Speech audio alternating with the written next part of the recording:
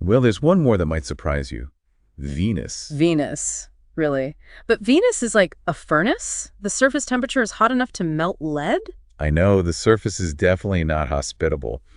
But recent studies have suggested a surprising possibility microbial life could exist in the cooler, high-altitude clouds of Venus. Wait, life in the clouds of Venus? That sounds like something straight out of science fiction. What kind of life could possibly survive in those conditions? We're talking about extremophiles, organisms that thrive in environments that would be deadly to most life on Earth. Okay, so like those microbes that live in boiling hot springs or acidic mine drainage? Exactly. And in the case of Venus, we're talking about microbes that could potentially tolerate the acidic conditions and high pressures found in the Venusian atmosphere. So instead of little green men on Mars, we might find microscopic life floating around in the clouds of Venus.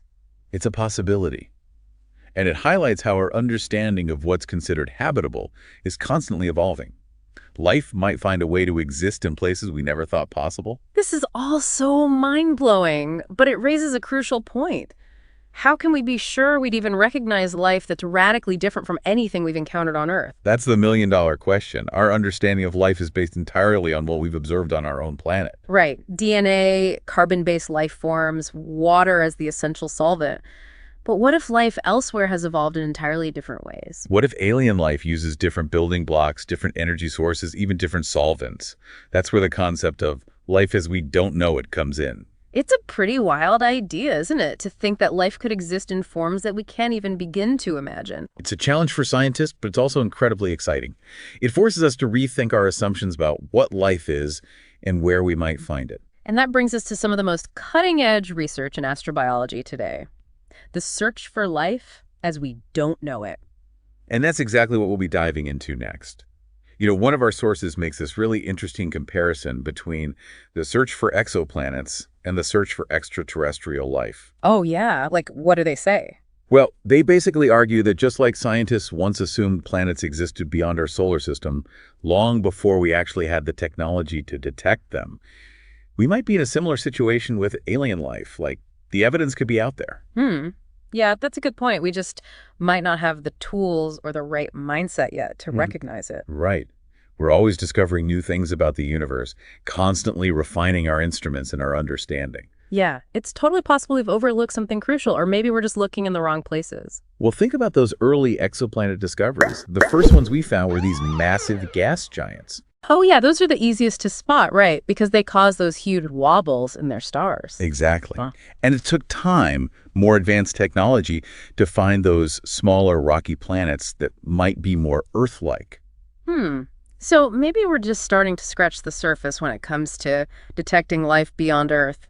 I think so. It's like we're still focused on what's familiar to us, what we can easily measure with our current instruments. So we could be looking for the wrong things or using the wrong methods because our understanding of life is limited to what we've observed here on Earth. Exactly. What if alien life is so different, so bizarre, that it's literally beyond our current comprehension? It's a pretty wild thought. Yeah, it's like trying to imagine a color you've never seen before. That's a great way to put it. And it's a challenge that astrobiologists are constantly facing. And speaking of challenges, one of our sources actually highlights the skepticism and debate surrounding the field of astrobiology. Oh, yeah? What do they say? Well, some critics argue that it isn't a true scientific discipline, you know. They say it's more speculative than rigorous because we haven't found definitive proof of extraterrestrial life yet. I can see where they're coming from. It does require a certain level of, I guess you could say, faith to devote your career to searching for something that you might never find. Right, definitive proof. Astrobiologists are making significant progress in understanding the conditions that are necessary for life and the potential for life to exist beyond Earth. Oh, absolutely. They're exploring some fascinating areas, like extremophiles. Yeah, those organisms that thrive in those super hot hydrothermal vents or in the freezing depths of the ocean. Those are pretty incredible. They really push the boundaries of what we thought was possible for life to exist. Exactly. And by studying those extremophiles, scientists are gaining insights into the incredible adaptability of life and expanding the range of environments where we might find it, broadening our perspective on what's considered habitable. So if life can survive in those extreme conditions here on Earth, it could potentially exist in even more extreme environments on other planets or moons, right? Precisely. And it opens up the possibility of detecting life through unusual signals, which reminds me, one of our sources mentions the famous wow signal. Oh, yeah. I remember reading about that. Wasn't that a strange radio signal detected back in the 70s that some people thought could be a message from an alien civilization? That's the one. It was back in 1977, a radio telescope picked up this strong narrowband signal from space, and it lasted for 72 seconds. So what happened? Did they ever figure out what caused it? Well, despite repeated attempts, the signal was never detected again, leaving its source a complete mystery. Was it a glitch? A natural phenomenon we don't understand yet? Or was it a fleeting message from an alien civilization? We may never know for sure. It's kind of unsettling to think that we might have already brushed up against evidence of alien life and just missed it, you know? It's a good reminder that we need to keep an open mind and be prepared for the unexpected in our search for extraterrestrial life. So, the wow signal, a potential hint, but still a mystery. Are there any other observations out there that have scientists scratching their heads? Well, there's KIC 8462852, you might have heard of it, also known as Tabby's star. Oh yeah, Tabby's star. I remember reading about that. That's the one that has those weird, unpredictable dips in brightness, right? That's it. Astronomers have proposed a bunch of different explanations for its strange behavior. Like what? Swarms of comets, dust clouds. But honestly, none of them fully explain the observations. And I think I remember reading that some people even suggested that it could be a sign of an alien megastructure, right? Yeah, some have proposed that, the idea of some kind of megastructure built by an advanced alien civilization to harness the star's energy. But that's considered a very unlikely scenario. I mean, it would be pretty amazing if it were true, though. It would be groundbreaking. Yeah. And it highlights how our thinking has evolved. We're starting to consider possibilities that might have seemed outlandish just a few decades ago. Okay, so we've got these potential hints, the wow signal, Tabby's star. But what about more concrete evidence? Has there ever been a discovery that's come close to proving the existence of alien life? Well, one event that generated a lot of excitement and controversy was the analysis of the Martian meteorite, AL-884,001. ALH-84001. Refresh my memory. It's the one that came from Mars and landed in Antarctica. Oh, right. I remember reading about that. Scientists thought they found fossilized bacteria inside it, right? Yes. Back in 1996, a team of scientists announced they'd found what looked like fossilized bacteria within the meteorite. It was huge news. Yeah, I remember it was all over the news. But what happened? Did other scientists disprove the findings? The debate over ALH-84001 continues to this day, but most scientists now agree that the evidence is inconclusive. So another case of tantalizing hints, but no smoking gun. Pretty much. It seems like we're still searching for that definitive proof that we're not alone. And in the meantime, scientists are developing new ways to search for that proof, right? Even if that life is completely unlike anything we've ever seen before. Exactly. We'll dive into those new approaches in the next part of our deep dive. So we've covered some pretty fascinating ground in our search for an answer to that age-old question. Are we alone? We really have. From ancient philosophers imagining a plurality of worlds to modern scientists searching for biosignatures. And let's not forget about that mind-bending concept of life as we don't know it. Oh, yeah, that one really stretches the imagination. It does, doesn't it? But it's a crucial part of this search, forcing us to challenge our assumptions about what life is and where we might find it. And I think one of the biggest takeaways for me has been the realization that we still have so much to learn.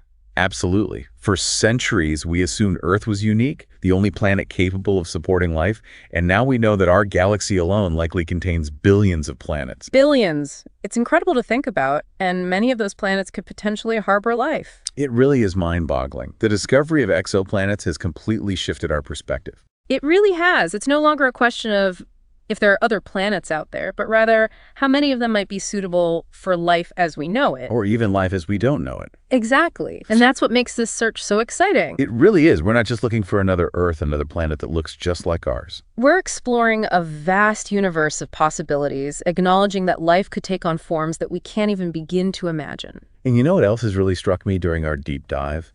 Life might be far more adaptable and resilient than we ever thought possible. Oh, I totally agree. I mean, just look at the extremophiles we find here on Earth, thriving in those incredibly harsh environments. Exactly. Boiling hot springs, freezing cold depths of the ocean, acidic mine drainage. Life finds a way. It makes you wonder what might be possible on other planets and moons. It really does. It highlights how important it is to be open to new possibilities, to challenge our assumptions about what life requires. And that's where life as we don't know it comes in. Exactly. Thinking about life that might be based on completely different biochemistry, using different building blocks, different solvents, different ways of harnessing energy. It's a challenge for scientists because it means we can't just rely on the biosignatures we're familiar with from Earth. We need new ways of detecting life, even if it's completely alien to us. So instead of looking for familiar signs of life, like oxygen or methane, we need to focus on those fundamental properties that define life itself, regardless of its chemistry. That's exactly right. Things like complexity, organization, the ability to maintain a state far from equilibrium. It's like learning to read a language we've never encountered before. We might not understand the individual words, but we can still recognize patterns. That's a fantastic analogy. And that's what groups like ELAB are doing, developing those tools, those frameworks that will allow us to recognize life even if it's radically different from anything we've ever seen. It feels like we're on the cusp of a new era of exploration, one that's not just about finding another Earth, but about expanding our definition of life itself. And embracing the incredible diversity that might exist out there. It's an exciting time to be in this field. It really is. But as we push the boundaries of our understanding, we're forced to confront that fundamental question once again. Have we already found evidence of alien life? It's the question that's been driving this search for generations. A question that has fueled countless debates, inspired scientific missions, and captivated the public imagination. You know, after all the research we've done for this deep dive, I can't help but wonder if the evidence might already be out there. Hidden in plain sight. Yeah, just waiting for us to develop the right tools and the right perspective to recognize it. I mean, think about those tantalizing hints we've discussed, the wow signal, the strange behavior of Tabby's star. Even the controversial analysis of that Martian meteorite, ALH 84001. What if those weren't false alarms, but rather glimpses of something we didn't fully understand at the time? It really makes you think, doesn't it? The answer to this age-old question might not come from some grand singular discovery, But rather from a gradual accumulation of evidence. a shift in perspective, a willingness to embrace the unknown. And you know what? Here's a final thought to leave you with. Imagine for a moment that we do find conclusive evidence of alien life. Okay, I'm imagining it. Not in some distant galaxy, but right here in our own solar system. Wow, okay. In our own solar system. Maybe on Mars or Europa, or even in those enigmatic clouds of Venus. How would such a discovery change us? That's a huge question to think about. It would completely change our perspective on everything. It would force us to confront our place in the cosmos in a way we never have before. It would challenge our beliefs, our understanding of science, our very sense of identity. It would be a defining moment for humanity. It's both exciting and a little bit terrifying to think about. It is. But you know, as we wrap up this deep dive, I'm left with a sense of wonder and a renewed appreciation for the sheer vastness and mystery of the universe. Me too. Who knows what incredible discoveries await us out there? And maybe, just maybe, the answer to the question, are we alone, is closer than we think. Well, I guess the search continues. Thanks for joining me on this deep dive into the search for extraterrestrial life. It's been an incredible journey. It really has. And for all of you listening out there, keep looking up at the stars and keep asking those big questions. Who knows what we might find? Are we alone? Supercar Street Racing here. It is Tuesday. Beautiful day here in Florida. And right now we are working on the joining, upgrading the OS from 5 to 6 on this. So what we did basically is we got the update from joining. We extracted that update to a USB stick. So we unzipped it to a USB stick in the root directory. Now I'm going to turn the camera around. So here is my joining Android head unit. And basically it is extracting right now from the file that it copied off of my USB stick there. So I've got the USB stick plugged directly into the USB extension cable rather than chancing it on my USB hub. Now, this is upgrading Android to 6.01, I believe. And I have heard horror stories about this upgrade.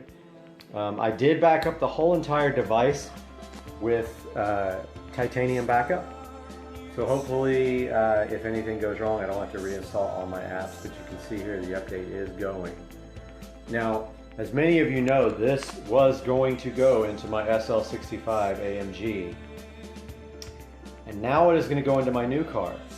And what is going to happen is that the OBD2 adapter, the ELM327, is going to connect to my vehicle, and we are going to have real-time monitoring of my car as we move. Now, again, this is was the Joying 5.1.1 Intel device. I think it's JYUL135N2, but I will double check that and put it on the screen for you. And I bought this about 9 months ago for around $280. They do have a newer unit out, however this one is still available. So once this upgrade is done, I will show you this unit again. So it just showed the little Android guy again, and it said erasing. Now we come back and we have Android 6.0M. And we're about to see if mine breaks completely or if it actually boots up. Now, I heard there was a bug here where it will try to optimize the files, and when it does, there is a timer built into the Sophia app where if it doesn't start the Sophia, it will reboot. So that could be a big problem because it will never finish the app. So it basically tries to optimize all the applications because it leaves them, and then it can't do that in time, so it reboots and it just gets caught in a loop. So we will see here shortly. Now it said please remove SD card or USB storage. System will reboot. Apparently it did. Oh yeah, you like my power supply here? It's just a battery charger. I don't have a 12-volt power supply. So the system says it's rebooting. Now it says it's on Android 6. It is booting up. See how much I lost. It's not a question of did I lose everything, but how much of everything did I lose? So this is booting Android now. I'll tell you right away if I lost everything. If that's the case, I will reinstall Titanium Backup. Oh, by the way, my backup did lock up the device, and I don't know how far it got before it did, so I may have some reinstalling to do. So this thing is still booting. Now, here's where it might get caught in a boot loop. When it tries to optimize the applications, it might time out and keep rebooting, and I don't know what happens after that point. Okay, the device came back up, asked me some questions about Google, and now it is on this screen. Welcome, make yourself at home. Press OK. Kind of want to plug my mouse back in. I'm going to do that real quick. I'll be right back. Okay, my mouse is now plugged in, and here's the new desktop. So everything that person said that would happen did not happen. So I don't know if I have any of my apps though. Let's see.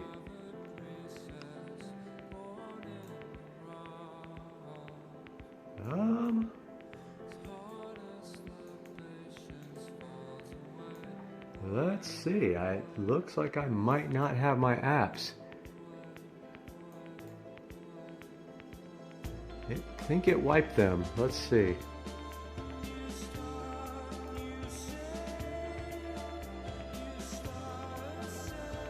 I believe it wiped everything. It did.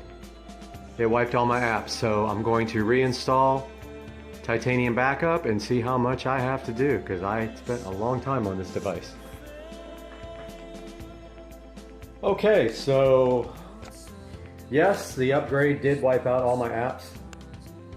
Secondly, I lost root access. You will see how to get root access in the description of this video. Some nice gentleman on the Joying forums has figured that out. Once you have root access, then you can grant root to Titanium Backup, and it is now restoring the apps that are missing. So there's a little bit of quirks with 6.0 Android on this Joying unit. However, I think this is worth the update. I'm excited about this. So all my files are restoring now, and when they're done, I will restart the video.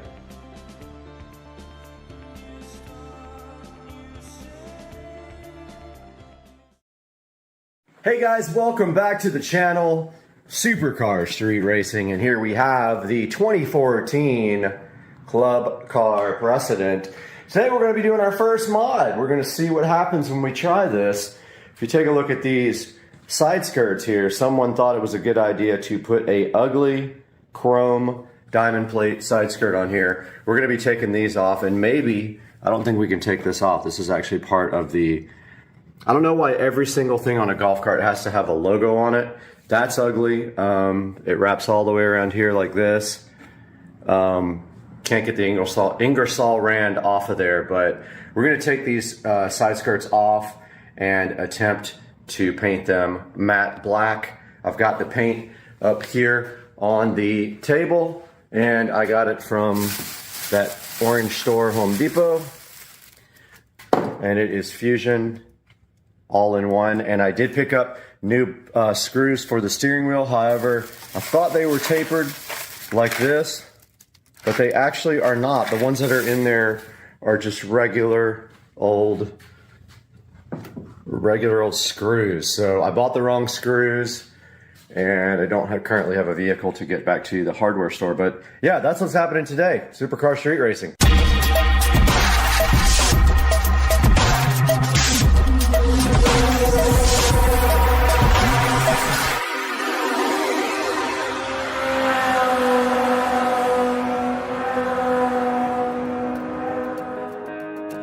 Alright guys, welcome back, and it looks like today there's a screw missing here, but I think our objective is to remove these 4 screws and take this off. The actual chrome plating is chipping off of this, but let's get the screwdriver out and get this guy off of there ASAP.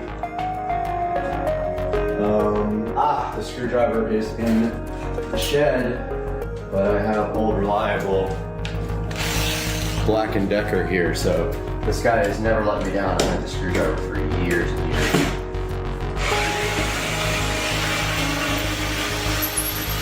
This screwdriver is really good. For a cheap Walmart screwdriver, it's a lithium-ion battery. It has come through many times. That screw won't come out.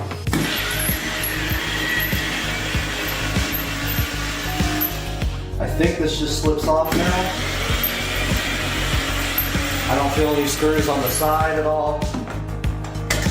Feels like it's loose.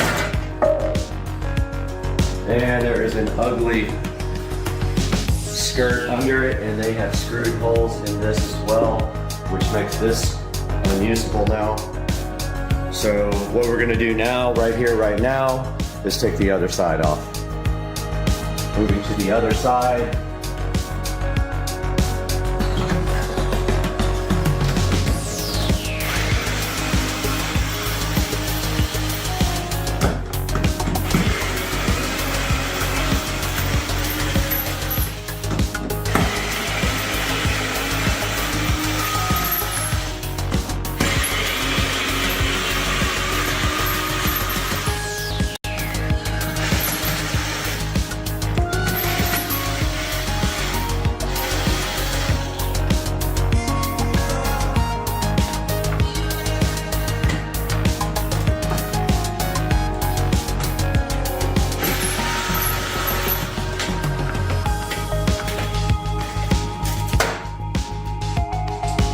So the side skirts are the Ingersoll Rand side skirts. I can't even say it.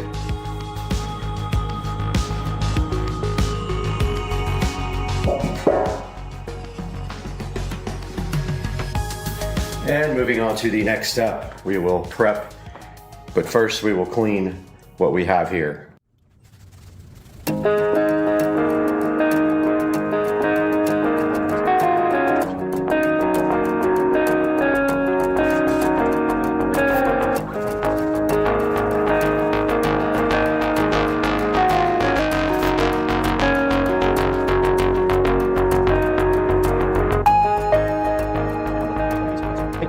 Okay, so I got the deglosser out here, and I went over these one time. I'm going to go ahead and go over them again with deglosser.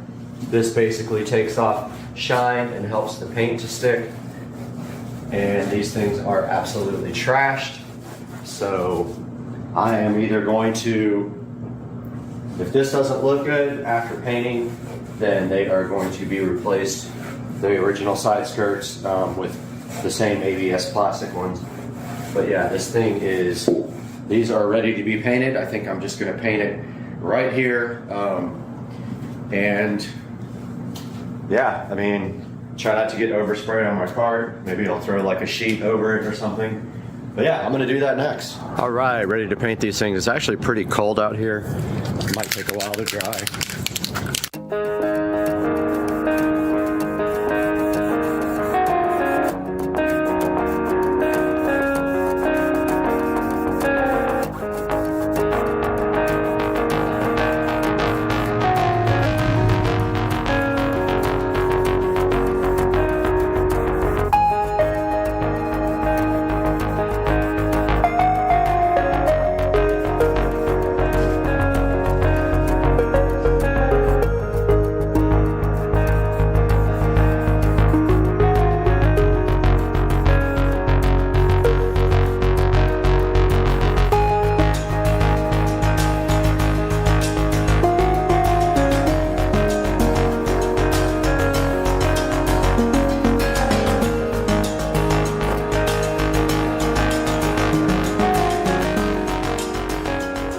My yard guys got here. That would cause an absolute mess.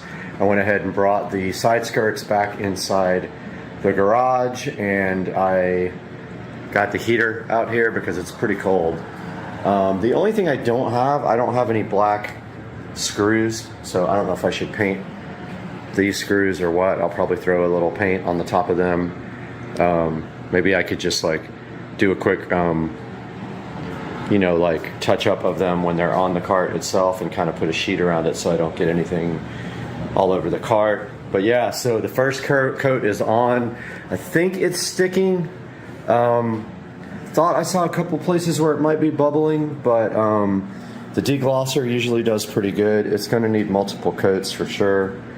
So I'll put 2 or 3 coats on this, probably 3, and we'll see what's happening. We'll let these dry for about 30 minutes. All right, out here ready for the second coat. First coat came out awesome.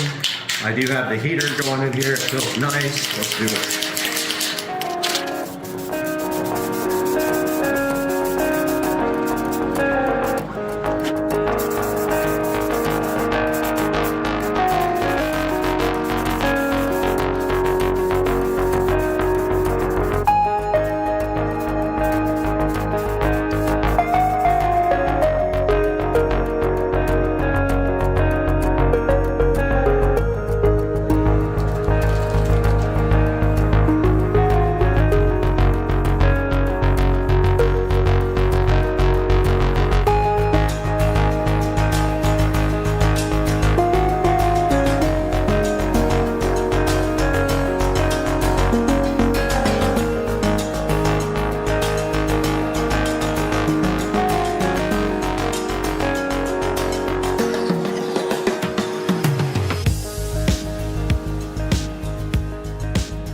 Go ahead and try to put them back on and see how they look.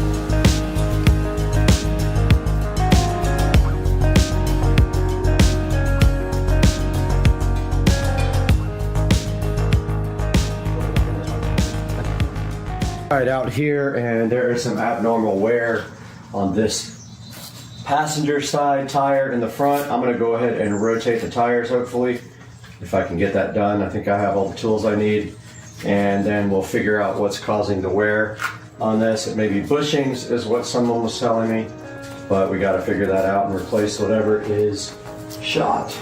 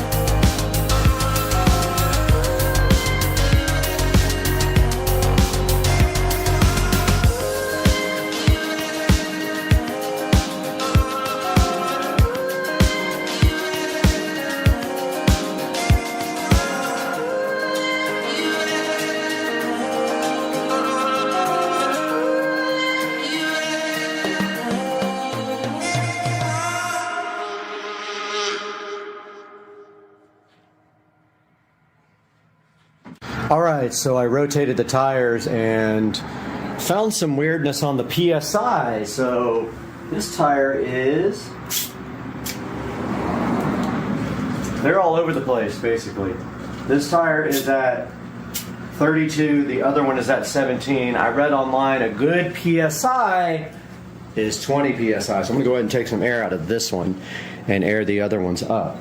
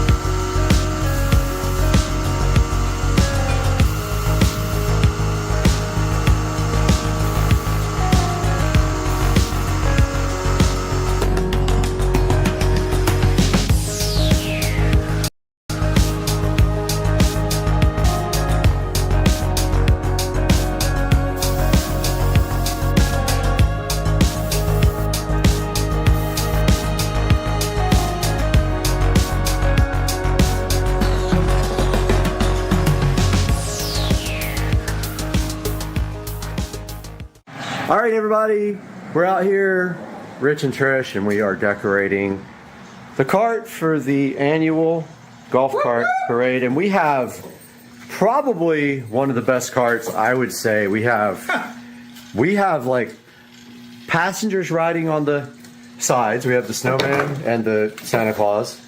We have garland, we have balls, we have lights, a Christmas tree, which we haven't decided what we're gonna do with yet, but let me turn the lights off so you guys can actually see. Then let's shut the door. And we get a good look at night. And this is coming. Oh, yeah. Okay. Oh, it went off. Oh, it's got issues. And there it is at night. This thing looks crazy. Oh my God. This thing looks insane. I love it. Oh, the light came back on. It's so good though, man. Today on the channel, our mission is simple. We have removed these appliances in prep for our new appliances to match the internet fridge there.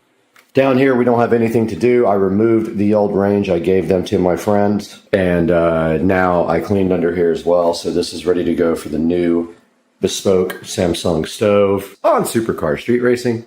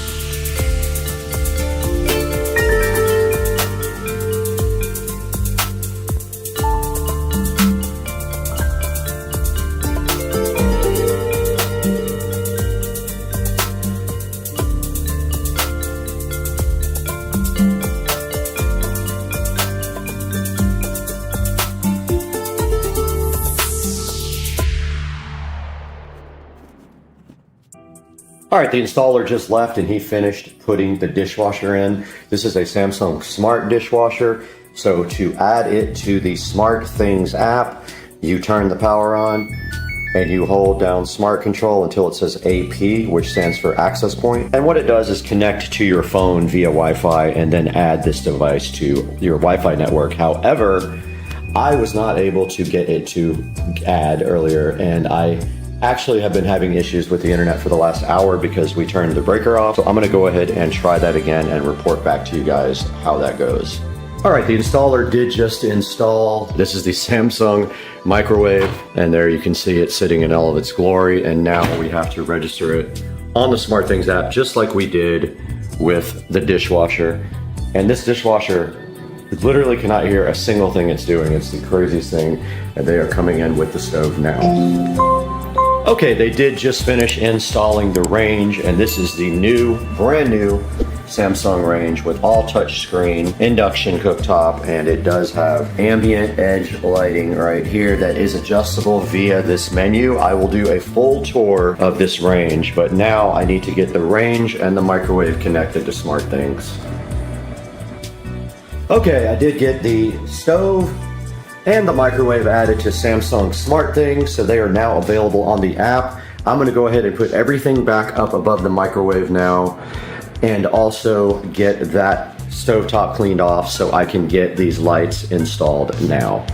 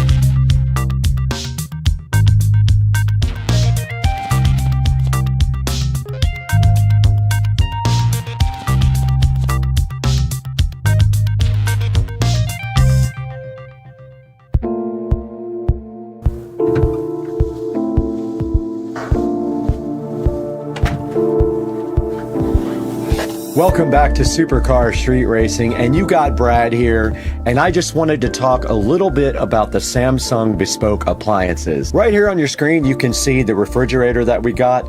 This is a counter depth 4-door flex refrigerator. It's a lot smaller than the fridge I had, but I never had a lot of food in that fridge anyway, so this worked out perfect. Here's a bigger picture of it for you on the screen right now, and you notice basically it runs on like an Android type operating system. Now you can't put just any apps you want on this. There are limited applications available for it, and I did check and there's no way to sideload anything. People have not figured out how to get around the security and sideload, but it does have some pretty cool applications. You can do things like Samsung TV.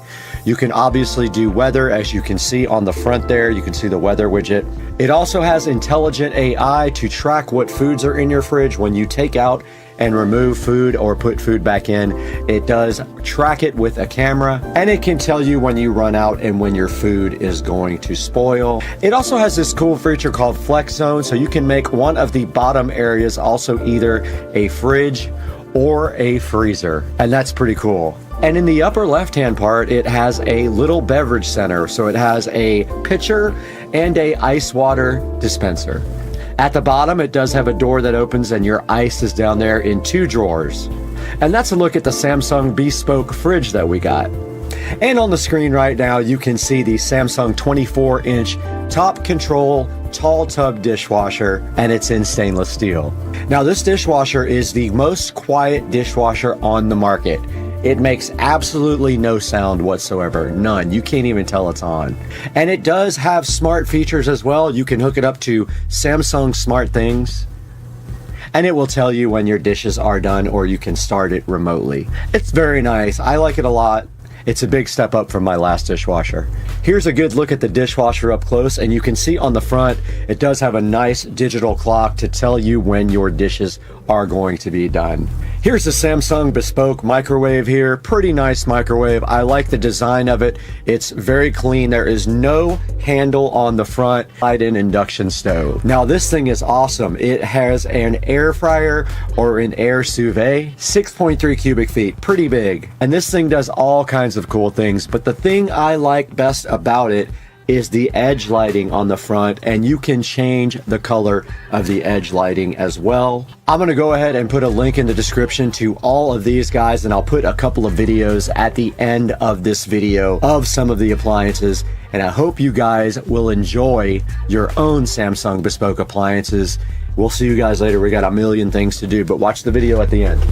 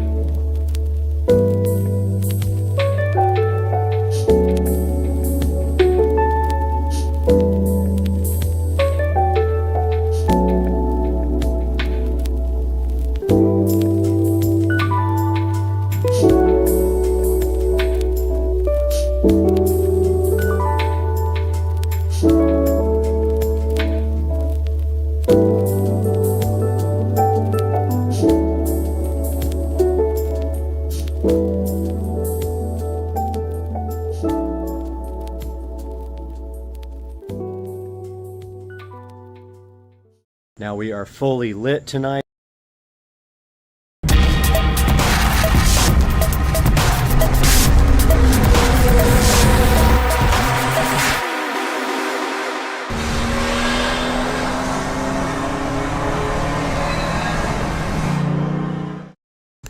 Alright guys, Supercar Street Racing back for another update on the same video of the yard.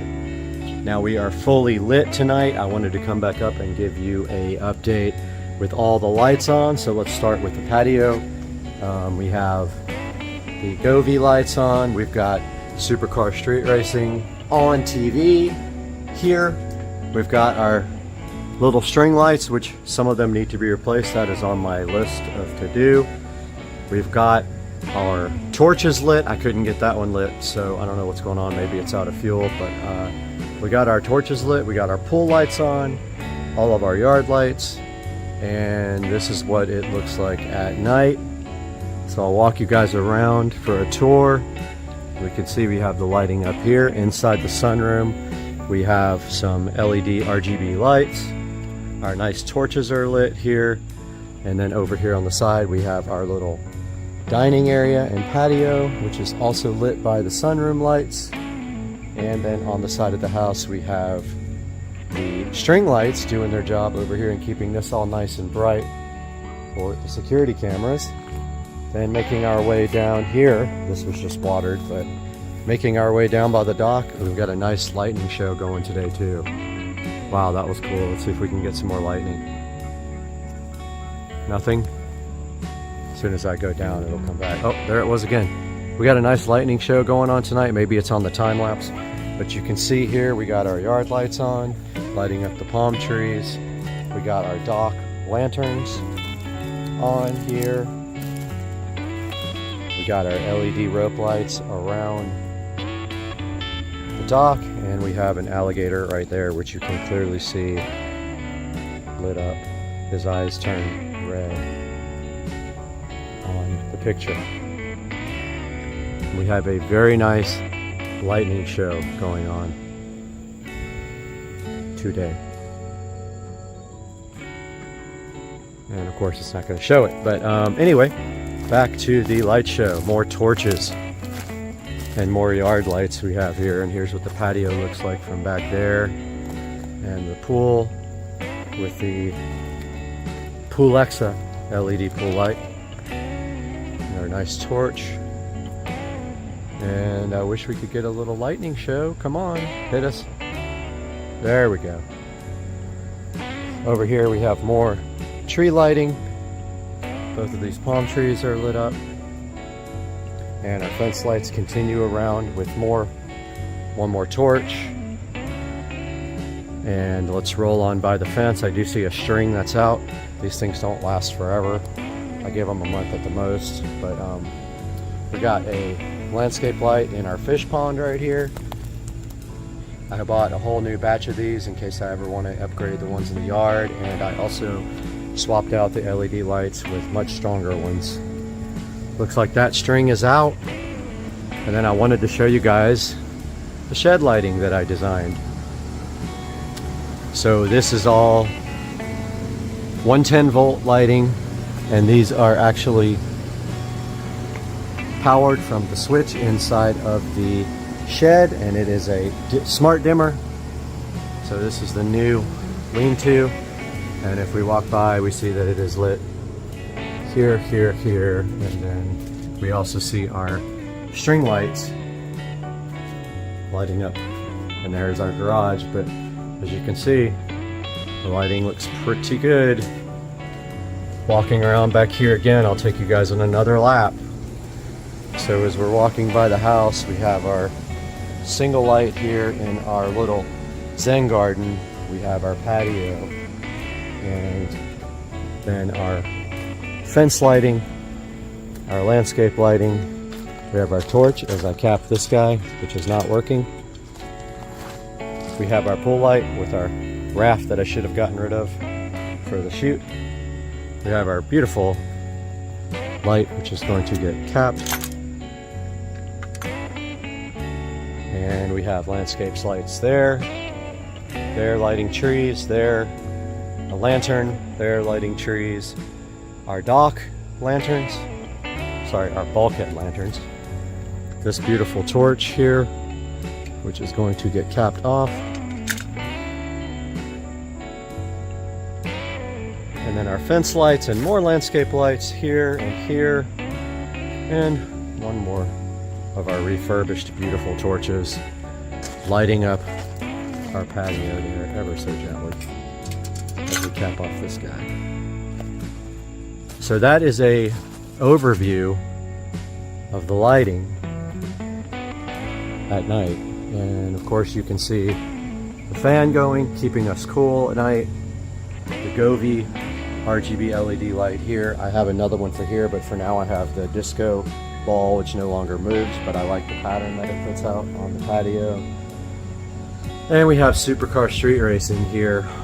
And there's our Govee sconces, which are amazing, and they're on the same pattern as that light. They are synced up.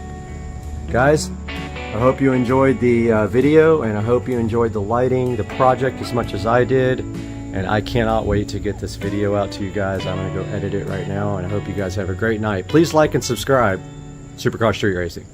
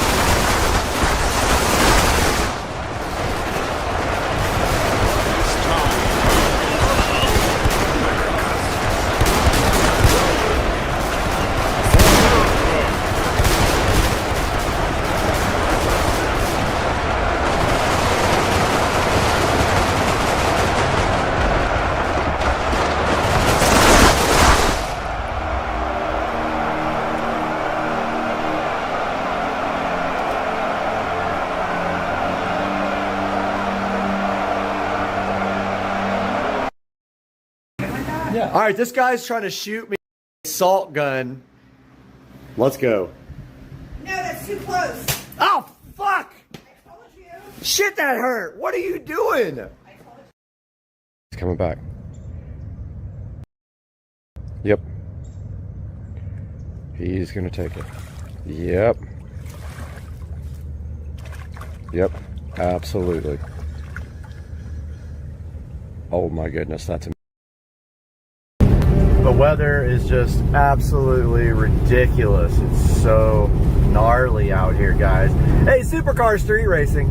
Hope you guys are having a great weekend. I want to check in with you guys. And I really want to check out Buc-ee's. And I keep seeing signs for it that it's like 20 miles away. I want to check it out with you guys. So I don't have my tripod, so I'm going to be like holding the phone, but I'm going to give you guys the Buc-ee's experience when I can find it. But like, there's been signs popping up like every few miles about Buc-ee's, and I know if you guys don't know what Buc-ee's is, it is like a huge like gas station, I guess you could call it, with everything in the world, and a lot of people do videos from there and stuff. So I just want to check it out. I got time, I'm not in a hurry today, and I'm just happy to be down in the area. So I'm gonna look for another sign when it pops up and show you guys. Well, I missed that one, but it said potty, like P-O-T-T-Y, like a rock star. It was the other side of the freeway though, which is interesting, but it's supposed to be 25 miles. And there's also the B, which is another big one, the busy B. But I'm looking for a Buc-ee's sign because it's like, I think it's like right off the freeway, so I'm gonna pop off when I see one. Just passing by St. Augustine. I don't know if you guys have been there. It's beautiful. Really cool, old town. I believe the oldest town in America. Really nice place to walk around. Great winery, San Sebastian, to chill. Lots of good live music. Reminds me a lot of New Orleans. Nice downtown area with good restaurants and bars. You should check it out if you've never been. So it looks like they are building a Best Bet right here between St. Augustine and Jacksonville, right off to my right here, which has become pretty huge down here, where you can go gamble and eat. They got decent food too. Yeah, that's gonna be a Best Bet right there. So I'm just thinking about, I've never been to this Buc-ee's, never been to any Buc-ee's before. Just thinking that this must be like on the St. John's, whatever the road is, I forgot the road number, but it's like the St. John's something. And it's got to be that one, because it's like, my exit is 9B, which is only 18 miles away, and that sign said it was 25 miles away, and that was back away. So I think must be the St. John's exit, like the SR whatever it is thingy. Well, we're gonna find out here real quick, because we're getting there pretty fast. I'm only doing 77, but you know, I generally do not speed that much. Like, I'll keep it 7 or 8 miles an hour over the speed limit, but I never do more than that because I've got a driving record to worry about. All right, guys, I looked it up, and definitely we are headed in the right direction here. It is in St. Augustine, and we are still headed that way. So looks like it's coming up here pretty soon. We'll see. All right, guys, so we're just passing through St. Augustine still. Got some pretty cool stuff here. You've got the Caddy Shack up here somewhere, owned by the Murray brothers. You got a pretty nice Harley Davidson shop also. But right now there's just a lot of, that's the outlet mall right there in St. Augustine. So a lot of outlet stores. I don't know how many of them are still open because of, you know what, not allowed to say it on YouTube, or your videos get deleted because Big Brother. But it looks like we're about 5 miles away from the exit from Buc-ee's, so I'll keep you guys updated. Just saw next exit sign for Buc-ee's, and I missed it again. I can't ever get these signs for you guys. Irritating. But yeah, it says my exit's 3.4 miles away. And again, we are in the middle of nowhere. cruising 78 miles an hour with the with VESA on over here. That's to get home. This is the other directions are on the phone here, so I'm watching that. But we are 2.9 miles away from Buc-ee's, guys, and I'm excited about this. I'm stoked. I don't know what to get. One of the signs said brisket, because brisket, or something about their brisket, because I love brisket, or if it's brisket but I love the brisket. It's all about the brisket, not the biscuit. I don't know, something weird. Maybe this is one. Nope, it's not. All right, I'm gonna try to find a sign for you guys. Promise. Not Buc-ee's, but Florida Citrus Center, live baby gators. I got those in my backyard. I don't need to stop at some orange factory to look at gators. What? Nope. They are always pulling this crap. Is that it? No, Bojangles. Oh, here we go. I found one. Buc-ee's. Next exit, dude. So stoked. So hype. The hype train. Air horns. So this is the exit for the World Golf Hall of Fame, actually. This is World Golf Parkway. I have some friends who live in World Golf Village. It's a neighborhood here. So this is the exit for International Golf. Take exit 323, then keep left. So it's telling us to go down International Golf Parkway and then big old dog pet paradise. So we got to go off this exit and then keep left, it says. I'm just going to take you guys on. Keep left, then turn left onto 9 Mile Road. And hilarious, it's called 9 Mile Road, and I want to know if it's exactly 9 miles. I'm not going to test it, but yeah, so we're exiting. Turn left onto 9 Mile Road, International Golf Parkway. Let's see how far it is after that. So this is International In Golf half a mile, turn left onto World Commerce Parkway. Alright, I'm going to pause you guys because it's a long way to it, or another few minutes. Okay, I had to put this back on because OMG. Can you see this? It's not, it is a, no, it's a freaking huge place, man. Oh my, I wasn't expecting Turn left onto World Commerce Parkway. Okay, let's turn this off. This is ridiculous. Like, guys, look at Buc-ee's. There's World Golf Village over here, part of it. This is a neighborhood.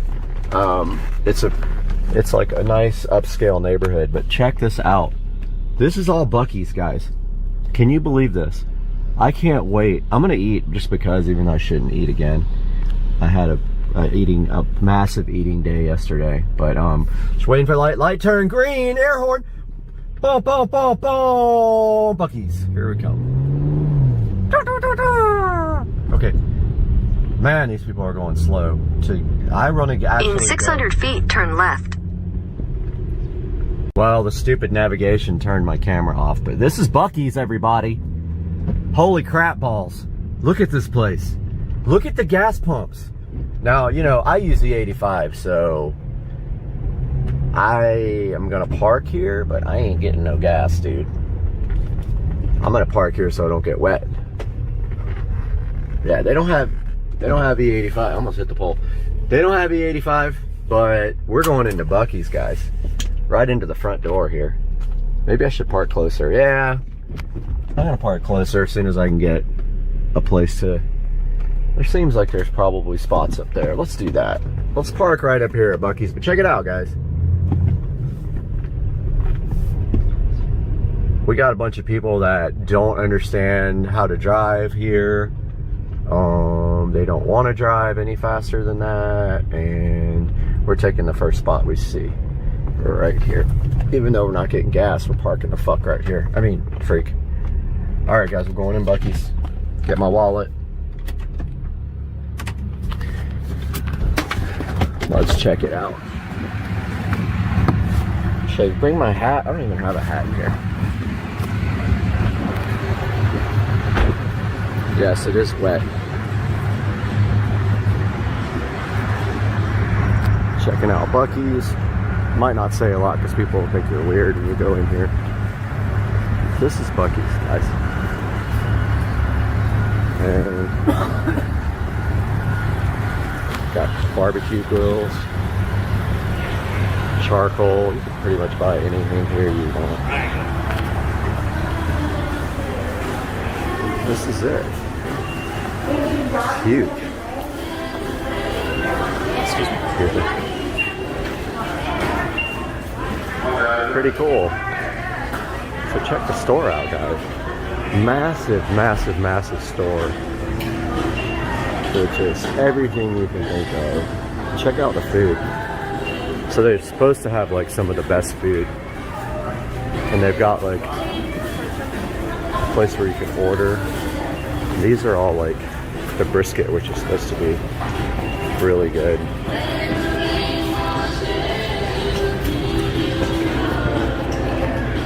Oh man, what are those? They look fantastic. Brisket and egg. Dang. That looks amazing, man. Look at all this. Goodness. Looks like we got some... I heard their cashews are like world famous too. Cookies. Bunch of fudge. And then, I mean, anything you want right here. Look at all this. Jerky. They got every kind of jerky. Like, every kind.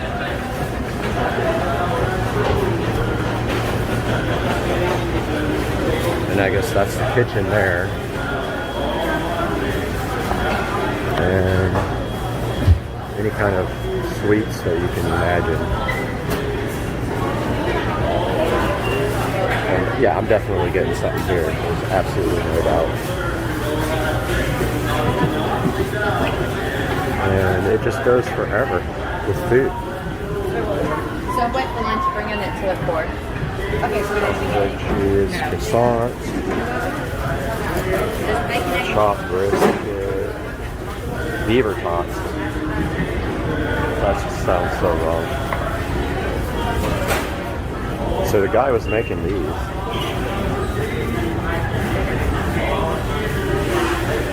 Rhino taco, sausage, beans, eggs, potatoes. Wow. I don't know what to get.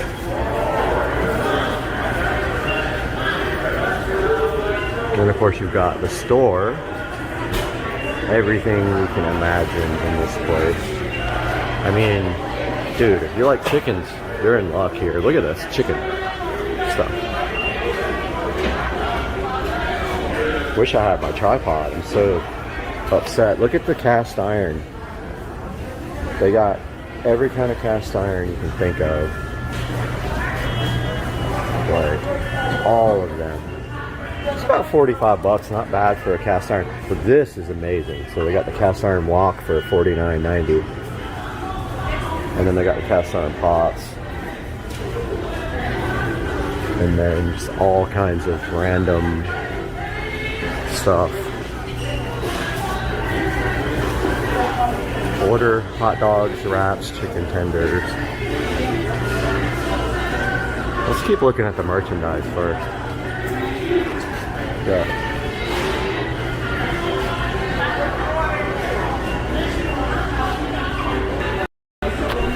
Yes, I really do need all these pigs.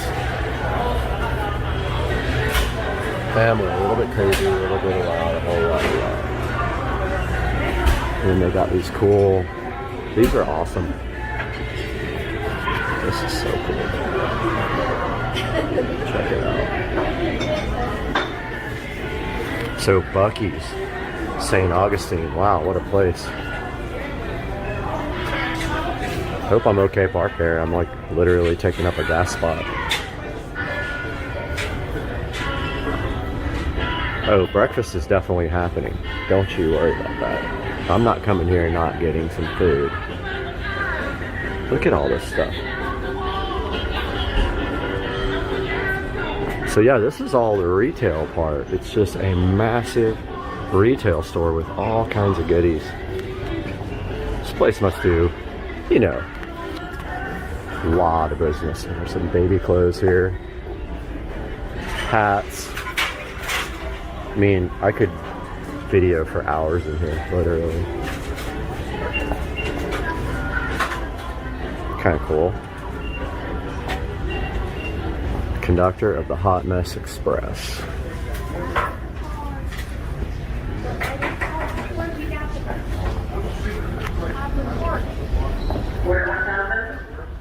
Order number 1,000 of what?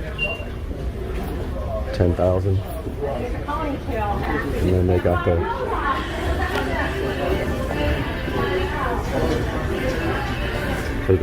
swimsuits over here. Party light.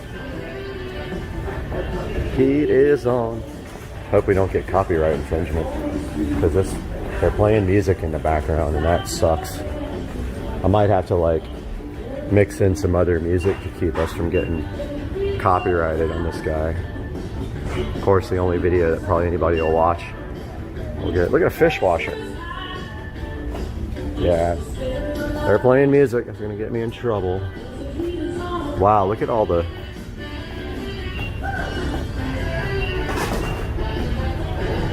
stuff they got here. The Bucky's shoes.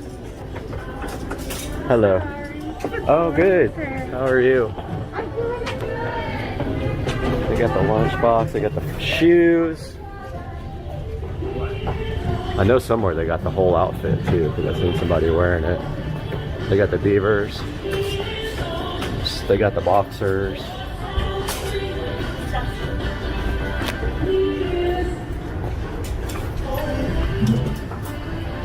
Pretty cool. I like these shirts. These are nice. Doesn't say how much they are. I really like that shirt. I would totally rock that shirt. Doesn't say how much it is though. Not sure. So this place is famous. Look at the truck, guys. This is cool. It's full of beaver nuggets. I don't know what those are, but oh my god. So funny. Look at the truck.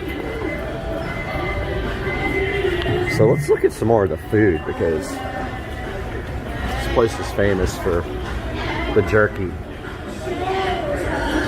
Let's see what we got here.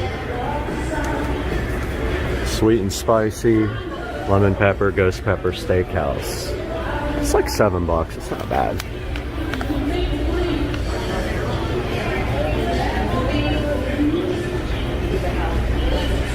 Mesquite. And then of course you go over here and they've got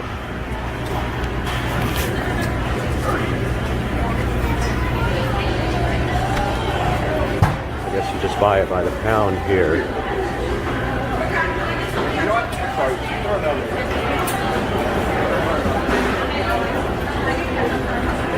Look at all the jerky. I guess we can order like food here. We got to look at that middle section too, but let's see what this is about. CS not available. Breakfast items are available from 4 to 11 at the Texas Roundup. Okay. Can't do that right now. Got all this goodness. Like meats and sandwiches, desserts, salads. But I think everybody, check them if they're all, yeah, you can't order. They're only doing breakfast right now, I think, and brisket. I don't know though. Let's take a look. We haven't even gone to the other side, man. OMG, look at this. Cinnamon glazed almonds. And there they are right there being made. I think that's them. And then we've got some other ones being made right here. And that guy. Those look fantastic. I gotta get some breakfast. This guy's making hundreds of these. Sausage, egg, cheese, keto. Rhino taco. Sausage, egg, cheese taco. Bacon, egg, and cheese. Taco. Hippo taco. Beef taco. Bacon, sausage, egg. Potatoes, cheese. And then they got the brisket sandwiches. Brisket egg taco? I mean, should we? I guess we should. We're getting this taco. Brisket egg taco. And then these are the croissants. Those actually look really good too. And they got sausage, egg, cheese croissant. Potato, green cheese. I mean, they are serving hundreds of these things. Here's all their breads. Got the drink machines here with like any, I mean, look at all the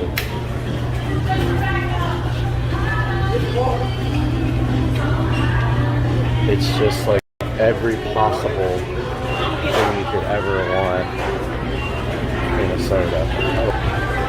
I mean, there's everything. Look, blue cream sounds good. I'm not gonna get a sugary drink. Definitely getting a large drink, a large cup right here. I want something diet. They got real classic cane cola here. I guess like a pick me up, so maybe like diet Mountain Dew. Let's get a little ice. Get a little diet Mountain Dew for our biscuit sandwich. Brisket burrito. Can't speak. Alright, got the large drink here. Gotta find the lids. They're back behind me. That's where it gets difficult. Mommy, you need the black lid. Large lid. Get the straw.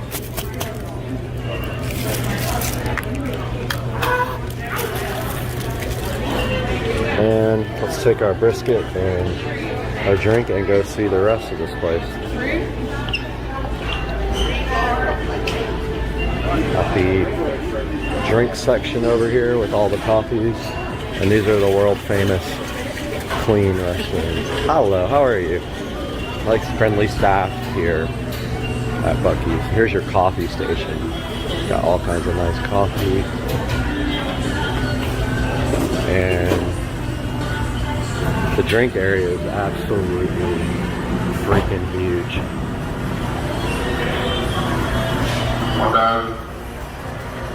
Can't get these, they're not available. But here's the candy section. Here's all the dairy stuff and the drinks.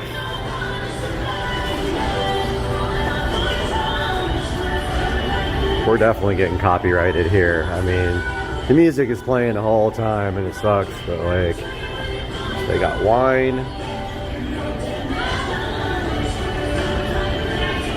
They got beer. More jerky. I like their duffel bag, although I have plenty. I feel like I should get some jerky. And steakhouse looks good. Why don't we get some of this too? We have to. We can't leave here without this. I mean, my hands are full now. Going up to the checkout, but look, they got the spices. All kinds of spices. They got White Claw if you want to get buzzed. Buck Shack. Oh, it's wine. Okay. They got the wine, Buc-ee's wine, and they got the salsas here. Black bean, Carolina Reaper, blueberry jalapeno, every kind of like salsa you could possibly imagine right here. Plenty of ATMs so you can spend all your money. And then over here they got jalapenos, garlic, green beans, some snacks over here, all kinds of snacks. USB cables, popcorn, candy. I really, you know, I can't obviously take you into the bathroom, but I kind of want to experience it. But let's just go to the checkout here. Are you open? Yes, I am. Okay, awesome. Very good. Well, Just hiding for a minute. all right, yeah. I won't put you on the video, but I'm making a video for That's YouTube. all right. Okay. So $12, huh? Not bad. Never been here, so I'm put it on my YouTube channel. Oh, where are you from? Jacksonville. So I've never even been here. It's weird. Now, we have another one in Daytona Beach. Can I put you on? I don't know. You can't see you anyway. But, and there's one opening in South Carolina. Oh, cool. There's one more in... Where's the Florida big, like the biggest one? It is going to be in Gatlinburg, Tennessee. Ooh, nice. So that's going to Love be that one. Gatlinburg. We have 104 pumps. They're going to have 120. Oh my God. Well, I don't want to hold these people It's up. going to be a lot bigger. They're in the process of building it. Awesome. Thank you so much. Have a See good ya. day. So yeah, we got a little $12 bag of goodies here at Buc-ee's, and we're heading out to the car. I would sit down and eat, but I don't see any place really. I know, man. For a little, yeah. The whole slab won't fit on. I know, man. First time I come there. Yeah, me too. Me too. It's awesome. I got the whole thing. I videoed the whole I be thing. crying. Yeah. All my feet gonna be done at one time. They must have some place to sit and eat, right? Somewhere. I didn't see anything. Not really. No.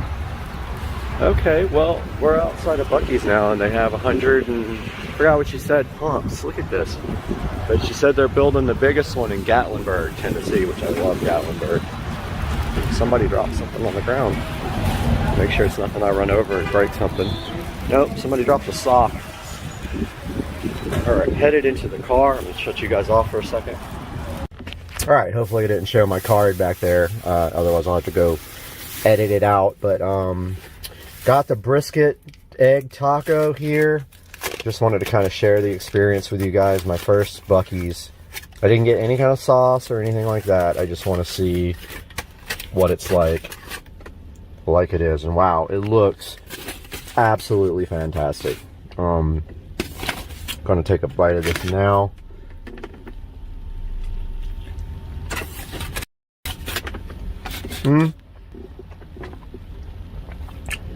Really good. Oh, that would taste good with like some kind of sauce on it.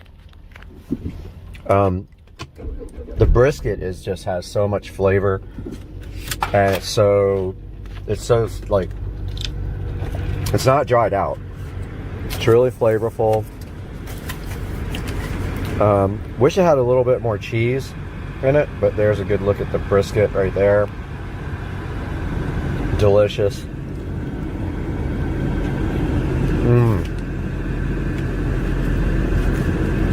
I hear nothing but good things about Buc-ee's stuff, their food. So I've got the steakhouse beef jerky here. I've got the brisket, egg, cheese, taco. Oh, look at that, guys. I mean, come on. So good.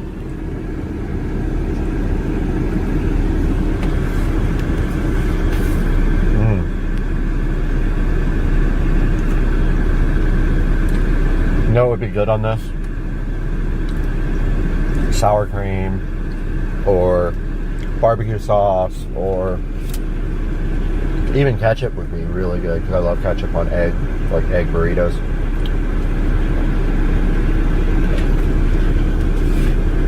Alright guys, we'll catch you here pretty shortly. Gonna finish this delicious taco or burrito or whatever it is. I obviously missed like a whole nother building. I mean, or there are more gas pumps, okay. On the other side, I thought I missed like a whole building. Just leaving Buc-ee's, wanted to give you guys a shot of this as we pulled out. It's a freaking huge building with tons of everything you could ever imagine. I mean, you can kind of go crazy in there and spend a bunch of money, but I mean, look at it.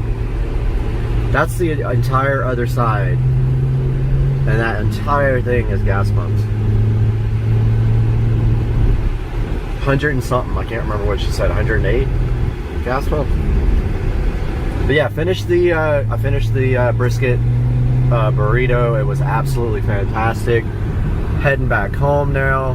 Hope you guys enjoyed this tour of Buc-ee's in St. Augustine. It's actually like right before you get to Jacksonville, between St. Augustine and Jack.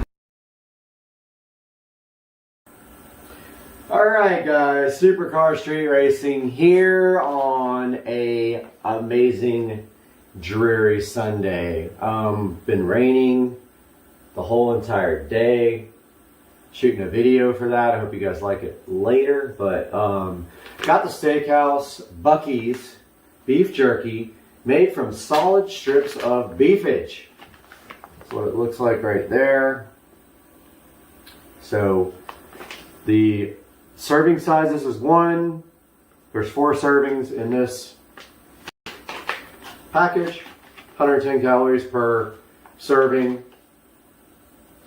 Low carb, so 4 carbs, probably from the sauce that's in it. Low sugar, 3 sugar per serving. But the most important part is 13 grams of protein per serving. So let's bust this open. Now remember, I have no smell because I had COVID, so I haven't smelled in over a year. So I can't smell the product for you and tell you what it smells like. The taste is still there, although I think taste is definitely affected by smell. All right, so there's a little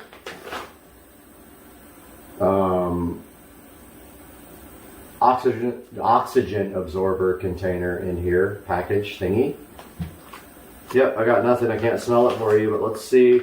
So a lot of the jerky that I've gotten at stores is like so hard to eat. You can't even like chew it because it's so. So let's see. All right. Steakhouse. Buc-ee's Steakhouse beef jerky. Okay. A little tough.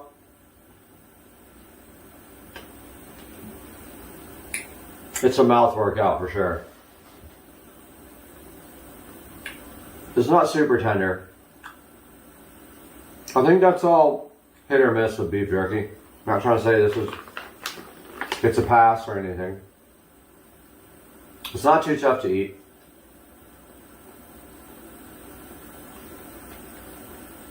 Some of it's a little harder too. That piece. Alright. Honest review. That piece was hard to chew. It's chewable and it's typical. I haven't had a lot of beef jerky that was actually tender. 25% maybe of anything I ever buy.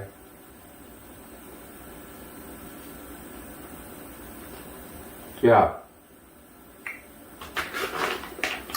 Probably should have bought like some of the fresher stuff, like by the pound stuff. I'll know if it's made after this. I need something to wash it down for sure. It was good though. Let's talk about the flavor of this though. Yeah, it's beef jerky. It's dried beef. It's going to be difficult to chew most of the time. I've had some tender stuff. Probably was a little bit newer. This doesn't say when it was packaged. And it wants you to refrigerate it. So if you get this, make sure you refrigerate it. But the flavor is really good. Like, I'm a big fan of steak. Actually, I had steak last night. Ribeye. Flavor is good. It's like a smoky, rich, just a like steak on the grill kind of flavor.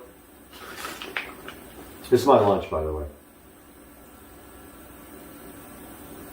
Really good. Zero complaints about the flavor. Definitely recommend that. You really can't give a bad review based on the tenderness of the beef.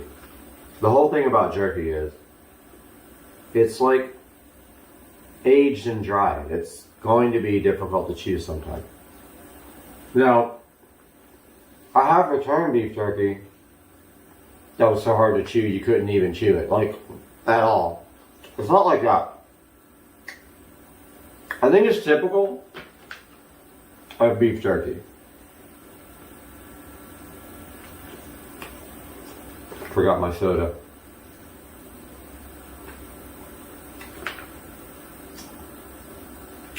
So this says it's... Alright. So, it says, taste of country, world famous, made from solid strips of beef and smoked in Texas. It's a memory of your home while you're out on the road. Well, I mean, this is kind of my home, so it's kind of on the way to my home. Our wall of flavors means we have something for everyone. So try one, or try them all. We think you'll be mighty glad you did. I'm definitely not upset that I bought this, because this is my lunch. Not bad. Pretty good. Usually buy Jack Links. Now this has got to go in the fridge. That's enough lunch for me. I had a big breakfast. Yesterday I had like plenty of food. Guys, thank you for watching. Sorry for the open mouth. Please subscribe, please like. I'll see you guys in the next video. Guys, welcome back to Supercar Street Racing, and we're getting buzz bombed.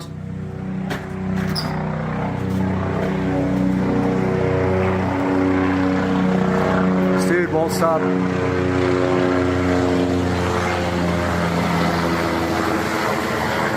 There he goes. I don't know what he's doing. He fly over the house like 50 times, but hey, I sold the golf cart 3 days ago that used to be sitting right here, and I bought something else, but I can't tell you what it is yet. But I did break this out from up on top of the storage area up here, and this is my 4-channel, actually 5-channel power amplifier that I may or may not be using in a new vehicle pretty soon. Check it out, guys. 5-channel Rockville amplifier.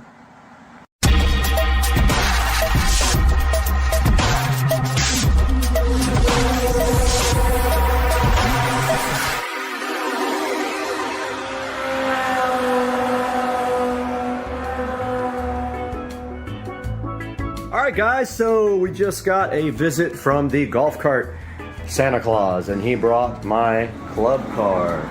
This is a 2014 club car Precedent with at least an aftermarket motor, and it might have a controller too, I'm not sure.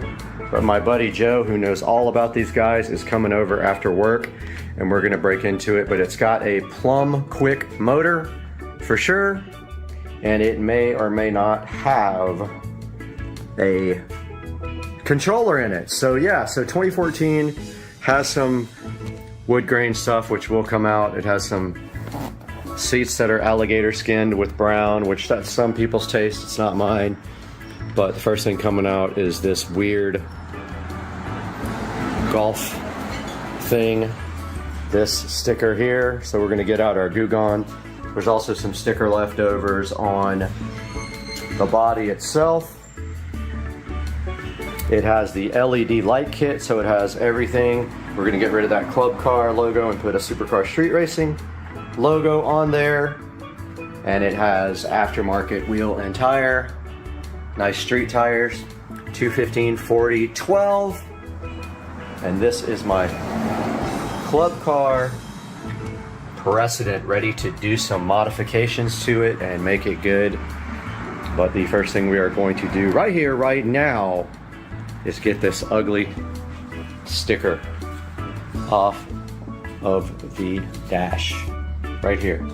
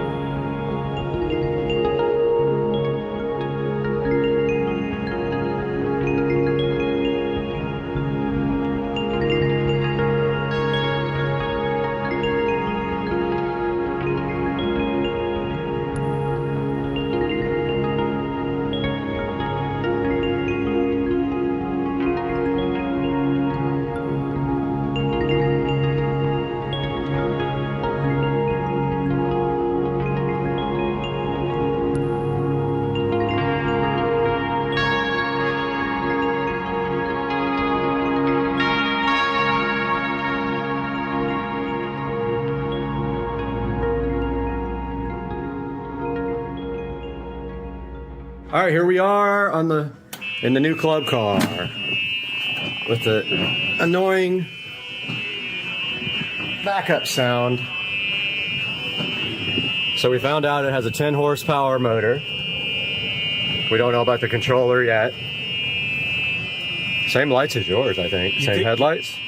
You think your neighbor will wreck it? Yeah, comes over and destroys all my shit.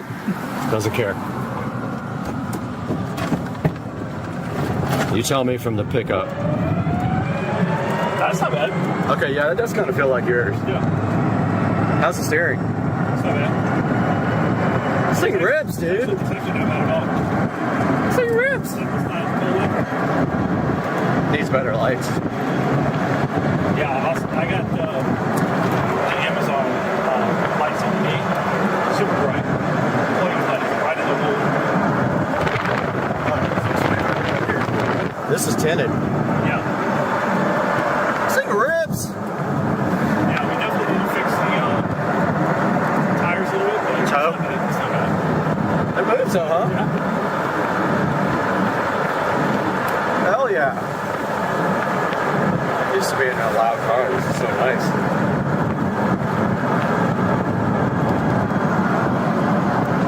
Yeah, I think the first thing's going to be, I don't know, maybe a matte. Maybe rip these side things off, paint them satin black, or they have powder coated on mine for like $70 black. Rips.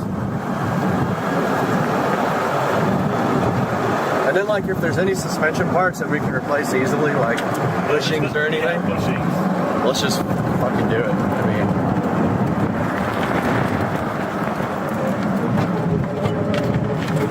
I don't hear any weird clunks or anything like that. And that whining, that's the motor. Yours is louder though. Your Yeah. motor, yours sounds like a jet engine. Man, I like this thing. Needs LEDs in here too, like light up the inside. Oh, what's up here?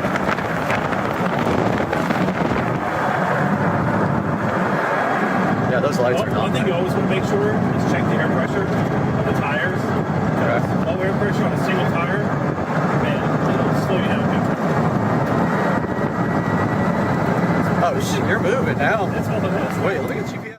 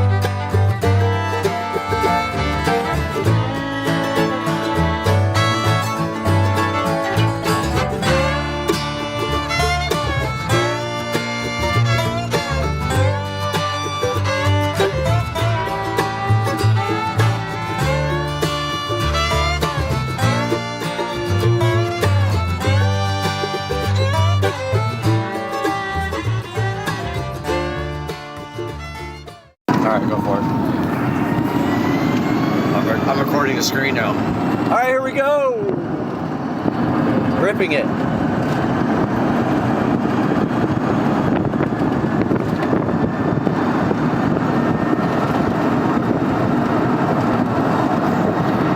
Well, 28. 29.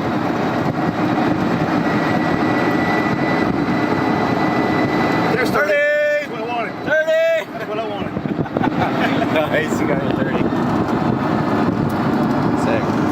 All right, Rich is driving the car. Like a bad He's hell. ripping it. And so 78 miles an hour. 78, double the speed. No, it does good, man. It's fun.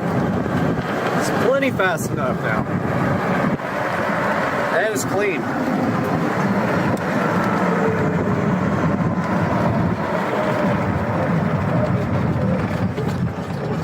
All right. Let's see what it'll do. Let's do it. Here we go. See the floor? Alright. I don't got no GPS while I'm recording, so I'm going to go GPS. Alright guys, welcome back to the channel, and you saw me detail this entire cart, and wow, what can I say? It came out. I know it's hard to see in here. I'll get some better pictures during the day, but I detailed the entire cart from top to bottom. Took me about 3 hours, and it came out absolutely great. I did the wheels and tires as well. I want to get that diamond plate either painted black or get the powder coated ones for it. I don't like the chrome. Want to get new wheels and tires. There is definitely some paint issues. I was thinking about maybe doing a wrap as well. So yeah, the cart came out absolutely fantastic. And I know you guys can't see all that, but like, I went through this whole thing, and I just saw something I missed under here. Right here. I missed all this underneath the gas pedal. Live cleaning happening now. That's better. All right, now it's good. I had sprayed some Armor All back there and didn't get it up, but I want to get the mat. I want to start modding this thing for the channel, and they make a really nice mat that goes right there for like 150 bucks. We took off the ugly we took off the steering wheel thing, but we didn't clean that. Let's get that polished up real quick. All right, now it is nice and polished up. Looks much better, and this cart is ready to start being modified. But I hope you guys enjoyed the brand new addition to the channel, and we'll see you guys next time on Supercar Street Racing. What is the deal with all the frogs out here? They're insane. Why?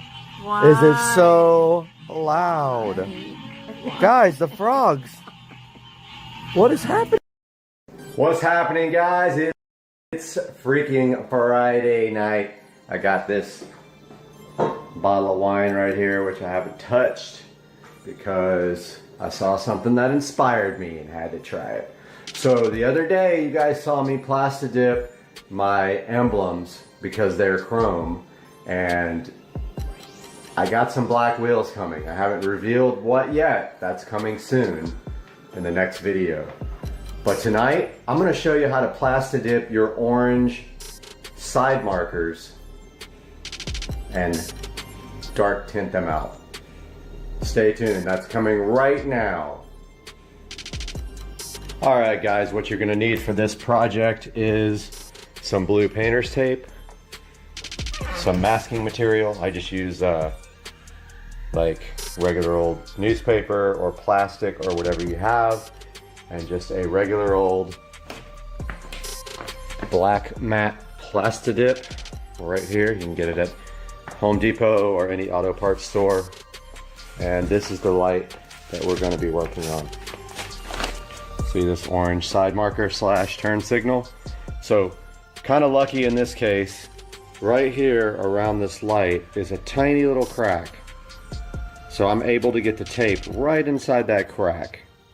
If you don't have that, you're going to have to kind of mask it off, or you can try a heavy coat around it and see how it peels. It might peel on that line. stay tuned for what mine's gonna look like when I tape it off. All right, I got the side marker masked off. Notice I got a good mask all the way around it here. Now, before you ask me in the comments, yes, Plastidip does overspray. I found out when I did the emblems, came back the next day and there was overspray all over it. So I got it all masked off. I've got my Plastidip here. I need you to do the same thing I did and preheat this can so it's nice and warm. Now, if you've used this can before, it might have some Plastidip around the tip here, so just pull that off before you do anything. Then spray a sample there to kind of clear the head. Now, I don't have much room here to spray. Try to get this on camera while I do it. I'm gonna do one light coat first. Okay, that's all for now. Nice light coat. I'm gonna let that dry for 15 minutes and then we'll be back. Okay, the timer just went off, so it is time for coat number 2. Now this coat is going to be a wet coat, and at the same time we are going to remove the tape. When you have tape, you always want to remove the tape while your coat is still wet. So we're gonna put a good 3 shot on there. And then we're gonna pull the tape. I'll be right back. Okay, I just got done pulling the tape and you can see I didn't do as good of a job with the taping. So I'm gonna grab a rag over here from my rag collection. Let's see if this will come off easily. If it doesn't, it will come off when it dries. Yeah, it wipes right off right now. Just like that. Like I said, it will come off when it dries regardless. That's the beauty of Plastidip. If it doesn't come off like that, just use your finger. That was dried on there from the first coat. Now this is gonna take 15 minutes to dry and you're done basically. 2 coats is enough for me on these. I don't wanna go crazy on this part. So I'm gonna show you the other side, which was actually already done before. I wanted to make sure I had it good before I did a tutorial on it, but there's how it came out. I think it looks so much better than the orange. Now, ideally, they would be the color of the car, and they make a whole strip for the European car that doesn't have a side marker in that color, and that's what I really want. But I think that looks better than clear side markers, honestly, with the black factory insert there and then black wheels coming. So that's how you Plastidip your side markers on your car. We'll see you guys next time. Bye. Man, we are getting it. I mean, it's got to be like 50 mile an hour winds. Just now, we had gusts that like, that just feels like a hurricane.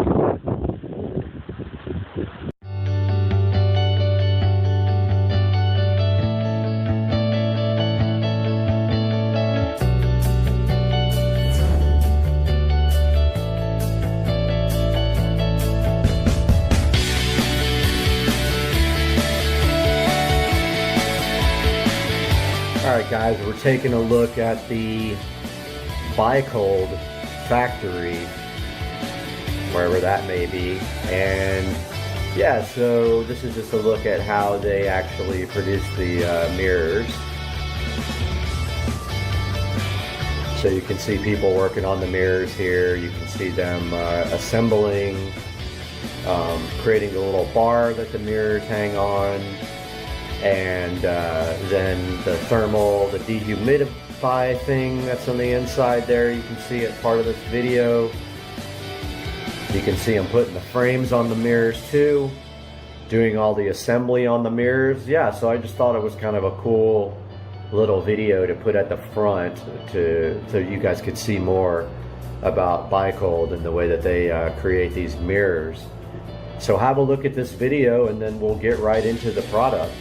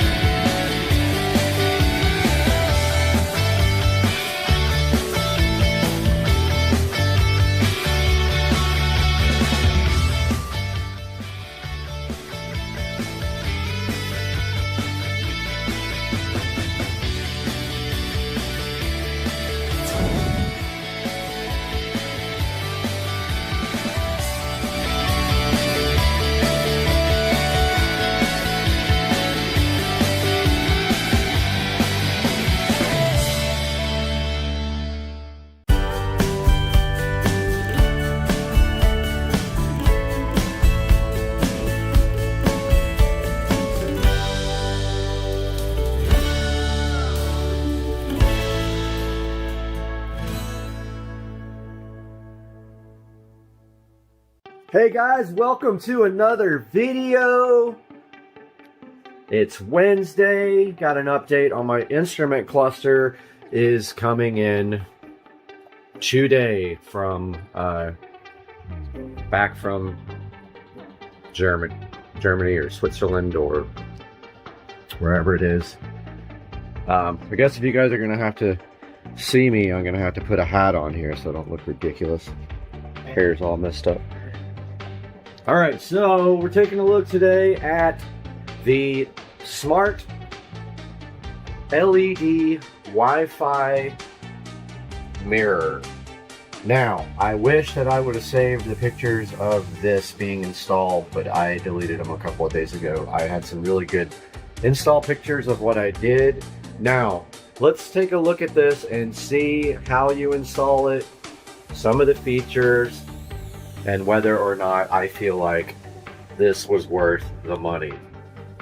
So these guys were fairly expensive. I paid, I believe, over $500 for both. There will be a link down in the description for these. There are different brands. I'm going to link the brand that I used. And yes, I know it's overkill to have these on both mirrors, but I wanted these things to match. Now, what came out of here was just a regular wooden framed mirror that I actually created myself. I actually made it. I framed it up and everything. Now, this whole entire vanity, I wish that I had done a video on the replacement. That was quite a project for me because the old vanity was floating. I really wanted a floating vanity so I could underlight it like that. However, I looked and looked and looked and I could not find anything suitable. The other issue doing this vanity was that this trim had to come out. The vanity is too wide to fit through the space with the trim on. So I removed the trim and slid the vanity in there, and this vanity came from California. Very, very heavy and very well packed, very well made, solid wood vanity with also soft close drawers. And so really nice. I don't know why my computer's saying I have a meeting at 5 in the morning. I doubt that that's true.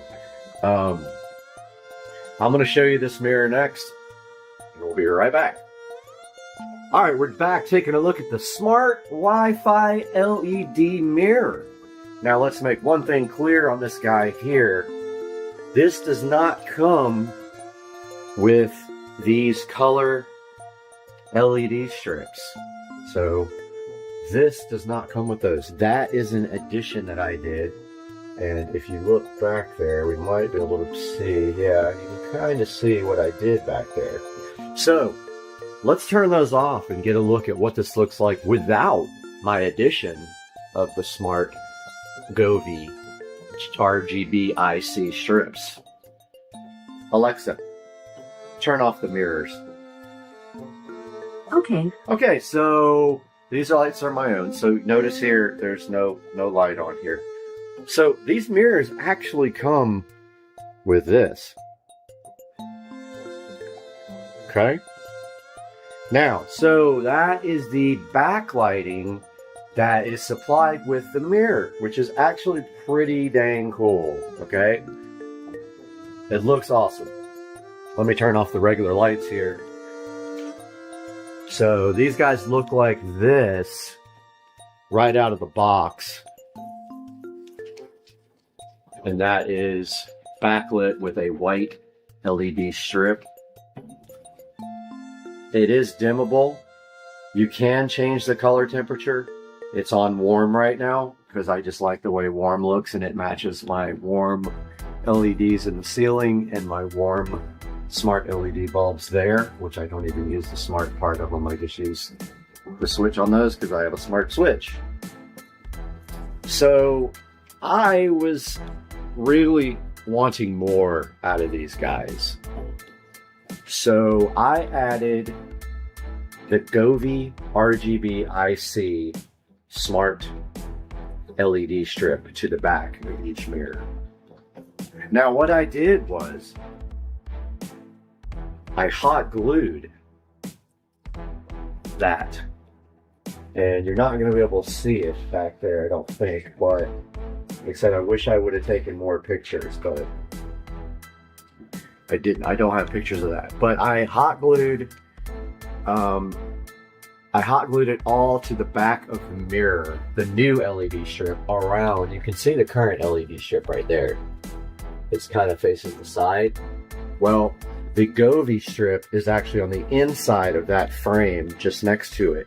There's also enough room back there. It's deep enough so that the Govee controls actually fit too. Now, if you look here, there is the mirror on-off switch, and that is also how you change the color temperature on the mirror.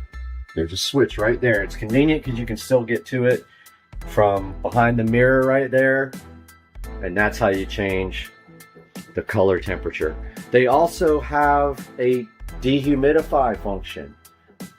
You just, by holding down the button, you can dim and then change to dehumidify, and that's how you operate that part of it. Now, would you like to see it with the LEDs back on? Because that's easy. Alexa, turn on the mirrors. Okay. All right, so that is with both the Govee and the backlight, and it actually looks kind of freaking cool to me. I've never really run it like that, but it kind of looks awesome. Now, let's talk a little bit about the smart part of the mirror. So these mirrors are smart. They are connected to Wi-Fi, as you can see right there. Now, how does this work? Well, this has an app that comes with it, or it's actually a universal app that a lot of different mirrors use, and that's called Wi-Fi Clock. So what you do is, I think that it uses Bluetooth initially to set up, and then it connects to Wi-Fi, and you can change the settings on the mirror so that you can do metric or standard. And that's where you put your location in. And so now the mirror knows that we are in Jacksonville, Florida, and it knows that outside it's 82% humidity, 37 degrees. That's the low and the high, I believe. Yeah, well, it's supposed to be the low and the high for today, but obviously we're at 37 right now. This side shows you your indoor humidity and then your indoor temperature. So I'm going to throw up a screenshot now of the Wi-Fi Clock app. I'm also going to throw up a screenshot of these actual mirrors on Amazon. I will link this in the description. Now let's talk a little bit about what it's going to take for you to complete this project, unless you invite me over and we do that together. So, I always wanted lit, LED lit mirrors. When I took off this vanity, when I took off the old vanity in order to, let me get some lights going in here again. When I removed the old vanity in order to put the new vanity in, I had a really good opportunity there to do some electrical.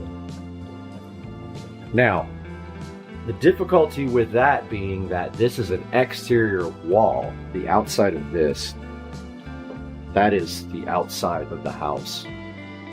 You need to be aware that when you start working on exterior walls, you might have fire breaks, which is going to make running wiring difficult because they go across this way.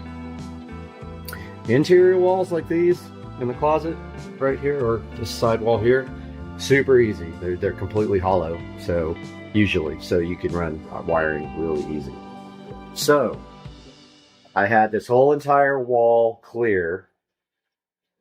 I already had a plug, let's take a look at that, under.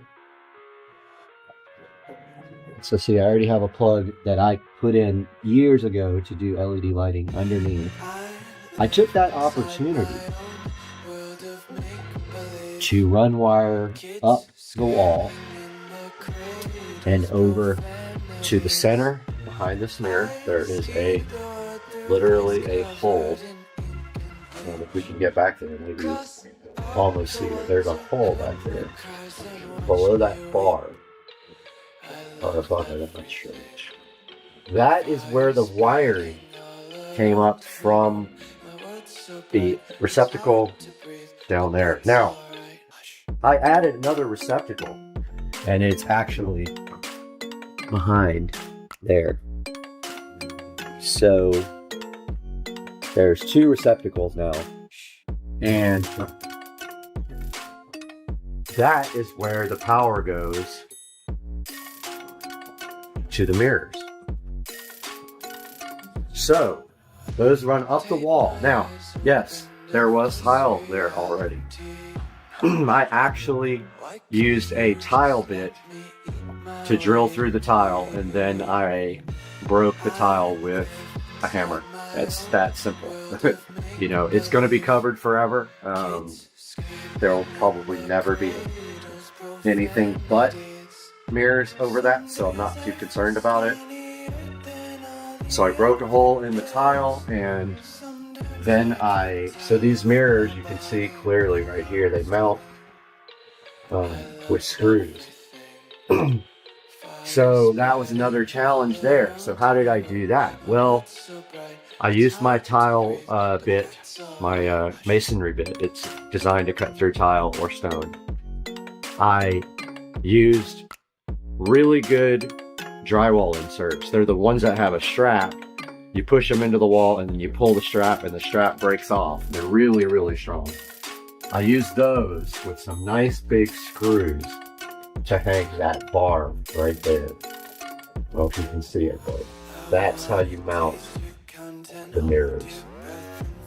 The difficult part of that you're going to find very quickly is getting the mirrors level. Completely even, completely level, completely the same exact space from edge to edge, the same exact distance apart. Very hard. One mistake and you have drilled through your tile, and then you have to either move up or down because you'll already have a hole and it'll be the wrong hole. And the most you can hope for is that if they're slightly off, you can actually manually take your hand and bend the mirror, and the screw might move a little bit and allow you to level. But I highly recommend a laser level for this. That's what I use. Laser levels are awesome. I'll put a link in the description to one for you. And the final piece of this whole bathroom was, and this is not part of the mirrors, but I just wanted to show you guys anyway. This is an Echo Show 5. Now I want you to notice no wire, no wire, no wire, no wire anywhere to be seen. Now this is my favorite part of what I did with these mirrors. This Echo Show 5 used to be plugged in here, okay? So I ran the wire literally behind the shelf and through the mirror over here, and we had a plug right here. So it literally came out and plugged in right here. Well, that's not good enough. That is not acceptable. That worked for a little bit, but I had the opportunity. And so I made this shelf by hand. So this is just 2 pieces of wood. Those wood are then screwed to each other in the back there with flat screws. So I drilled the bottom shelf out, screwed in the back part to it with a flat screw, and then I caulked this. Well, actually, let's back up a little bit. When I put that receptacle in down there, that new receptacle, I took the existing Echo Show power plug, plugged it into that receptacle, drilled a hole in the tile with my tile saw, and then I used a coat hanger to fish this wire up through the wall. That is plugged into the new receptacle along with these mirrors. Okay, that's how I did that. Then I drilled a hole in the back of this wood, which it already had actually. I pushed the power plug through the back of the wood just enough so it's protruding. Just this much. Like, it's just the power part of the plug sticking through the back of this wooden shelf. You take the Echo Show 5 and you push it onto the power plug. The power plug does not move because it's very tight. I made sure when I drilled the hole, I drilled it just enough where it would barely go through and force the plug through the hole, so it was very tight. So that's how you plug it in. You just push the Echo Show 5 onto it. It's very clean. It's a floating shelf. I then took the shelf, hot glued it to the wall, just hot glued it long enough so it would stay. And then, I did hot glue and caulk on the back of this to glue it to the wall. So I put a bunch of hot glue, a bunch of caulk, pushed it onto the wall, the hot glue held it up, and then once the caulk dried, this thing is not going anywhere. This is a very light device. Now, if I ever want to upgrade, I can probably do an 8 in the same spot. An 8 might fit. I have one in my bedroom, so if I ever want to do that. But the 5 actually looks perfect right there. It came out really good. So yeah, so these are Wi-Fi smart mirrors. Time, temperature. They actually show you if it's sunny or raining or cloudy. And these are the brand Byecold. Byecold. It's kind of see it right there. Yes, I do think these come off. I haven't tried to take the sticker off, but I believe they said they come off. And yes, they have to put those on there. Amazon forces them to do that. I asked that question, why would you do that? Oh, another thing. You're probably wondering why they're both on the left side. Why not do one on the left and one on the right? Well, I tried to get them to custom make one, even though they said they could. They could not custom create one with opposing positions or both in the center, like one here and one here. So that's just the way that is. So if you guys have any questions about this, please don't hesitate to ask. And by all means, please click through my links on the description, because I do make a tiny bit of money for my time, and actually I'm just buying equipment to make videos. I'm not profiting. I don't have monetization because I don't have 1,000 subscribers yet. So I'm working on that hard. I want to do a bunch of content, reviews. I want to do car stuff. And later on today, we should be able to take a look at my instrument cluster reinstall. So I'll have something on that. I hope you guys have a great Wednesday. All right, guys, taking a look at the Wi-Fi clock app for the smart mirror. Just wanted to go through this real quick with you guys at the end of the video here, but or I might just drop this in right where we were talking about it. But basically here you can see both of the mirrors here, and if you click on the mirror, you got your basic settings here. So you can change the clock format, make it beep when you press the buttons. You can change the month of day format and make the degrees Celsius or Fahrenheit. And then you can change, I guess, the brightness to full normally. Or you can let it, I guess it can come on at a different brightness. I don't have any alarm set on the mirrors. That's how you set in alarms. Here's where you set where you are. So that's how it knows the weather. Not sure what sleep mode is. Here's your firmware version. And it looks like that the devices are on the latest firmware, and then you can remove your devices here. But yeah, you see you can choose between each mirror here, and you can see one of them thinks the humidity is 24%, and the other one thinks it's 25%. That has a lot to do with the position where it is in the house. And then if we go to the little menu screen, shows you the software version and all that. So this is how you configure the smart mirrors. Check out this dude. Hawkage. Sitting on the pond. Oh, bye-bye, Hawkage.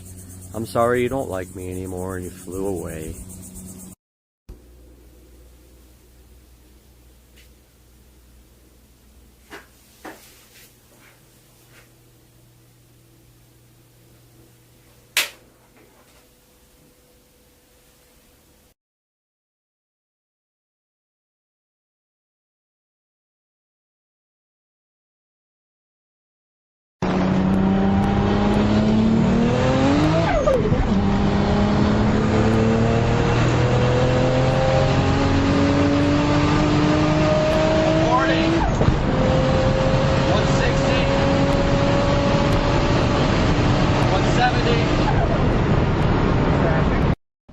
We are back in the beautiful supercar street racing bathroom where we have been granted access to the Neporol Magic Pro rechargeable light bulb. Now this Neporol Magic Pro does work in any regular light socket and you can charge it there or with a USB. Now this takes 2 hours to charge. It costs $1.81 a year. You can do warm white, neutral, or white light, and it can be adjusted infinitely on the brightness. So let's see what they had in mind today when Neporol was gracious enough to send us these Magic Pro light bulbs to check out on Supercar Street Racing.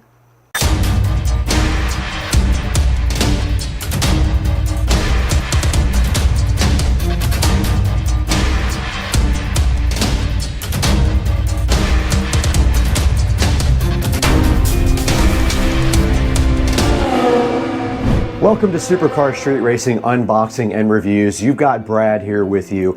And if you don't know me, I'm so happy to have you today at the channel. And if you do know me, I could appreciate a like and subscribe on the video and a comment if you don't mind. And today we have the Neporol Magic Pro rechargeable light bulb that was provided to us by Neporol. They are so gracious to have sent us a sample of their bulb to look at several scenarios with you guys on how this might work. Now, taking a look at the box, you can see two, meaning I believe there are two in the box. And at the top of the box, a good highlight says that they work in a lamp socket and they are USB or lamp socket chargeable. Now the bottom of the box says they are 2-hour fast chargeable. They are dimmable with a hue shift, meaning they can go 3 different color temperatures, and they have a remote and a touch control also available. Now on the side of the box, a closer look at that, you can see it fits most E26, which is the standard light bulb in the United States and other places as well. It works with wireless lamps as well.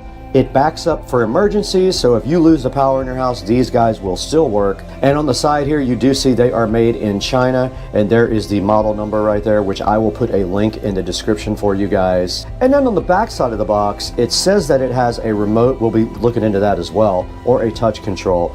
A 3 hue shift, meaning they do 3 color temperatures. They are dimmable. They have a portable hook is what they meant about the hook on the side, so they did have that right. They auto charge when they are connected to a socket, and they're rechargeable by USB-C and have a really nice charge indicator on them. So a lot of good features to the Neporol Magic Pro E26 light bulb, which now we will go ahead and unbox on the channel. The Neporol Magic Pro is sitting right in front of you today, looking so fly and so fresh and asking to be stripped out of its box.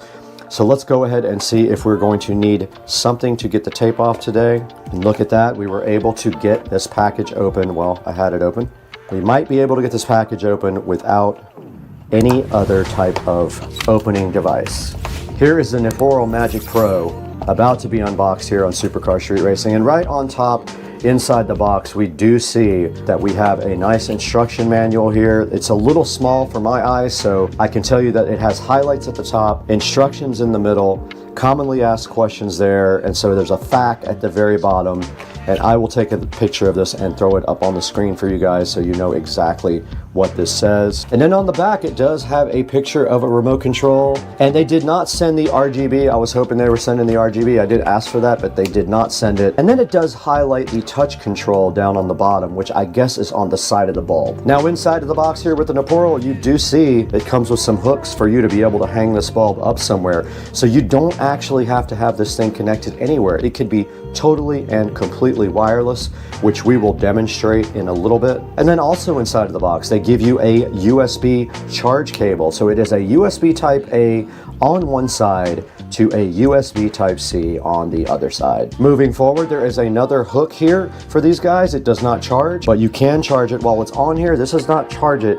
This just hangs it up for access. Now the first Neporo Magic Pro is coming out of the box right here, and you can see the standard E26 base here. I do have the RGB lights, which I'm excited about. Now let's see if it actually works before we unbox the rest. Okay, it is not charged. And we do have our second RGB Pro here. Let's see if that one works. Does not work. So both of these bulbs need to be charged. And moving further into the box, we do see our RGB remote control here, and opening it up, it probably has a little tab for us to pull to get the battery working. Let's go ahead and get it open. And here is the remote control, and there is our battery activation strip right there.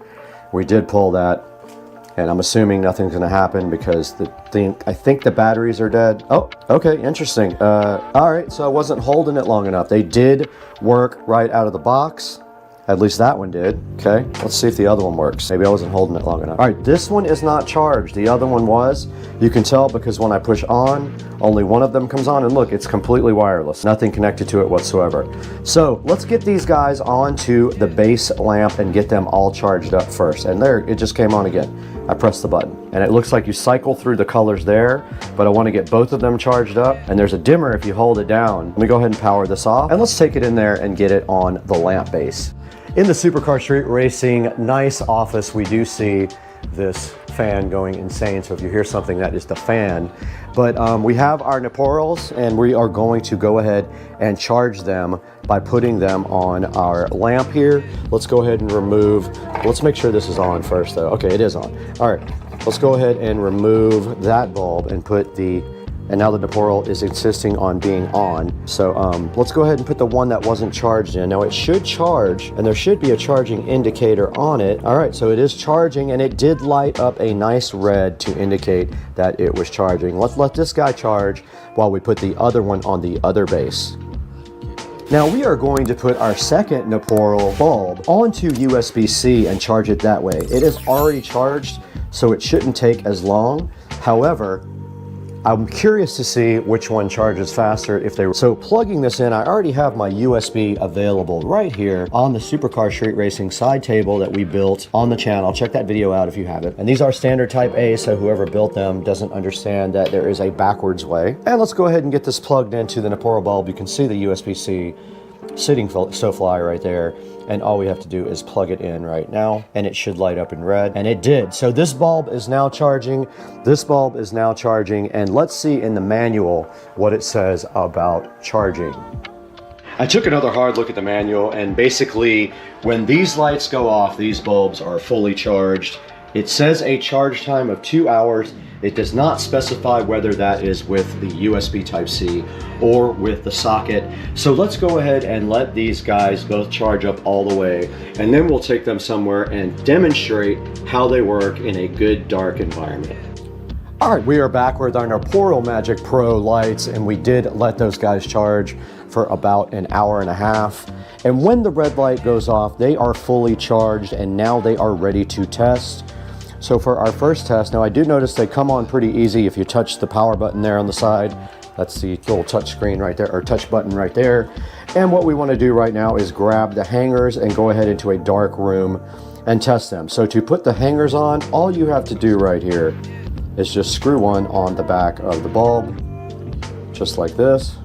And then you can hang this guy up anywhere you want. Let's say that you need light in this closet. Let's hang one right there. Let's grab the other guy. Go ahead and get that one rigged up. And you can see it did come on because I touched the touch button. And if you press it a number of times, it will go off. Let's get this guy hung up. All right, we got our lights in the closet right here. Let's go ahead and grab the remote control and the instructions. And you can see right here on the remote control, you've got your basic on-off control at the top, and you've got a 1 and a 2 mode on the very bottom where it says MM. Those are timers. Now the mode at the very top right is where you can set what it does as far as the pattern and the style of the light. And these 3 buttons here are supposed to be for the color temperature. So it's either warm, cool, or very cool. So let's go into the closet right now and see exactly what we have. All right, we're back in the closet with the Magic Pro lights, and we did get a good idea here of what everything does on the remote. Basically, these three up top are for white, so it's warm white, cool white, or very cool white. This gives it in a color mode, and then the plus and minus here on the remote are for dimming the lights, but they must be in a solid mode to dim them. Mode 1 is a dissolve between each color, and mode 2 is a flash between each color. 50%, 100% don't seem to do anything and are not in the instructions, and the very bottom buttons are a timer. So let's take a look at these, how cool they are. If you went camping or something like that and you needed some light where you don't have batteries, let's go ahead and get them on a same color and sync them up. And now we'll go to the mode where they will dissolve between colors. And they didn't quite see it that time, so they're not quite synced up, but very cool how these things operate. And then if I go into a solid mode here, I can use the brightness control. You see I'm dimming it, and I'm raising the brightness there with the plus and minus. And if we put this guy here on white, I can also dim this guy here. Look, I'm dimming it down with the minus, and I am raising that up with the plus. So these lights are pretty awesome. They are rechargeable, like we said before, with either this USB-C on the side or the regular E26 base. And so later tonight, we are going to go ahead and show you guys what you can do outside. Guys, we are back with the Nepal Magic Pro lights after they sat on the charger for about another 30 minutes and they were topped out. And now we have screwed their hook on them right here. You can see it goes right on the E26 base. We got one on that one, we got one on this one. That means we can now take these outside and show you how cool these things are at night. We'll take our remote control out there, we'll take our lights out there, and we will strategically place them around the pool and let you see how cool they are. Oh, and FYI, the red charging light did go out on both of these to indicate that these guys were fully charged. Let them go until they get fully charged, and that will definitely go out for you. Now let's get outside. Okay, we are out by the Supercar Street Racing pool, and we have one of the Nepal lights hanging directly across from me, and the other Nepal light hanging over there. There's one, there's the other one. Now you can see they are quite bright. That's with,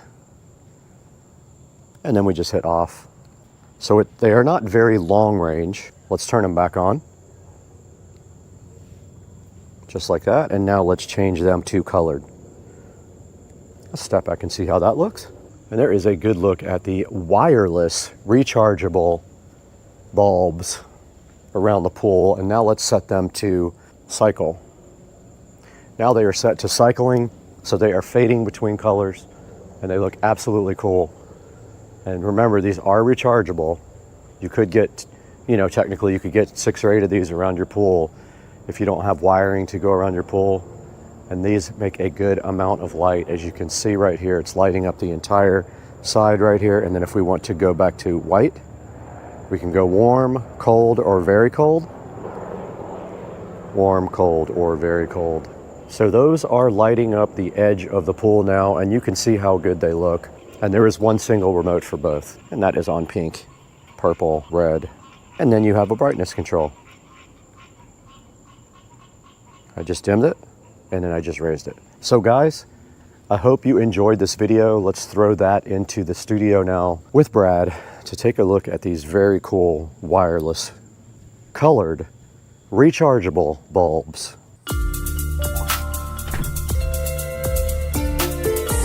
We are back at the Supercar Street Racing 4K production studio. You got Brad here, and I have spent some time with the Nepal Magic Pro rechargeable light, and I happen to have one right here sitting in front of me for you guys to check out. These things are very cool. The manufacturer contacted me and said, hey, are you interested in promoting this product? And I said, of course I am, and they sent me 2 of the RGB lights here, and I'm actually giving these away to someone after this video.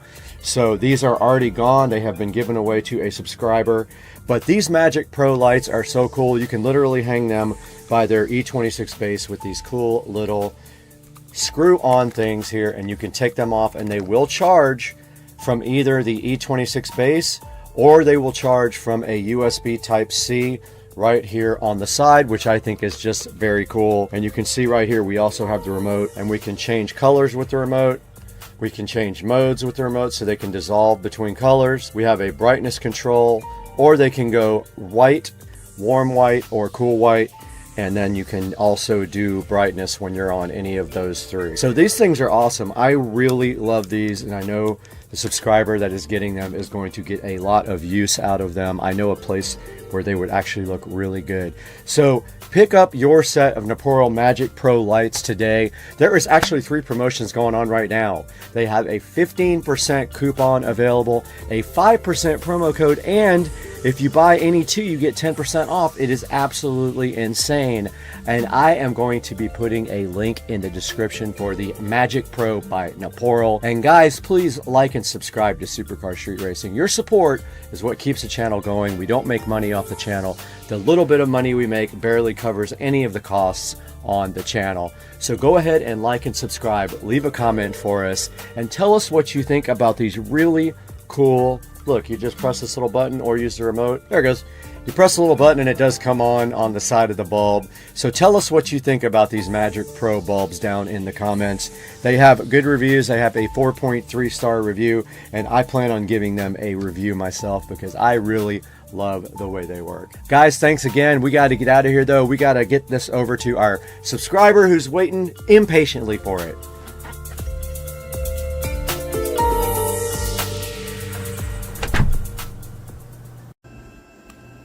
How come you won't look at me?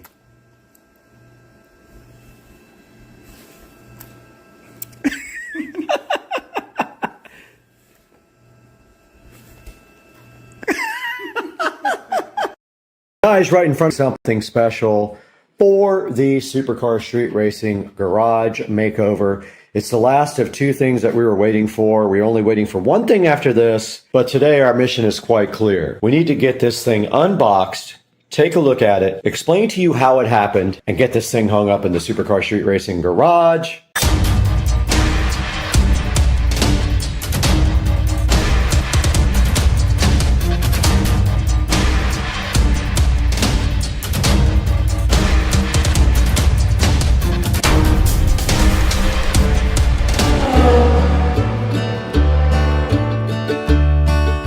Right in front of me, and still in front of me, is a package here from elephantstock.com, which has nothing to do with elephants and everything to do with cool artwork. We're going to get this opened with you guys joining us so gently, opening this without tearing it apart into a million pieces. Share it with you and let you know how to get your own if you're interested.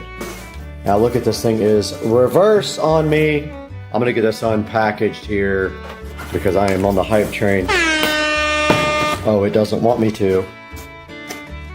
They have packaged this thing nicely. And it is backwards, so let's get this thing frontwards. All right, I am going to flip this over and you guys tell me. Oh, yeah, let's go. Let's go. This is designed by me. I did the design. I did the photography. We got to get this thing out of this plastic so we can see exactly what's looking like underneath this. Let's go. Guys, we have unveiled the Tesla Model S plaid design for the garage.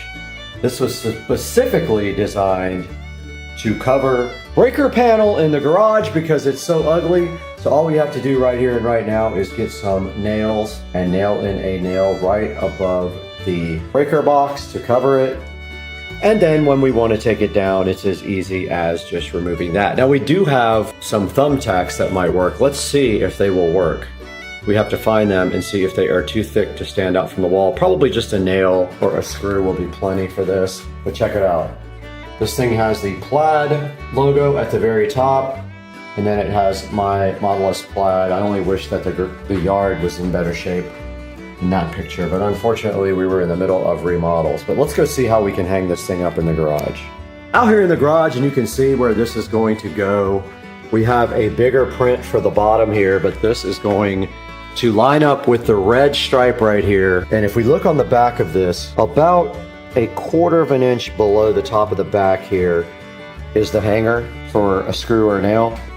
So we are going to put that maybe, I don't know, right here, and then that should make the picture line up with the red stripe and also cover the whole entire breaker box is our goal. So let's get a screw in there and get this thing hung. All right, we got our screw up there, should be halfway across both of these, and there is a slot on the back of this to hang. So let's go ahead and hang this up now. It's pretty light, so we should be able to do it with one hand while we bend. All right, we got the print hung up and it is covering up the breaker box, which is perfect. And then this print here, we're waiting for the actual print to come in. Should be in the next day or two. And that is going to go right down here below that, just right below the switch, and then sit right above the baseboard down there to cover up this wall. So that is a mission accomplished. And now we are going to be getting another art light like this to light up right there. And we should be able to go up through the wall with that and run the cable up to the roof. If not, we'll put it right up by the roof and just have a short cable and paint it red so it just sits like right halfway down. But yeah, guys, this came out awesome. I am super hyped. Let's take a step back and see how that looks from the back. Looks awesome. Probably could have made it a little bit wider so it would have gotten further over towards the garage door opener, but hindsight's 2020, I guess. And now when that comes in, we will go ahead and hang that up as well, right above, just literally right below this switch, so that it's right above the baseboard. And I do have a Tesla print coming in for that. That should be here Monday. Go ahead and get that lamp ordered too right now. I'm pretty sure I can like drill through the cap up there and get a wire run right through there because I have power up in the attic. Shouldn't be a big deal. Change of plans, I decided to move it over to the right so it was dead between garage door opener and the wall, and I think it actually does look better like that. It doesn't look off-centered, and it still covers up the breaker box completely, but just by a millimeter. So now I think that looks legit, and I am super hyped with the way that turned out, and now we're just waiting on that, which will be here Monday, at which time we can finish this video. Out in the Supercar Street Racing Garage, and we need to blow this out with our leaf blower, and then we are going to move both the vehicles out and go ahead and mop this floor for the first time. I'm going to do that once a week or so to keep the floor clean, but we have to get the Tesla and the lithium ion cart out into the driveway first, blow this out because there's some leaves in here, and then we will go ahead and start process of mop, and we'll show you guys the whole process and let you watch it in 10 minutes or less or whatever we're going to do. I'm not sure yet, but let's do this.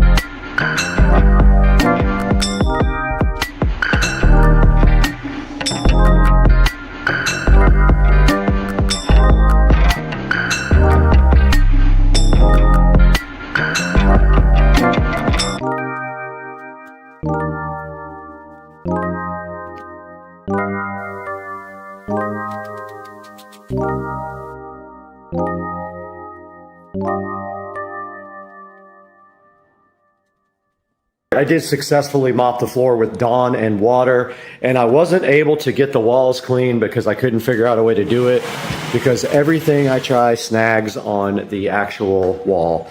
So I'm gonna probably look for a sponge or something that I can do that with. But the floor is now clean. Oh no, my peg came out. Dang it. Okay, so my floor is now clean and we can pull the golf cart back in.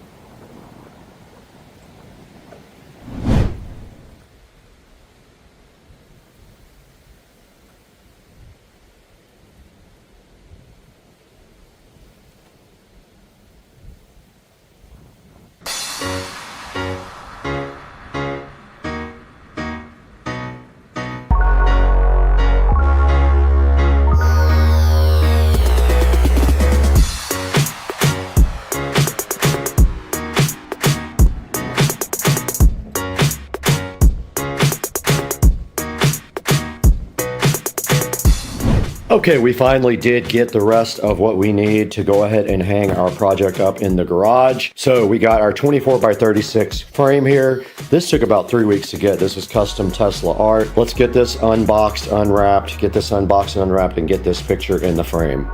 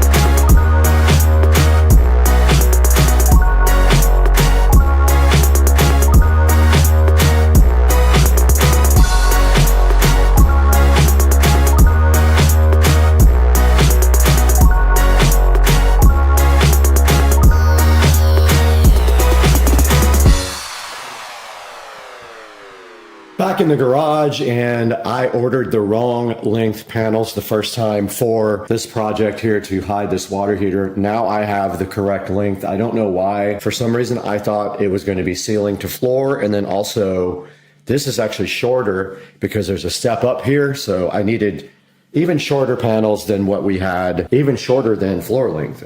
So I ordered the correct size. All we have to do now is get these up. I also have a curtain rod, and I already figured out how I'm going to do this.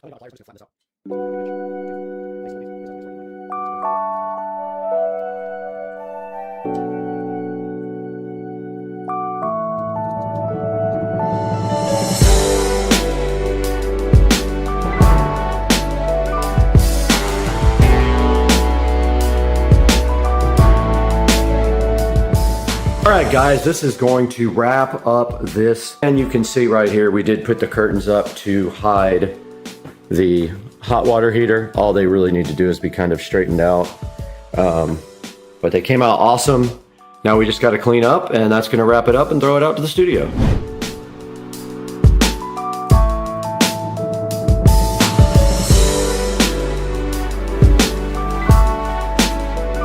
Guys, welcome back to Supercar Street Racing. We are back again with another part of the garage renovation project. And today you can see that we did 3 or 4 different things to the Supercar Street Racing garage. We went ahead and mopped the entire garage. We ordered custom artwork, which we ordered right here on elephantstock.com. I did design everything in Photoshop myself because I have a lot of experience on Photoshop. And then we also ordered a couple of things from Amazon. Right here in front of me, you can see this 24x36 Tesla poster. It did take about 3 weeks to get to me. But yeah, we ordered this, and then we also ordered this frame right here for it. And we put up curtains, which we got from Walmart. There will be links in the description to everything that just happened in this video, so you can please order everything through my product links. Doesn't matter if it's something you need right now, you can still order through the product links, and you will help us out tremendously. And please make sure that you are liking and subscribing to all the videos. That helps me out as well. But you can see the project came out awesome. We were able to hide the hot water heater with curtains. We hung up custom artwork over the breaker panel, and we put custom artwork right underneath that to cover up the rest of the wall. We got the whole entire garage mopped for the first time after we got shark coated, and we dusted off the Tesla in the process as well. Guys, we can't sit here and play around all day long. We have to go to art school.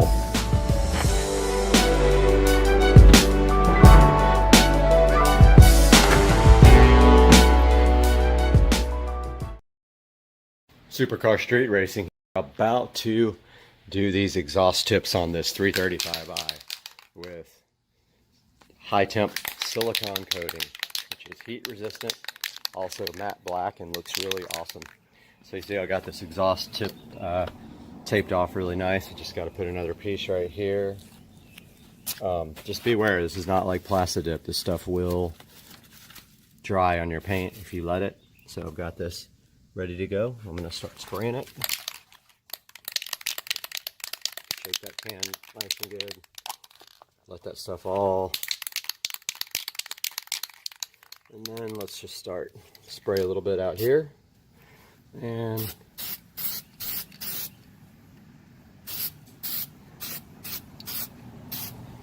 just like that.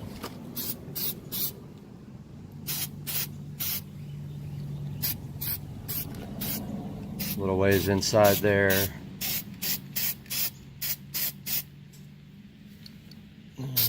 Can't really see up, but get that anyway. And that takes a little while to dry.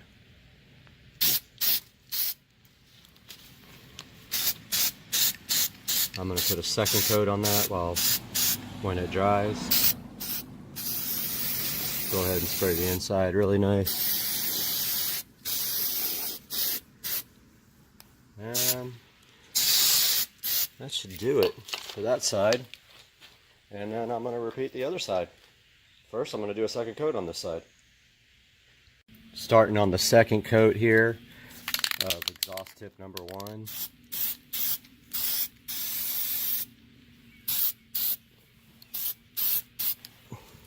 Pretty simple process. And that is it, my friends. There you have it. That's how you do your exhaust tips with DEI high temp silicone coating. Stuff prefers to be baked on, but it lasted as long as I had my SL65. So that's funny, it's coming out of that one now. I'm gonna go ahead and do the other side now. Hope you guys have good luck with this. I'll show a picture from when it's done. All right, I got 2 or 3 coats on each exhaust tip. But there's a good look at how that looks. Came out pretty good. Next shot will be without tape installed. All right, I believe that's enough coats. Taking off the tape here. That looks a little bit wet still, so yeah, gotta be careful with this. Yeah, that's definitely still wet.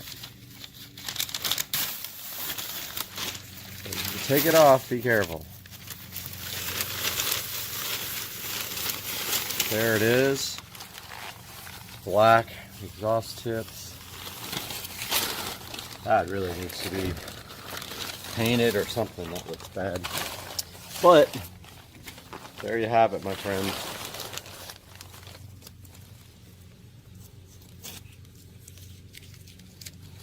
Taking off all the tape. Wow, that looks so good. Came out really nice. Came out really good, guys. So that is the DEI high temp silicone spray on your 335i. Do it. I bet I could.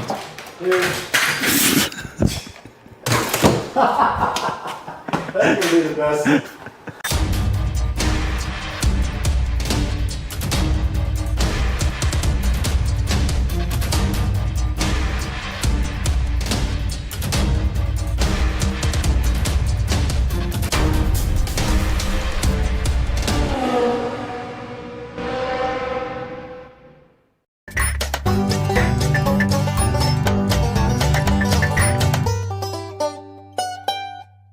Alright guys, welcome back to the channel, and today we have Dukes of Duval with us here, and we have a special video for you guys because Mousesaur has been so generous to sponsor this video, and they asked me if we would help them promote their new battery, which is doing very well on Amazon.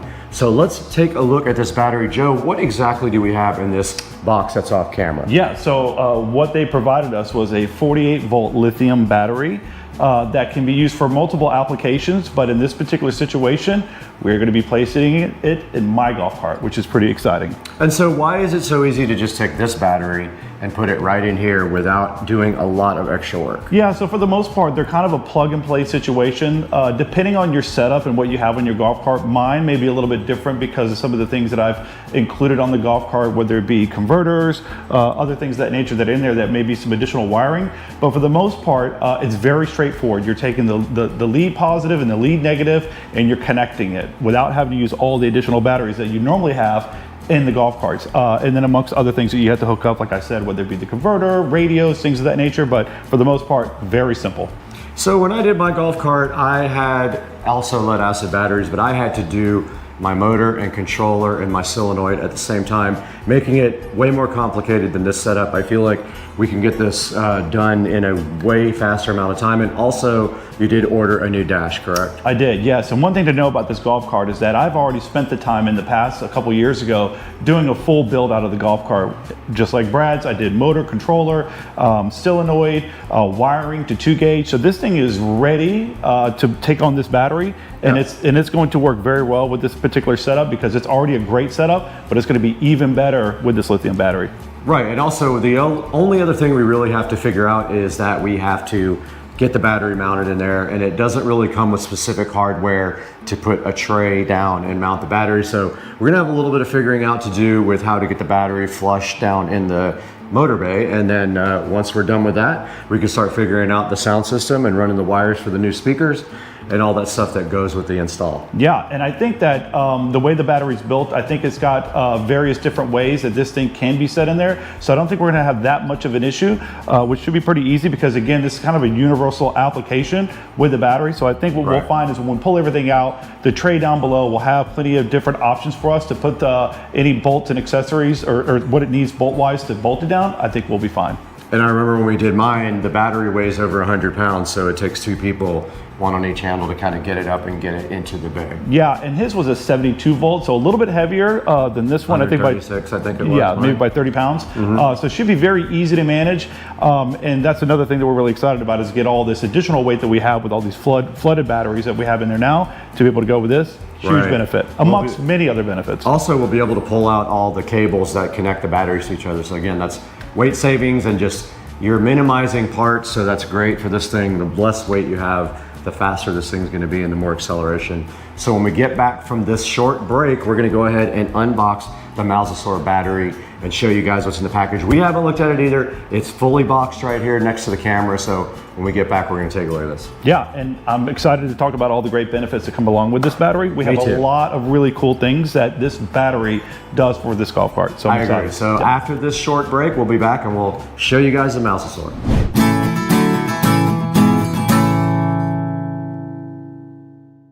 All right, so we're gonna go ahead and open up the box for the Mousesaur 48 volt lithium battery.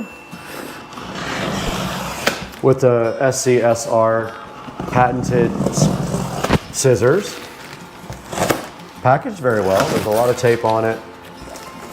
And it's clearly marked lithium for shipping. Yep. The box is pretty thick too for protection, which is good. Now we saw some videos where some got damaged, but we're thinking that that maybe was a one-off because this box doesn't look bad at all.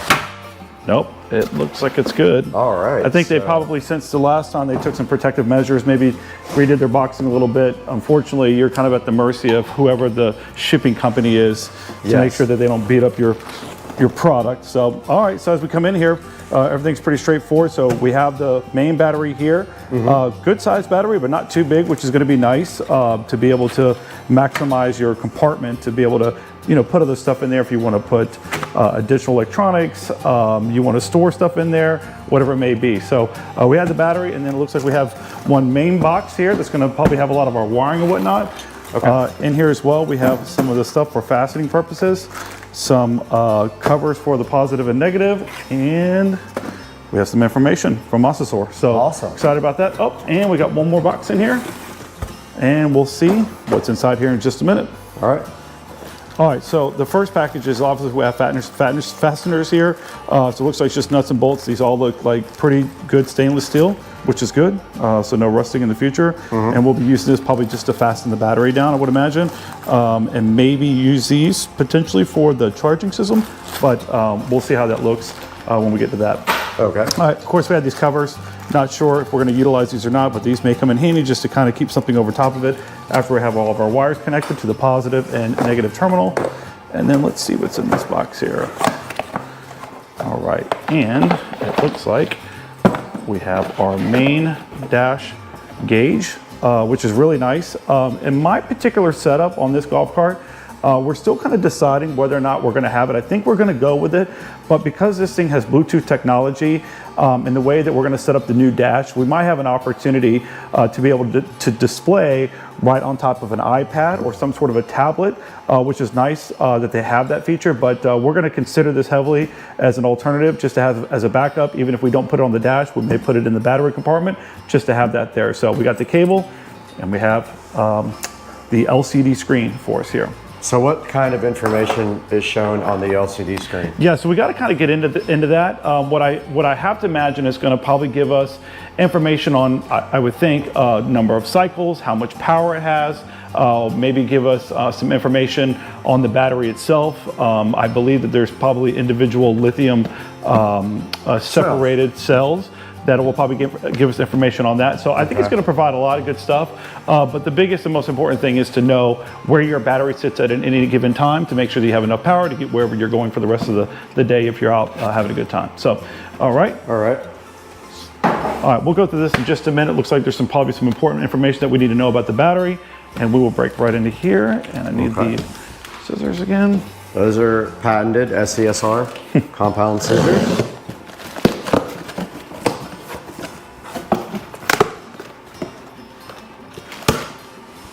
So far, so good, man. The packaging's perfect. I don't see any damage to anything. Yep, looks really good. Again, good packaging.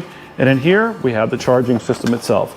And this is something we were really curious about, whether it had a male connector for just a standard extension cord to go onto. Yeah, that's probably the biggest thing I'm excited about, that hopefully that is the case. We're going to figure that out pretty quick. There's your port right there. So we have a port here that will connect. And I assume that there's an adapter that goes along with it.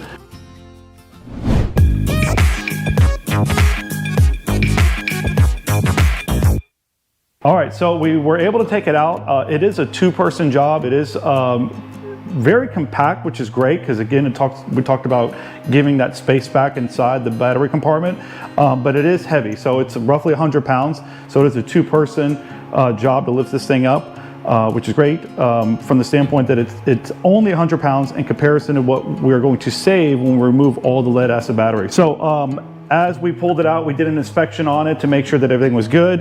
Their packaging held up very well, and the delivery of it looks great. There's not a single problem with it at all. Everything's good, so it's a good.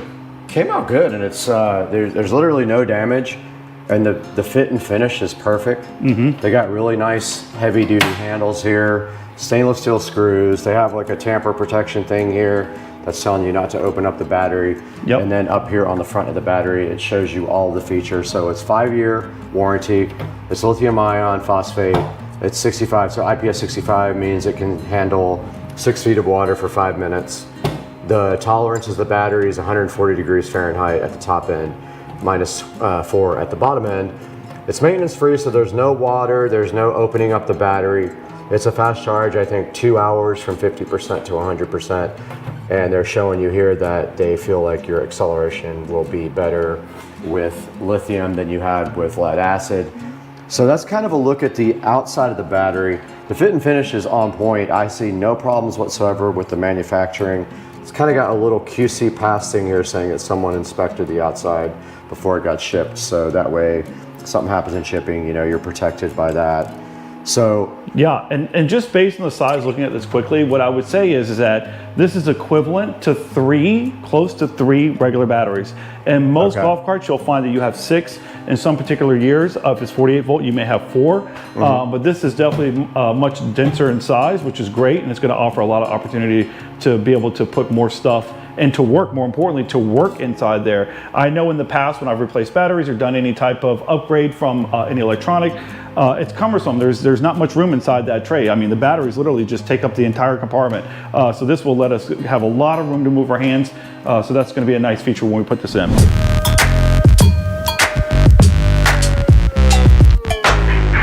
All right, so we're back. Obviously, we've got the battery unboxed. Everything was in great shape. So I figure we spend a little bit of time talking about the golf cart itself that we're going to be adding this to. This particular battery, I believe it's universal for the most part. We kind of talked about how we're going to fasten it. We'll figure that out. But this cart, a couple years ago, I spent some quality time and money upgrading the controller, which we did a 500 amp all-tracks controller. We replaced the solenoid and also the motor with an upgraded motor itself. So as it sits right now, it has 6 8-volt batteries, which equals to 48 volts, flooded Trojan batteries. When I first bought the batteries, like always, they had a ton of power. I mean, very strong, very powerful, but over time, that power obviously, you know, dwindles. Diminishes over time. So I'd have to look, but I believe these are 2021, so they've got 4 good years, and I use my golf cart a lot. Like, I go everywhere in my golf cart, so it's got a lot of hours on them. They still hold power, but I certainly can tell you that my distance is not as long anymore. My power is not as strong anymore. And the maintenance and all that other stuff has obviously been something that's been kind of driving me crazy as well. But with that being said, with all those upgrades, this cart is already ready and is dying for something like this here, because it's going to unleash the power that it has in it already that I never got the chance to really do other than a short period of time when the batteries are brand new. And even with the brand new batteries, it still offers so much more that it's going to unleash a lot, and this cart is going to go extremely fast. I don't have an idea of how fast it'll go just yet. I can tell you it does roughly 30 now, but I suspect when I open the controller up, adjust the modifications on it, that we're going to find that this cart will probably do 35, maybe 40. We'll have to see, but this thing is going to definitely show us what it's got. So I'm excited about this upgrade. This is big. It's well overdue, and I think that it's going to be an easy install with everything already done, so it's going to go very fast. So let's talk a little bit about, with lead acid, some of the maintenance that you have to do. So maybe people have not owned a golf cart before and they don't understand what they have to do with lead acid. What is the maintenance for lead acid? How much does that cost? How often do you have to do this? Yeah, so I wouldn't say that the maintenance is a lot, but there is maintenance, and there's side effects to having lead acid batteries. So one thing that you know is that every time you come in, you're going to plug it up. In the charging cycle itself, it's always going to I'm going to say exude, or it's going to overflow acid that comes from the batteries. That's just a normal part of the process, right? What are you actually putting in the batteries? Yeah, so we use water, so it's a mixture of acid and water. Okay. But every time you plug it in, it's going to it boils. It boils, right? Yeah. It gets hot, it gets heated up, and it flows over. So one of the biggest things is that, one, you have to make sure that you're constantly keeping water in there. So we use distilled water. I keep gallons at the house. You're constantly having to make sure every couple of months that you have it. And there's no way to know unless you pull the battery cap off, do a visual inspection to see whether or not it needs water. And then from there, typically if one's low, they're probably all low, and then you're filling it up. So that's happening every 3 months that you should be doing that. And often, if you're in maybe a cold environment or somewhere where you're using you're charging more cycles, that could be happening more repeatedly than that itself. But that is work. And the other part of that is that when that's boiling over, depending on where you're parking your golf cart, it's causing damage. It goes on the floor. It goes on the floor. In the battery bay. So luckily with the club car, it's an all aluminum based cart. So with the frame itself, so what's nice about that is that even though it overflows, it doesn't cause much corrosion. However, there are other golf carts, including EasyGo, that still, to this day, as far as I know, use a regular metal frame. So those will probably corrode. They do. More. Yeah, and we've actually made a video one time where we took one apart and it was just absolutely destroyed. We were able to kind of get it back, but it's pretty rough. So that's really one of the bad side effects of having it, right? The other thing is that inside the compartment bay, when you have all those wirings and you have all those connections, you see corrosion. That happens a lot. From the battery. From the battery. It can get on the wiring too. And I can't tell you how many times that I've had friends, because we obviously dabble in a lot of golf cart stuff, that have come to me and say, I don't know what's going on with my golf cart. And typically what I'll do is, first thing is I go right to all the battery terminals, I'll check the connection, I'll wiggle it, and what'll happen? One just falls right off, right? It looks like it's on there, but it's completely corroded. This is going to be a major help in that regard, because you're not going to have all that acid flowing out, getting all over, corroding things, which is really, really good. It's also kind of the same when you have a solar power system. So these people that have solar power, they'll have a room with like 20 or 30 batteries in it, and the corrosion just over time just kills the battery terminals and it just disconnects. So they have to go back in and they have to put new wiring in and all that. So that's another good thing about this. And also, not to mention the cost of distilled water is probably, how much per gallon do you think it is? Maybe a couple bucks, but often I'm using 2.5 gallons probably in most cases. When they're really, really low, that might be a little bit over, but you're constantly having to buy it. I keep a constant stock at my house all the time. And it's you got to open it up, you got to pull up all the caps, and it's probably a 15-20 minute process to go through it, and that's just one thing you don't have to do anymore. So you save time, you're not getting the corrosion, and if you lose those battery terminals or those cables, I mean, those are costly too. So if you have to replace those, it's expensive as well. Everything has gone up in price, so I'm sure that the wiring for the golf carts has gone up equally as well. So they're not cheap. They're high gauge cabling to handle the current on the batteries. And so I'm sure replacing those probably adds some expense as well. Absolutely. So I think, but we haven't really tested this yet. For myself, I know that I had to buy distilled water probably every couple of weeks, and I would spend like $10. So the price difference for the lead acid versus the lithium ion is sort of falling directly into line with not having any maintenance. Correct. Yep. The savings alone from that perspective. And I think we could talk about that, because that's probably the biggest thing is the pricing. Most people, again, want them, but they've just been fearful of the price. They know all the benefits, and that's admittedly one of the reasons why I just hadn't made the change yet. But now, mind you, these are 2021 batteries, so I had 3 years of wait time to figure it out. And they're there. Mosasaur especially, they got great pricing on this battery right now on Amazon. We'll show you some details about that in the video. But it is, to me, it is pretty much equal to buying lead acid batteries versus having lithium, and it's an absolute no-brainer. It's time to get rid of the lead acid, and it's time to make the conversion to lithium. So right now, I just wanted to touch on that, what Joe just said. So the Mosasaur 48 volt, this is 105 amp hours. That's the big one. That's the biggest one you can get, even if you get 72 volt.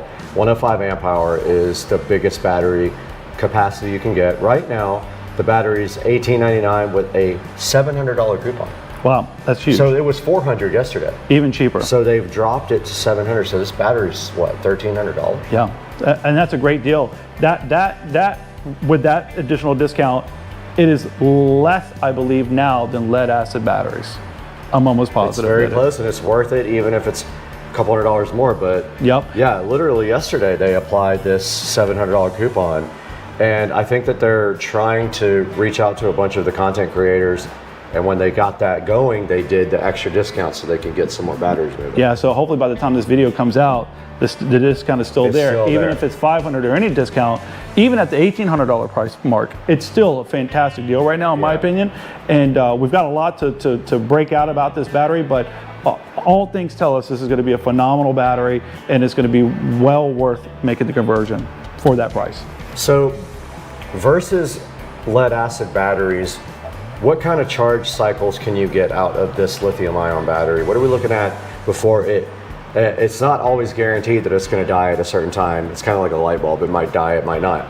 But what are they telling you that you can do charge cycle wise with this 48 volt muscle source? Yeah, so there's a lot of information about this battery. Not all I can recite off the top of my head. So it's probably best that we refer, because I know there's information that's online about that. But the biggest thing is that you're going to get an increased amount of cycles. And what we consider cycles is wearing the battery down to a certain percentage, then charging it back up. With lead acid batteries, every time you're doing that, it's obviously wearing the batteries down, and that's what causes the batteries to wear out over time. I would say that based on what I know about the battery and what we looked at quickly versus this, you're going to get 4 times the life cycles that you would get out of a lead acid battery, maybe more, you know, depending on Not only that, they charge faster. They do charge faster. So they'll come from almost 0 to 100% faster, but I remember this in my head. The 50%, so if you charge your battery, discharge your battery down 50%, it's 2 hours to go from 50 to 100%. So that's good. If you're out all day, you know, whether you're on the golf course or whether you're in your neighborhood, if you need to take a little break, you can put your cart on the charger and it'll be back in 2 hours. You can start having fun again. Yep. And again, those amount of cycles that you can go through, that's a lot of time. So I suspect, and I kind of calculated in my mind how often I use mine, how many times I charge mine, that this battery is going to last me over 10 years. Easily. And in that time, you probably would have bought at least 2 sets, maybe 3. 2 optimistically. Yep. If you stretch them out when they're on the end of their life, but for the flooded batteries, yep. Yeah. So the one thing to know is that there are different manufacturers for these flooded batteries. I've always been a Trojan fan. They admittedly are the best when it comes to flooded batteries, but they're costly. They're the most expensive. You're going to pay for it. If you're not buying Trojans and you're buying some other knockoff, a Die Hard or whatever battery it is, I promise you're not going to get much time out of it. You're going to find that you're going to have a battery that dies, and before you know it, I see this often. If you have Trojan batteries, what I typically see is that you will have those same Trojan batteries through the entire time until you're ready to replace, right? With those knockoff batteries that you think you're saving money on, every time I see it, they'll have 4 batteries that were all the same date, and then they'll have 2 other random batteries in there that failed that they had to replace. So that's another big benefit too as well, because you want equal power coming from all of those. So you don't want a couple of batteries that are 2 years old or 3 years old and then a brand new battery. This literally is going to be the lifesaver because it's going to stay in perfect harmony all the way across. You don't have to balance the different batteries out, so they're not going to fail. It's going to be great. Yep. And also, not only that, but your resale value from this is going to be higher than lead acid. If you have lithium, somebody's going to be more willing to pay you more for your cart. It's all the work's already been done. All the money's already been spent for the lithium. All they have to do is get in the cart and drive it. You don't have to worry about this for, at least 5 years. 5-year warranty also on the battery. Which is a great warranty. 5-year warranty. So if the battery fails within 5 years, Muscle Sore will take care of you within 5 years. Absolutely. I mean, at 5 years, if it hasn't failed in 5 years, it's gonna stand a long time, in my opinion, in most things. If we're on the topic of power, the other thing that's really beneficial, depending on your application and what you're using it for. So, like Brad, I like power. I want to go fast in my golf cart. I want to be able to get on the main road, get up to speed, get up the flow with traffic. This battery is going to give you constant power through the entire ramping up of speed. With batteries like I have now, when I hit the gas, it's a slow gradual, and I can watch the gauge and it just drops that power down immediately and then has to build back up over time. You're not going to have this problem here. You're going to have power immediately, a strong surge of power that's going to last all the way through, and it's phenomenal, right? So that's going to make this thing not only very strong from the get-go of taking off, but to be able to give that additional power that you really need when you're going uphill, and then if you're getting up to the point of your top speed, to be able to push past that, which is really good. So this is going to be a phenomenal addition from that respect alone, with the power that you receive from it. Not only that, the discharge of these batteries is slower, so you could probably, they're saying with this battery you're good for 35 or 40 miles of range. Now I don't know what that would equate to with lead acid, but this guy, I have never run mine below 60%. I'd say no, I have 72 volt, so it's a little bit different, but I've never run it past like 60 or 70%, and I've gone 20, 25 miles. Never even come close to even discharging the other battery that I have in mine. And they're both lithium ion. The only difference, is 72 volt versus 48. One thing to know is obviously every application is different. If you are taking a bone stock golf cart that's got a 250 amp Curtis controller in it, stock controller, stock everything, this battery is going to literally drive you around for hours and hours and hours. It doesn't have to draw so much power because it's only a smaller amperage controller. So yeah, you'll get more range out of your stock golf cart as well. Absolutely. We don't know the actual specs because we haven't really done any kind of testing, but we already know that this is going to be sick with upgraded motor controller solenoid. So I'm excited to get this thing installed, but first we have to remove the current battery.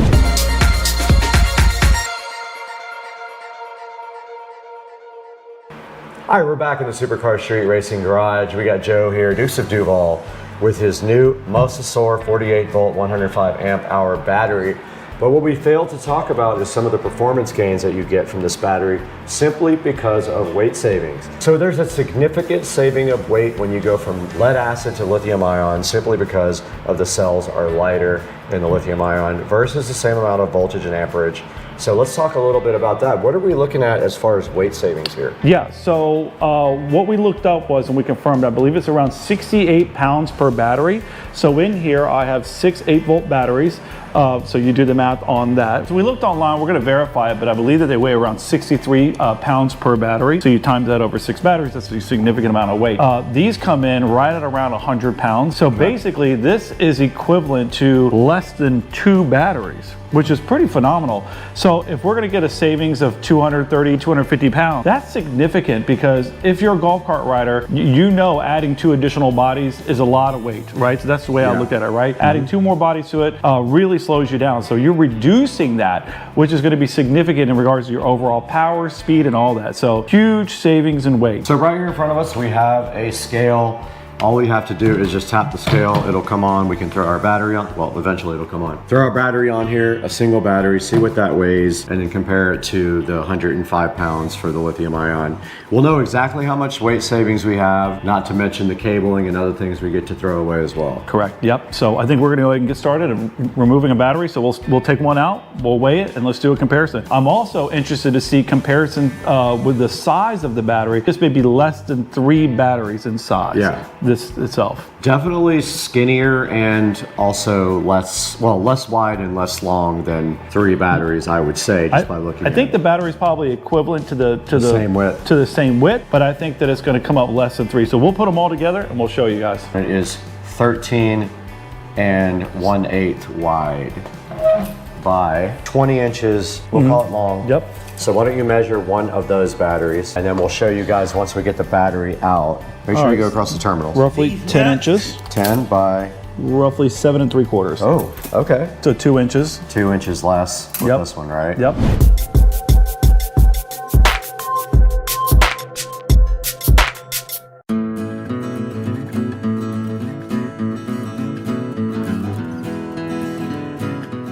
All right, so we're gonna go ahead and get in here and start taking out these batteries. So obviously we're gonna take off the seat here, set that to the side. Right now, when you're looking at this setup, right? So obviously these batteries are in a series. So what will happen is that you'll have a positive that comes off the solenoid, and then you'll have a negative that comes off the controller. Okay. But with that, from here, you're going to see that you have cables that are connecting to each one in a series, right? As you can see, these are not your typical wires. I custom made these 2-gauge wires to really beef it up in preparation for my controller that I added the solenoid and everything else. And now that I have the battery, it's perfect timing because it's really going to be able to handle a serious load on it. Okay. So what we'll have to do to get these batteries out is that with this particular card, this again has 6, we'll have to remove these brackets right here that are what we would call like a tie down for it. Okay. Once these are removed from here, we'll go in and take out each individual battery. I have a specialized strap that you take to use to lift them out. Okay. So we'll get working on that, and then we'll show you what it looks like from a weight perspective and comparison. Perfect. All right, let's get moving.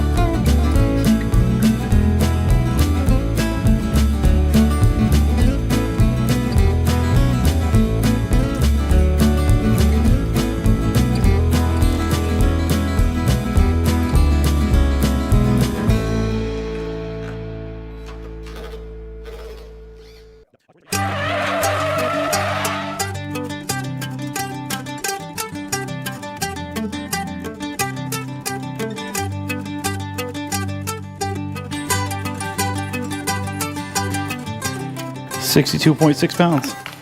Wow, so the internet was right. It's 63. And it's probably missing a little bit of water too. So I bet if it had fully topped off with water, that's crazy. 63.6 Yep. pounds.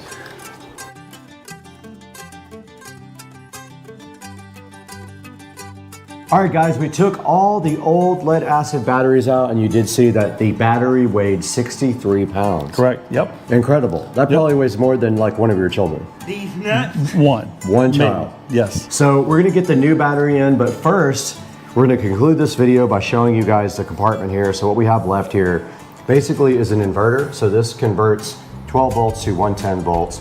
We have a voltage reducer here that goes from 48 volts to 12. Then we have a fuse box here for all of the 12 volt accessories, and everything for the golf cart is located behind this metal panel here. When you pull this off, everything's mounted to the back of this. So what is our next step on the next video? Yeah, so obviously the first thing I want to do, anytime that you have an opportunity, in my opinion, to clean up, like this is a good time. Don't just throw it back in there. Get in there, clean it all up, make sure it looks good. And then we're going to start measuring out. One of the things that I kind of forgot about was this center spine here, which I think that's going to give us a little bit of a challenge, including these wires. So I think in yours, we had to come in. We cut that. We had to cut that out a little bit, which is not a big deal. A simple Sawzall, Dremel tool, something like that. It's just plastic. Should come out there pretty easy. And if I remember correctly, we also had to cut out part of this part where the charge port was because it was in the way of us getting the new charge port installed. So we cut some of this guy out right here too, this little hump right there. Yep. So in the next video, we're gonna go ahead and get this all prepped up for the new battery. Go ahead and get that battery installed, and then we will update you guys when we're ready to do that. Sounds good. Sounds good? Yep. All right, let's get out of here.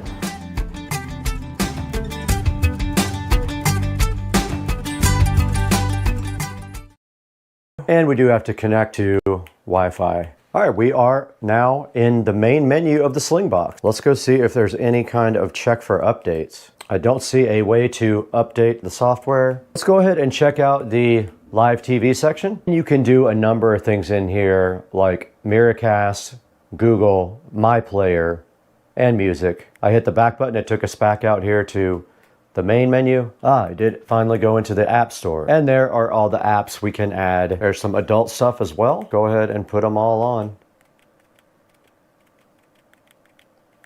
And of course we have Kodi available as well. And it is downloading all of the different types of VOD apps now. And there goes Kodi.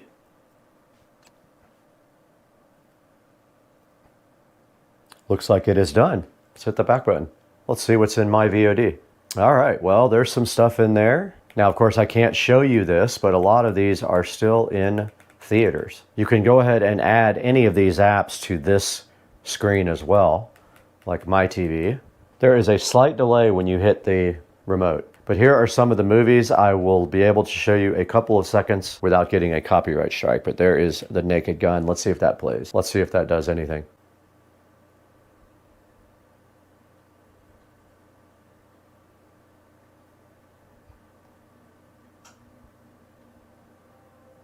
It is playing and we do have sound.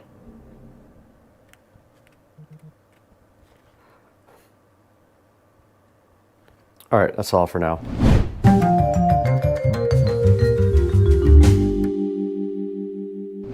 All right, we just went ahead and tried out the Sling TV box right here. We showed you guys what it can do, what it cannot do, and now there's only one thing left for us to do in the meantime, and that is go ahead and throw it back inside to see how you can get yours on Amazon or other places online. Hey, what's up guys? Welcome to Supercar Street Racing. We're back here in Studio B, which is our second editing studio in the facility and on the SCSR compound. And today we were provided with this 2025 version of the Sling TV box, basically an Android streaming box. We took a look at that and it was kind of complicated to figure out how to get it working, but we eventually figured out the VOD part of it, and you can get movies and TV shows on there that people post on different servers. You can also add other apps to it. You can sideload any apps you want, including Kodi, so that you can use whatever apps you please with this. But yeah, it worked fine. It's a little laggy on the remote. When you go from remote to screen, there's a couple of seconds of lag here and there. But other than that, it comes with all the cables, comes with an Ethernet cable. It's $300 right now. And I What's up, everybody? Supercar Street Racing here on a beautiful Tuesday, and today we are going to be doing an oil change on the 2011 Honda Accord. This is the daily driver, and it is due for an oil change. This car actually has really low miles on it. I bought it with 13,000 miles on it a year ago, about a year and a half ago, and currently it's sitting at 24,000 miles. So 2011 Accord with 24,000 miles, the car was hardly ever driven. So what we're going to do is go over the steps to changing the oil in this car, some of the tools that you're going to need, and how much oil and oil filter type you're going to need to get. Now, your best bet is obviously going to be to check the sale papers, because your local auto parts store is going to be putting out a flyer probably once every couple of weeks with oil change specials. Those specials are going to have 5 quarts of oil usually with a oil filter, and usually you can get a full synthetic oil change for around $30 if you do it yourself. If you compare that to going to Jiffy Lube or one of the other establishments, they will charge you up to $50 or $60, and that's only up to 5 quarts. If you hold more than that, they charge you a ridiculous amount per quart. So definitely doing an oil change on your own is the way to go. You're going to need some basic things to do that. We'll go over that here in just a minute. But the first step is going to be, let's head to the auto parts store, see what they got. Over here at Advanced Auto Parts, because stupid website will not allow you to add the coupon or actually add the oil change combo from online, so we got to go in here to get it. So I missed the 25% off coupon. Let's go see what they have in here. That's the one right there. See if we can get this going now. Got everything we needed for the oil change. Got some 0W20 oil, which is recommended by Honda. Right here, if I can not cover up the screen. Got the oil filter, and also got some engine degreaser. I'm going to go ahead and detail the car today. It's going to take me a while to change the oil and detail it, but this car needs to be washed and detailed today. It's been too long, and I never let my cars go this long without oil change. It's a shame to say that it's been probably 5 months, probably a little over 3,000 miles, but I never let them go that much. I usually do 3 months max. So when we get back to the house, we'll go over everything you're going to need to change the oil. Alright everybody, sorry for the cluttered up workbench here. I still got this roll bar I'm trying to get shipped out for selling, but here is everything you're going to need for your oil change. I actually have some leftover oil, so I'm going to use leftover oil rather than the brand new oil that I just got. I'll put this in the shelf over there for safekeeping for later. You're going to need your oil filter here. It's a brand new Purelator oil filter. You're going to need an oil filter wrench. I bought this specific wrench for the Honda. Fits right on there. Uses your socket right on top of there like that. You're going to need for the Accord 4-cylinder, and I believe the V6 uses the same thing. It's a 17mm socket. This might give you some issues because it hits the oil filter, but I think you can still get it on there because it's a deep well. So that's all I have. You're also going to need towels. I recommend a good dirty towel plus some paper towels to clean everything up. And most important thing is, right underneath my Sawzall here, you're going to need this drain system. Now keep in mind, these are terrible and they leak like crazy, and that one appears to be almost full, so I don't know if I'll actually get all of it in there without it overflowing. But yeah, see this part, it leaks no matter what you do, so that's why it's in this bin. So these are all the things you're going to need for your oil change. Oil filter, oil filter wrench, 17 millimeter socket or wrench, ratchet, and 4.2 quarts of oil for the 4-cylinder Honda Accord, and this is a 2011 Accord. So you're going to want to make sure you have a good set of ramps and jack stands. Trust me, you don't want to be caught under your car and one of these bad boys collapses, even though it's very unlikely. This is your safety net here, these jack stands. So what you want to do is run these jack stands up under the car after you roll the car up on the ramps. Take your jack stands, push them all the way up against the tire as far as you can get them under there, like that. It's right in the center though. Give them a good push so they stick. Right in the middle, like that. Make sure they're straight. Align straight with the tires.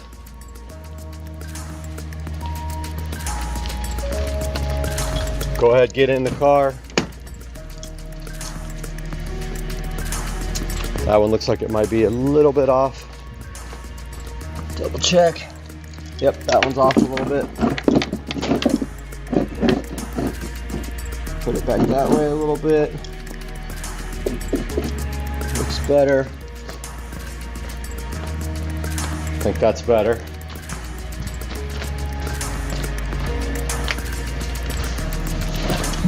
Go ahead, start the car, drive it up on the jack stands.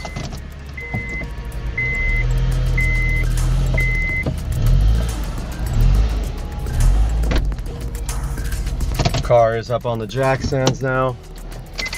Put your emergency brake. That wheel looks good. And that wheel looks good. Next, take your jack stands. Put them up under the jack point there. And just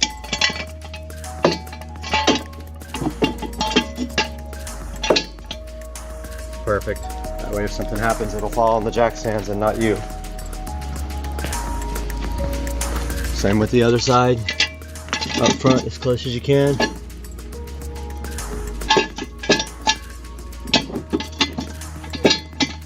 It's about as good as it's gonna get right there. Go ahead and pop your hood. Let the engine start cooling off.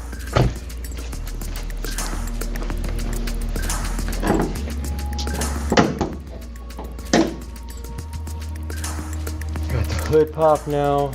Motor is very hot from driving home from work. Gonna let this cool off for now.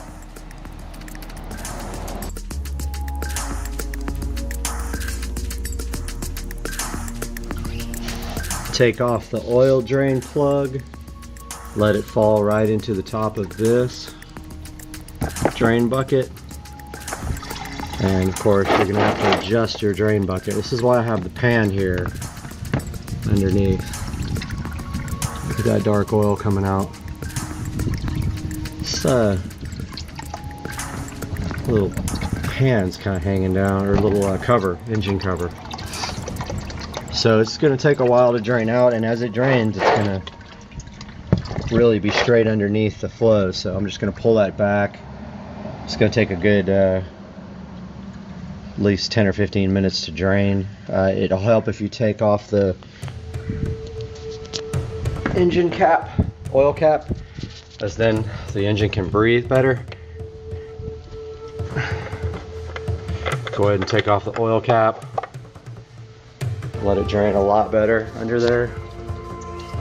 So that's going to drip for a little bit. I'll let that go ahead and drip, and then I'll take off the oil filter. Now you want to prep your new oil filter for installation on the car. A lot of people fill this with oil before they put it on. I never have done that in my entire life, but you want to make sure that you put oil around the O-ring there so that the gasket so that it seals good. If you feel like it and your oil filter is in a position where you can do this, if your oil filter is not straight upside down, you can't do this because it'll dump all over you. But you can fill your oil filter with some oil if you feel paranoid about that getting to the motor. A lot of people think, oh, it's going to dry start. I've never had an issue in 30 years of oil changes with not putting oil in an oil filter, knock on wood. So that's how you get your oil filter ready for installation. All right, as you can see, there's no more oil draining on here. I'm gonna get this drain plug out of here, right there. I'm going to clean that up, put it back into the drain plug and tighten it fairly tight. Don't use a torque wrench on it, but you'll know how tight is tight. Get it snug, and then maybe like a quarter of a turn if you can after that. All right, I got the drain plug all back in right here. Drain plug is back in place. Going to clean that area up. Make sure there's no oil left on there to burn off. Now I'm going to remove that oil filter. About to take the oil filter off. Got to get your oil filter wrench. Get the new oil filter.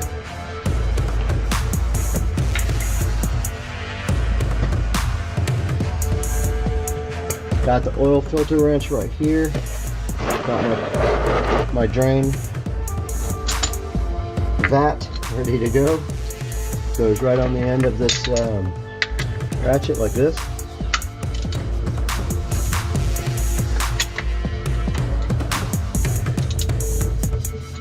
Now it's not going to be very tight because when you put oil filters on, you hand tighten them.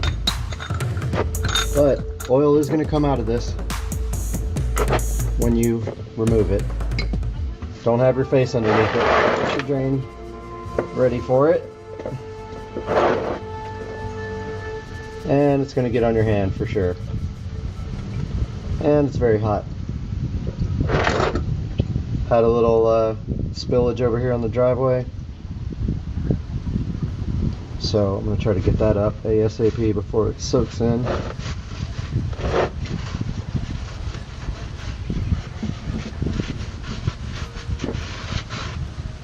So yeah, it's going to make a mess when you have these like this. Go ahead and let it fall into your drain. And just know that you are going to get dirty doing this part.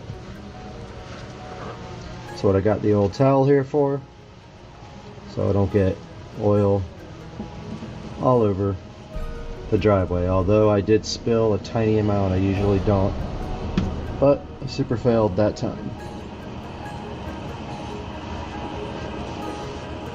Oh yeah, I did get it everywhere.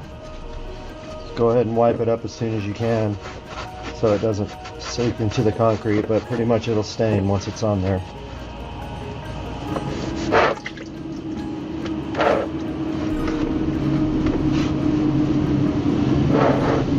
Yep, I got a little bit on the driveway. I can get that off with acid though. Now it's continuing to drain out, so you want to get your new oil filter in there.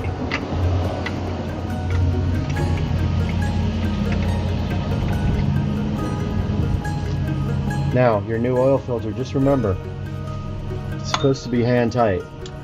I'm using this because it's so slippery, but that's plenty right there. That gasket seals everything. You don't need to go crazy on it.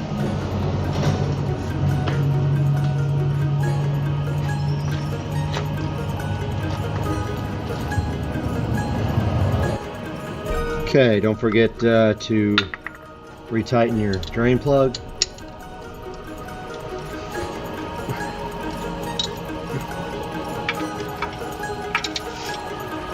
So this one needs to be quite a bit more tight than your oil filter. Just like that.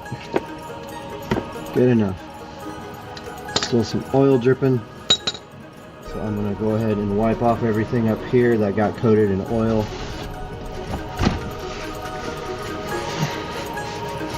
Go ahead and keep your vehicle as clean as possible. Keep the underside of this looking brand new like mine is. Some oil got all in here. Go ahead and wipe all that off.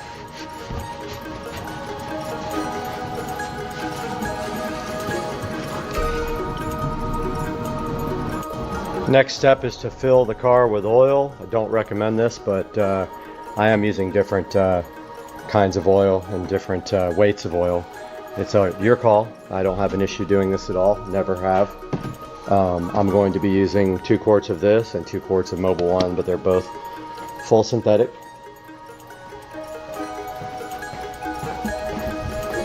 Helps to have a nice funnel. So like I said, hate on me, flame in the comments, whatever you want to do, but I'm going to be mixing oils for the sake of using what I have left over. Here's my funnel. Those funnels are really cool that screw into the top of the oil thing right there. They make a threaded funnel, which is awesome. So be back to pour the oil in. Got the funnel in there. The Accord takes 2.4 quarts of oil, and here comes the fire truck coming by. Wow. So this is 2 quarts. I can see in the marking here that it has 2 left. Go ahead and put this 2 in.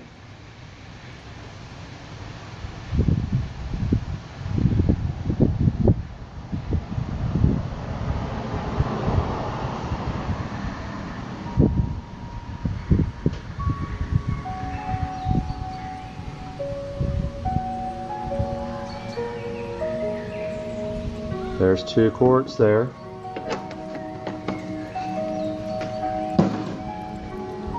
So the recommended oil for this car is 0W20.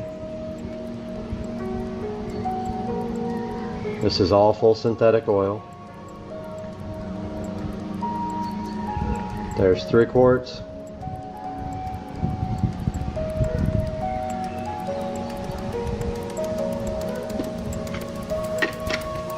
Also helps to have a nice trash can handy for all this. Mine is actually in the back. And here is the 4th.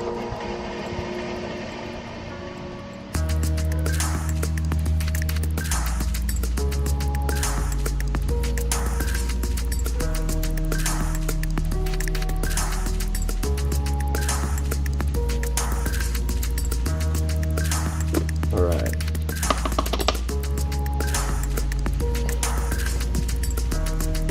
Go ahead and put your oil cap back on. Next thing we're going to do is run the car off the ramps. Go ahead and remove your jack stands.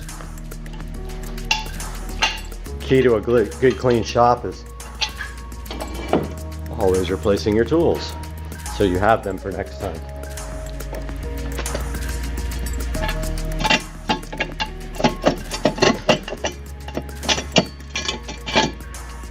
Of course, this one's being a pain.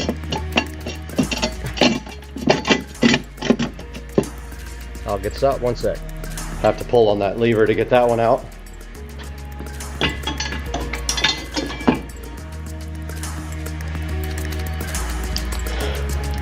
Now, go ahead and take the car off the jack stands. Sorry, off the ramps.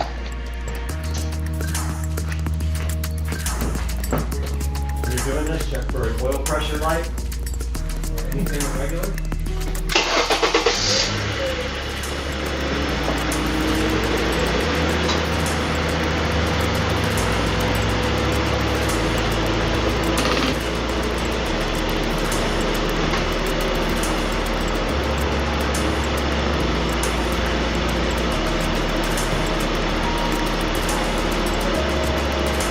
Everything looks good on the inside of the car. Just gonna quickly look underneath. For any leaks, that is the air conditioning system dripping there. I don't see any oil leaks, but that pan is really hanging down. I'm gonna have to fix that. Next thing we're gonna do is check the oil. Next thing we're gonna try to do here is make sure we got the correct oil level in here. This is supposed to hold 4.2 quarts, and I put in just about 4. Let me grab some napkins real quick, some towels. All right, got my paper towels here. Gonna check this oil level.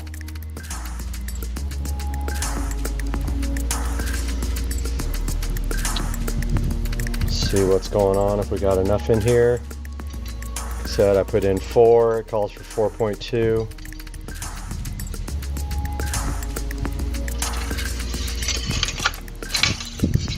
And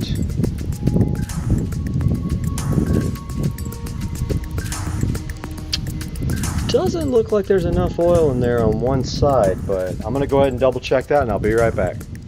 Okay, it looked like it was a little low, so I went ahead and added 0.2 of a quart, and I think that's gonna do it. Go ahead and clean up any spills you have here so it doesn't burn off the engine. And of course, very important is your cleanup effort. Get all your tools together. Make sure you clean all your tools. Put all your tools back together in their right places. And that should do it for the 2011 Accord oil change. Hey guys, welcome back to Supercar Street Racing, and today we have the big reveal of the golf cart audio system. It is 99.9% finished, and we put a good 30 or 40 hours of work into it, and I wanted to go over the list here before we actually show you the cart so you can see what eventually worked, what eventually didn't, and what I ended up ordering after the fact in order to get this project all wrapped up. So first of all, let's take a look at the list here, and let's go down some and get to the first page of items that we ordered. So let's keep going, keep going, keep going. There was a lot of stuff ordered for this. Let's go down, down, down, down, down. Keep going, and this is where it starts. So this is the first thing that we'll look at. This is the actually designed for golf carts. It's a 48 volt voltage meter with a USB charger. It does say quick charge on it, however it is not a quick charge, it is just a standard charge. So I gave it a bad review because it is not a quick charger, so shouldn't say quick charger if it's not one. That was mounted in the dash first, and then I realized it wasn't a quick charger, so I bought a couple of them you'll see here shortly. Next here on the list, we've got the SCAR audio. So this is the SDR12. This is the woofer that I bought for the enclosure, and it's pretty awesome. 2 voice coils, 4 ohms per voice coil, which if you parallel that leads a 2 ohm load. Series would be 8 ohms, parallel would be 2. Next we got the recoil bus bars, and those went in the front of the cart here, and those were for actually putting 12 volts up front of the cart so that if I have other things that need 12 volts up there, like lights or anything like that, I could just run directly off of the bus bar and I don't need to run all the way to the back. Next we have the tubing. So this is flexible tubing for wiring, and I have to say I don't like the way that the ends fray out, and I tried heating them, and I tried the heat gun, I tried fire, and really the ends are just kind of flared out and frayed when you use this stuff. This middle guy right here is a USB power converter. So what it does is it takes 12 volts, gives you a female type B USB connector, and I use that to actually charge the tablet. And surprisingly enough, it does quick charge. It doesn't super fast charge, it quick charges. Now we got the B-Box single 12-inch woofer enclosure. It is angled. It works perfectly right in the back of the golf cart and fits between the 2 rails of the seat. It's pretty awesome. It's got a single terminal there, and the woofer is mounted in there with some polyfill. Now our Invertec 500 watt car power inverter here, and that takes the 12 volts in the golf cart. So after the voltage reducer, this guy creates 110 volt power, so you can run things like inside your house, like typical everyday plug into the wall type stuff. I got a new crimp tool with some crimp connectors that you also heat shrink, which is great. I've never owned these before, and they are absolutely awesome. Next best thing to soldering and heat shrinking, but they're great. You crimp once, and then you take your heat gun and you shrink. Got some VC-Link RCA splitters. I ended up not using those, but I kept them because I probably will use them in the future. I got some Velcro mounting squares, which I use to mount the Bluetooth adapter on the back of the seat, and then put a screw above it to kind of wedge it in between the amps so it wouldn't go anywhere. This is the voltage reducer. So this guy right here takes 48 volts in your golf cart and makes 12 volts for other accessories like amplifiers, lights, anything 12 volts like a car would use. This guy's awesome because it's 60 amps. It can handle every bit of the amperage of my amplifier, and then other things like lighting and things like that. That was one of the more expensive, but not the most expensive things on the list. It's actually might be the most expensive since I didn't have to buy anything big. I already had the amplifier, which was the Rockville Phenom. I'll show you guys that in a minute. Ended up sending these RCA cables back. I got some locally that were shorter. Got this copper wire terminal connector kit here with heat shrink too. It has the big rings that allow you to go over some battery posts that some of the other things don't have. Perfect for what I was doing. And we got the master disconnect switch. What this switch does is it takes out of the 48 volt voltage reducer, which you saw down here, and it feeds this switch. And from out of the switch, it goes to the, actually back up. Power from the batteries goes into the switch. Out of the switch, it goes right to the voltage reducer. And so that cuts off everything that's got 12 volts because the voltage reducer feeds it. So that means when I go somewhere and walk inside, I can turn off the master power and nobody can mess with anything on the golf cart. All right, we got our silky polyfill fiber here for inside of the actual enclosure. I forgot to stuff it in the dash. I meant to do that, but honestly, it gets everywhere. I don't know how useful it would be in the dash, but I did buy it for that and did not use it because I had already mounted the speakers and stuff, and I could probably still flip my hand through the dash hole and put it in there, but I think I'm going to hold off because it just gets on everything. It's a mess. Infinity Kappas I ended up returning because they didn't have grills, and I had to have grills. Some RCA cables that I ended up using for feeding the epicenter. Here's the actual fuse block that we come out of our 48 volt voltage reducer. We go into this fuse block that feeds all the 12 volts, including the 12 volt blocks up front, and fuses them. Let's go to the next page.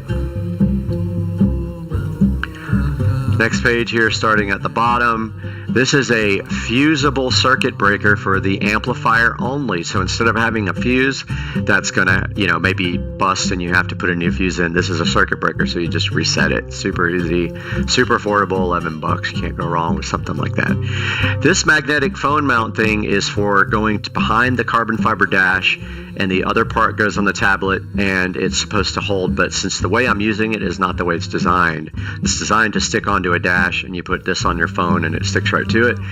I ended up ordering a second one, which is on there now, and I just ordered 3 and 4 to go on the sides so that hopefully I get a really nice magnetic mount for the tablet and it won't go anywhere when I hit bumps.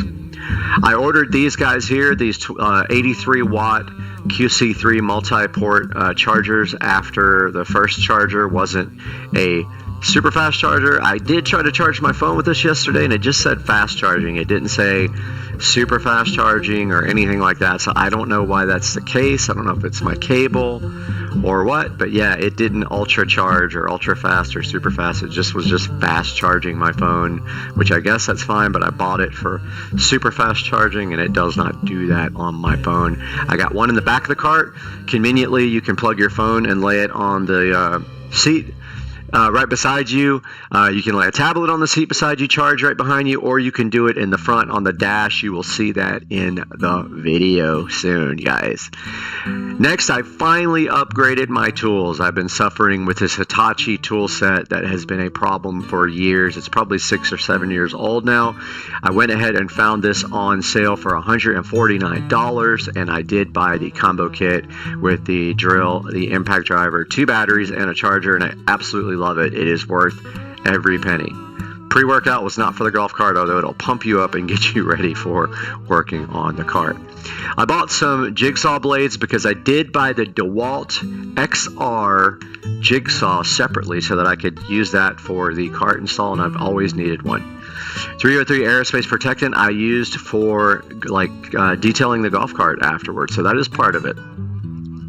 I bought the actual Infinity Kappas with the grill. I ended up returning them because I bought some JBL GTO 620s locally, so I returned these. And we have clips for cable management, and I used those on the install to screw my wires up and hold them really nicely on the back seat, and you will see that too. And the last page here. Go to the bottom.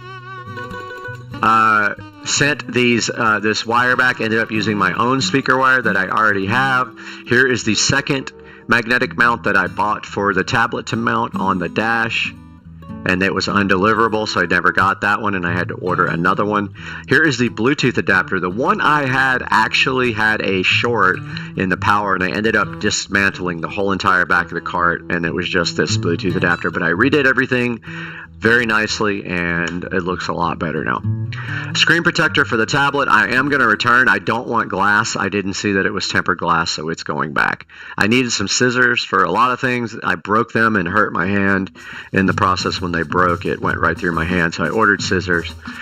This is a 256 megabyte SD card for the tablet, and I needed that for the tablet for the golf cart. Here is a second magnetic phone mount that I put on the bottom of the dash mount, and I have one on the top, and that still may not be enough. I bought some more zip ties for the install. I was completely out. I got a DeWalt bit set, not for the cart, but I needed one anyway, so I bought a whole bit kit. It'll be here tomorrow. I bought a custom engraved nameplate for the epicenter control, which you will see in the video, and it says epicenter and has minimum and maximum. It's going to stick on right below this cool knob that I made in the back, guys. You're going to love that. And then for the left and right behind the dash to hold the tablet better, I bought these 2 more magnetic mounts that were a way better deal, and they will be here tomorrow, and I will stick them on behind the dash and then put the metal plates on the tablet in the back, and I'll have 4 magnets to hold that to the dash, which you will see out here in a second. So let's get right to it, guys, on Supercar Street Racing.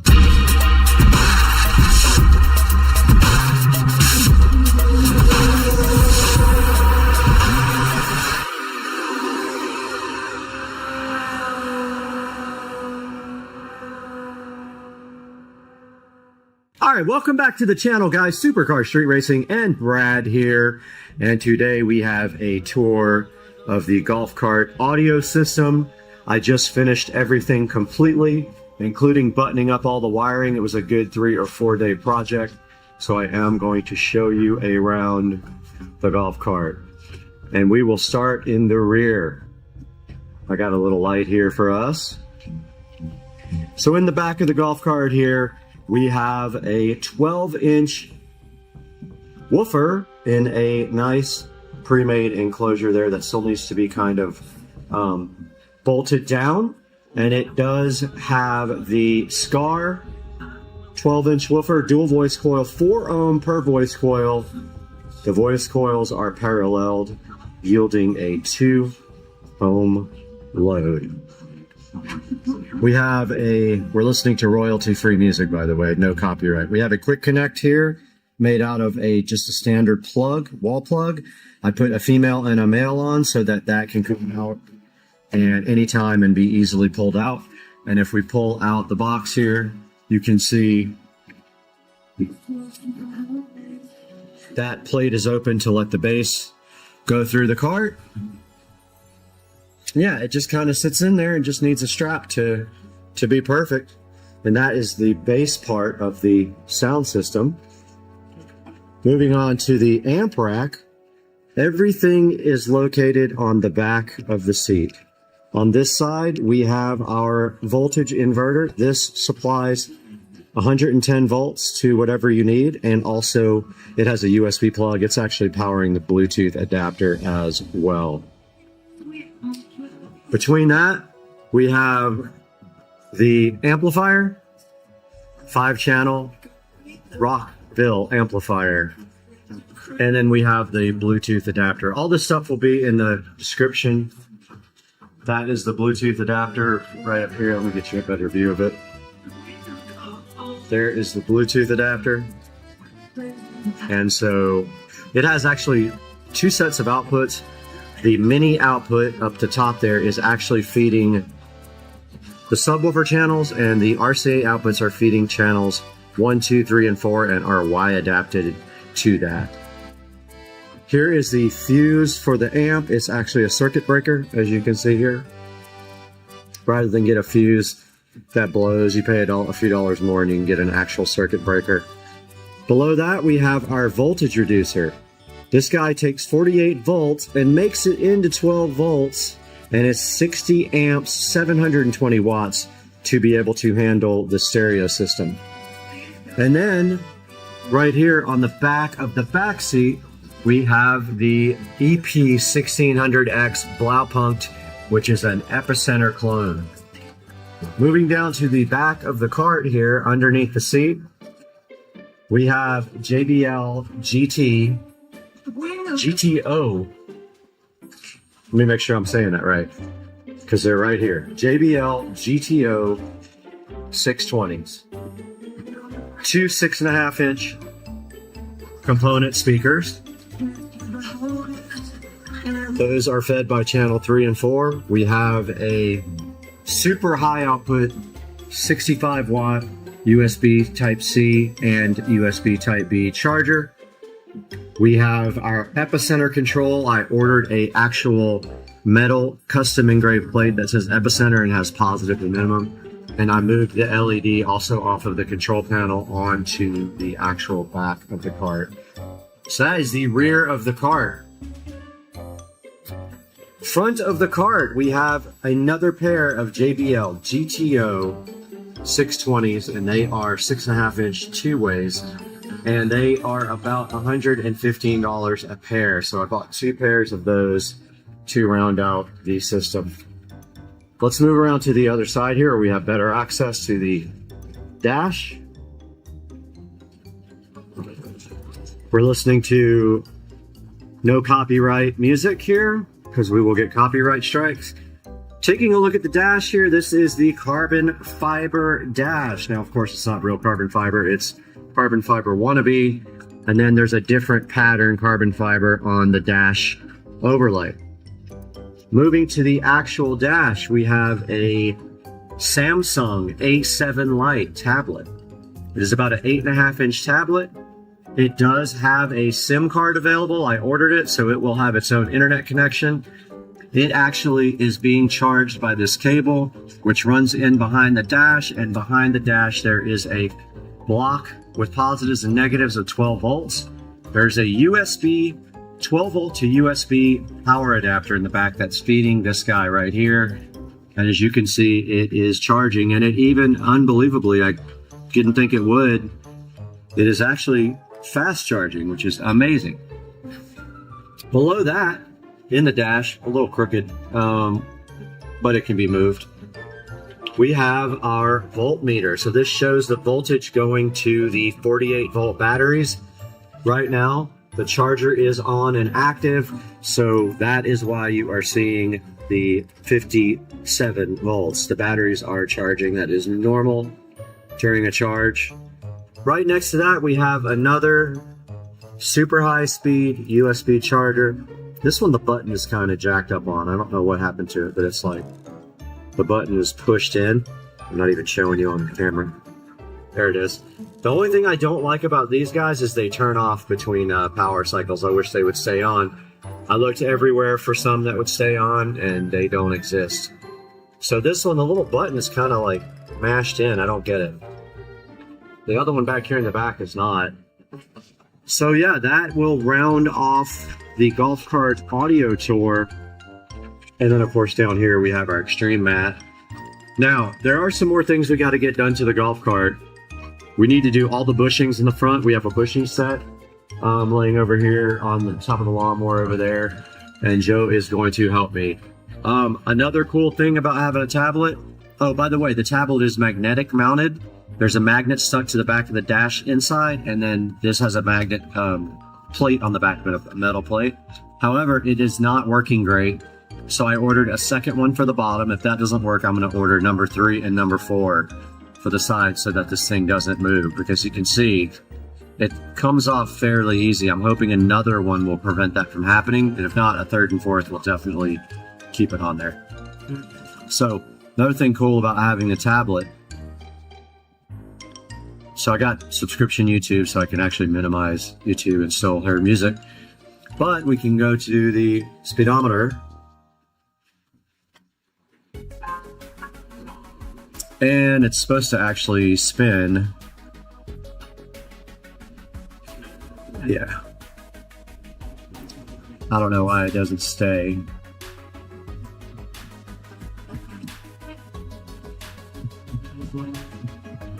I don't know why it won't stay on landscape, but anyway, got your speedometer, got your digital speedometer, and you got your map. You can do all that with this tablet while you're moving. And also you've got your good old Waze. If you want to use Waze, it's on here as well, right here. And anything else that you can use on a Android tablet, you can use right here. Some of this stuff is junk, like Meet, Samsung free, we can disable. No, we can't. Excuse me, guys. Anyway, that is a tour of the golf cart audio system. As you can see, it came out pretty good. It's clean. It's about 98% what I wanted it to be.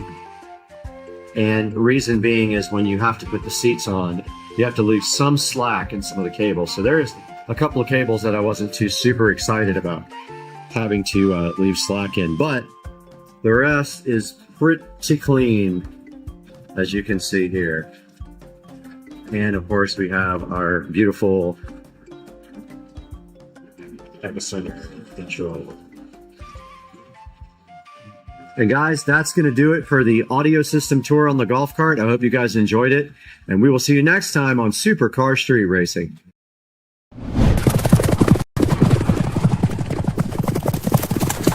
We're back again at Supercar Street Racing, all the way out here in Studio A today, where it's nice and cool, but it's hot outside, and today we're looking at Pixverse. Now, Pixverse reached out to Supercar Street Racing to see if we wanted to talk to you guys about this very cool AI video and image service. It's sitting right up here on the screen today. I have spent quite a bit of time using it now. I'm gonna tell you what I did, how we're gonna use this, and you're gonna see it in this actual video. Let's get it done. Let's take a look at Pixverse and how it can help you and your creativity.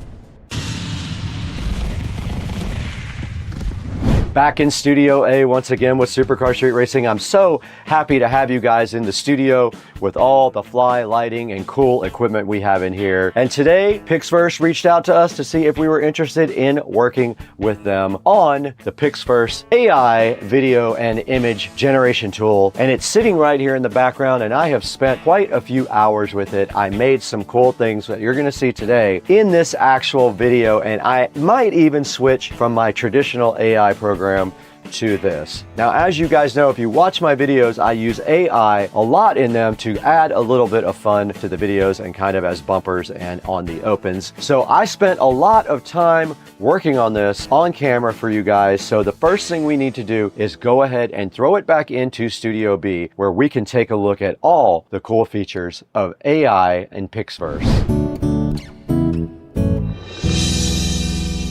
Okay, we're here today with a new sponsor. Pixverse reached out to us and wanted us to show you their very cool, very creative website where you can do so much with AI video. So we're gonna go through the first part of this right now, and that is image or text. So let's get our prompt up here. We're gonna paste our prompt right here. So I pasted this into the prompt area, and then all we have to do now is just give it some sound. You can see I've created some stuff already. So it's in the queue now at 3%, and there is the final product.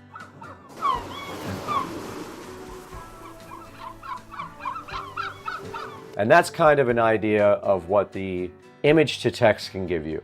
All right, so the next thing we're going to talk about here is called transition.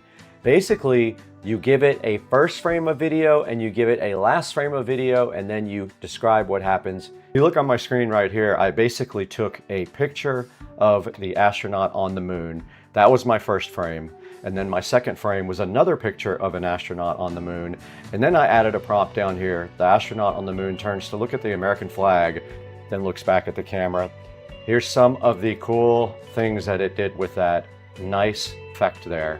And you can see the 2 frames here, and then you can see what the AI generated looks very awesome, where the man turns on the moon and checks out the flag, and it looks very realistic. Now this is using their version 5 up here as well, which is their newest version. So this is cool. The 2 actual pictures are right here. I used this photo, and that's all I did to do the transition thing, and it looks very cool.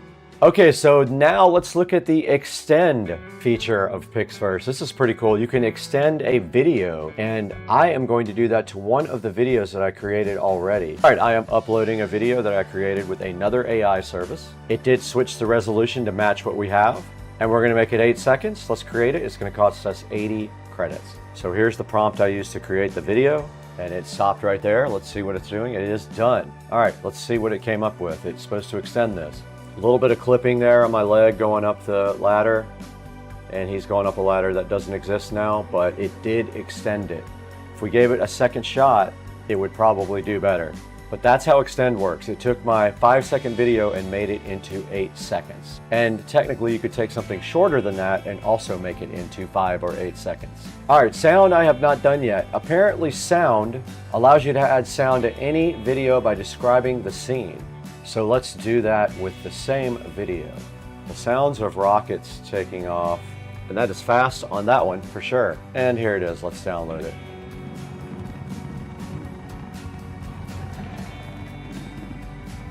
And it did work. It did put that sound in the background. That's pretty cool. You can also select to keep the original audio as well, and you can go in off-peak mode, meaning it doesn't cost you as much because you're generating in off-peak hours. So this next one will allow you to upload a video and then generate a script for it. So I'm gonna do that for this video that it created. So I'm gonna put this in there. This is the video that Pixverse just extended. I just typed in, the man is walking up the stairs, he's ready for a trip to the stars. And it is going to automatically pick a voice. Let's go ahead and create this. The man is walking up the stairs, he's ready for a trip to the stars. All right, it did work. The man is walking up the stairs, he's ready for a trip to the stars. And of course you can pick your own voice. Hey, I'm Ethan, Hi, I'm Adrian, young and free. I'm Oliver, full of energy and... I'm James, been through a lot. I'm Leo. Hey guys, good morning. Welcome to the channel. I'm Brad, and you're watching Supercar Street Racing. And today on the channel, we are up at, as you can see right here on the screen, we're at part 6 of the mini bike restoration project. I spent a lot of hours the other day doing quite a few things to the bike. I got all the parts off. I got all the parts either grinded down and prepped to get all the rust off, or degreased, or both, and then got them all painted black and ready to go back on the mini bike. I only have one task left to do on painting, and that is the gas tank. I want to take the cap and make that copper. You're going to see all that today here on Supercar Street Racing.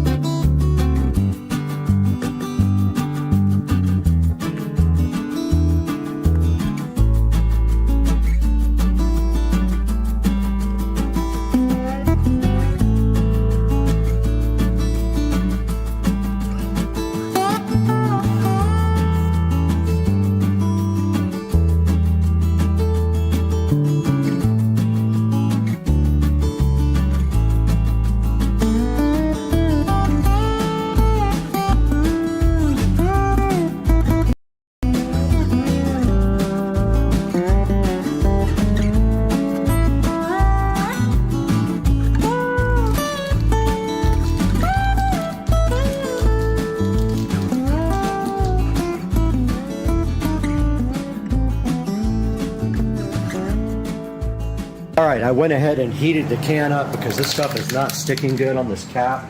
Let's see if it sticks now after I scuffed up the cap and cleaned it.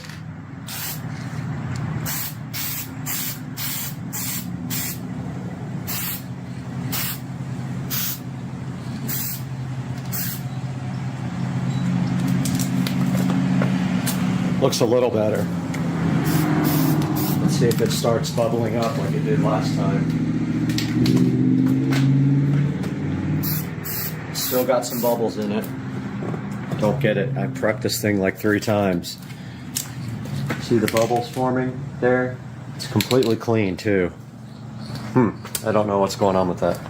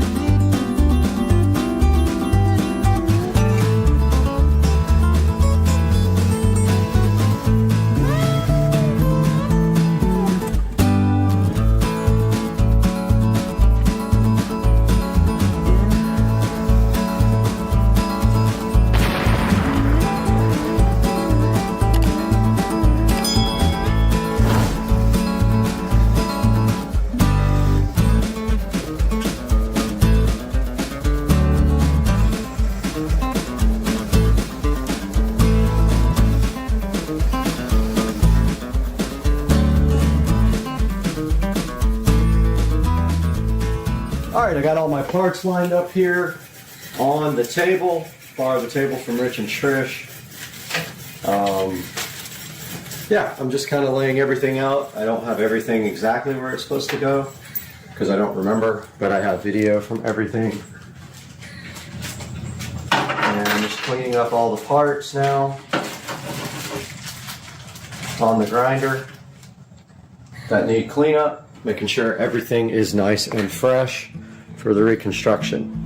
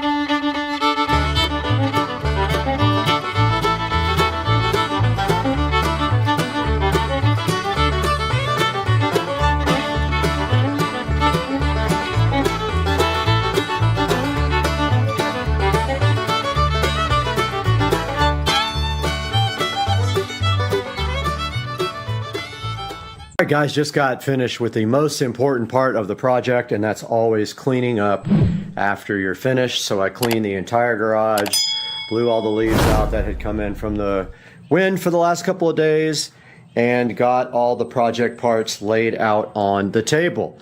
So I don't know how much of this is going into each video, but this is going to wrap one of the videos up, and you can see here everything came out just fantastic. I've just got a few parts down here drying to wrap up, and now the hard part is ordering parts that I want to replace, and also after that there's a mini bike right there. Ordering parts I want to replace, and then figuring out how this thing goes back together, because I really didn't pay attention as much as I should have. Guys, thank you so much for watching, and we'll talk to you later.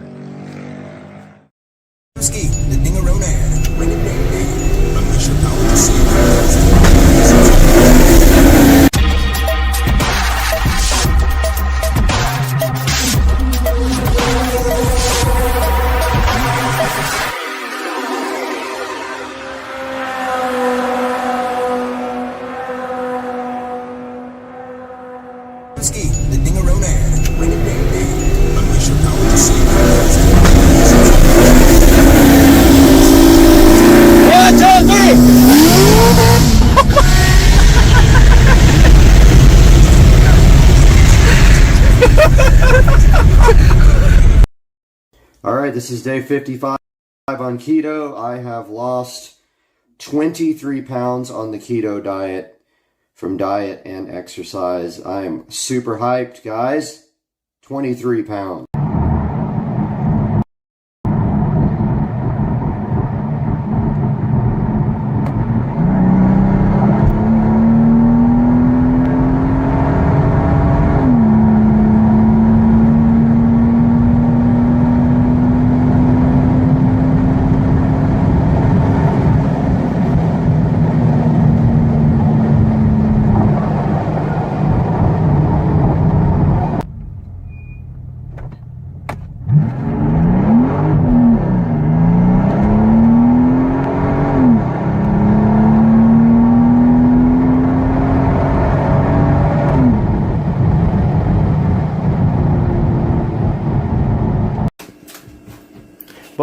Bubba, are you trying to get in shape on the scale? How much do you weigh, Bubba? I can't see your weight if you block it with your big body, Bubba. Are you on keto?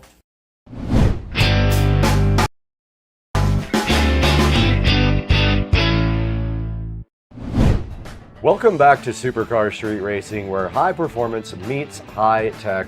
And today we're stepping off the track right into the studio to unbox the OSBot Tiny 2 Lite webcam. OSBot did reach out to see if we wanted to take a look at this, and of course we do. This little AI powered camera promises you guys razor sharp 4K video and smooth audio tracking, which is perfect for live streams, meetings, and we're sharing your latest build like I do. Now let's crack this thing open today, see what's inside, and find out if the Tiny 2 Lite earns a spot in the Supercar Street Racing bag.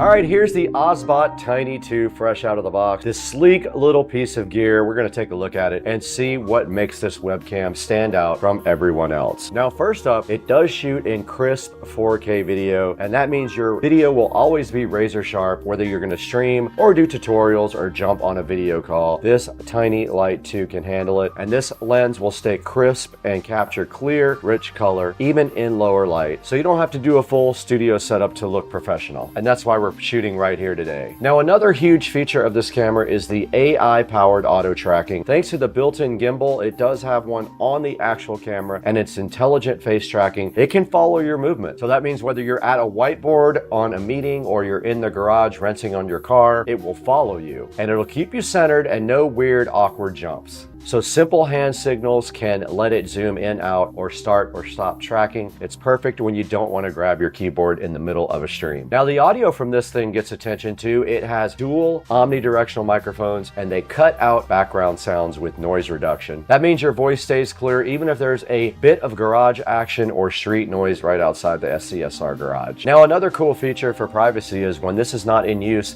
the lens does tilt down to protect your privacy. Pretty cool. Now, this guy does USB Type-C connections. You're live in seconds on your Windows or your Mac machine or almost any platform. So whether you're streaming day-to-day recaps for supercar street racing like us, or you're just upgrading your daily video calls, this little Osbot Tiny 2 light is probably going to be the ticket for you. But we're going to get it out of the box in a minute and check it out, and then let you guys know what's inside. And then we're going to take it for some real-world tests. Now, let's get this thing out of the box and see what's up.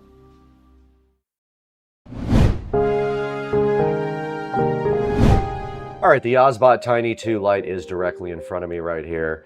We're gonna get this thing out of the box real quick and see what's inside. Now, the first thing that's really cool is the packaging is very nice on it. Esports World Cup broadcast, very cool.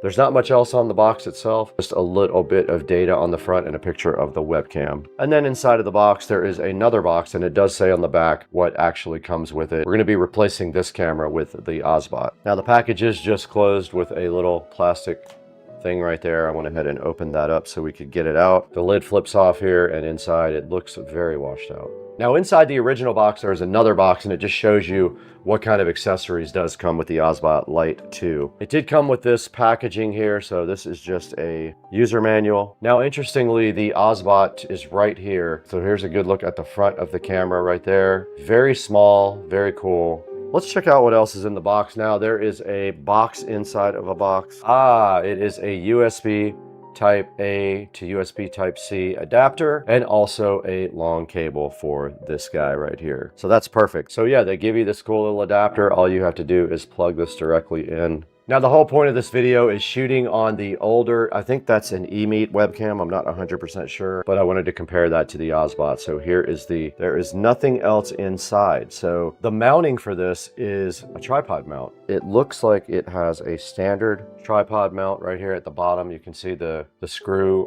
female screw hole there, I think. It also can mount to your monitor. Look, it has a little tab right there to go ahead and mount to the monitor. And the USB Type-C cable does connect in the very back of the webcam right here. You just pop it in like that. All right, we got the Osbot directly plugged in right up here, and it flashed blue for a few seconds and then turned green. Now, there's a place here on the Osbot website to download software. Let's switch over to our web browser here and take a look. There it is. Here's the Osbot Center for Windows. Let's go ahead and download that. And I'm going to go ahead and say landscape mode for the Osbot. This is the Osbot Center. Let's go ahead and close everything else. AI gameplay is a little control panel that comes with it. It is awake now, so what we need to do now is add this to our live stream, and we'll let you guys know when we have that all set up.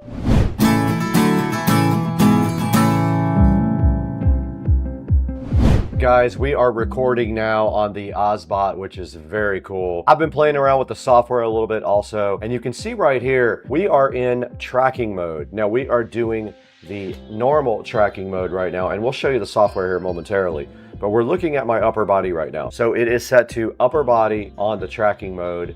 Tracking speed is set to standard, not sport. AI mode, you can set it to hand tracking or a group. And so right now that is our current setting. And you can add presets and things like that. And we're set to a wide shot. So if we get up, the camera will start to attempt to follow me across the room. And now I am on the other side of the room, and you can see I have a wireless mic on. So yeah, the camera is following me, and it will attempt to follow me as I go over here, which is so cool. This is awesome. I am loving this, guys. This is so freaking cool. It does gimbal towards me when I walk, and it is following me around. This is next level. I cannot wait to use this other places. I feel like this is a game changer. This is so cool, guys. And look, notice how it zooms in on me when I walk towards the camera. All right, we're back recording on the Ozbot. Now, this is the Tiny 2 Lite. It's like this big, and it's so cool because it has a gimbal and everything on it. I just love that. And right now, we are going to turn off the microphone audio from the DJI mic and go ahead and go to the webcam mic and tell you what that is like. Let's try it out.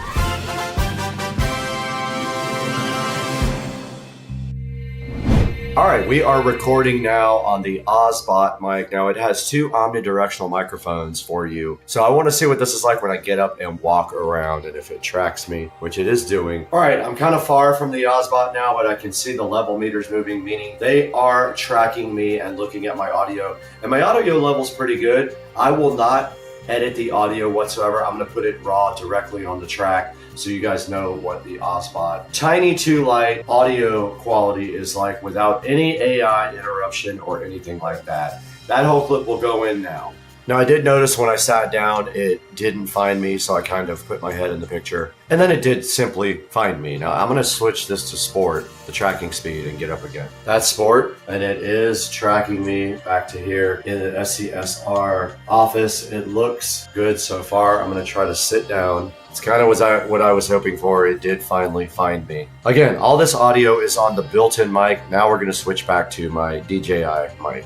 All right, now that we've looked at the mic on the actual Ozbot, we're back on the DJI wireless mic, but let's go to the settings now. I want to show you guys the actual app and the settings. We're back on the Ozbot Tiny 2 Lite, and I did add some lighting in here. We have two production lights right here. So we have one here lighting up my face. So that is what it looks like with very bright lighting. And we are on the DJI mic now, not on the Ozbot built-in microphone. But here is the controls, and you can see here right now we are in the console area where we are in tracking mode, and we are in AI human tracking mode. And if you ever want to know what that is, you click on the question mark there, and it does show you what upper body, close up, headless, and lower body look like. And I am on normal tracking, but I could do upper body like this. We can see if it does anything different. It did not. Headless made me headless. Lower body, it definitely did lower body. Let's do normal. And we are back, guys, just like that. We're back in the frame. That's pretty cool. Now, zone tracking is a user-defined range, so I can tell it not to track outside of a certain range. I've got the tracking speed on sport. You can back that down to standard if you don't like the sport mode. Now, AI mode. You can put it on hand tracking or group mode for AI mode. And then there are presets you can add, and I just added a preset, and you can actually update the initial state so it comes up like this, which I think I like that. Let's do that. So that is the initial state. And then when you scroll down below that, you've got your gimbal control. If you drag the joystick, you can manually gimbal it. Let's go back to normal tracking. And then you have your preset modes: wide, medium, narrow. That would be narrow. That would be medium. That would be wide. You have recording options. Also, you can actually record your streams. And there's more output options here. So you can see the output options here when you are trying to record. Now, these are AI beauty shots, and then it shows you how to use them. You have to have the virtual camera enabled to use that with external software.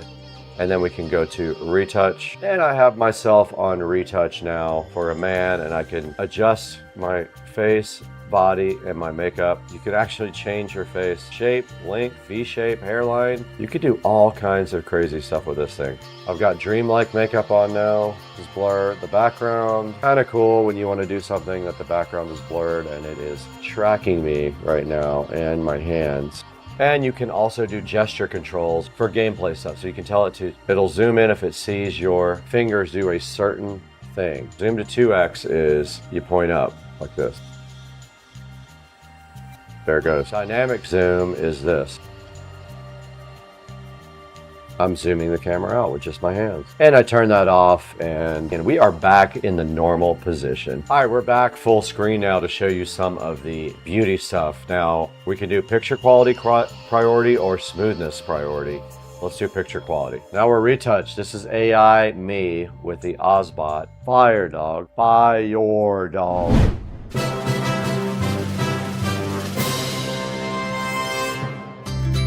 Hey guys, welcome back to the channel. Yes, I look like Bono, but it's actually Brad from Supercar Street Racing. It's early in the morning and I'm happy to be here with you guys, of course, because I wanted to show you guys the Ozbot. Now, you can see the Ozbot following me around right here. This thing is so freaking cool. I am going to shoot this whole outro on the Ozbot mic so you guys can hear what it's like. But you can see right here, we're also in AI mode and we have our beauty mode on. So that is processing me and making me much hotter than in real life. But the Ozbot is 142 right now. It might not be for long, so take advantage of it if this video pops while it's still in a sale state. If it is not, go ahead and buy it from the description anyway, and it helps us out greatly when you do that on Supercar Street Racing. These guys are awesome. Their camera is awesome. I'm going to be doing more stuff with them in the future. Now I got to get out of here though. It is Friday and I have to leave. See ya. Peace out.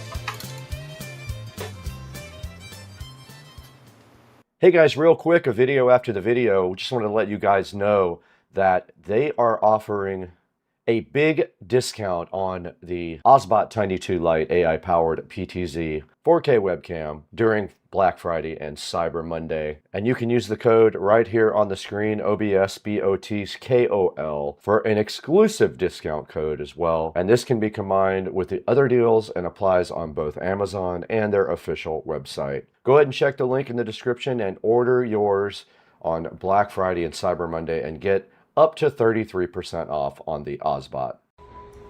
Hey, what's up guys? Supercar Street Racing here, headed out towards the pool. I'm going to show you guys exactly what's going on out here. And it is raining. Might put up a live video here shortly. So we are going to start this pool remodel here within the next 3 weeks or so. It is about a $35,000 pool remodel. So just so you guys know, this pool is a Marsite pool. So basically like a cement type of mix. And you're not going to be able to see it from here with all the leaves on top and everything. But basically the Marsite will get stained over the years of the chemicals. And eventually you have to resurface your pool. Well, now everyone is using things like PebbleTech and other aggregates that have like glass in them and things like that. So we are going to be going with a much higher quality surface on this. So they will be pulling all this surface off, and also the tile around the pool deck. I don't know if you can see it from here. It's raining, so I'm not going out. But that tile right there is coming out and going away in place of some really nice glass tile, which I will put up on the screen here at one point in this video. And then also this pool deck, as you can see here, is a material called Cool Deck, which does not get hot in the sun. But you see how it's coming up here? So it's been like that since I bought the house. So we are going to be putting down travertine on this whole entire pool deck. So this is the biggest expense of the project, is the travertine going all the way here, all the way around there, and then underneath my patio, all this will be travertine here. And then over here, they don't even know this yet, but I am going to have them extend out to there because we have no place to put the chairs in the afternoon when the sun is down over here. So probably get some concrete down there and some travertine laid right there, and then we'll have a place to move these chairs, because in the summertime these trees like to get right in the way of the light here when you're trying to tan. But yeah, it's really nice out right now. It's raining. I do have a work event later that's going to be pretty fun. Stoked about that. But yeah, so glass tile all around the edge of the pool, glass tile on the steps, and then travertine all here, and then cool decking on the pool deck is coming out, and travertine going in place. I think I just said that. And I don't know why this rotisserie chicken container is over here in the middle of nowhere. It's really strange. But anyway, guys, this is going to be part one. Part two will be shot tomorrow when the pavers guy comes and looks at everything. I will give you guys an update on how we're going to do all this after we figure it out ourselves. But the plan is that travertine will be laid on top of all of this stuff And then when that's done, I think right here I'm going to do a built-in bar with a nice little fridge and a barbecue grill and all that in that little space right there, and ditch this standalone grill over here. But yeah, guys, so just wanted to give a quick little update, and I hope you guys enjoyed it, and we will talk to you guys tomorrow after we get the guys out here to look at everything again.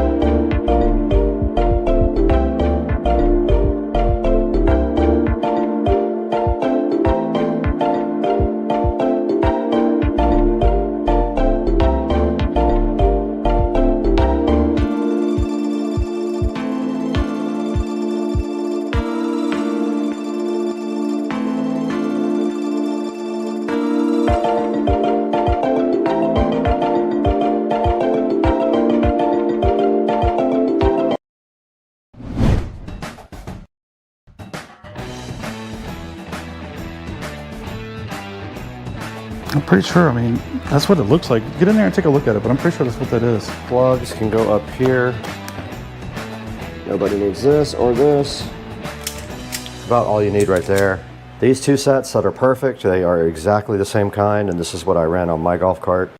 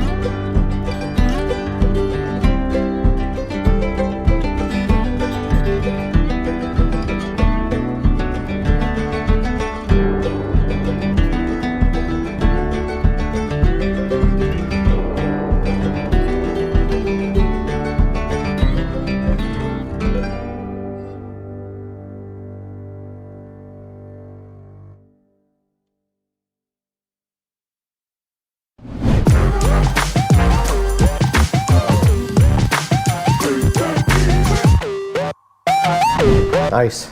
Oh, it sucks. It's almost like right on an angle. No, it's good. It's perfect. This will go up here. Actually, I want it to be the reverse. Yeah, that'll work. Probably take a little bit more off. So that one's ready to go. We got to start removing this dash. So the speakers will drop in there. That's good to go. We won't put those in until we're ready. Wires will go down underneath and back up. We got we got holes all through here that we could use. 4 speaker wires, three technically for the back. 4 RCA cables. They'll go into the front, right? Yeah, this is just for the back. Oh, right. 2 to the back. Yep. I mean, we can start pulling the steering wheel off. Yeah, well, you got my impact gun out, you might as well. All right, just a little update here. We went ahead and dry fit the tar amps amp right there. You can see we made some standoffs for it because it's not exactly on level ground there. So we made some standoffs out of drywall anchors. And now what we're gonna do is go ahead and pop off this steering wheel real quick. Does this thing have screws in the back of it? What's that? Steering wheel. No. Oh, yeah, it's been a minute, so let's... Right there? Hold on, let me see. That gets the cover off? Yes, that gets the cover off.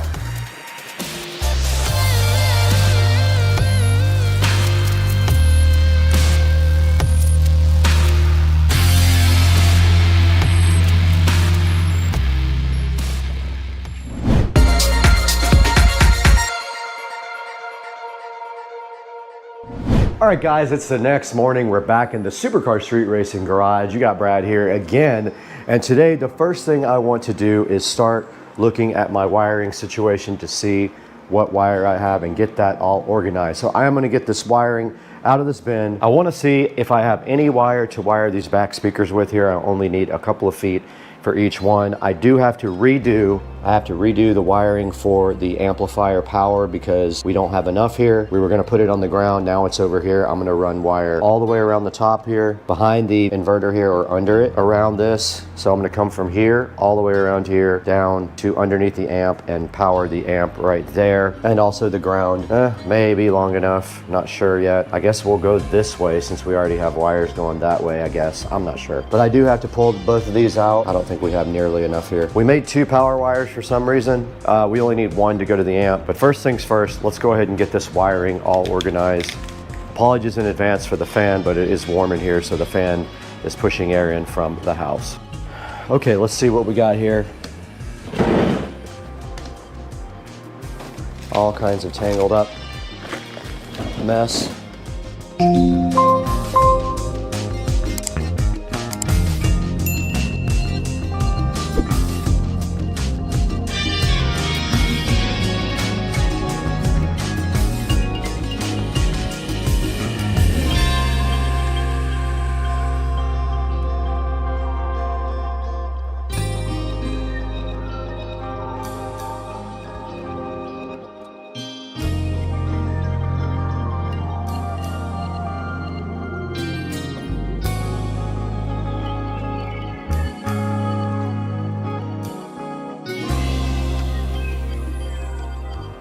All right, so now I'm going to take the power wire for the amplifier and run that again because we don't have enough length here to go all the way around and I want the installation to be clean. So I'm going to redo that now.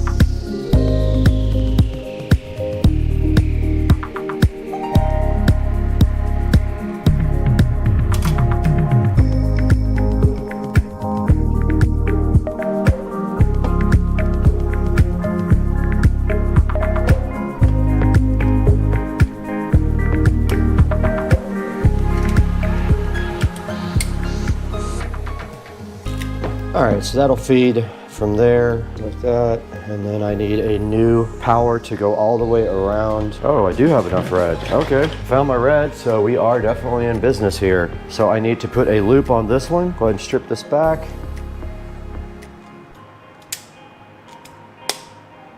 About all you need right there. Go ahead and get this thing all fixed up.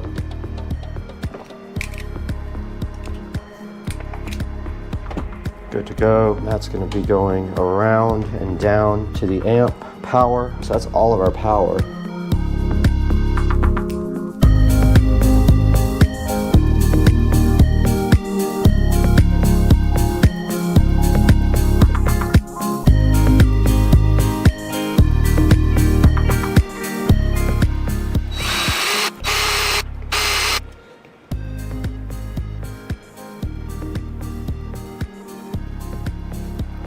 Awesome. Okay, the camera did shut off. I'm just tying up the wiring here for the amp. So I've got a couple of zip ties here to get this bundle all together.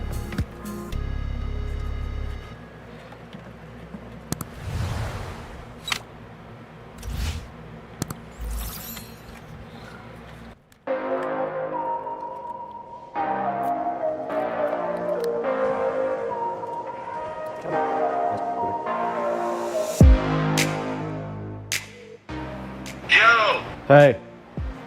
What up, dog? I'm rewiring the amplifier. Since we moved it across the bay, there's not enough wire, so I redid all the wiring on that. And I have enough speaker wire to go ahead and do the rear speaker, so I'm gonna go ahead and do those as well and get that over with since I'm already doing the amp and all that. Okay, I did find the correct bit for this, so we're gonna go ahead and loosen up the power. All you do is spin that open, and we need to create a jumper as well for the remote turn-on wire because we are using the battery to power everything. I'm gonna leave a little bit of extra wiring here so I can move the amp around. There's gonna be empty space behind it.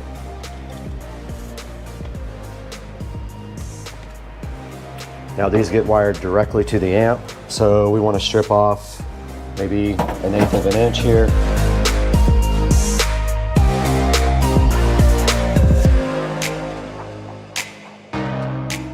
But let's make a remote turn-on wire jumper.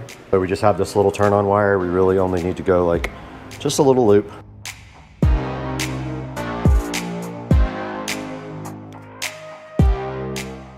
Okay, we made our jumper wire here for remote, so I'm gonna go ahead and put that in. It is way too long of a strip. Go ahead and tighten that down really good. And then this guy just loops around like so.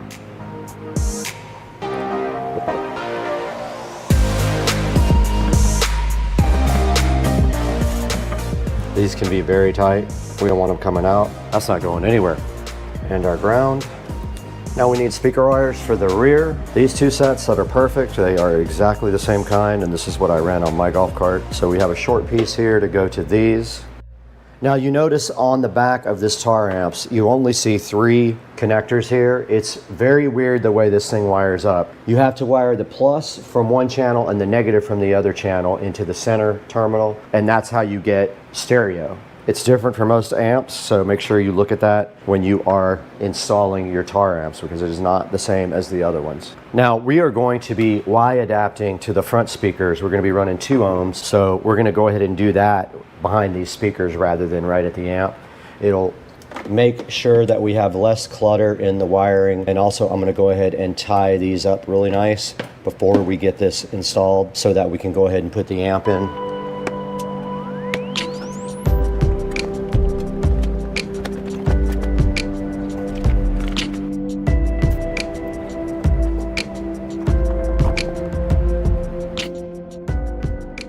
Okay, I am making jumpers for the rear speakers, and I'm going to go ahead and put the connectors on them and get those all heat shrunk. So these are going to go from each one of these wires to connectors where it will split off to the front, if I can get all the wire in the connector.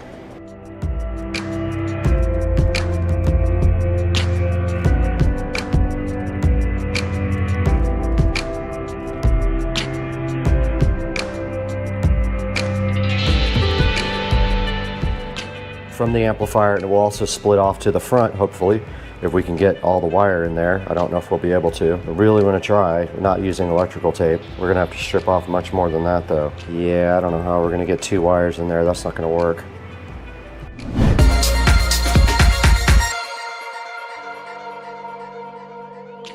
Okay guys, we're back, and sorry for the fan noise, but it gets hot in the garage, but and the camera loves to overheat every 5 minutes. So we got Joe back here today. I did some work this morning. I got the amplifier wired up, just 2 of the 4 speakers so far. I got the amp power and ground extended and run to where it's going to be. So our next step is going to be, Joe is going to pull out wiring that's going to go from the back to the front of the cart for the front 2 speakers. So he's going to leave enough wire to go all the way to the front, and we're going to tie this in the back. And then I'm going to have him also pull wire for the subwoofer. So we're going to pull 1 wire to the back for the subwoofer, and that's going to be bridged on channels 1 and 2. So what do you think? Are we ready to start doing this front wiring? Okay. Yeah, and obviously one thing to know is that we're going to be jumping off the wire that leads to the back rear speakers to feed the front speakers, because all 4 are going to go on 2 channels right now. That's the plan. That is the plan. We're going to run 2 ohms on 2 channels, and that should put some power out. That should be plenty of power for these 6.5-inch speakers. Yep. All right, let's go for it. All right, so where's your cable? From here, I'm adding this wire to it, and I'm going to have you confirm. I don't want to screw that up. Bridge is this side. Okay, for the jumper, where's my jumper at? Are we heat shrinking or no? We don't need to, do we? Yes, we are. These connectors are heat shrink. The red, I have a black. Is that my positive? Correct. And that one will go on the red stripe on this side, correct? Yes.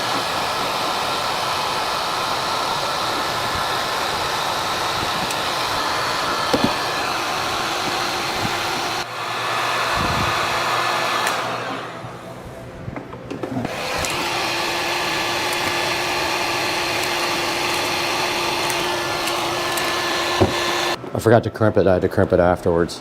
Positive is on the left. You got a battery? Is that what we're going to test? Mm-hmm. All right, we're going to go ahead and test our speakers by popping it with this battery, just so we make sure, because I had kind of a bad connection on my side. My fault. Poor job. All right, my polarity is good. On both? I haven't checked yours yet. What we're watching for here is if the speaker goes out when you connect plus to plus. Okay, positive. Good to go. 2 eyes. Tell me what you think.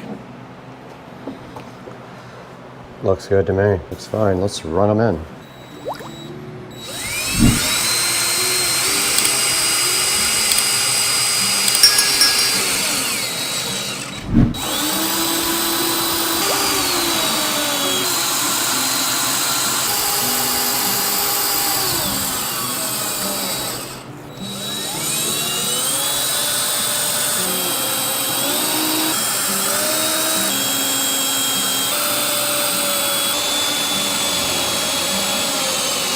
All right, that's done. Good to go.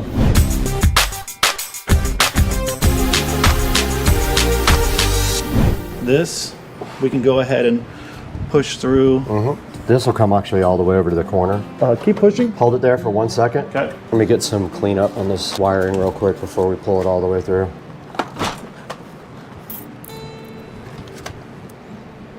Should we just clip the other ones off, or you? That's what I was thinking. Maybe just clip those.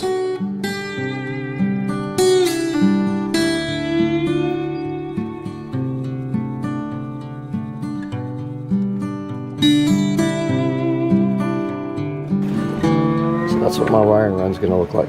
Might as well go ahead and put these up. Put these on. Yep.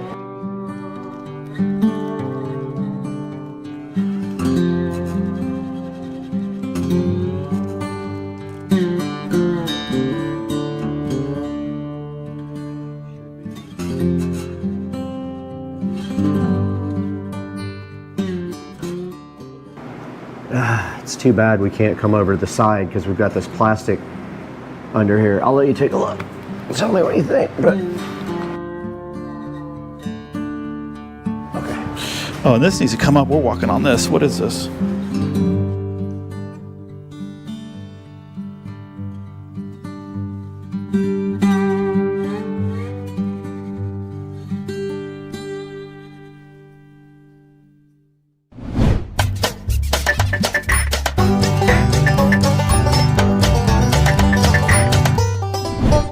All right, guys, we're back out in the garage now, and I just wanted to give you guys an update. Joe and I did finish the wiring for the amplifier side of it, and we have our speaker wires all nice and clamped up here, and we have our power wire and everything working there. All we have to do now is get all the wires up to the front, but we're having the worst time with this steering wheel. You got it? And also wanted to give you guys an update under here. So I pulled everything underneath the cart here. I got all the wires tied up nice. All we have to do is get it to the front from there, but this part came out good. You guys saw we got the rear speakers installed, but we have to go in a minute and go vote. Joe is in the process now of taking off the steering wheel after searching for days for the correct socket. He found the right one, so this wheel is going to come off here momentarily. First, we got to take off the center section, and then there is a bolt there that we'll probably use the impact gun on to get off.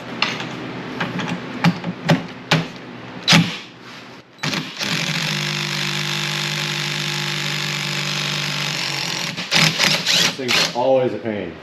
All right, Joe's gonna just try to yank it off of there. Let's go. That's it. Good job, man. Got it off.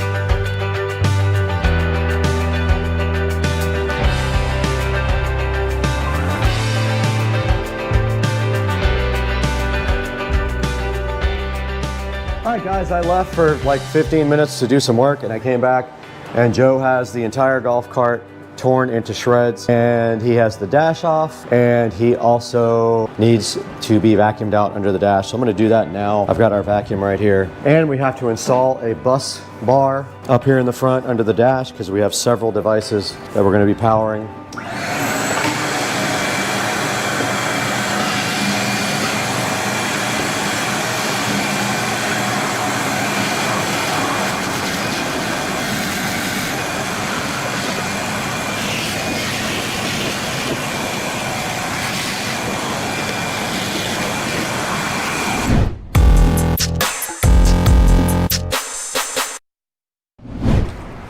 All right, we're back out here. Joe got the whole entire dash just assembled, and I'm about to clean the inside of the dash for no reason. All right, so this should be done. I got to pull the ignition. So I have hazards, but I don't think I'm going to worry about them. I don't really care to have hazards. I don't use those either.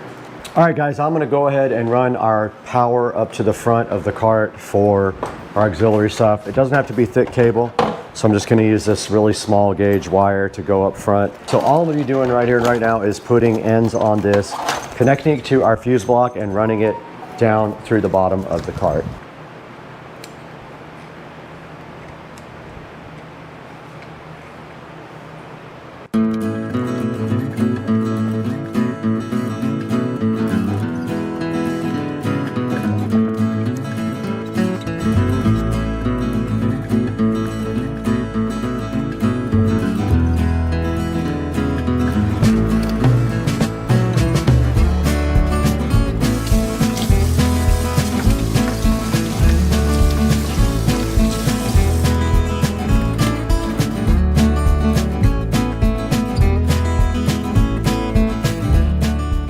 You think it's too close to be able to get something in there? Not if we use spade. Nah, it's fine. That's fine.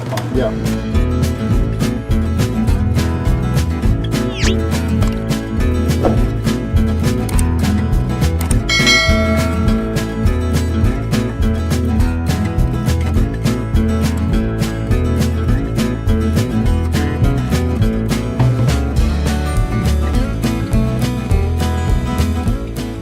Oh, you need to pull the speaker wire through. Keep pulling it all through. I gotta get it taut first, all right? Speaker wire, keep pulling that speaker wire. So we're just gonna do one wire around it. And then I'll pull everything tight before you zip tie it. Okay, we're under the cart now, and Joe is finishing up pulling all the wires to the back. We've got our 4-set RCA cable, we've got a auxiliary power for the bus bar, and we've got our front speakers all pulled up to the front. We're getting all that finalized, and I think the next step is connecting our bus bar up front and getting our dash set up. All right, we're missing one of your 12-volt adapter things. All right, I'm gonna go ahead and put terminals on these guys. All right, we're over here on the table now, and I've got the 2 USB to 12-volt adapters here. These are going to power the tablet charger and also the Bluetooth adapter. So what I'm doing right now is putting ends on these so they can get connected to the bus bar. So I already stripped them back. I've got my ends right here, and we could actually use red. They're so small. I'll switch to red, dude. These are tiny wires.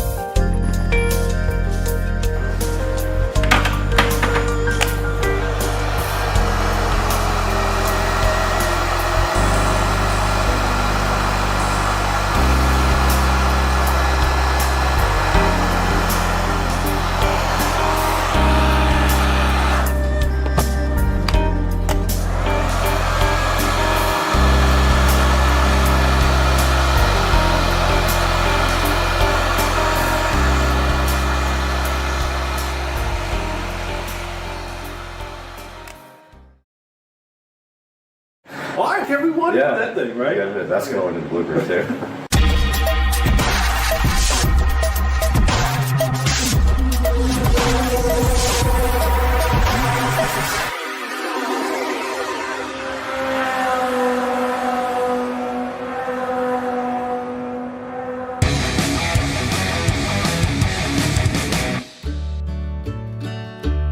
Hey guys, welcome back to the channel. Joe is back here, Dukes of Duval. And today we got a project for the golf cart, and we are going to be changing all the bushings in the front end And the reason that we're going to do this is we're not sure if they've ever been changed. We doubt that they've been actually gotten into lately. We have an issue with the tires with the toe, right? Is it toe in? Toe in. Okay, so what's happening with the tires is they are actually toed in at the top, and if you look down there now, you can actually see the toe like that. We also have an issue where the steering wheel isn't centered. So what we're going to try to do is back the nuts off on These nuts? What is this called? Steering, I think that's the steering. This. I forgot what that's called. The steering linkage arm, maybe? Sounds about right? Yeah, there's basically like there's two rods, threaded rods, and one of the nuts is a locking nut, and we should be able to run both of them the same distance and be able to center the steering wheel without having to get down into the steering rack and remove it and turn it.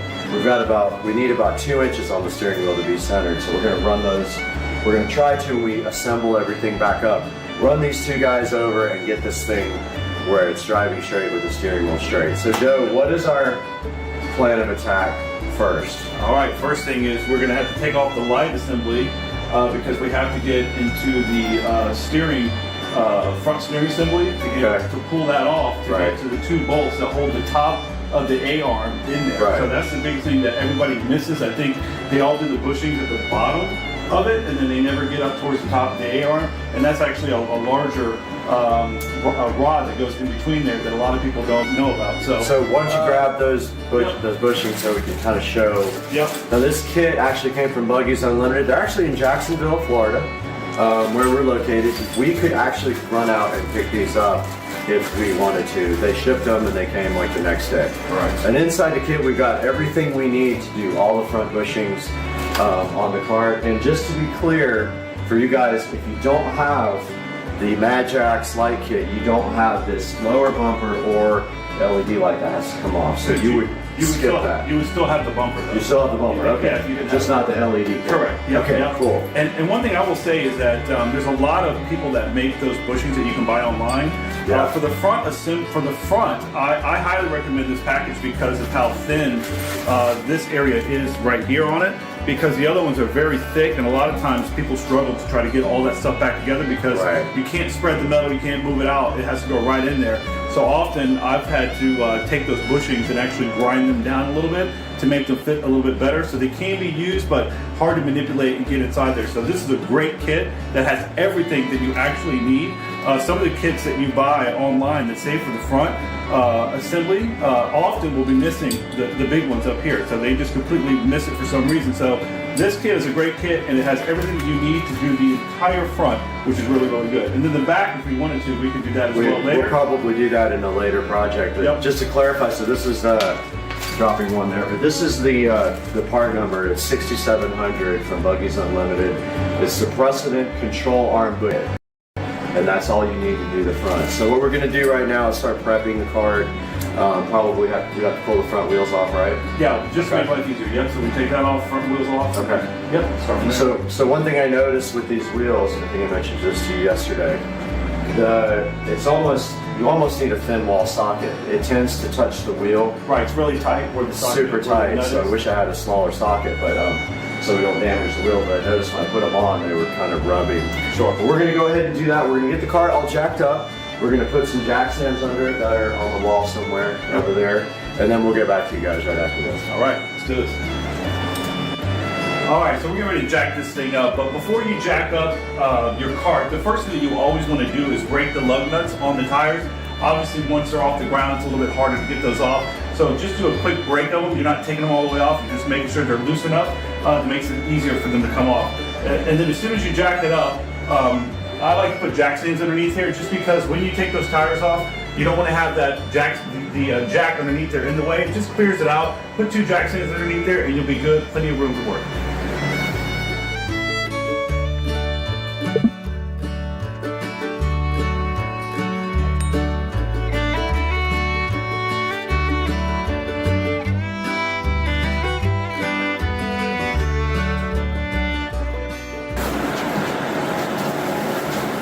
All right, so here we are in the cart, with the cart, and we have our Pittsburgh jack here. And what we're going to do now is go ahead and remove the tires, but we want to stress to you, and we'll show this to you as we get into the cart, is we're going to be checking these hubs which have bearings in them. And they're not that expensive, so while you're in there, you may or may not want to go ahead and throw new hubs on before you put your tires and stuff back on. We're going to get to that right now.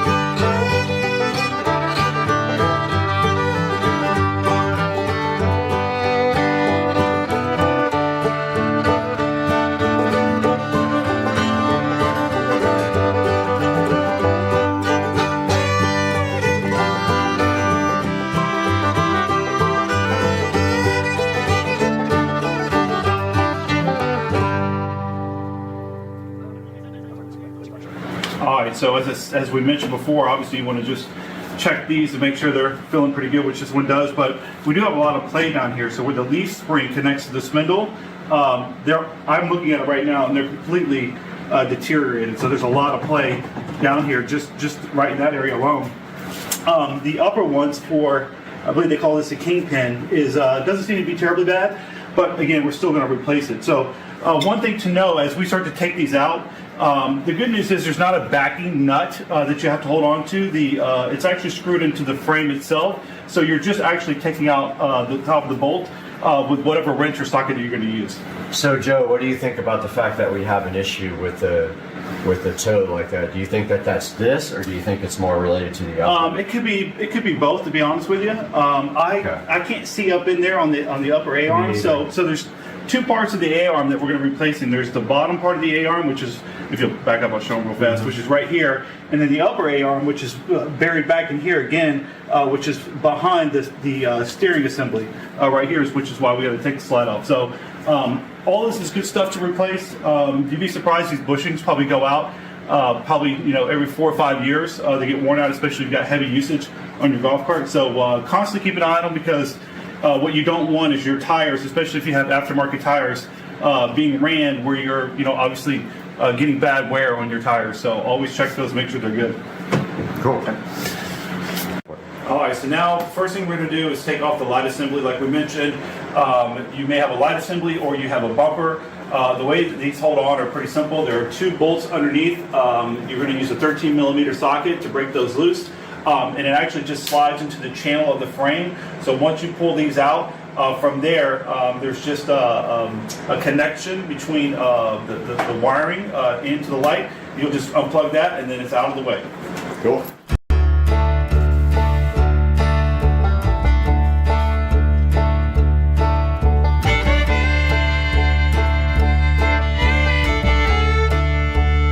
All right, so now we're going to go ahead and take off the front light assembly.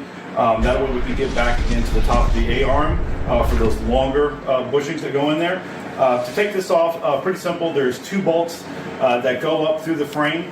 So you'll use a 13mm for the bottom nut and a 10mm for the bolt itself on the top.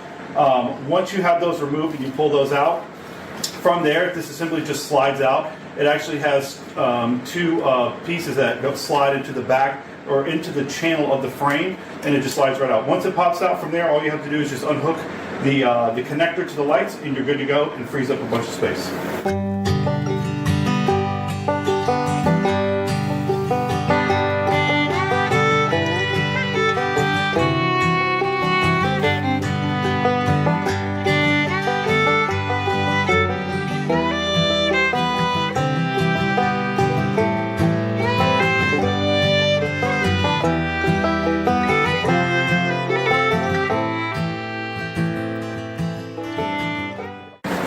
So so now that we got the light assembly off, what we're going to want to do is take apart a couple of different things. So this is the steering assembly here. So in order to get to the top of the A-arm, to get those longer A-arm bushings in, you'll need to remove this. We're not going to completely take it apart, but we are going to remove the 3 bolts that hold it into the body of the cart, and then at the same time we'll go ahead and remove these tie rod ends to make it where we can manipulate it and move it, because just behind it are the 2 bolts that hold in those bushings. So we're going to go ahead and get that done, removed, and then from there we'll be taking out the top bushings. Okay, how do the CV boots look? These are totally fine. They look in good shape. Are they CV boots? What are these? I would assume maybe. Maybe. Well, they don't turn, so they're probably just grease inside here or whatever. Probably so. Okay. They look to be in good shape. And what are these? The frame rails? Yeah, these are frame rails. Okay, Exactly. cool. And All right. again, just to show you, when we took this off, we talked about it. These things just slide. To the usually, frame rail. Yeah, I believe they're usually above or below it. Okay. Above that, slide right onto it, and then the bolt just slides right through there, and then the nut's on the bottom. Perfect. All right, so we're going to get started on that next step now.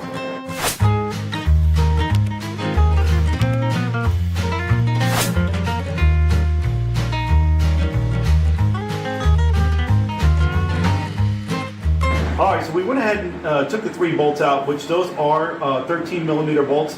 There's no nuts on the back side of those, so just remove those all together. Okay. From here, we're going to go ahead and remove the tie rod ends. So on the bottom of it, it is an 18 millimeter nut, and then what you'll have to do is take a 17 millimeter and wedge it in here to the top to hold that nut, or to hold that, so you can take that nut off. So it's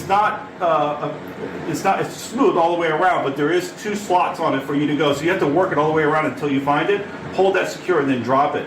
One thing to know also is that typically there are Carter pins that hold in this nut to make sure that they don't back off on their own. Obviously, you don't want that while you're driving. They were not on here, but there is a little tiny hole, so you'll want to replace that with the Carter pin if you have it. If you don't, you could probably use something else, like maybe a paper clip or a nail. Just make sure you get it in there and bend it so that it obviously keeps it from falling off. So, even a bread tie. Yep. Just anything to make sure that it doesn't fall off all the way. All right. Okay.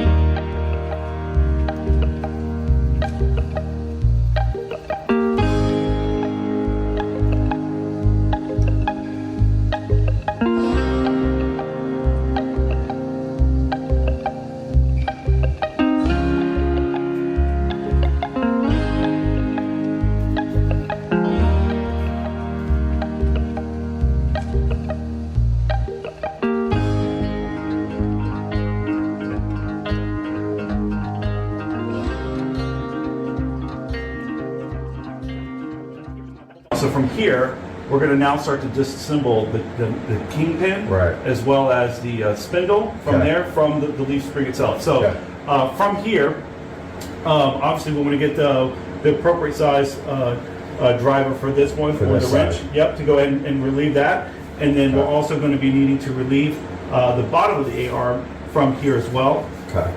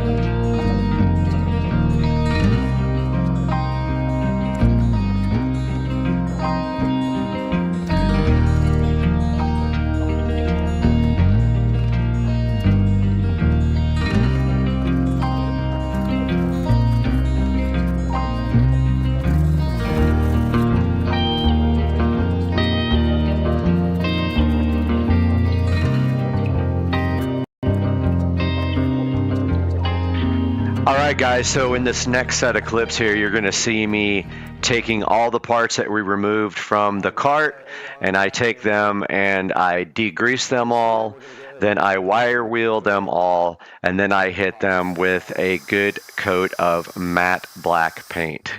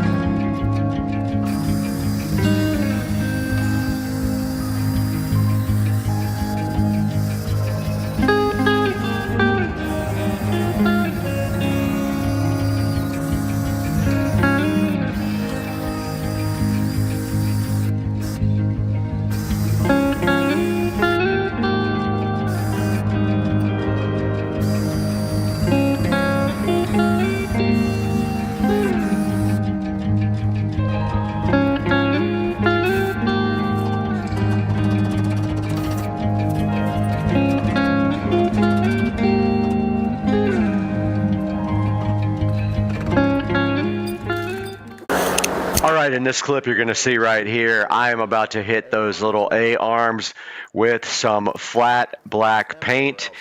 Get everything fresh to death, freshen everything up. It's going to look so good, just like factory when I get done.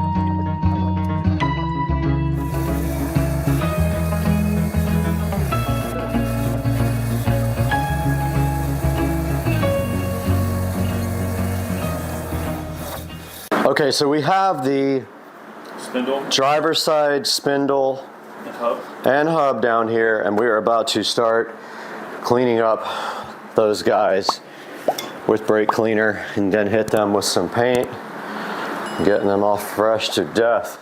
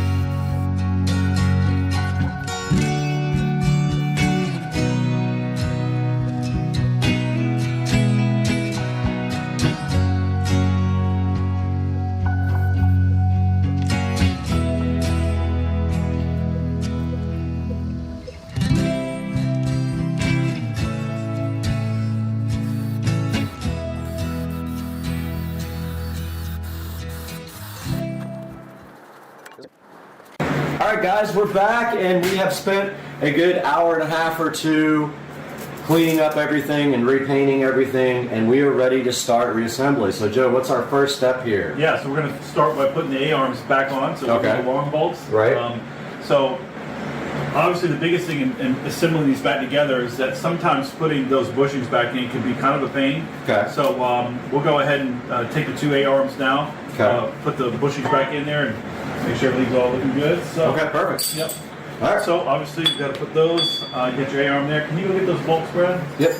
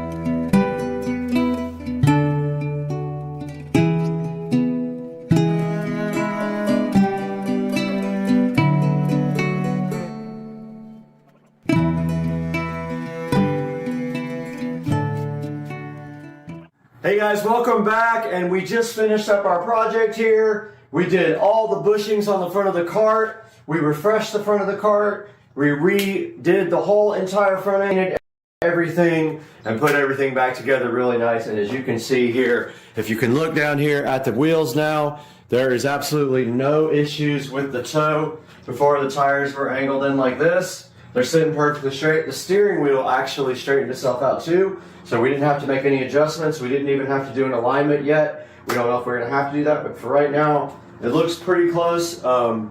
So we're gonna go out and take a test drive. So what do you think about the project?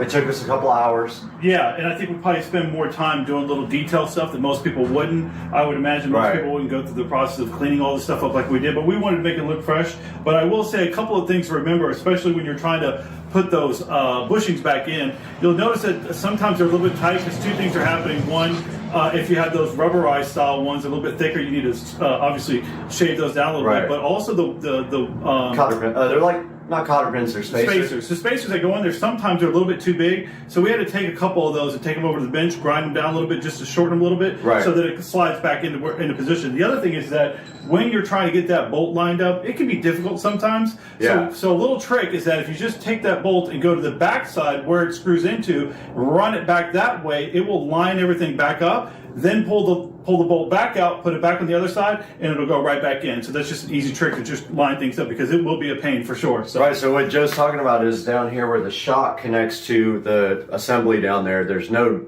nut on the back. It's literally just a welded in nut into the frame. So if you take that bolt and go back the opposite way, it'll line up your whatever that is that sits down inside that shoe there, and it helps you do it. So we didn't really have any major problems here.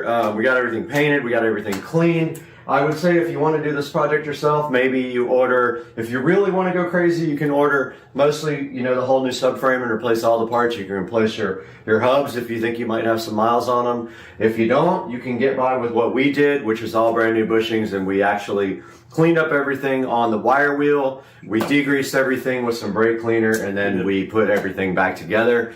So now we're going to take this thing for a test drive and see what happens. What do you think? Let's do it. Let's do it. All right. All right, Brad.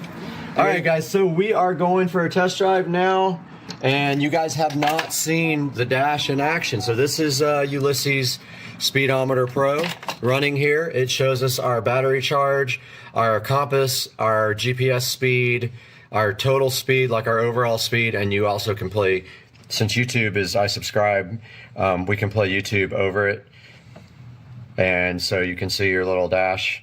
But there is Ulysses Pro. Now what we're doing is listening for any weird issues, any clunks, any vibrations, any weirdness in the steering.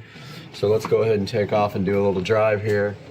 First test of the new dash system with the YouTube channel. Has not seen it, and it actually already can feel a difference in the front end. It's much softer than before. It was like when we would come off of this before, we would hear a big clunk. Yeah, metal clinking. We had metal on metal. That I would say is another thing. If you're hearing metal clinking when you're going over bumps, you probably need to change out your bushings. Also, the steering wheel is straight. Before, it was over here, like literally like that. We have 100% straight steering wheel now. And you notice when we go over bumps, the magnetic mount on the dash is not going anywhere. So there we go, it shows us our speed. Super street golf cart? Yeah. And the front end feels fantastic. It actually feels much better than it did before. Let's see if we can carry some speed. Kobe!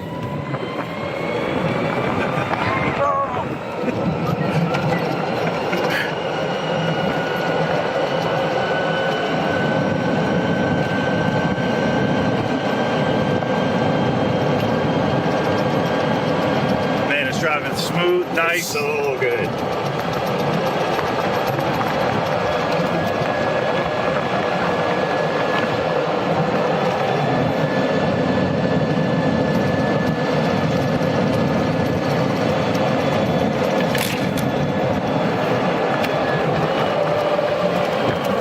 It's actually perfect, man. Yeah.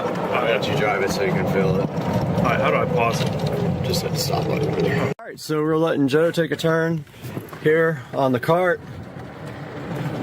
that he and I pretty much built. This thing started as a brown wood grain cart. Yep. Now it's carbon fiber. Full sound system. Six system.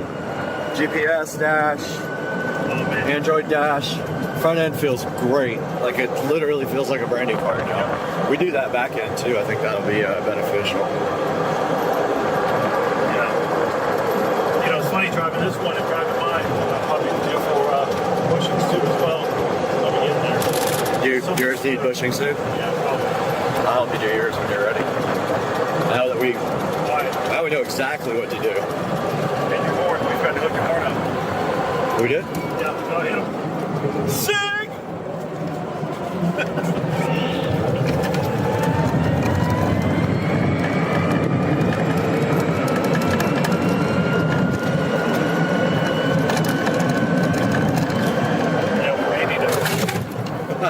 Yeah. That's the biggest bump I've hit yet. I think we have to pull that front assembly. We might be able to get underneath there to hook it up. It's just 2 wires. Yeah, this thing goes so much smoother. I think it's good to go, man. Yeah, how did that thing hook up? I don't even remember disconnecting 2 wires. Yeah.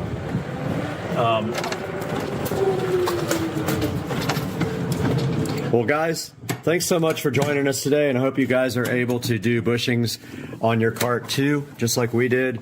And hit us up in the comments section. Let us know what you think. And all right, what do you think about that project, man? Awesome project, man. Good stuff. Easy to do too. So any regular person should be able to handle this pretty well. I agree. And now that you have our steps, you can do it yourself. And we'll talk to you guys later. All right, sounds good. Guys, I hope you enjoyed the project with Joe and I. It went really well, but we want you to look for the next video that's coming out. This next video is going to have a full unedited version with the GoPros up underneath the cart. So that way, if you want to do it yourself, you can rewind back and go through all the action. You can see all the steps up close. Thank you for watching, guys. Have a great day from Joe and myself, and we love you guys. All right, we're out here with Rich and Trish, and we got the best golf cart in the neighborhood. If the light up there doesn't come on, we have a... Oh, man. Ruined my short, but look at all this. Oh, damn it. This strand right... Need to go ahead and shrink wrap on top. So we need our heat gun.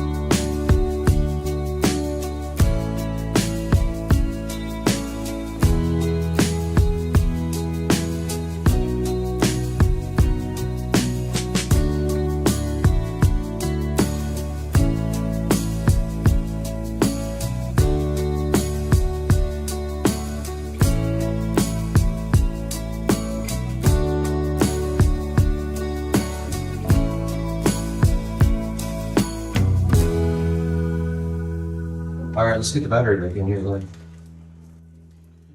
All right, so this is the comm cable, right? We'll have to drill a hole on one side, so we need the drill bits. Hit that red bar. Let's go. outside. You got room for an amp over here. You really do. This hole's lined up. You don't have to do anything. All you gotta do is, got it. Think so? I feel it pulling out down. As long as we don't run out of threads, we're good. Oh wow, yeah, I see it. All right, take that off. Sorry, I should have. Ah, look at that, ready to go, man. Let's go. Hey!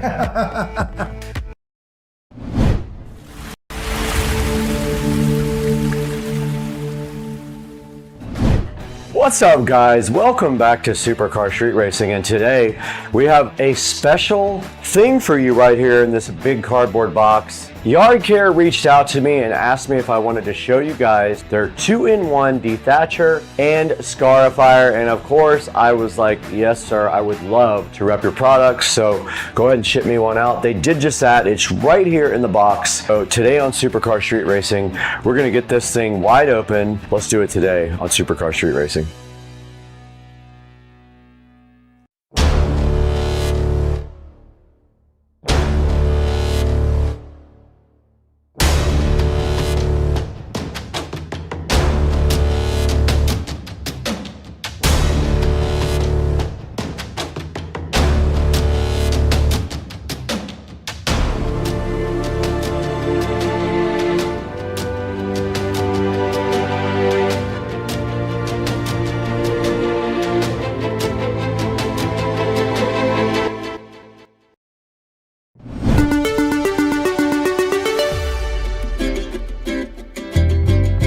Alright guys, today on Supercar Street Racing we have something super special for you. Yard Care reached out to me directly and wanted to know if I could show you guys their 2-in-1 dethatcher and descarifier, and of course I said yes because I'm bringing you guys all the best stuff. We're not just going to open it, we're going to actually use it on Rich's yard because he needs it over there. I don't on my yard, but let's get this thing open today. I want to show you guys all the features of this, what it can do, because it has one for dethatching and one for scarifying your yard. So basically the descarifying process slices through the roots and makes the soil looser. Now when you use their scarifier, it cuts through the roots of the grass and allows the roots to get a healthier hold on the soil and grows your grass so much stronger. I'm hyped to try that on my yard because my yard growth is awesome, but I feel like this might help.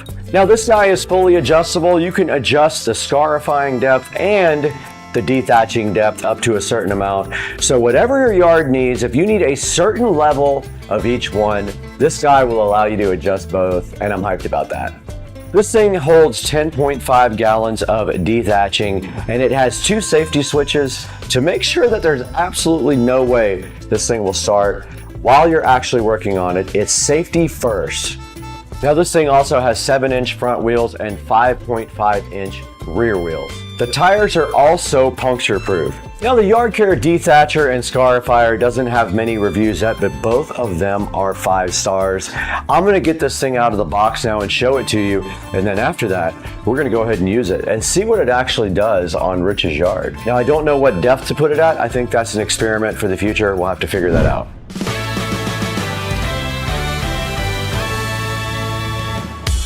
All right, you guys just took a look at all the features and the details about this Yard Care dethatcher and yard scarifier. There's only one thing left to do right now. In my right pocket here, I have the SCSR patented Smith & Wesson knife. This thing right here is ready to go ahead and open up the box. Well, let's get it sliced open. I already took the exterior condom off. All we have is the actual box. Let's get that opened up. All right, I did completely honest, 100% truthful. There were a lot of things inside the box rattling around, and I see now what that is. It is basically just like parts that have to be assembled. And on the very top of the box, we have a nice manual here for you guys to check out at some point. So this is the electric dethatcher and scarifier user manual. Right on top of that, it looks like we have some parts to put together. This was rattling inside the box. So just completely honest, yeah. This stuff here is not packaged, it's just in the box. Here is a bag of accessories here. It looks like things that you tighten up. And here we have another metal wire frame here. Here is the bag. This is the catcher bag. And it does say yard care directly on it, but there are definitely loose items inside the box that are not packaged in anything, and they definitely move around. So just be aware of the packaging when you get your yard care out. Here is the top part. It is actually connected to the bottom. You cannot remove that. So here's the handle, and that won't come out either, so I've got to figure out that. All right, so the rest of everything is this one piece with the handle connected to it, and it just does come right out. And it is pretty light, to be honest with you. It probably weighs 15 pounds, no more, and that is the complete unboxing. Let's get this thing on top of the chair for you guys to check out.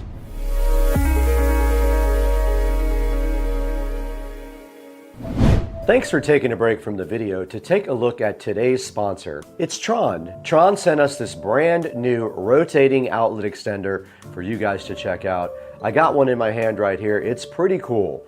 Basically, you plug this into any existing outlet, and it allows a little bit of an extension on the outlet, and also allows you to have 3 whole entire plugs from one outlet. And if you look right here, it does spin also. That gives you convenience that you can spin the plugs on any direction that you want to. Now it does also spin, so that gives you the advantage of putting the plugs on any side that you actually want to. Since it has side plugs, you will not block your existing plug. This thing is awesome for business trips and travel too. You can throw this in your suitcase and take it along with you when you go on trips. So since this doesn't have any kind of internal protection at all, it's perfect for cruise ships. It is approved for use on cruise lines. It's so cool because it fits into tight spaces like behind furniture or behind appliances in the kitchen.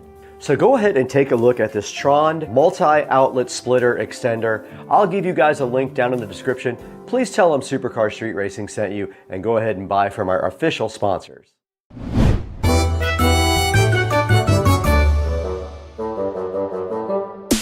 And there it is. There is the yard care detacher and scarifier on top of the Supercar Street Racing stool right here. So I guess we have to put this together, and it looks like this guy goes right here. There's a control here for the depth of the detach or the scarify, and I guess you would have to play with that in your own yard to see what your custom depth would be on yours. Let's break out the manual now and see how you actually build this.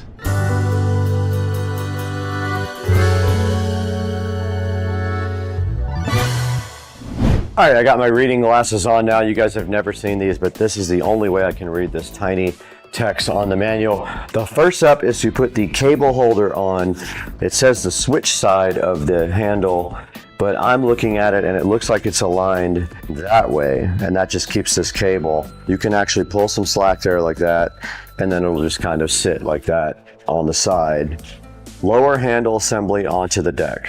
Make sure the metal handle is in the slot of angle adjustment block 11. Handle, it does, oh, I did this wrong. This is completely incorrect. Robert, it goes down. No, it don't. It do go down. Oh! All right, guys, the next step in the process is putting these side handles on there. I'm looking at pictures to see which way they actually go. You need to make sure that the offsets are on the outside, not the inside. Both on there. They're both to the outside, like it shows in the picture. Okay, these next bolts go to the outside. So you just put them from the inside of the handle to assemble the handle.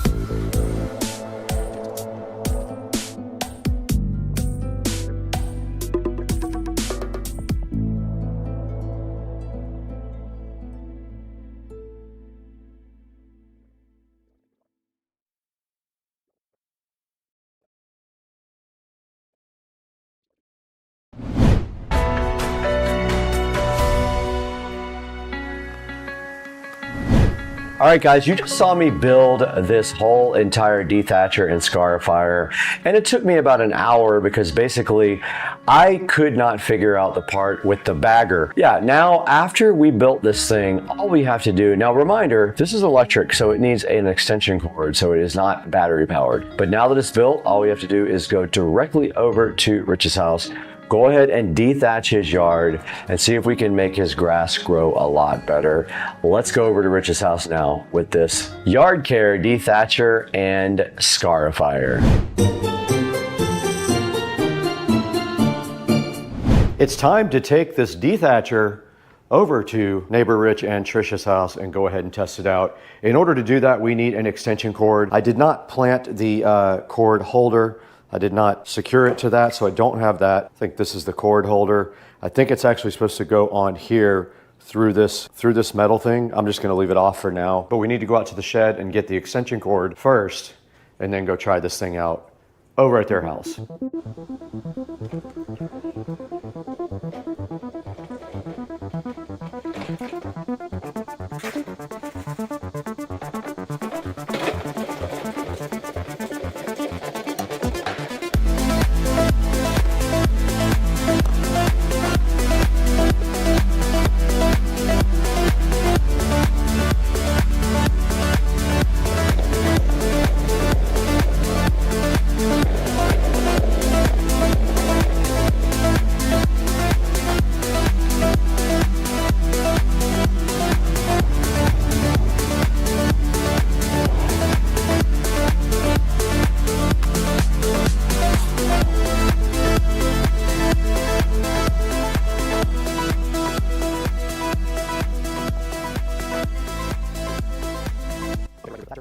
Okay, we're right here with the dethatcher. I'm not sure of the height. I've got it on -9 millimeters. I'm gonna try a little bit like that and see if it does anything, if it has a good effect. Now to use it, you simply push the button on the handle and you hold back on the lever. You can hear it and see it working.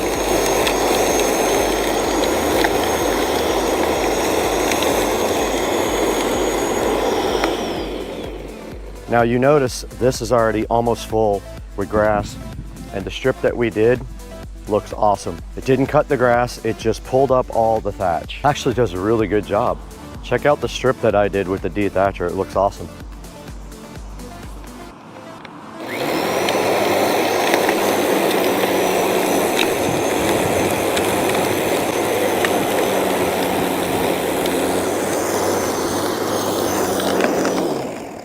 And it did just fall right out. But this is what it took out of Rich's yard, that whole thing. I'm actually gonna raise it a little bit. It filled that bag up quick. Okay, that did some.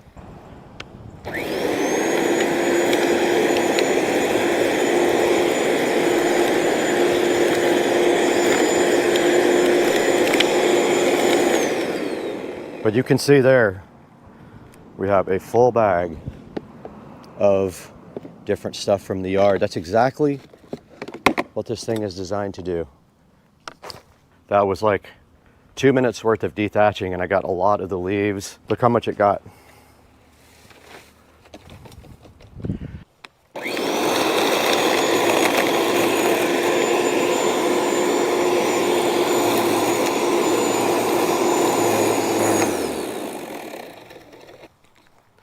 Now the other blade is for chopping up roots and growing your yard better by letting it aerate your yard. I'm not going to attempt that on my yard or Rich's yard, but you get the idea. That's kind of what the dethatcher will do. It pulled out all of these dead grass roots right here.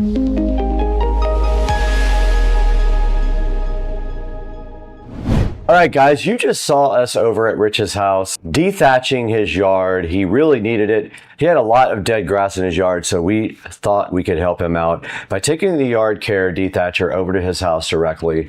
But now let's throw it to Supercar Street Racing Studio B. With me, I'm going to tell you guys how to order this on Amazon. There'll be a link in the description for you to go ahead and order that. It helps us out greatly. If you can order all your stuff through any of our affiliate links, you don't have to buy this product. If you buy anything, we get a little bit of dollars and it helps the channel grow. And thanks for 160-something thousand subscribers. Let's throw it to Brad.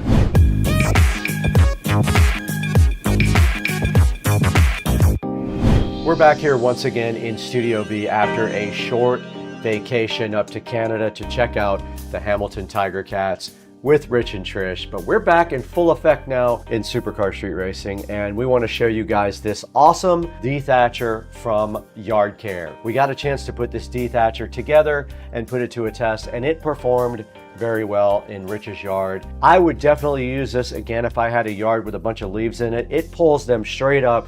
The only thing is it fills the bag up very quickly, so I can see you getting a full bag fast and having to empty it multiple times. It also has an adjustable height. It is plugged in power, not rechargeable, so keep that in mind. I'm going to put a link in the description down to this dethatcher and this scarifier. It does both. It has a interchangeable blade that allows you to both dethatch and scar your yard if you want to do that as well. That's supposed to increase the root health and allow you to grow thicker, greener grass. Like I said, it took a little bit to install. The instructions were not great, but there is a video to help you install it, and I will drop that down in the description as well to help you guys. If you have any questions, let us know down in the comments section. Let me know what you thought of the dethatcher and scarifier, and let us know also how you feel about Supercar Street Racing. Thank you so much for all the likes and subscribes. Please buy this from our official product links down in the description. And before we go today, just want to talk about something that happened in my life. My father actually had a stroke about 2 weeks ago. I had to go to Memphis at the last minute and be with him in the hospital. He had a blood clot in his brain that he had removed. My thoughts are with my father right now. Of course, he is recovering at home, but I love you, Dad. If you hear this, I love you, and I'm with you. If you need anything, you know I'm there for you, Daddy. So let me know if you need anything. Guys, pray for my dad. He is recovering from a stroke and needs your help. But that's all we're going to do today. We got to get out of here. It's almost dinner time. I'm very hungry, and I have a date tonight. Let's go.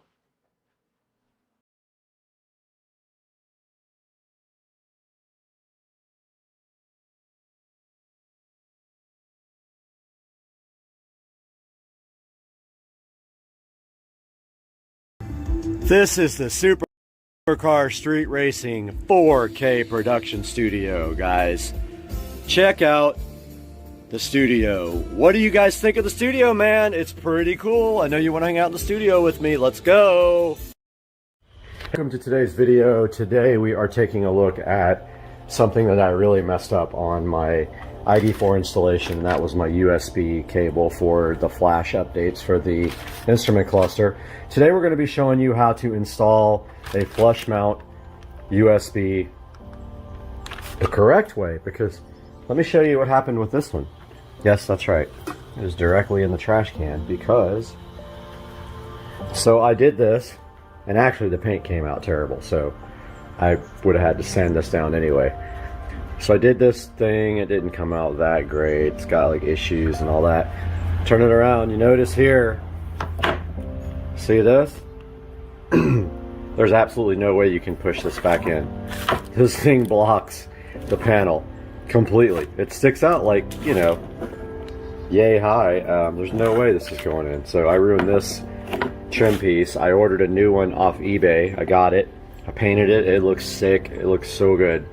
And I already installed that right here. So there's the new piece. Now today we are going to be installing this USB extension cable here. And I decided this time to just go with round because it's stupid to do square, because then you have to use like a Dremel. With round, all you have to do is use like, you know, the correct size bit, or use one of these stepping bits. So I ordered this ComoWare bit off of Amazon and this USB cable off of Amazon. So the first thing I'm going to do now is get my trusty drill, and I am going to, I think I'm going to put the USB extension here.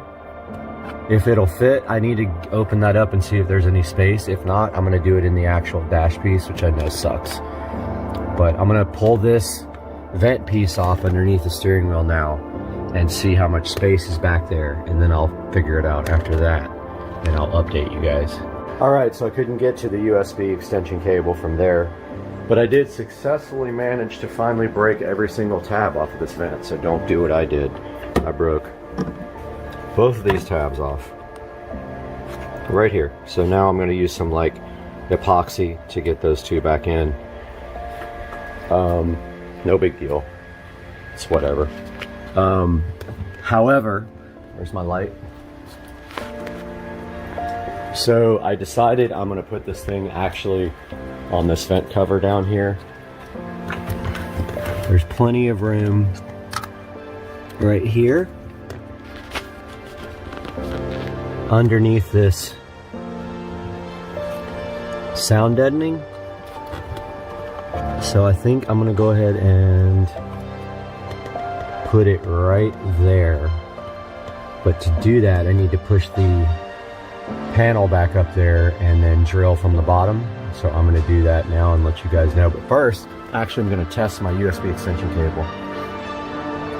I have a firmware update for the ID4 that addresses an issue that I actually found, and that is it's draining my battery when it's off. So I'm going to do that now and test this USB extension. Got the USB extension cable plugged in, and I am going to try to update the firmware on my cluster here. Let me turn off all the stuff in the car. It's going to drain the battery. Everything's off. I'm going to go ahead and plug this into my, pardon me for a moment. I got the USB plugged into the extension cable. Let's see if it works. Software update. Okay. So it's going to take a few minutes. While it does that, I am going to chill out and wait for this to finish. Alright, so I determined the best location for this. The only place that there's clearance is right over here in this corner. So it's going right there underneath the steering wheel, right in this corner there. Everything else, there's no way to do that, and I don't want to drill through my dash up here. Now, while this is updating, I'm going to go ahead and connect my battery tender. And if you guys don't have one of these, they're freaking awesome. Here's my battery tender junior. Right here. And of course on BMW, you can hook it to front. Otherwise, you know, BMW batteries in the trunk. So always hook up the battery part first before you plug in the actual battery tender. So lights on there is going to be red because the battery is going to be slightly drained. Yep. So it's going to be red for a while, then flash green, then go full green when the battery is charged, which usually takes 4 or 5 hours. So I'm still waiting for the software to update on this thing, and then I'll run the cable down to where it's going to be permanently and start drilling the hole. Software update just finished and the cluster rebooted. Got my variable step drill bit on here to drill for the USB mount. This comes also with it, but this is so ghetto, there's no way I'm using this for under the dash. Now the only issue now is I don't have a tightening tool for the drill. So hopefully I can get this tight enough where I can actually do this. I'm going to try that now. Just started drilling my hole right here. It's going to go right there. If my focus would ever work. It's not big enough yet. I already tested the USB cable by feeding it through the hole. So I am going to drill that out just a little bit more and try that. Alright guys, got my hole drilled. It came out so good. Check that out. That's my new USB mount for the instrument cluster upgrades. Fed the wire down through the dash, got it right here. It's going to be connecting to this female here. I'm going to get that connected, tape it up with some electrical tape, put the vent back on, and then update you guys after that. Alright, got the panel all put back on. There's my new USB extension interface for the instrument cluster. I'm going to go ahead and epoxy this vent back together that I broke. Put a few little, either epoxy or silicone sealer, it really doesn't matter. It's not a big deal. I'll probably epoxy it. It's just never coming off again. So gotta make sure that's what we want to do forever. I'll go ahead and do that now. Alright guys, I got my epoxy quick weld just on those 2 little tabs that I broke, no big deal. Got the inside wrapped up. I'm gonna go ahead and give this thing a good vacuum now while this quick weld dries. In 6 minutes, this stuff is ready to be put back on. All right, guys, just got done cleaning up all the tools, and this is what we did today. We now have a USB extension for the center console that doesn't break the trim anymore. So I will put a link to this in the description.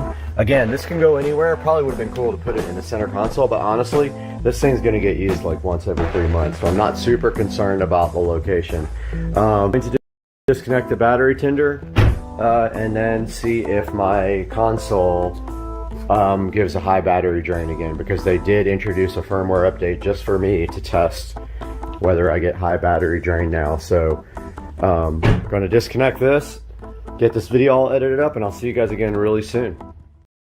Hey, welcome to the channel, guys. This is an exciting day we have for you today. One of the biggest days of the year for me. I have finally in my hands a new phone here. So for the last 2.5 years or so, I have had the Galaxy S20 Ultra 5G. So I've been waiting for the next generation of camera phones to come out, because camera in the phone is what I use it most for. And the S22 Ultra 5G was released a couple of weeks ago, or planned to be released a couple weeks ago, and we have right here in our hands a S22 Ultra 5G. So we were recording this video on an S20 Ultra 5G, and we will move to the S22 in the middle of the video and let you guys see what the comparison is there. So we have it brand new in the box. It's still sealed here. Has not been opened at all. I need a free hand, but I'm going to put my tablet in there as well so we can do some other video. If I can do this with 2 hands, but yeah, so we got the S22 Ultra right here. We got some closer video here with my tablet. Believe me, guys, I'll get a good camera eventually, but here we go. So first impressions right here. Here is the case, the box for the, not the case, the box for the S22 Ultra 5G. It comes in a really nice black box with a big S on the front. Now this is 45 watt charging. They did not move to the next level of charging, which is super disappointing for me. The only plus on that is the new phones from Samsung do not come with a charger. So in order to reduce costs, they do not give you a charger with these phones. They give you a cable, but no plug for the 45 watt. Now luckily, that's the pro of having the S20 Ultra 5G. It does have like I do have a charger for that guy. So here we go. So I just got the tape off of this guy, and I've got my tablet going right here for a closer look view. And yep, there it is. All right, guys, there's the phone fresh out of the packaging right there. And for those of you guys who like the 4K video better, here is the phone directly in the box, unpackaged from T. And dropped it, of course. I wish I would have broken it, because that would have been epic. Funny story, I broke my S20 Ultra the first day I had it while I was putting on my screensaver. It fell off the counter and broke. So that would have been another epic breakage. But I do have the insurance, and no, it did not break. There it is, but that was also good content. Alright, so it does have a screensaver on it. We're going to go ahead and power that guy on now and see what happens. So I'm going to hold down the side button. I'm assuming it's charged a little bit. Let's see. No, if it doesn't come on, maybe it needs to be charged. Let's see what happens. Probably got to hold it for longer than that. So we're waiting for that guy to come on now, and it may be completely dead. Oh, there it goes. We got the Samsung Galaxy on there. Here it comes. Got some good close-up video going here on the tablet. Unfortunately, the tablet's only 1080p. Looking inside the box, while that's going to power up, we've got this little packet right here.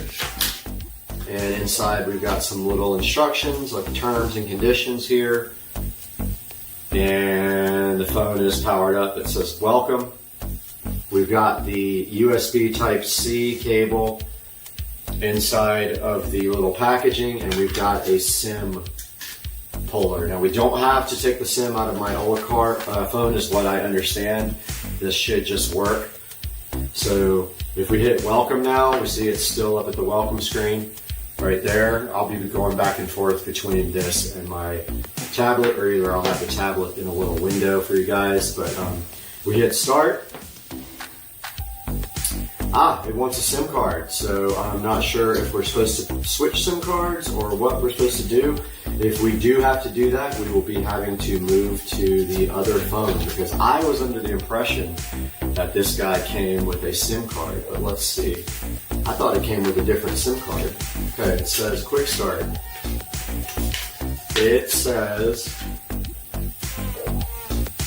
insert the SIM card. Okay, so this guy did not come with a SIM card, so let's see. No, I don't see one there.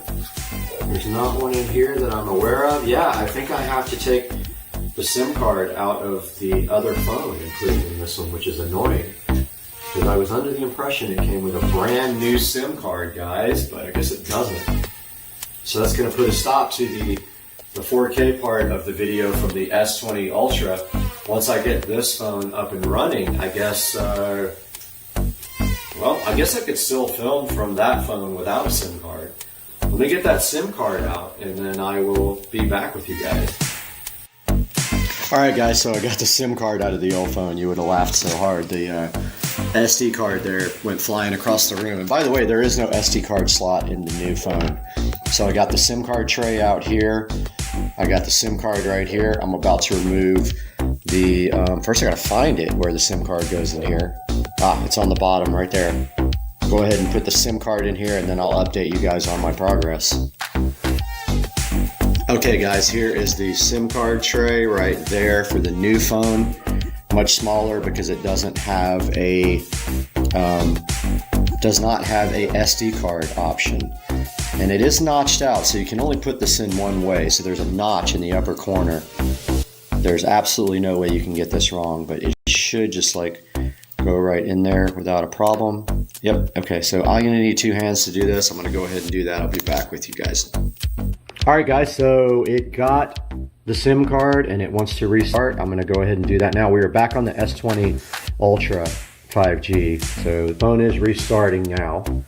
Noticeably heavier than the S20 Ultra 5G, but I heard that about it. It does have a big battery, so I was expecting that to be a little bit heavier. So this guy's restarting now with the SIM card from the S20, and then I think we have to transfer all my data, and I don't quite know how yet. I think you can pull it back from Samsung Cloud, but I'm gonna find out right now when this thing comes back and I get all signed in. I'm gonna go ahead and do that now. Okay, I wanted you guys to actually see this. It rebooted. It had a little Android logo and then it rebooted. So now it's back on the way up. Again, this is being recorded on a S20 Ultra 5G. So it's 4K video that I'm recording. I won't shoot 8K yet because my video card won't render 8K in hardware. It takes forever to render it in software. But here we go, T-Mobile. It's starting up now. You guys are seeing this first with me, so this is the first time. And I think it's probably trying to figure out the network and all that. But yeah, here's the old SD card that is no longer supported. It is a 64 gigabyte SD card. Now this is a 512 gigabyte S22 Ultra. I actually literally have no need for an SD card. I'm not going to fill up 512 gigabytes ever. So it looks like it's booting up now. And it says welcome. Let's get started. You got to agree to this, agree to that, agree to that, agree to all. That's fine, whatever. Fix it later. But here it goes to the next where it wants to get to my Wi-Fi network. Choose my network here. I'll let you guys go aside while I put the password in.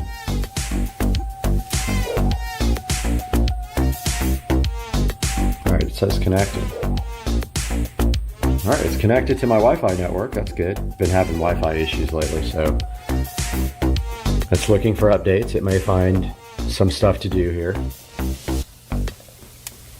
It says it's getting my phone ready. It's supposed to be a really fast phone, so I'm curious to see like what the difference is in CPU speed here. But it is getting ready.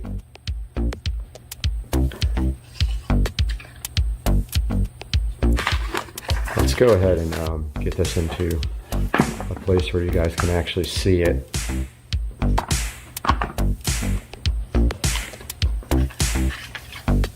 It says scan the code with your old device for more information on how to switch. So it gives you data on how to switch. I believe you just use a smart switch to do it, Samsung, or I'm not sure. I did it on my last phone. It was really easy. I'm gonna do it on the fly with you guys though. Still says getting ready. We'll be back when it says that we are ready for the next step. All right, guys, so Smart Switch is connected. I've never done it this way, but I was just curious on how to do this. It's saying what data do you want to transfer? So here's the old device. Here's the new device. Everything. Let's do it all. All. All right, here we go. And it says, do you want to copy to your new device down here? Yes, we do. And it wants me to unlock. And there it goes. So it's copying everything now. I'll get back to you guys when it's done. All right, guys, so it asked me some questions here about some apps that wanted to transfer, like Scam Shield for T-Mobile. I did let it do that. It asked me for a new device pin. I did put that in. Now, the only thing is that I am going to have to re-enroll my device for my dual factor for my work. So that's kind of a pain because I don't believe it will carry over. So I'll have to take some time to figure out how to do all that on my new device. But yeah, it's getting my phone ready. So it looks like it's going to reset. It said the SIM card was changed. And we'll get back to you guys when it does that. So this guy just came back and he wants to do diagnostic data. Fine, whatever. So T-Mobile says I'm all set up here, so let's finish.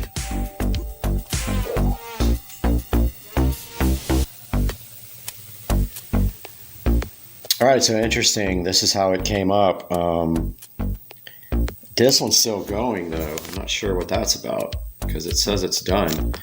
Although it is downloading something up here. Oh, it's completing setup and transferring data. Okay, it's not done yet. See? Stop being impatient, people. Stop it. All right, I'll let you guys know when this is done transferring data.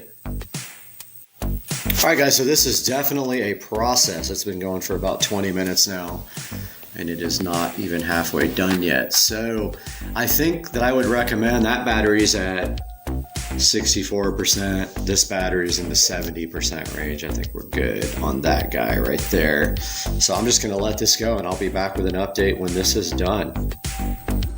All right, guys, so welcome back to the channel. You are now in S22 Ultra 4K 60 frames per second, and I wanted you guys to be able to do a back-to-back to the other phone, which is actually right here.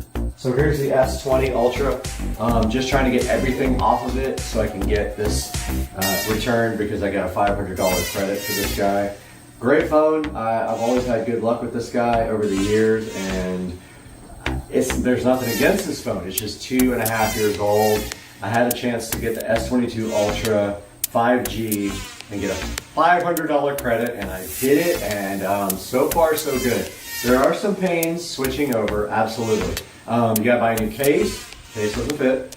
You gotta buy a new screen protector doesn't fit. And all of your settings and apps will mostly go in unless you have some dual factor authentication things that require biometrics or things like that, you will have to re-register it. So overall, I would so far recommend this. I wanted to get this out to you on the first day, so I got to start editing, figuring out where all my footage is. It's on 3 different devices, and then you guys will probably see this tomorrow. All right, I love you guys. Have a good night. Super sugar everything. Peace out.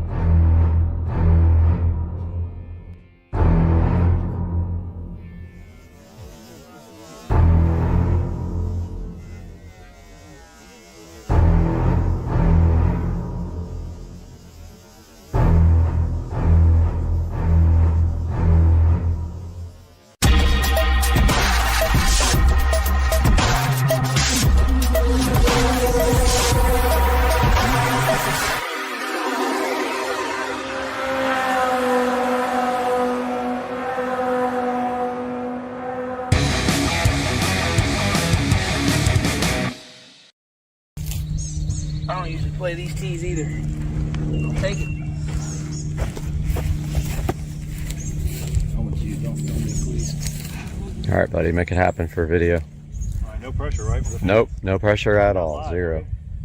Yeah, we're live. We're streaming live. Let's go loud. Sure we.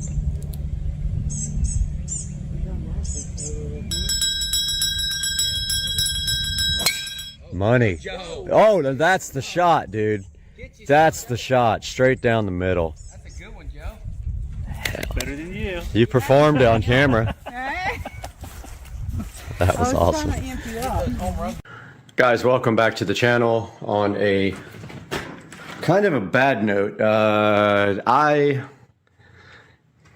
laid this bike down a couple of days ago, right after the last video we made showing Rich and Trish driving the bike, and subsequently messed myself up pretty bad in the process. And first of all, this thumb is beyond sprained. It looks like a log now. As you can see, it's black and blue. Don't think it's broken because I can slightly move it. Does hurt like crazy. The bike took some damage. This headlight got pretty scratched up. I already touched that up with a paint pen. This fender got pretty scratched. The bike came down on this side and the peg got pretty scratched. This hand grip, this brake handle got scratched, and the tailpipe and seat got scratched. I already touched those up. I think this also got bent inwards, not sure. But I already know what happened, pretty sure. Basically, I took a turn a little bit too sharp, and there was tire dressing on the edges of the tire. You saw me do it in the last video. Huge mistake. These tires are slick on the edges, and when I took the turn, there was some dressing on it, and the bike came right out from underneath me, and the resulting picture I will throw up here on the screen. You guys already see this thumb is jacked up, and yeah, so put the bike down. So my first Easy Rider experience, and now I have to work on fixing the bike. I ordered a new handlebar, brake lever for it. I ordered a new grip. I think I just need to bend this back out. And yeah, that is all. And then next I will tell you what the next modification is for this. Okay, so we have this battery, and that is going to be the next thing that we are going to install on the bike. I think it will fit nicely right there up against the motor with some zip ties. And I bought a switch for the handlebars with a little LED light. And then the plan after that is to basically charge the battery when I'm not using the bike with a battery tender. And I don't think I have one anymore. I think I gave it to the guy that bought the cart. Let's see.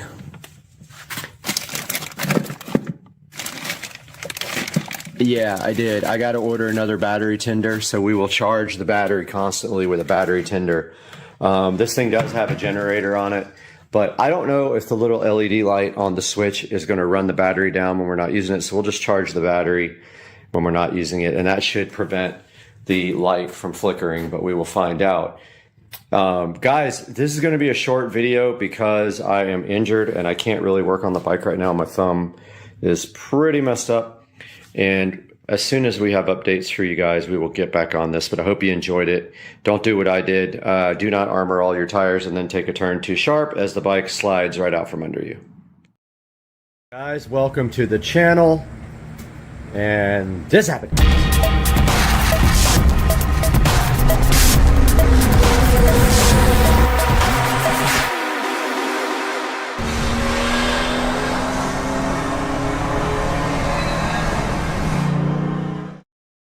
Guys, welcome back to the channel. Supercar Street Racing. I went to California on vacation and I came back and this was sitting in the garage. The channel just got a Green Machine 200 EFI. I haven't even taken the plastic off yet. I was starting to, and I'm like, no, I gotta let you guys see the Green Machine first before we take the plastic off of this beast. So this is a 200cc low-speed vehicle, not a golf cart, not a side-by-side, two-wheel drive. Don't need 4x4 here in Florida. Love this thing. It's brand new. Bought it in Missouri from the company that fabricates them. They put it together for me, and this is the Green Machine for the channel. Supercar Street Racing. Got the cup holders, and I am in the process of cleaning it up right now and unpackaging it. I still have to put the windshield on, but I'm gonna get Rich to help me with that. But yeah, guys, I wanted to give you a quick update on this guy, and then I'll get some B-roll here, some time lapse while I polish it.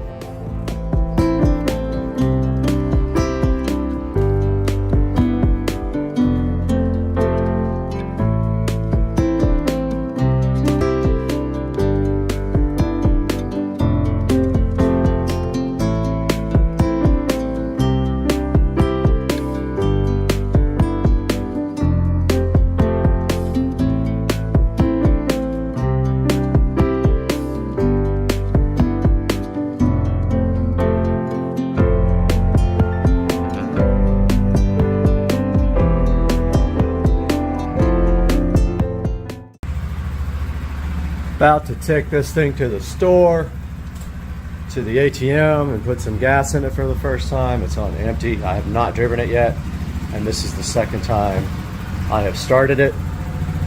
So that's the sound. And the only thing I'm worried about is the skies. I don't really want to drive it in the rain, but yeah, about to rip this thing, so I'll make some video when I'm on it.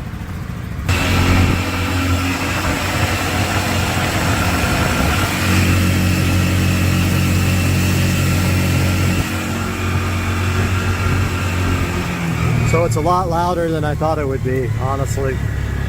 I didn't think it would be nearly this loud, but it's gas powered.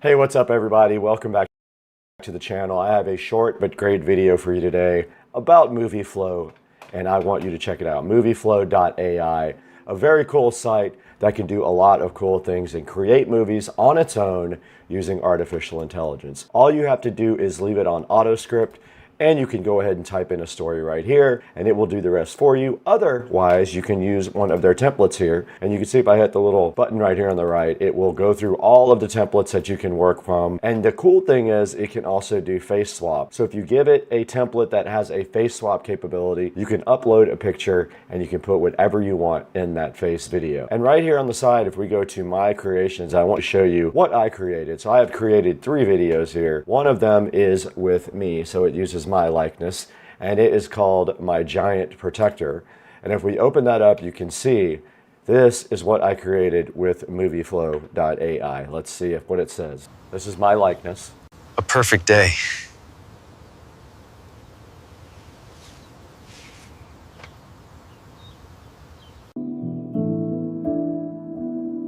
You're the best friend anyone could ask for.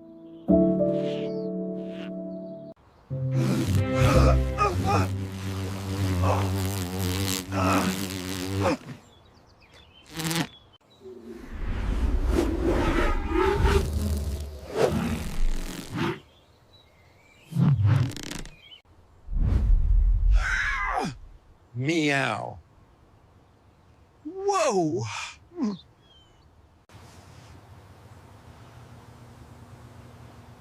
I knew I could count on you. Best pet ever.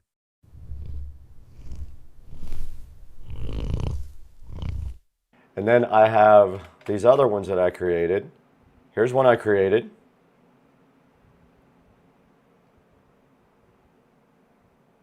This is called Electric Tides. All right, everyone, big smiles. Let's make this look perfect for the brochure. Do we have to do this, Dad? All right, Family everyone, outing big 2.7. smiles. Let's make this Scheduled look perfect for the 2 p.m. brochure. Objective, mandatory fun. Do we have to Shared do this, positive Dad? experience. Family outing Okay, 2.7. perfect family moment, everyone. Scheduled Hold the 2 smiles. p.m. Objective, mandatory fun. Shared positive experience. Everyone Okay, smile. perfect family A real moment, smile, everyone. Maya. Hold the smiles. This is for our digital album. Liam, please. Can't we just ride? Everyone Nobody smile. cares about A your real album, smile, Dad. All Maya. created by Okay, AI. almost. This is for our Josh, digital album. sit still. Liam, please. 3, 2. Can't we just And you ride? can't tell. Nobody cares about your album, Dad. Okay, almost. Josh, sit still. 3, 2. Okay, it's not perfect, but we'll try again if you give it a second shot. Oh my God, look out for the kid. Pretty good. Move it, move it. Watch out! Get out of the way! Liam. Oh my God, Do look out for the something. kid. Move it, move it. Josh! Liam. Honey, hold on! Do something! How am I gonna get him back? Josh! Honey, hold on! So it'll try again if you want to give it another attempt where it has little mistakes, but overall, very cool.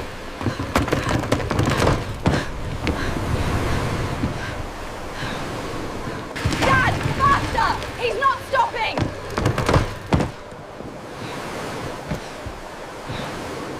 Dad, Calculate faster! trajectory. He's not stopping! Intercept angle. It's just data. It's just a problem. Calculate trajectory.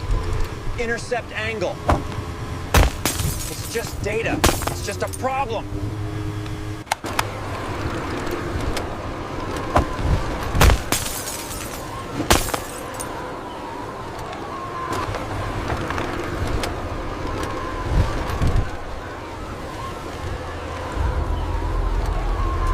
Liam, no!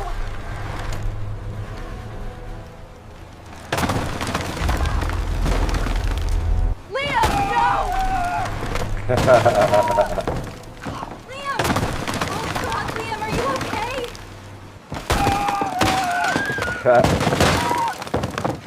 What a cool feature. Oh God, Liam, are you okay? Josh! Josh, stop right there! Come to me! Josh! Josh, stop right there! Come to me!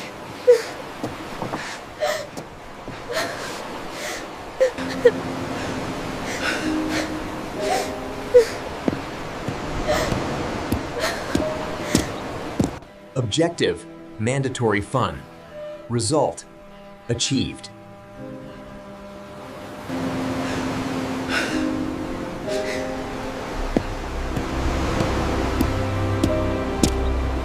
Objective, mandatory fun. So that is Result, my feature achieved. from movieflow.ai, guys. Pretty cool. And you could make that movie again and try it one more time, as many times as you want for free. That's the other thing. This is completely free. It does have a watermark on it, but it is free. You can create as many as you want and try out movieflow.ai. There'll be a link down in the description. Make sure you check it out. And we appreciate you watching.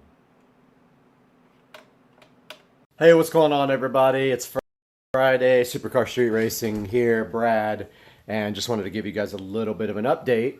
The car is still with Tracy at Tuners Inc. I'm letting him take his time. He's doing me a lot of favors on this car.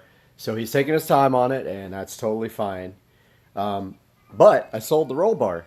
So someone is actually on the way right now to get the roll bar. I wanted to just update you guys really quick on what is going on with the car.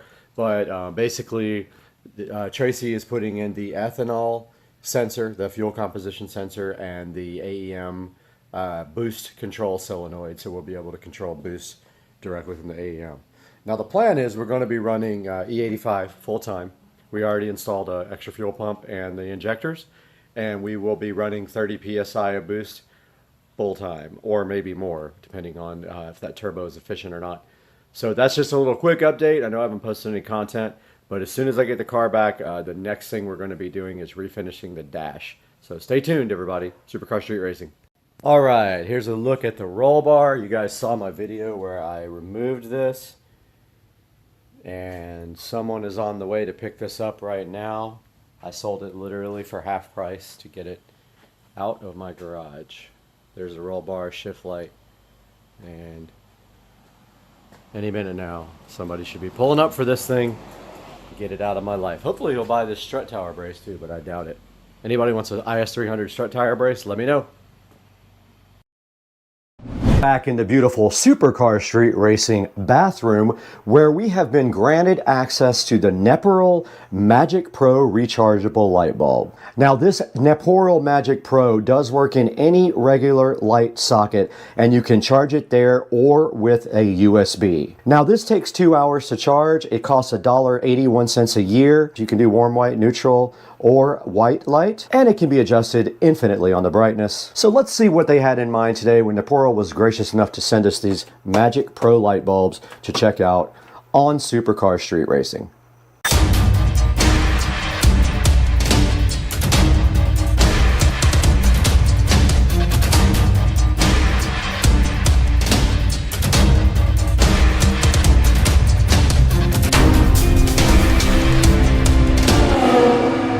Welcome to Supercar Street Racing Unboxing and Reviews. You've got Brad here with you. And if you don't know me, I'm so happy to have you today at the channel. And if you do know me, I could appreciate a like and subscribe on the video and a comment if you don't mind. And today we have the Neporol Magic Pro rechargeable light bulb that was provided to us by Neporol. They are so gracious to have sent us a sample of their bulb to look at several scenarios with you guys on how this might work. Now, taking a look at the box, you can see two, meaning I believe there are two in the box. And at the top of the box, a good highlight says that they work in a lamp socket and they are USB or lamp socket chargeable. Now, the bottom of the box says they are 2-hour fast chargeable. They are dimmable with a hue shift, meaning they can go 3 different color temperatures, and they have a remote and a touch control also available. Now, on the side of the box, a closer look at that, you can see it fits most E26, which is the standard light bulb in the United States and other places as well. It works with wireless lamps as well. It backs up for emergencies, so if you lose the power in your house, these guys will still work. And on the side here, you do see they are made in China, and there is the model number right there, which I will put a link in the description for you guys. And then on the back side of the box, it says that it has a remote, we'll be looking into that as well, or a touch control. A 3 hue shift, meaning they do 3 color temperatures. They are dimmable. They have a portable hook is what they meant about the hook on the side, so they did have that right. They auto charge when they are connected to a socket, and they're rechargeable by USB-C and have a really nice charge indicator on them. So a lot of good features to the Neporol Magic Pro E26 light bulb, which now we will go ahead and unbox on the channel. The Neporol Magic Pro is sitting right in front of you today, looking so fly and so fresh and asking to be stripped out of its box. So let's go ahead and see if we're going to need something to get the tape off today. And look at that, we were able to get this package open. Well, I had it open. We might be able to get this package open without any other type of opening device. Here is the Neporol Magic Pro about to be unboxed here on Supercar Street Racing, and right on top, inside the box, we do see that we have a nice instruction manual here. It's a little small for my eyes, so I can tell you that it has highlights at the top, instructions in the middle, commonly asked questions there, and so there's a FAQ at the very bottom. And I will take a picture of this and throw it up on the screen for you guys so you know exactly what this says. And then on the back, it does have a picture of a remote control. And they did not send the RGB. I was hoping they were sending the RGB. I did ask for that, but they did not send it. And then it does highlight the touch control down on the bottom, which I guess is on the side of the bulb. Now, inside of the box here with the Neporol, you do see it comes with some hooks for you to be able to hang this bulb up somewhere. So you don't actually have to have this thing connected anywhere. It could be totally and completely wireless, which we will demonstrate in a little bit. And then also inside of the box, they give you a USB charge cable. So it is a USB type A on one side to a USB type C on the other side. Moving forward, there is another hook here for these guys. It does not charge, but you can charge it while it's on here. This does not charge it. This just hangs it up for access. Now, the first Neporol Magic Pro is coming out of the box right here, and you can see the standard E26 base here. I do have the RGB lights, which I'm excited about. Now, let's see if it actually works before we unbox the rest. Okay, it is not charged. And we do have our second RGB Pro here. Let's see if that one works. Does not work. So both of these bulbs need to be charged. And moving further into the box, we do see our RGB remote control here, and opening it up, it probably has a little tab for us to pull to get the battery working. Let's go ahead and get it open. And here is the remote control, and there is our battery activation strip right there. We did pull that, and I'm assuming nothing's going to happen because I think the batteries are dead. Oh, okay, interesting. All right, so I wasn't holding it long enough. They did work right out of the box. At least that one did. Okay, let's see if the other one works. Maybe I wasn't holding it long enough. All right, this one is not charged. The other one was. You can tell because when I push on, only one of them comes on, and look, it's completely wireless. Nothing connected to it whatsoever. So let's get these guys onto the base lamp and get them all charged up first. And there, it just came on again. I pressed the button, and it looks like you cycle through the colors there, but I want to get both of them charged up, and there's a dimmer if you hold it down. Let me go ahead and power this off, and let's take it in there and get it on the lamp base. In the Supercar Street Racing nice office, we do see this fan going insane. So if you hear something, that is the fan.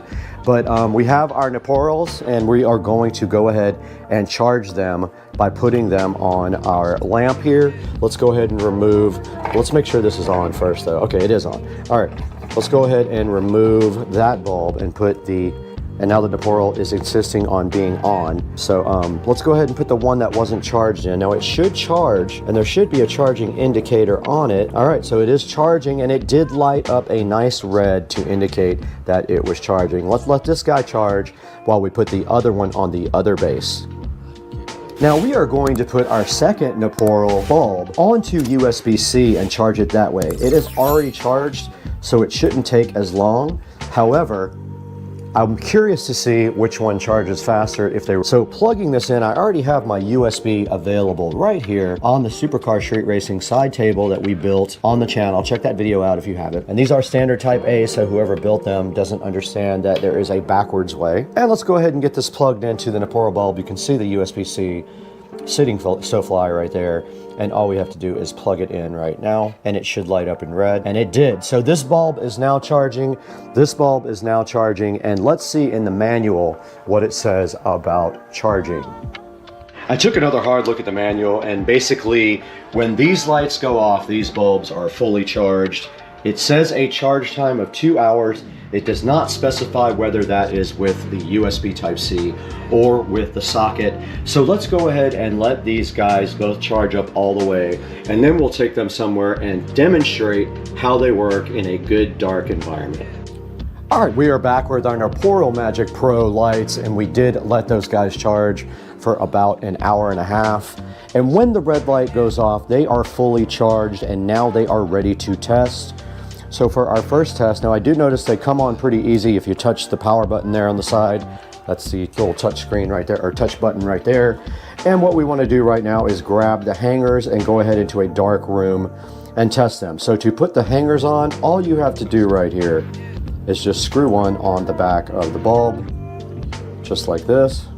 And then you can hang this guy up anywhere you want. Let's say that you need light in this closet. Let's hang one right there.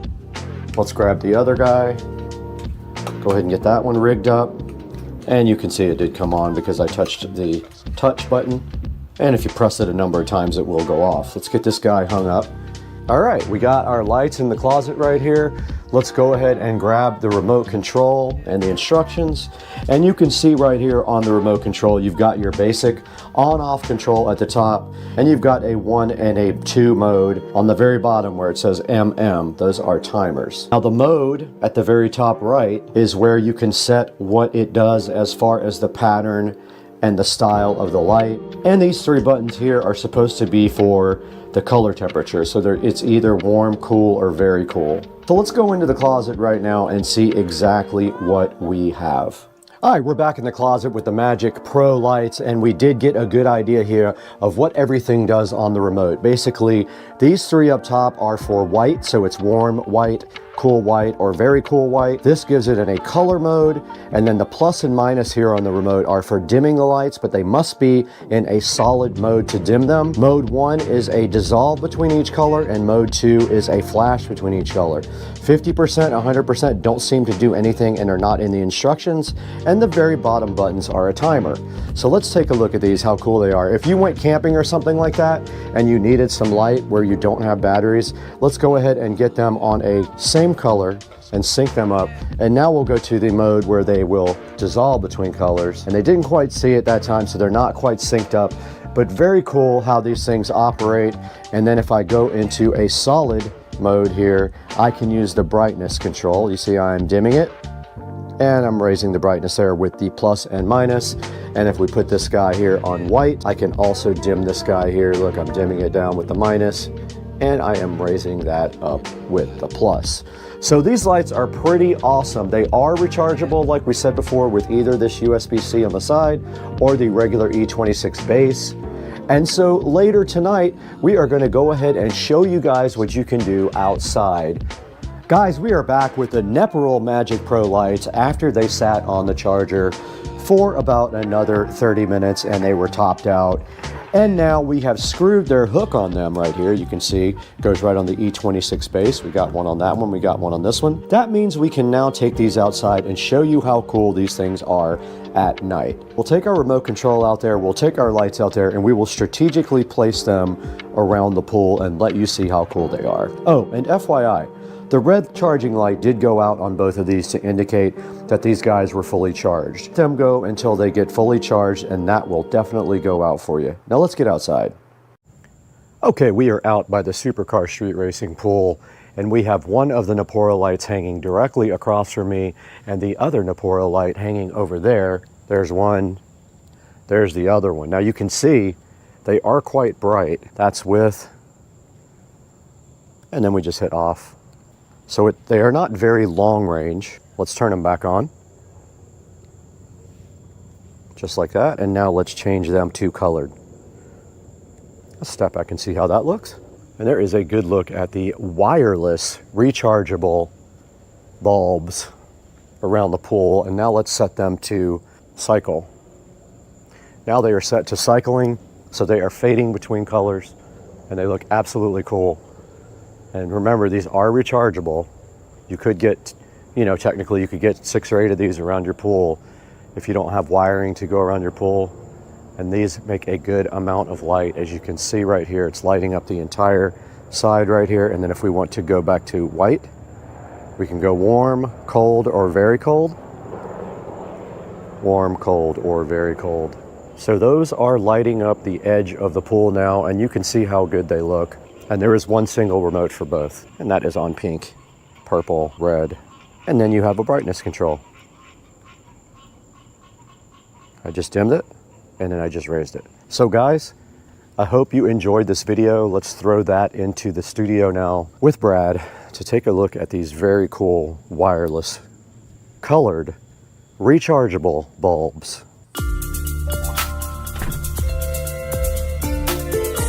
We are back at the Supercar Street Racing 4K production studio. You got Brad here, and I have spent some time with the Napora Magic Pro rechargeable light, and I happen to have one right here sitting in front of me for you guys to check out. These things are very cool. The manufacturer contacted me and said, hey, are you interested in promoting this product? And I said, of course I am, and they sent me 2 of the RGB lights here, and I'm actually giving these away to someone after this video. So these are already gone. They have been given away to a subscriber. But these Magic Pro lights are so cool. You can literally hang them by their E26 base with these cool little screw-on things here, and you can take them off and they will charge from either the E26 base or they will charge from a USB Type-C right here on the side, which I think is just very cool. And you can see right here we also have the remote, and we can change colors with the remote. We can change modes with the remote so they can dissolve between colors. We have a brightness control, or they can go white, warm white, or cool white. And then you can also do brightness when you're on any of those 3. So these things are awesome. I really love these, and I know the subscriber that is getting them is going to get a lot of use out of them. I know a place where they would actually look really good. So pick up your set of Napora Magic Pro lights today. There is actually 3 promotions going on right now. They have a 15% coupon available, a 5% promo code, and if you buy any 2, you get 10% off. It is absolutely insane. And I am going to be putting a link in the description for the Magic Pro by Napora. And guys, please like and subscribe to Supercar Street Racing. Your support is what keeps the channel going. We don't make money off the channel. The little bit of money we make barely covers any of the costs on the channel. So go ahead and like and subscribe, leave a comment for us, and tell us what you think about these really cool. Look, you just press this little button or use the remote. There it goes. You press the little button and it does come on the side of the bulb. So tell us what you think about these Magic Pro bulbs down in the comments. They have good reviews. I have a 4.3 star review, and I plan on giving them a review myself because I really love the way they work. Guys, thanks again. We got to get out of here though. We got to get this over to our subscriber who's waiting impatiently for it.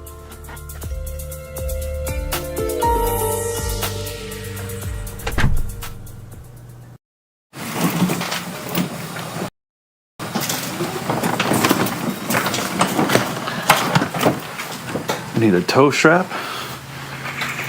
See, do I have one? Yeah, look at that.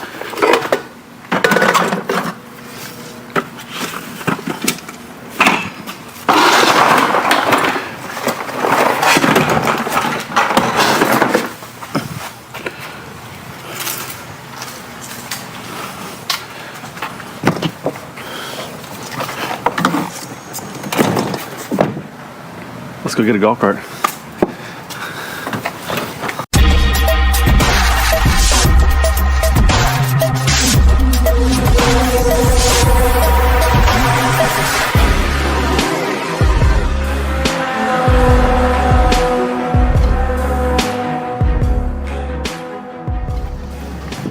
All right, everybody, welcome back.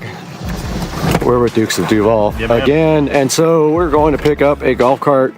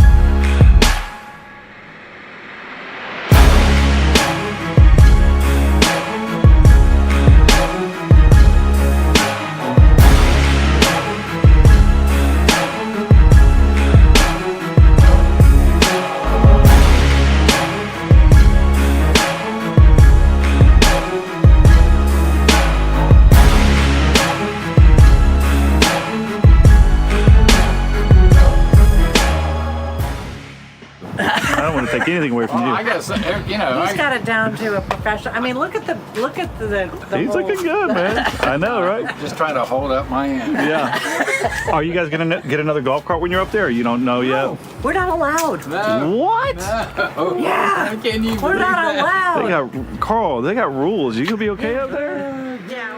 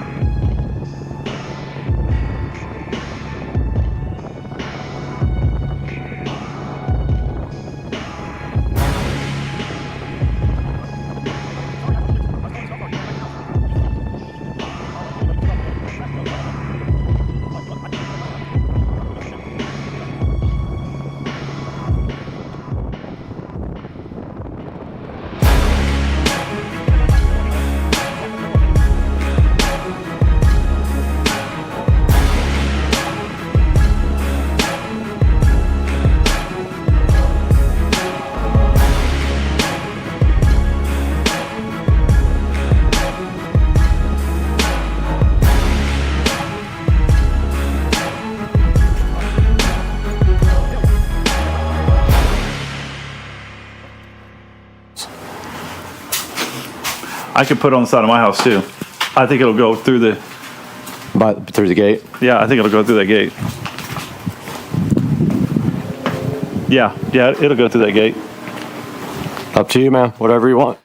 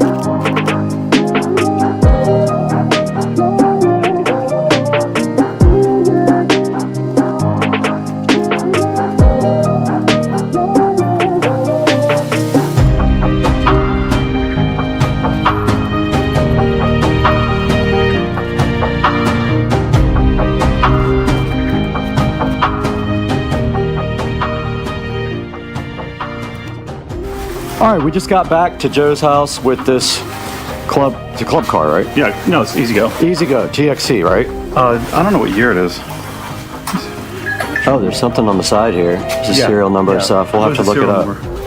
I think last two. Yeah, so this thing's in awesome shape. I think it's 2001. Yeah, it's in pretty good shape, man. Yeah, not bad. I think it just needs a little cleaning up and probably some batteries, man. Maybe just put water in the batteries and see what happens. That's the hope, right? Yep. Hell yeah. Nice acquisition.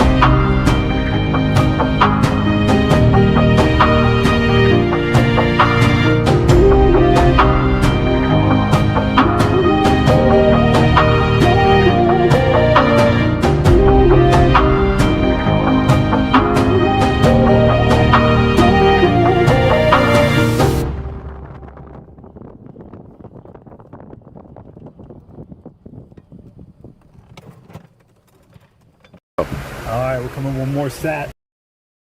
Here we go. Oh, it covers the holes, dog. Where's the other one? Right here, big dog. You're running out of time quick. You gonna make it? Let's go!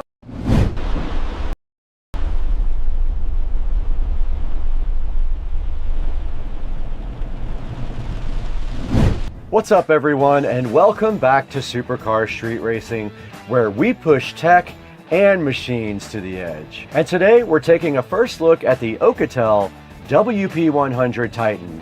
This thing is an absolute beast. It's got a rugged build and a 33,000 milliamp hour battery. It's also got a cool camera setup that punches way above its weight. I'm just giving you a little bit of a taste of this now because in the full video coming up, we're gonna stress it, we're gonna test it, and see if it actually lives up to that Titan name.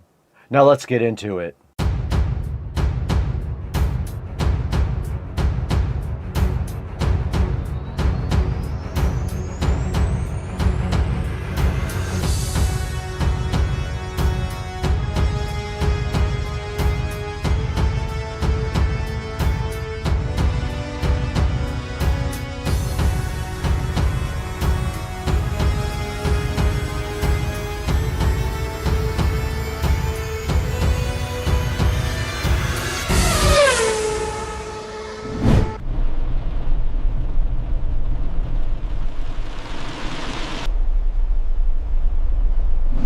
Alright guys, welcome back to Supercar Street Racing, and before we dive straight in, we want to give a shout out to Alcatel, who is a long-term sponsor of the Supercar Street Racing channel. And they just dropped one of their craziest rugged phones directly on this channel, the WP100 Titan. Now let's break down what makes this thing such a monster. Now first up, let's talk about the battery in this thing. That is the largest battery ever created for a smartphone. Now what this means for us is, when we're out there on those long days shooting on the road, like Las Vegas CES on January 6th through the 8th, we'll be there. We're gonna have the WP100 Titan with us. We won't have to worry about charging the phone for days. It's gonna be so nice to have that available. Now you would think with a phone with a battery this big, it would take forever to fill up, but this guy works very quickly and can fill up in a fraction of the time.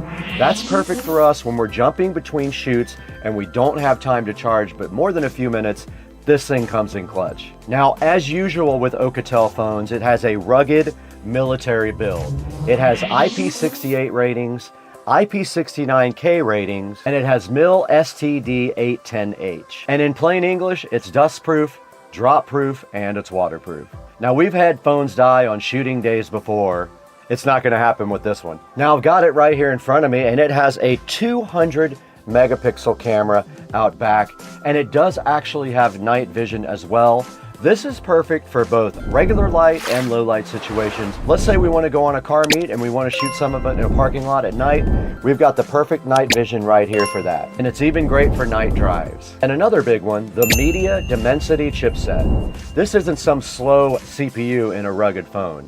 Apps load fast, 4K playback is silky smooth, and even gaming won't choke you out on the WP100 Titan. And now let's talk a little bit about the display. This thing has a 6.78 FHD screen with a fast refresh rate. It's big, bright, and smooth. It's great for navigating, watching back footage, all when we're out scouting new production locations. Now, something that I really like that Alcatel added to the phone is the dual frequency GPS and the expanded navigation suite. Let's say we're out in the middle of nowhere filming off-road shots or scouting new routes. This phone actually locks onto satellites faster and stays accurate even in wooded areas or around tall buildings. And it's one of those features you don't usually appreciate until you've been lost with no signal, which has definitely happened on this channel. Also, speaking of being out there, this thing also supports reverse charging. This thing isn't just for charging itself. This thing can top off cameras, mics, drone batteries, even another phone if somebody on the team needs charging. Plug it in right there and they can get a charge from you. So it basically doubles as a power bank for those days when you need it. Now let's talk a little bit about the durability. You can actually feel it when you pick it up, but this thing has an aluminum frame. It has shock absorbing corners right here, and it does have Gorilla Glass right out front. What that means is you can drop it, scrape it, slam it in a car door, whatever you want to try. This thing should be up for the task. It is definitely a beast. And trust me, with all the stuff we carry around this house, inevitably some things manage to hit the ground on a regular basis. And it's got this customizable side key right here, and you can actually program that to do anything you want. One thing that I like to do with mine is program it for the camera, so that if I need the camera really quickly, all I gotta do is press this one button. Now the audio on this is surprisingly good as well. So that means when you're checking clips, watching playback, or just using these guys as a mini TV between breaks, it's actually enjoyable instead of sounding like a tin can. It's also hooked up connectivity wise. It uses Wi-Fi 6, NFC, Bluetooth, and it also supports global bands. So whether you're here in the States or out of the country, this thing has you covered. It does have a slot for an SD card, so you can go ahead and expand it to your needs. Now this feels like it was built with creators and explorers in mind. So coming up next, we're gonna go ahead and unbox this thing officially for you. We're gonna throw it outside to the Supercar Street Racing Garage Studio, where we're gonna unbox this thing and show you what's inside.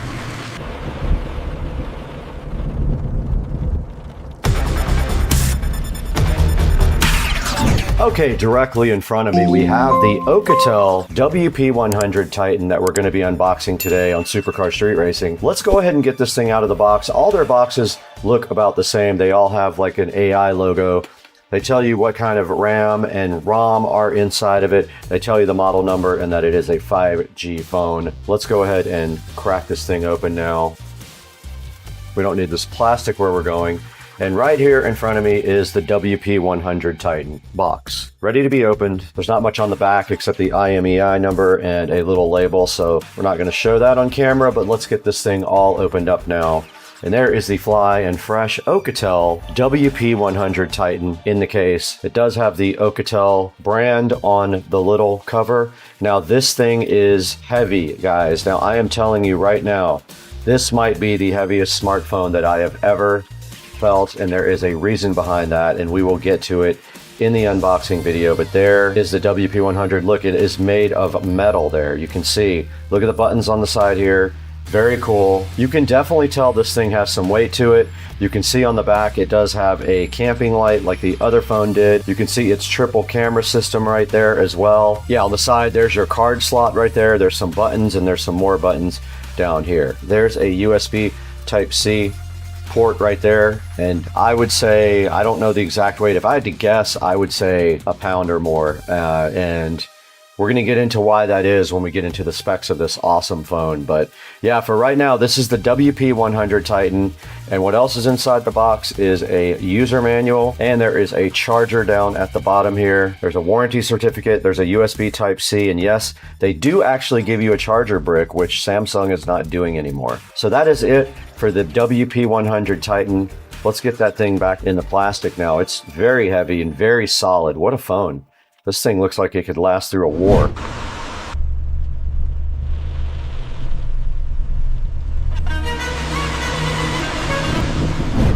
All right, you can tell we're in the dark home theater room because you can't see anything. So if we go to the home screen here on the phone, you can see there's a little projector icon. We can just tap that. And look at this. We actually have projected the phone onto the screen. Now notice it's much wider. You can actually see light on the edges of the square. There's our video. It's pretty small. I'm sure we could back up a little bit and make it bigger. This is what we just shot. Now let's look at it in regular light. You can see right here, it is shining directly on the wall right there. On the side of the phone here, right on this side, there are two little buttons that control the focus. You can see right there, it's in focus, out of focus, but I can actually do it myself with the buttons, which makes that much better than what we were looking at before. That's the only controls that I could find. It does tend to autofocus, but at the same time, if you fine tune it, you can use the buttons there to get it out of focus. And I tell you what, I think that projector feature is really cool. I am really hyped to actually use this in a certain number of different ways, and I just wanted to make sure you guys saw that, and it looks actually really good even in broad daylight. All right guys, now that we have the Oukatel totally unboxed, you guys can see what this thing brings to the table, and it's no joke. This thing feels like a tank, but it's also modern enough looking that it doesn't feel like you're carrying around a brick all the time. Those buttons feel solid, that battery gives it some weight, and that rugged frame tells you you're not carrying around your ordinary everyday smartphone. You got all the essentials in the box. You guys saw this. You got your paperwork, you got your charger and your USB cable. But the star of the show is the hardware itself, the reinforced casing, the high resolution camera, and the built-in projector system. This phone is clearly designed for people who use their gear hard. But let's not waste any time. You know this channel, you know our mission. We don't just accept claims, we're gonna go test them. Now let's put the Titan through its paces and see what it can really handle. So up next, we're gonna do those famous waterproof tests. We're gonna do a drop test. Let's get to it. Okay, we are with the WP100 Titan, and I did locate this thing called underwater mode. We're gonna drop it in just like this. Let's see. I am walking around with it in the net. It is completely submerged. The bottom, you guys can see it just as well as I can. It's at the bottom of the pool almost. There's only a foot left before it's at the bottom, and it is coming back up to the top. There's our phone. I don't know when it stopped recording. It is recording still. It's recording. All right, great. All right, we put the WP100 Titan through our normal test in the battery test, a whopping 47 hours playing back on YouTube, and we still had some percentage left.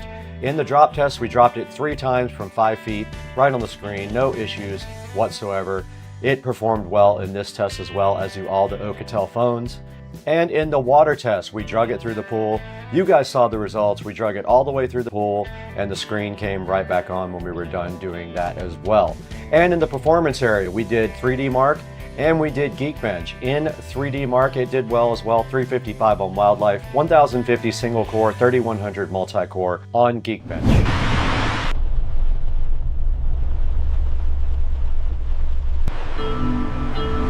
All right, guys, we're back here in Studio B, and that's going to wrap up the Alcatel WP100 Titan review. This thing is an absolute beast. It is very heavy because it has a 33,000 milliamp hour battery. It has a projector, which is very cool, 1200 lumen camping light, and it does pretty much everything. Has a very nice camera, very detailed, great color. Loved all the pictures and photographs from the camera as well. You're going to see some of that at the end of the video here. But that's going to do it. Go ahead and order your WP100 Titan from the link in the description. And thank you, Alcatel, for being a long-term sponsor.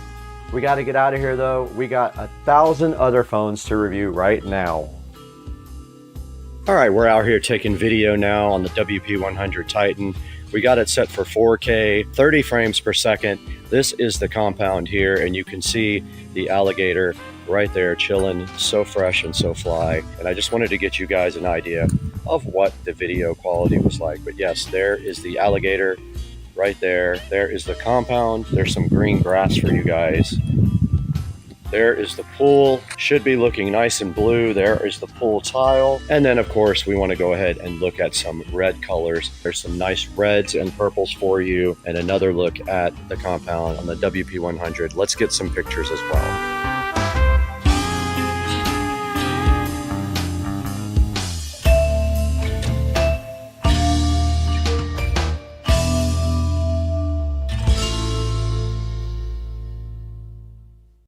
Hey guys, welcome back to the channel. Supercar Street Racing here.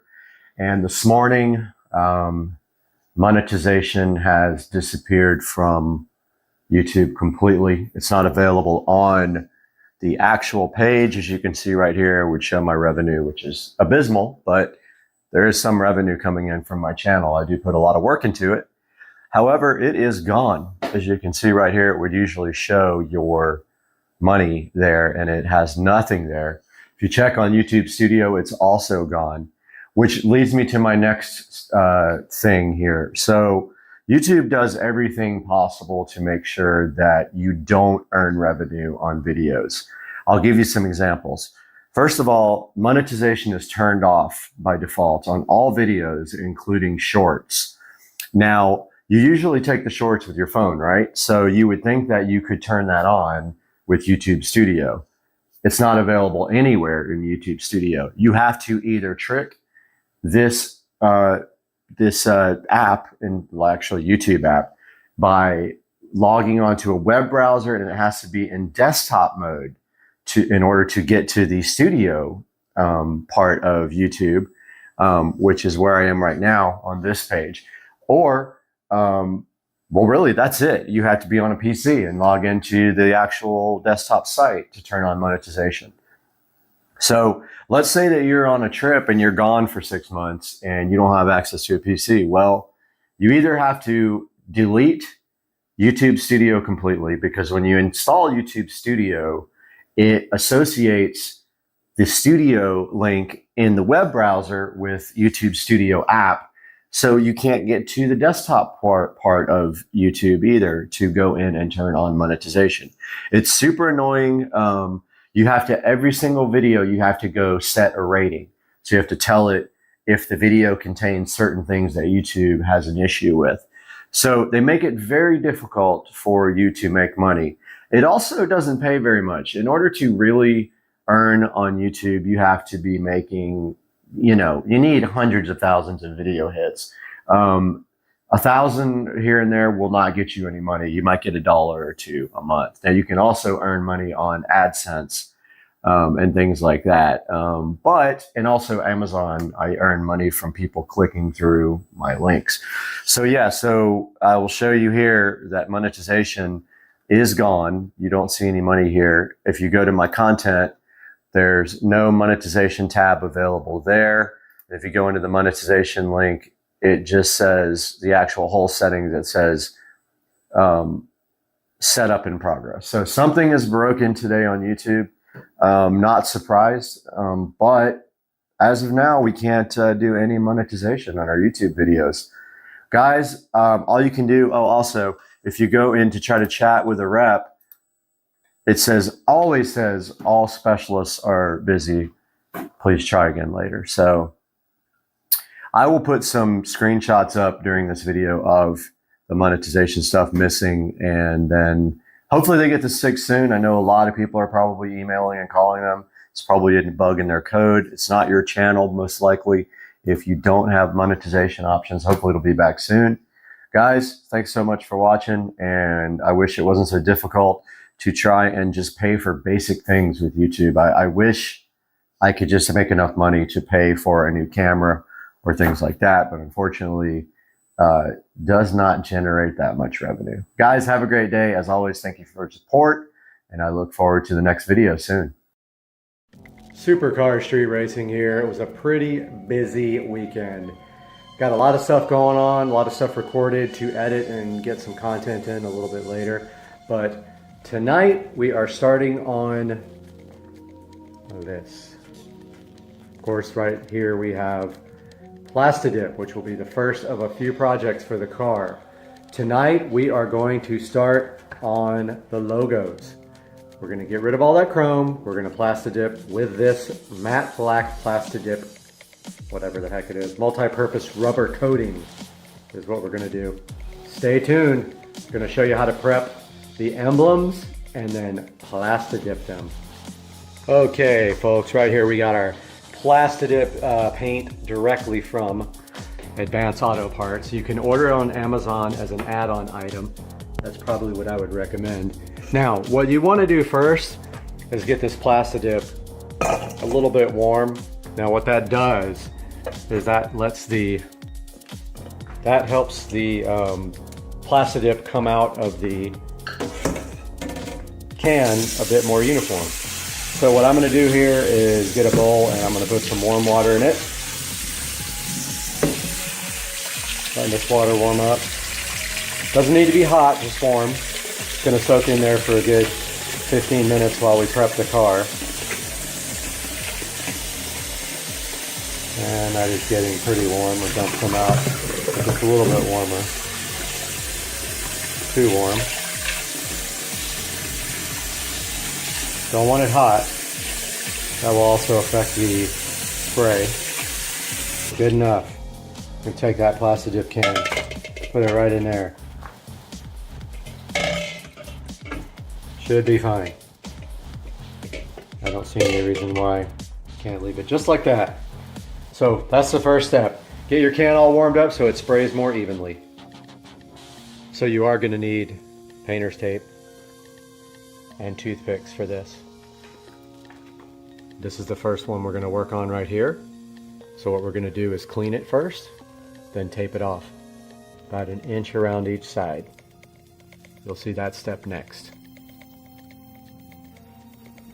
So I just sprayed this logo with Instant Detailer. Keep calling it a logo, it's an emblem. And now I'm going to polish it really nice. Get all the way around it as well. And where the tape's going to be. And you want to make sure you get all in the letters. As best you can anyway, because top and bottom. It's going to be very difficult to get inside there, but try to get inside the letters if you can. Get as much of that dirt off as you can. Next step, tape around it, leave about 1/2 inch gap.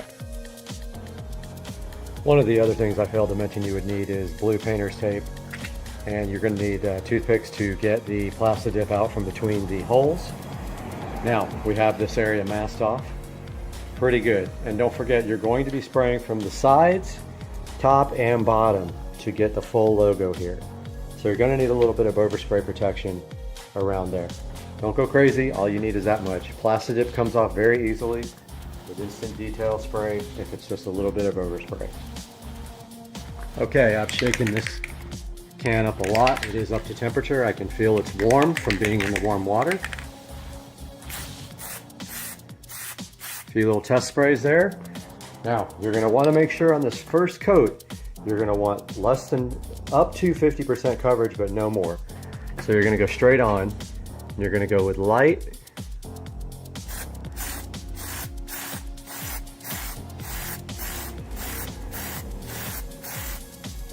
That's all. Maybe one more. 50% coverage. Maybe up here. And maybe down here. One from the side. One from this side. That's it. Don't go crazy on the first coat because it will drip. This needs to dry for 10 to 15 minutes now. We'll be back. Okay guys, it's been about 15 minutes since we put this first coat on. Here's a good look of how that looks. Sorry, the camera won't zoom in that close. There may not be black on top or bottom or sides, but you want to be careful on that first coat that you don't get any drips. So now it's time for the second coat. Gotta find the bottle, we'll start the second coat. It is second coat time, and we are really going to concentrate on trying to get the top, the sides, and the bottom on this coat. So once again, spray a little test to get all the, if there's anything clogged in the tip, lightly. That way, that way, that way, and that way. Now, we're going to let that dry for another 15 minutes. Okay guys, we got the back taped off now. As you can see, we've got the SL65 logo here. We've got the Mercedes-Benz logo here, which presents a little bit of a challenge because there is not much of a bottom lip right there. So we'll see what happens on that one. We got the AMG logo here. Good thing is these are not separated, so that shouldn't be too difficult. Now all of them are already all wiped down, and we're about to do a third coat on the other. Now I have my kitchen timer set. Don't forget to shake your bottle thoroughly between every coat. Let's see what my kitchen timer says. It says we still got a minute and 20 seconds left. So we will be right back with the third coat. Okay guys, went ahead and did the first coat back here so that we could kind of be synchronized. All three of these have one coat on it, a very light coat. You want to go up to 50% coverage. Don't worry about the tops or bottoms if you don't get around that. Now on this third coat here, for this logo, we're going to go just slightly heavier. It's called a wet coat. So here we go. We're going to try to emphasize the top, then the side, then the bottom, and this side. One in front. Now, these coats are now synchronized. So let's set our timer. Now, I have not started on the other side. I am going to go ahead and start taping that side logo up now. Got the other side all taped up. Space is limited here. Going to go ahead with a light test coat down there on the ground, and then just go ahead and do my 50%.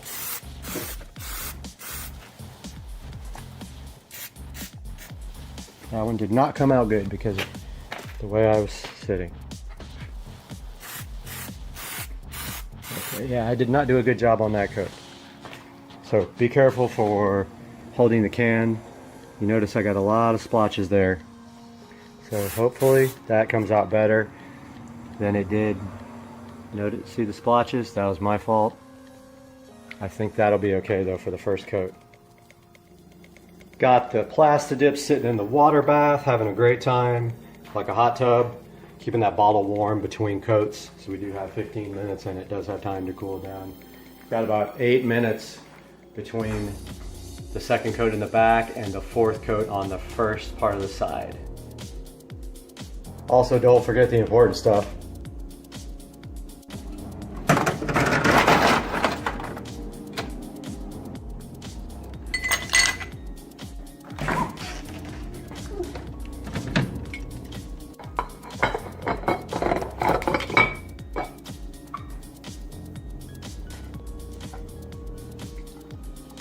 Oh yeah. Now for the moment of truth. We are going to try to peel this. We're going to need these toothpicks also afterwards to get the Plastidip from between the logos. So we will have that open and ready. Now, I see a lot of people have difficulty with getting the, you want to try to get the tape off without taking the Plastidip with it. So let's see if we can do that first. Might be kind of hard here. Alright, see the Plastidip starting to peel? That's perfect. Let's get that out of there. Start on this one. Okay. Perfect. Now you see how it rips on that tape line? It's exactly what it's designed to do. That's why it's so amazing for these decals or logos or whatever you want to call them. One day I'll get it right.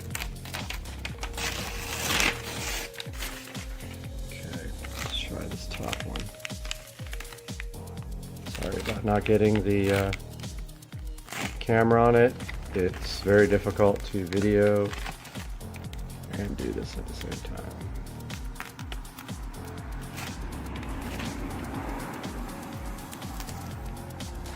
Okay. That is a little bit of overspray, but you can see it comes right off. Right there. Once again, I didn't capture it with the camera because it's hard. I also think about might do these fins. That might look good. Alright, I'm gonna put the camera down while I get this tape off. Okay, now this is the part where you want to go slow. I have never done this. I have no idea what's about to happen. Apparently you just peel like this and it should come right off, and it looks like it is doing what it's supposed to do. Take your time here, don't go fast. See how it's coming off around the letter? I'm sorry if I'm not getting the camera.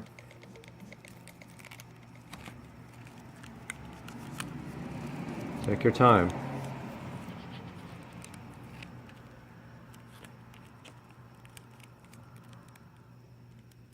Don't worry if you get a little bit left. That's what the toothpick is for.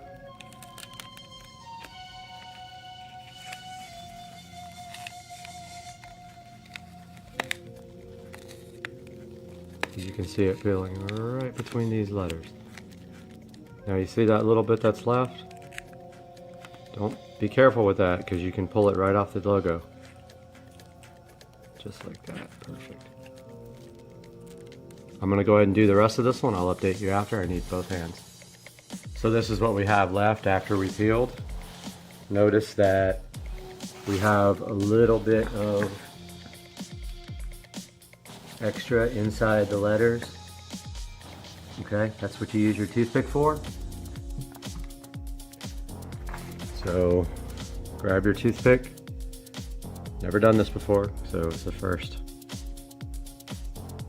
Grab your toothpick and get it in there. Be patient.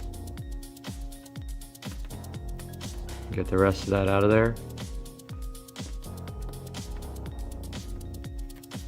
See how that peeled right off? Do that for the rest. Here is the finished Plastidip logo. As you can see, it came out really good. Now what you have to do, honestly, is you're going to have to, let me see if I can get my light on my head here. You're going to have to get into those little crevices and maybe use a fresh toothpick. So I can get one out. And it's kind of difficult to get that last little bit out. There's still a little bit in there. Sorry, camera's not right on the thing. But if you just get in there with your toothpick, you'll eventually get it all out of there.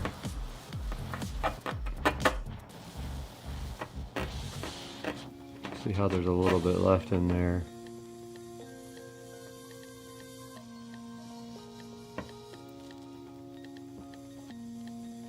Oh, I think I might have messed that one up. Gonna be careful there. I'm gonna work on this off camera, but I think I almost started pulling that off. Got the rear logos done. They came out pretty good.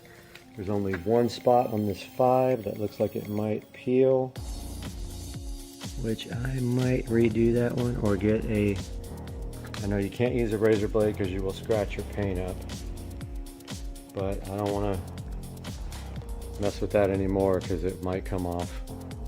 There's the Mercedes logo, there's the AMG logo. The only thing I can stress is to take your time.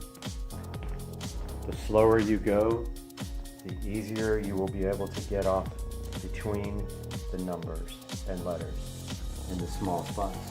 If you go fast, it's going to leave a lot of plastic dip in place and you're going to spend a lot of time. So this AMG license plate frame is next. They do sell these in black and carbon fiber. I think it'll be fun to try to black it out with plastic dip. So I've got some painter's tape, and it just so happens that it fits almost perfectly over this AMG logo width. And then around here, I've got it tightly cornered. I am going to take my beautiful flowered X-Acto knife and cut right around these edges right here. After I do that, I'll be back.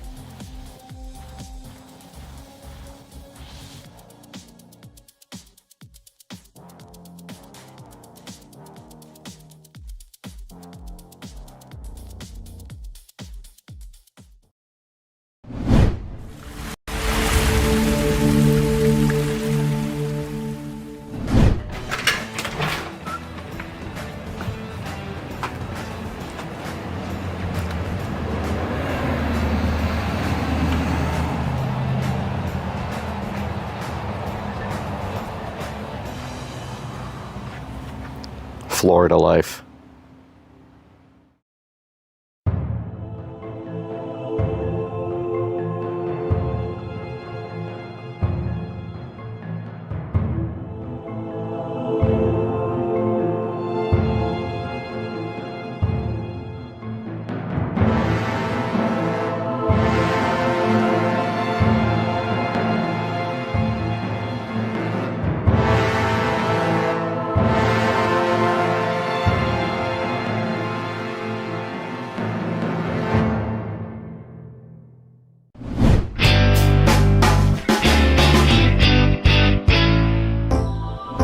All right guys, we are out front of the Supercar Street Racing compound, and forgive me, I am sick right now, but I wanted to show you guys these old plastic plants that we put in from IKEA about 2 years ago. That's how far they made it. The wind basically took every bit of them apart. You can see that there's hardly anything left here to these old plastic plants. We got one on each side now, though this one's doing a little bit better, but it is still also missing some leaves, but it still looks presentable. But these guys right here have to be replaced. So we have something inside, I think that will be perfect for this. Let's take a walk inside the compound. It's hot out here today, by the way. Let's take a walk inside the compound and go see what we have on the table that might be able to help us out with this problem of Florida life.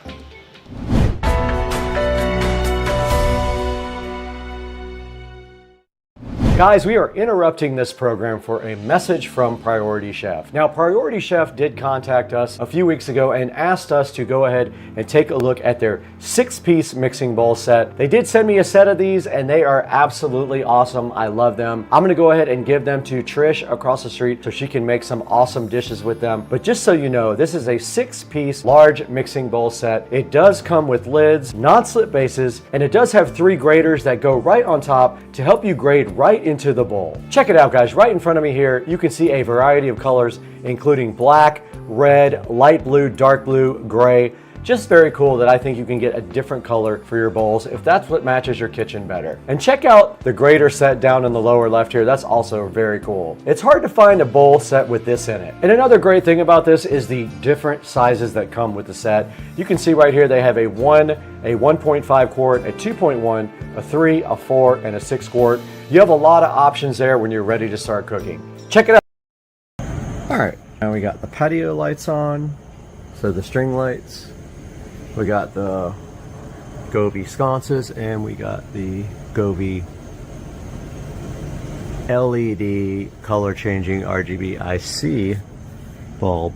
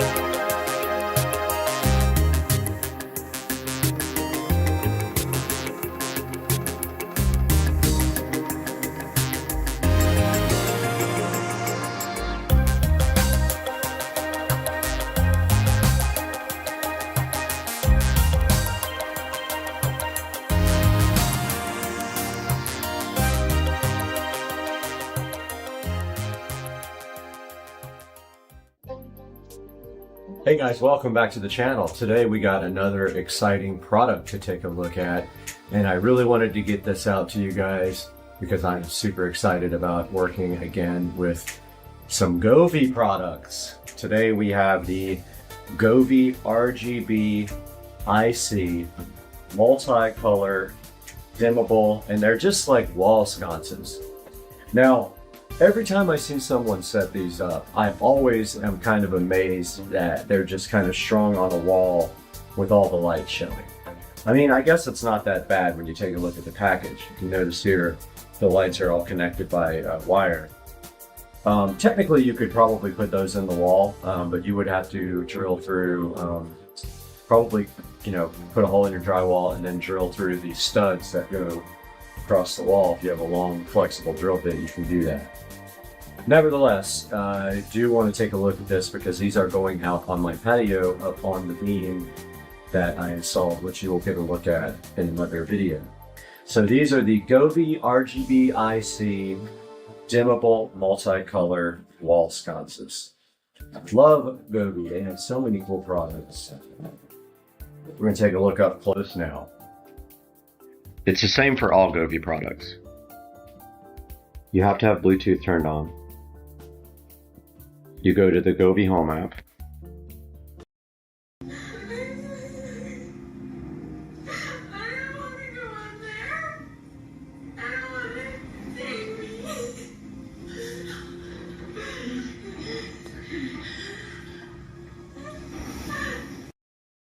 Alright, today we got Patricia's Jeep and we are going to be getting that detailed today. So we're pulling up into the car wash right now. Love car wash. Gonna get this thing washed up, take it home, and then surprise her at the airport with a detailed car. Let's go. Supercar Street Racing, Sunday edition.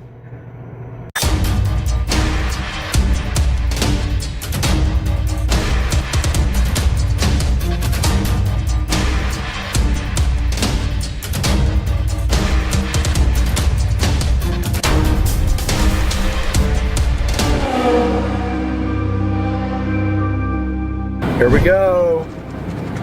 It's got all the cool colors and all the cool fake ceramic coating cell points, but yeah, the Jeep's getting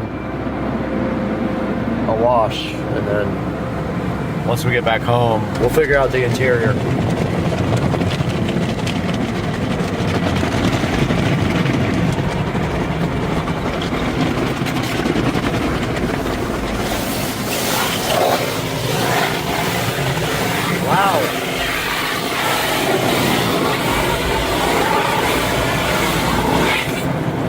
So loud.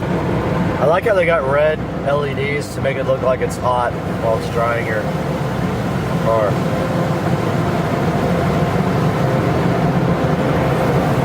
That's awesome.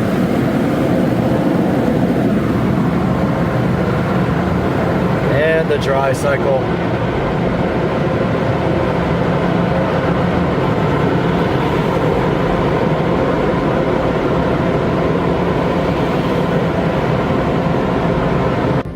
right, we're just gonna take this thing home to vacuum it and stuff inside the garage rather than sit out in the sun. Get the old Craftsman shop vac out at home and get this thing vacuumed out and detailed. But we'll get it out here on the road, dry it off real quick.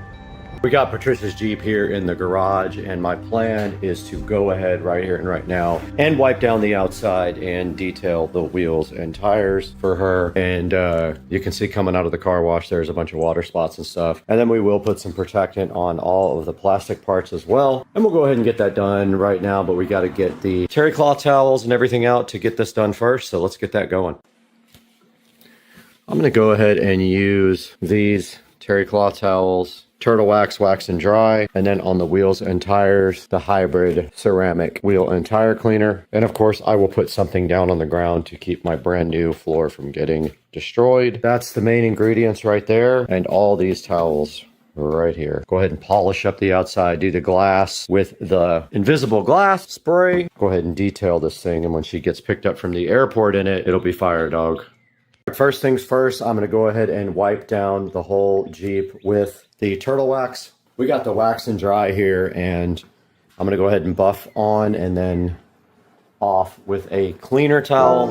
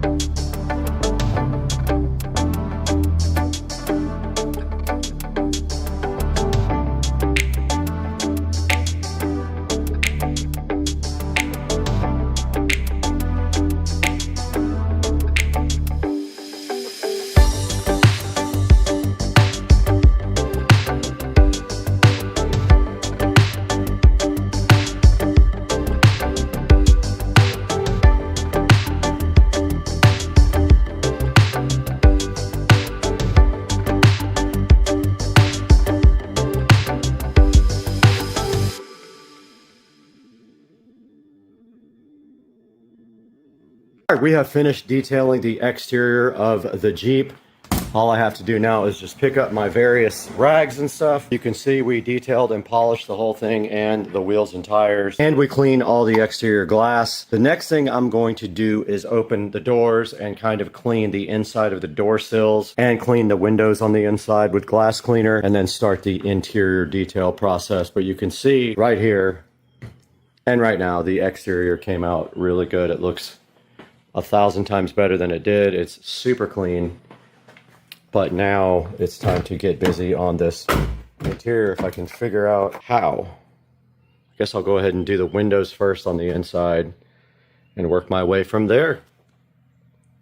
Somehow this top part folds up. I'm gonna go ahead and probably vacuum this out really good after I take everything out. Then put the seat up and vacuum that part out. But I want to make sure I get the top of the seat vacuumed. But let's get the vacuum going, get this back windshield clean, get this back area done first.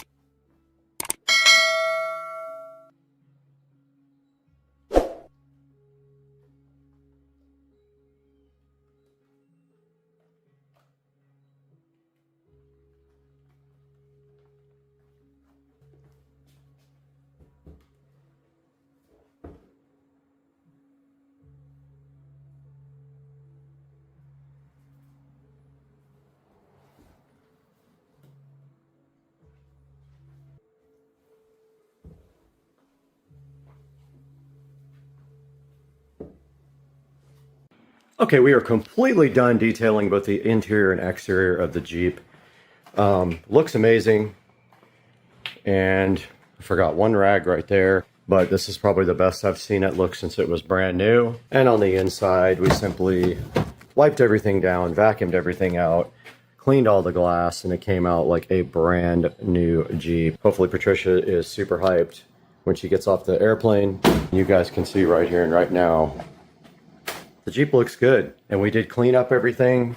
And when Patricia gets off the plane, we'll see how hyped she is for her polished Jeep. So yeah, the Jeep is all comfy here in the garage, and Patricia is probably an hour and a half out. And of course, the minute I plan something, this happens. It is raining with the sun out, which is strange. There must be a rainbow somewhere. But yeah, it's we got a good shower going right now, which that's fine too. Grass can get watered, but at the same time, I don't want to leave until the roads are dry. We did have rain in the forecast today, so this isn't surprising at all, honestly. But yeah, so I'm just waiting out the rain. I'm sure it's going to end here pretty soon because Florida. Yeah, this is one of those flash showers that will end here momentarily. There's blue sky right there, rain clouds right there, and we all know this will be over shortly. We'll wait 30 minutes, roads will dry out. All right, we're going to pick up Patricia from the airport, and of course, the road is wet, the trees are wet. I think the rain is over, not 100% sure, but it's definitely ruining the surprise, but the insides still fly. So let's go. We're just sitting on the side of the road, you know, no big deal.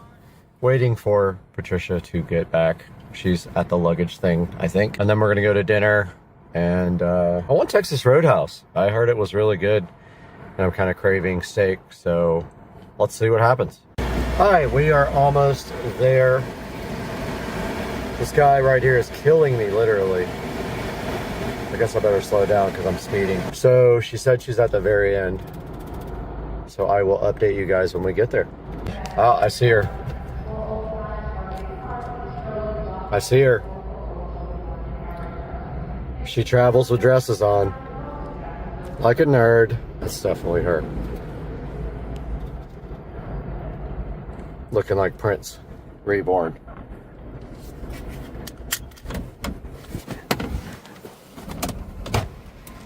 What's up? What are you doing? I'm scared.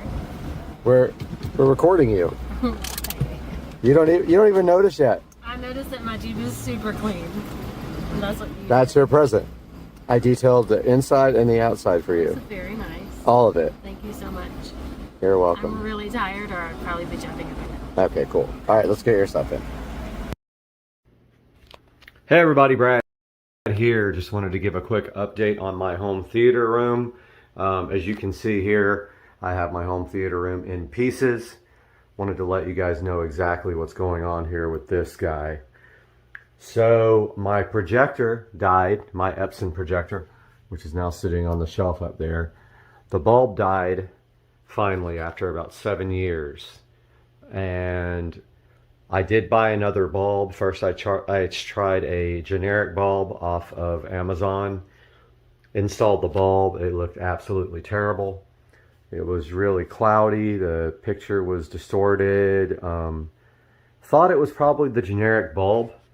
So I ordered a genuine Epson bulb, put that in, looked exactly the same. So I think that something in my 1040, my Epson 1040 projector right there died at the same time the bulb died, or that component caused the bulb to die. So I have ordered a 4K projector. Now, if you guys are familiar with projectors at all, you know that 4K projectors are very expensive. Most of them use this method called pixel shifting. So what it does is it projects a 1080p image, then it doubles it and moves it over and projects the second image so fast that your eye can't see, effectively making 4K out of an original 4K image. I ordered an Anker, A-N-K-E-R, Cosmos Max 4K. It is LED powered, not laser. The most acceptable laser projectors that do 4K are about $3 grand. I've spent $1,000, actually $1,100 on a renewed Anker Cosmos Max. Will be here in 2 days. I decided to take this time to go ahead and finish my theater room. Now, as you can see here, we have a lot of ambient light just because the walls are a lighter color. Now, when I built the room, I built it from scratch from a guest bedroom. I created this wall myself. I sanded down the wall and I used Lowe's Home Cinema Screen paint. I framed up the wall using a projector calculator. I made the frame on my my miter saw. So I created the frame on my miter saw, and it came out awesome. Looks great. Right away I can see some issues with my wall boxes, a little crooked right there, which are usually covered up anyway. You don't see them. The equipment's pushed right back against them. I designed this for this entertainment center to flow right down here. I ran power and HDMI. HDMI goes from in the wall there all the way up over to the projector shelf up there where the projector sits. I'm not 100% sure I'm going to be using the shelf unless it works out when I get the new projector and it projects correctly. And last time I ended up just strapping it to the bottom because the Epson projector had really no way to project. I couldn't adjust the keystone good enough where it could go down enough to hit this. It was literally projecting onto the ceiling. Only thing I'm worried about is this fan being in the way. I've added that since, and I don't know if the projector being on top of this shelf is going to hit the fan, but if it does, I'm gonna have to remove my Moonmen right there, my little astronauts. I think at the very worst, that's what I would have to do because it is a slight downward projection to get to the screen from the center of the lens up there. You can see up there I did a wall box, a double wall box with power and one of those little brush inserts so you can run a cord through it and bugs and stuff can't get through it. The shelf is a glass floating shelf. As you can see, I had the projector strapped to the underside there and upside down. This time I'm going to turn the Anker Cosmos Max upside down and lay it on top of the shelf because it has a LED star constellation on the bottom. You'll be able to kind of see through the frosted glass there. Now, another thing was my other projector was quite a bit brighter. It has a standard 200 watt bulb. This Epson Home Cinema 1040 right there. The new one is LED. It's quite a bit dimmer, maybe half the brightness. Now I ran this projector up here on eco mode the whole entire time I had it because it was so bright. You could actually have the window open here and still easily project on the screen and see the picture. The new projector, LED, going to be less bright, so I'm making strides to get this room brightness down quite a bit. First thing is the whole entire room is going to be that color. So it's all going to be that dark shade of green. I forgot what the name of it is. It's a dark, like brownish green. I'm going to do the ceiling as well. So I need to take this vent out. I need to remove my rear surround speakers there and get this room prepped and go ahead and paint the whole entire room. Now, if the shelf doesn't work or I have to lower it, then that's going to be a little bit of work, but I think I can manage to figure that out. I'm going to leave my shelf here that has my artwork on it. It's just all movies and TV stuff that sits on that shelf. It's been there forever, even before this was a home theater room. So I want to show you guys this hilarious mistake I made when I first put the surround speakers in. It's so visible up there where you can see where I cut the hole, and I was right on top of a stud and I had to move it and fill the hole. Unfortunately, you can totally see what I did there. It's not noticeable unless you really look. But yeah, so I am waiting for my projector to get here Wednesday. Meanwhile, I've got work to do in this room. I already have everything taped off. These closet doors are going to be permanently removed. They are going to be curtains here. And I'm pretty sure I'm going to get rid of that door as well and just do a curtain on the outside of the door. So I think what I'll do is a curtain rod up there with two curtains that hang straight down to the ground right there, black. I think that's what I'll do. Not sure yet, but I think on the inside here you'd be able to see a lot of ambient light from the other room, and my concern there is that. So maybe I'll do two sets, one on the inside, one on the outside, like two on the outside, two on the inside, for a total of 4 curtains that you walk through. That'll also help with the sound deadening. So I'm not sure yet. But yeah, just a little update. I still got to take the Echo Show out of the wall here.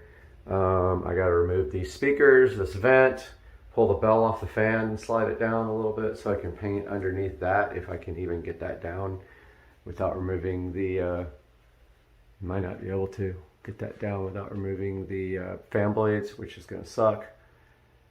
So I'm gonna start working on that now, and I'll update you guys in another video. Have a good day.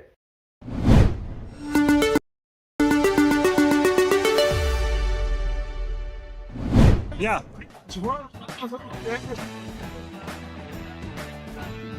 Please. And hopefully.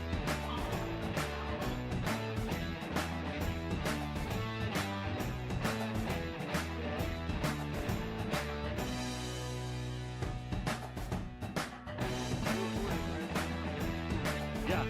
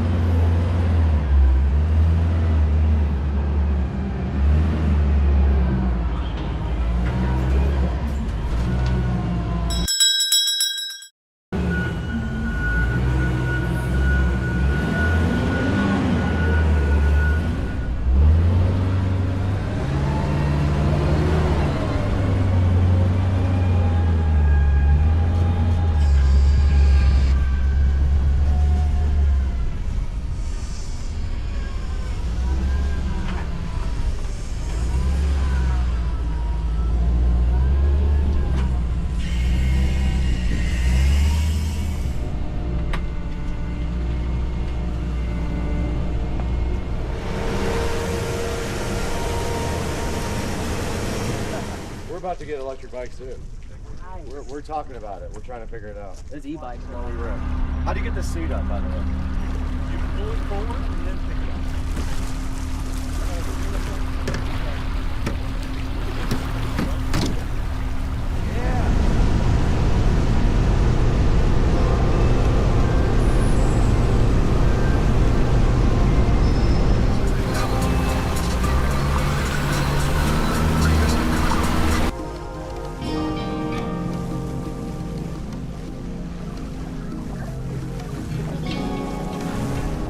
Thing actually work?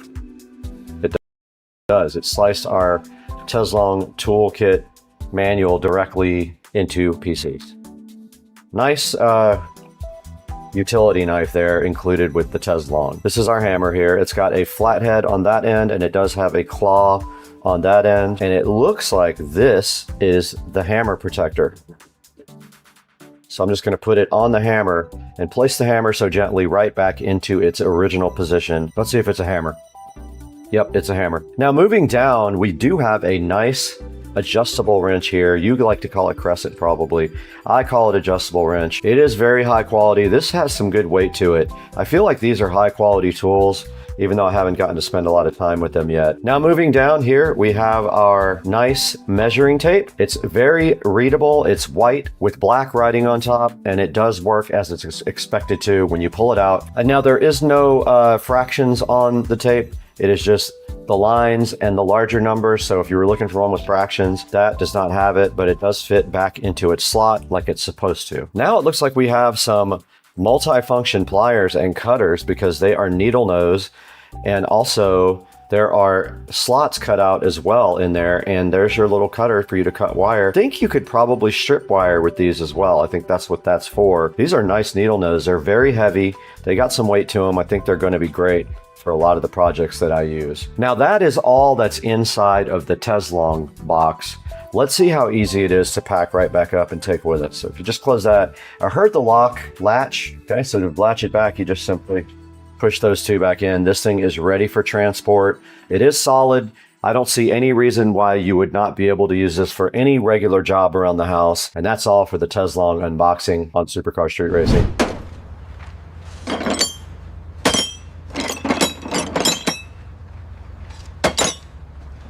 Everything's out of the box now. You can see it all here professionally organized, and the Teslong toolkit gives a vibe of professionalism, not some cheap toolkit made of plastic. The tools are neatly organized, the case is compact, and everything feels secure inside of the case, like it's not going to fall out. Inside of the kit, we have hammers, we have screwdrivers, we have a razor knife, an adjustable wrench, and some nice needle nose pliers with cutters. This thing is so perfect for working on cars too, or golf carts, or scooters, or any power sports you have. Exactly what you need for working in tight spots so you don't go stripping bolts and screws.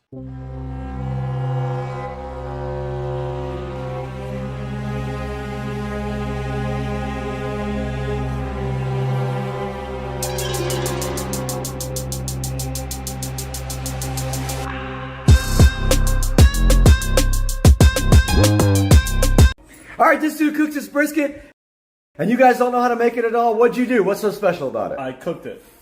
Long and slow. All right, let's see the first cut. We only got 5 seconds. Let's go.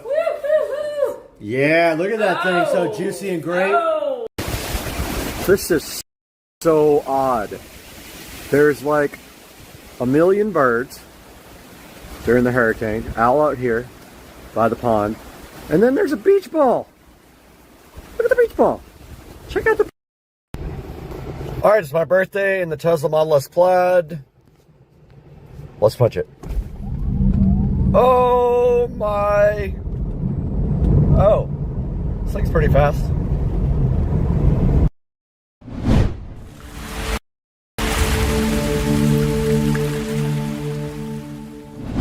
Guys, welcome back to Supercar Street Racing. Today we're in the living room again because we've got an exciting project coming up. I love doing projects, and this is an important one because it's for out by the pool out there. This project is going to be amazing. Everything is sitting right here on the table. There's a very long story as to why this has to be done, and I'm going to tell you that right after this awesome open on Supercar Street Racing.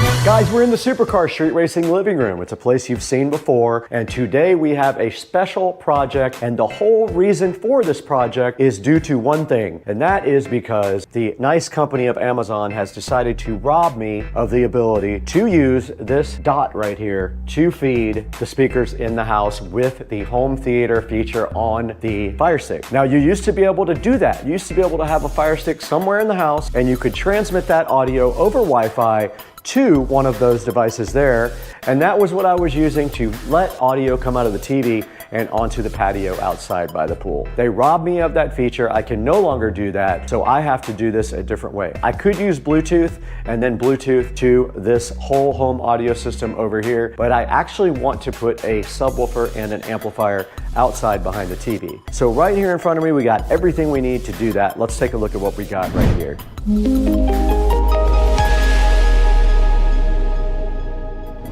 Directly in front of me, and also right here in front of me, is everything we need, minus one more of these cables, which is on the way right now on a truck. We have everything that we need to go ahead and get the outside audio system working again.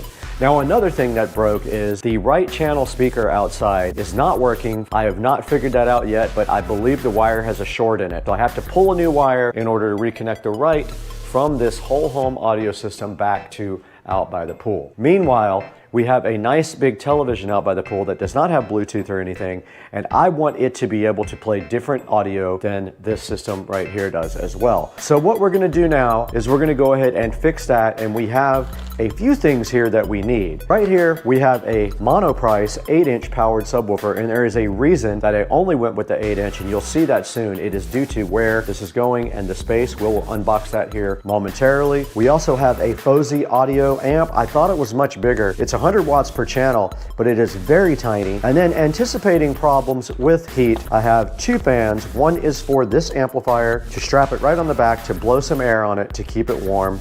I said warm. To keep it cool. To keep it cool, this is gonna go on the FOSI audio and also on the heatsink on the subwoofer. I know it gets very hot out there, at least it's under the patio, so it does get shade. This is going to feed audio from the television to the amplifier here, and then we have another one of these that comes out of the amplifier and goes to the subwoofer. It is another little guy right here, mini to RCA male. We have 2 of those. We have some insulated wire. Make sure when you do anything outside, you get insulated wire. It will literally fall apart if you don't do that because of the heat and the humidity in Florida. And then we have a shelving system here. This shelving system basically is going to hold the subwoofer up. We have these nice big shelves, and what we're going to be doing is using Tapcons into the stucco. So this is not gonna go anywhere. It's gonna be very, very good for this subwoofer right here. It'll be plenty. It'll go right against the wall like this, and the subwoofer will sit right on top, and this is going to be behind the television. If you don't want it to stick out so far, you go this way. Then what you do is you go underneath and you screw this to the subwoofer, and that will keep that sub on the wall with absolutely no problems. The other RCA to Mini is in the mail. It should be here any second. Let's get the rest of this stuff unboxed. I want to see this amplifier, and I want to see this powered sub.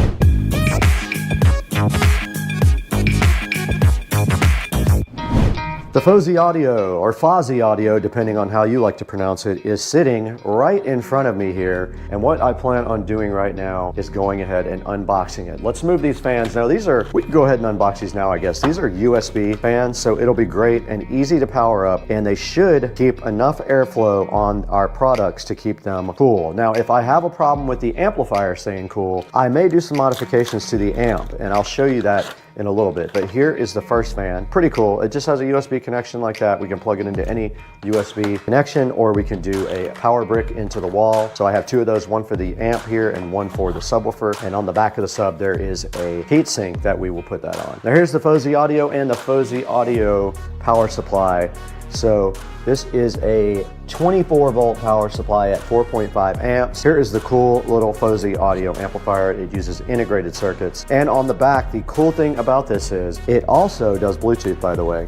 But the cool thing about this is it has a subwoofer output or a preamp output. You can use this with a powered subwoofer. And the input is also mini. So that was the plan, to come out of the television's audio output jack. We go right into the input here on the FOSI. We come out of the output here to the subwoofer, and the output of the speakers is going to be going to my speakers outside. And then there's the Bluetooth antenna, and there is the power. And the good thing about this is the size, and we do have a bass and treble and 1 USB. This can play music from a USB stick, because we could use that for one of these fans. We could literally come from the front. We're gonna zip tie that fan on, and we could just power it just like that. Now this says 100 watts per channel, and it does support 2 ohms. So we have 4 speakers will be paralleled on this. Let's see if this has power. It does. Look at our fan, and that is outputting quite a bit of airflow. Right in front of me is the Monoprice 8-inch powered subwoofer sitting right here on the table for you guys. It's very light. First of all, I would say it probably weighs 25 pounds if I had to guess, which is great. It's compact. It breaks your table.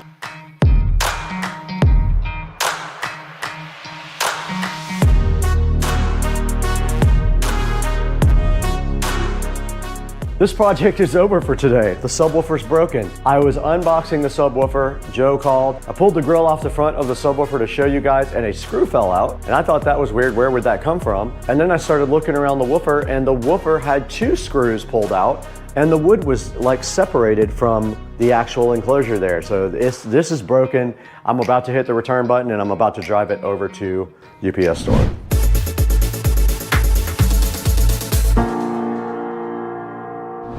All All right, that was a whole ordeal and a half trying to get my GoPro to work because it's a piece of crap every day.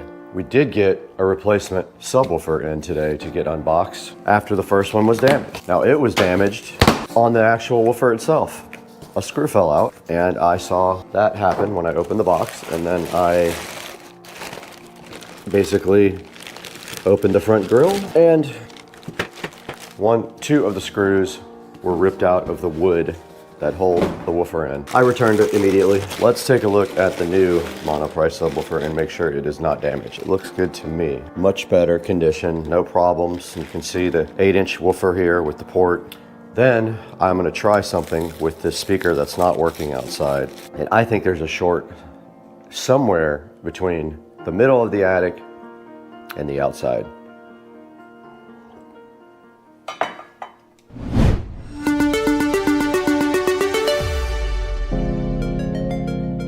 Audio is on only to this speaker outside, and I do have my test speaker in my pocket. No, nothing. I'm gonna try to pull a wire through, but it is... that's worse. Got it! So much for that part of the project. Okay, we're not doing that today. We're gonna have to use the fish tape and pull a new wire up, and we're gonna need another person for that. So this part of the project has failed again.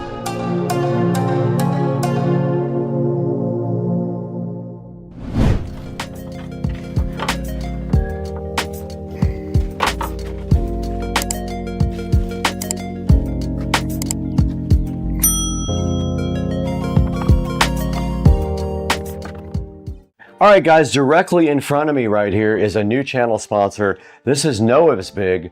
They were so kind to send us their desk lamp and magnifying glass. This thing has a 12x magnifying. This guy has 1200 lumens, if you can believe that. 146 LEDs to make everything super bright. It has a bunch of illumination options. It can change color temperature just at the push of a button. An easy adjustable neck here, so it makes things super easy for you. It has a ton of different mounting options, so you can mount it horizontal, vertical, or other directions depending on your application. This guy has a built-in memory, so it remembers the last thing you set it to when you turn it back on. It is USB powered. You can see right here a USB Type A. Will plug into anything. You probably have a computer sitting right by your desk that you can plug this guy directly into.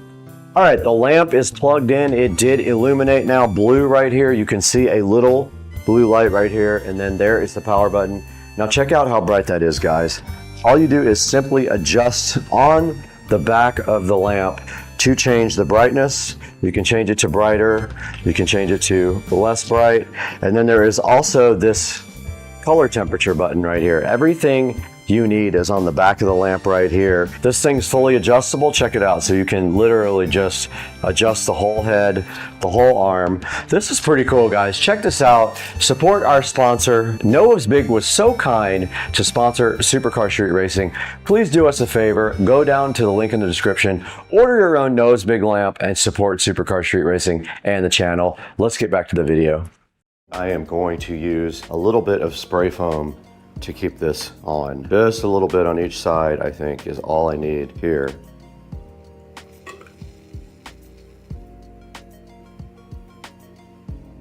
Without making a huge mess.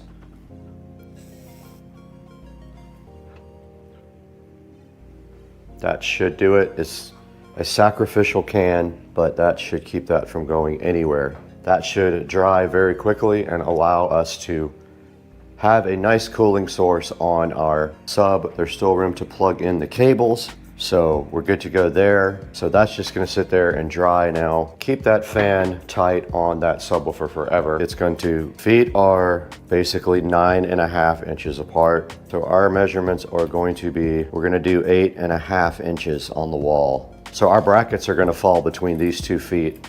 The sub's gonna sit right on the 2 brackets. It's gonna sit like this, right behind the TV, this part on the wall. For that, we have Tapcons. Now let's get you guys back outside. We're gonna go look at this.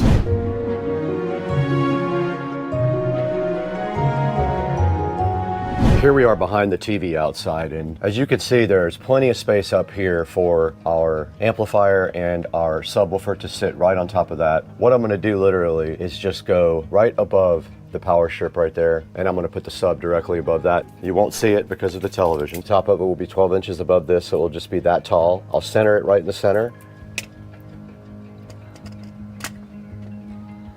Come down more. I have my Tapcon drill bit here.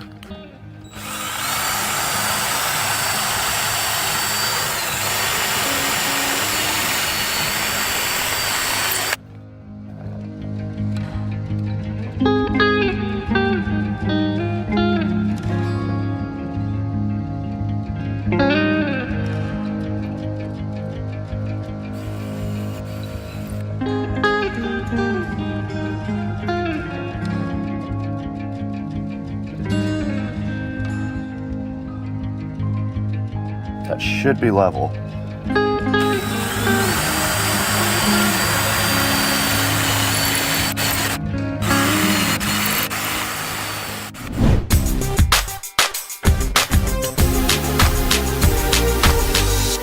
All right, so I'm actually going to do heat shrink on these. I've got my connectors. I need 2 more of these.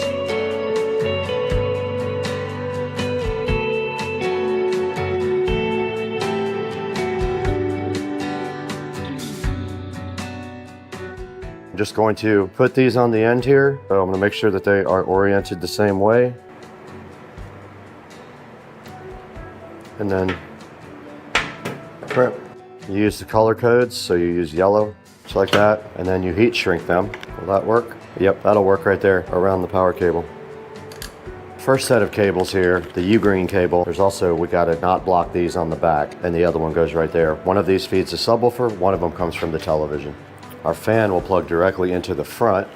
We got to get our fan mounted to this. Our fan will plug right here, and then our other fan will need a brick for our subwoofer. It'll need its own brick. That's on there. See if it still works. Things ripping. That's awesome. Check it out, guys. It's just zip tied to the side of it. And that'll give a little bit of cooling to this thing when it's outside because it gets very hot. And I don't know if that doesn't work, I'm gonna drill holes in the top and the bottom and get some more airflow. But that's putting out some good air right there. Our sub looks dry enough to go back outside and mount it. What the? This one broken too?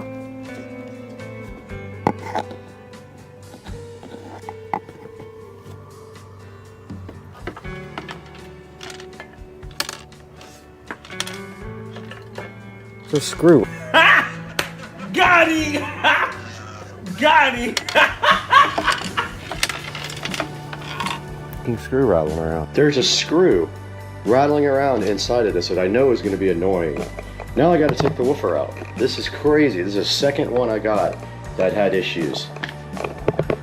How in the world can they make 2 subwoofers with problems? I don't get it.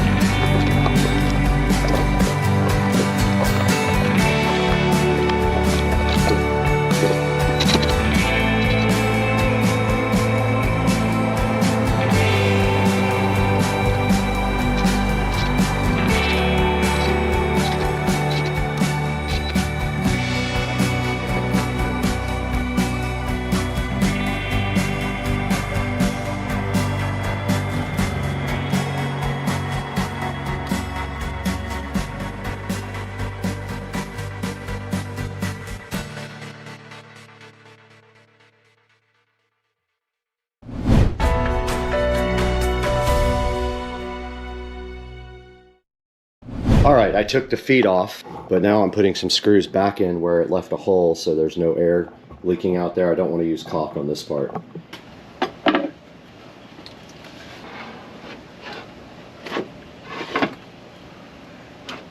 that's how it's gonna sit, just like that. And it's perfect. Not in the way of the TV at all. I can still get to the back of it if I need to adjust, if I just have to get on a little stool. Perfect, look at that, guys. This came out really good. Now I just gotta figure out mounting the amplifier. I'm gonna wipe down the back of this television. It's all dirty with pollen, but I think the amp can go right here somewhere. And then the wires can go up and up to the top, and they're gonna go up the soffit right there to that speaker. Get something to drink first though. I'm gonna mount it just like that, if you guys can see this. The TV can still move and articulate either way. If it needs to, it can articulate all the way this way to about right there, or all the way that way without this being in the way.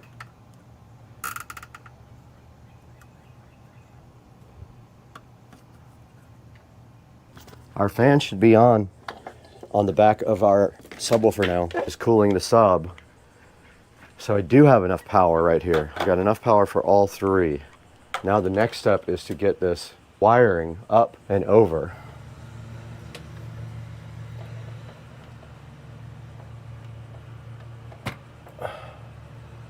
And so I'm putting this speaker wire in the soffit. There's a little lip on these soffits that this one can run behind the sub.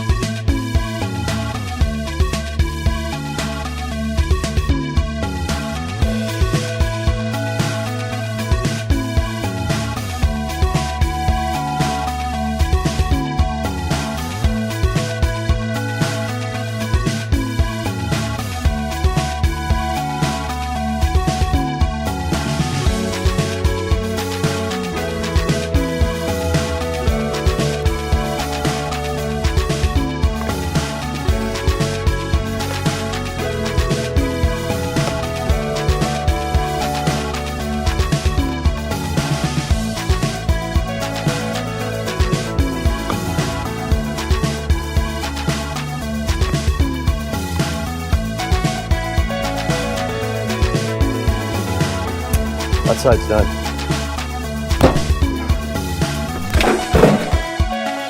Got it!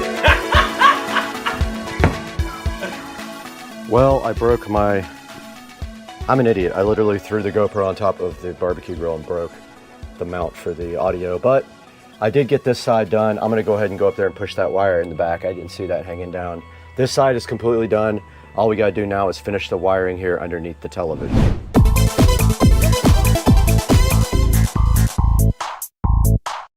I'm gonna go ahead and plug everything in and give it a test real quick before I do anything else right now. So I'm gonna give this a plug in real quick. All right, we're watching Supercar Street Racing. The audio does work. I was the power. I had to get the remote out and do power with that. Everything is working. Those speakers are on. I have not heard the sub yet, but I'm gonna probably try to test that out. I can't play music with you guys on here, so it'll be copyrighted. So I'm gonna check the sub now.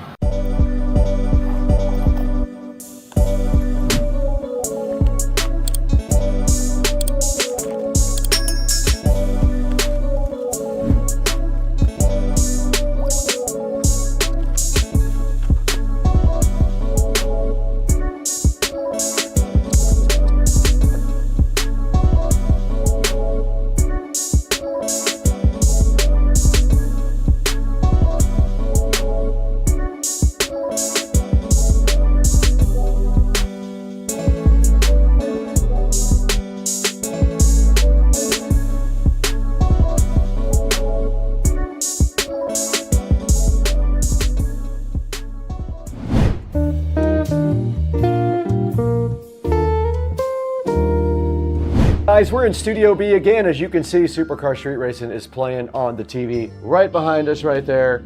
That's actually us on TV, but today we are live in Studio B to show you this project that we completed for the outdoor speaker system for the pool. There's a big TV outside that Joe Dukes of Duval gave me. It's a big Vizio TV, and I wanted to put sound outside Now the full home audio system sound is broken to one speaker. I think there's a short in one of the wires, so I have to pull that again. But meanwhile, I wanted to get sound from the TV outside and also add a subwoofer. So we did add this Monoprice 60 watt powered subwoofer here. And as you saw in the video, I had to get one return and the second one was also bad. Both of them were damaged. One of them had screws missing in the woofer. The other one had a nut inside the actual amplifier loose, but I fixed the second one rather than return it for a second time. There's the Monoprice subwoofer. I have not rated it yet. I'm gonna rate it appropriately for being damaged twice when I got it. Now it is 60 watts and it does sound great outside, I'm not gonna lie.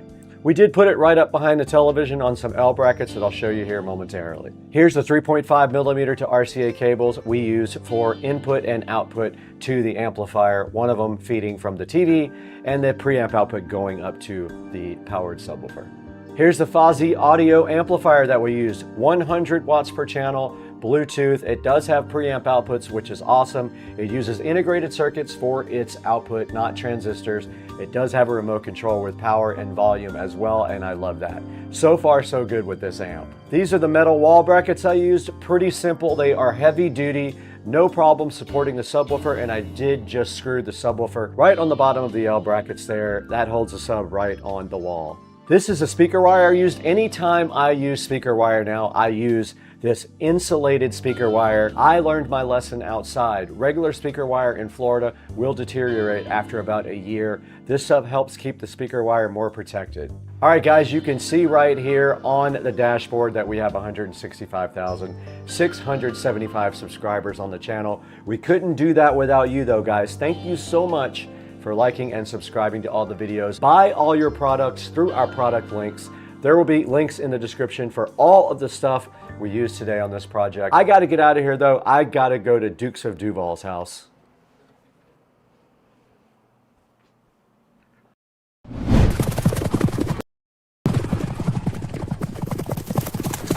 We're back again at Supercar Street Racing, all the way out here in Studio A today, where it's nice and cool, but it's hot outside, and today we're looking at Pixverse. Now, Pixverse reached out to Supercar Street Racing to see if we wanted to talk to you guys about this very cool AI video and image service. It's sitting right up here on the screen today. I have spent quite a bit of time using it now. I'm gonna tell you what I did, how we're gonna use this, and you're gonna see it in this actual video. Let's get it done. Let's take a look at Pixverse and how it can help you and your creativity.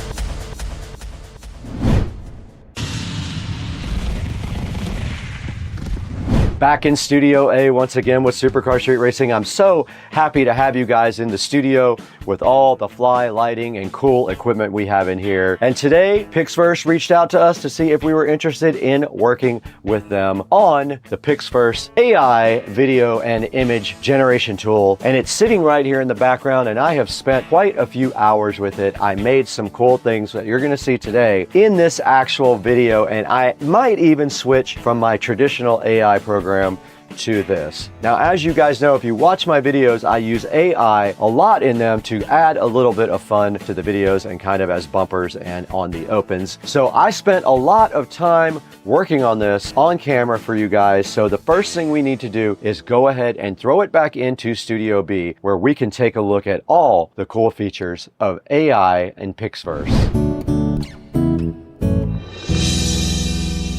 Okay, we're here today with a new sponsor. Pixverse reached out to us and wanted us to show you their very cool, very creative website where you can do so much with AI video. So we're gonna go through the first part of this right now, and that is image or text. So let's get our prompt up here. We're gonna paste our prompt right here. So I pasted this into the prompt area, and then all we have to do now is just give it some sound. You can see I've created some stuff already. So it's in the queue now at 3%. And there is the final product.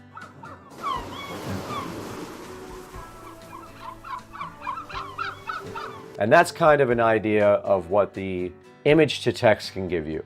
All right, so the next thing we're going to talk about here is called transition. Basically, you give it a first frame of video and you give it a last frame of video, and then you describe what happens. You look on my screen right here, I basically took a picture of the astronaut on the moon. That was my first frame.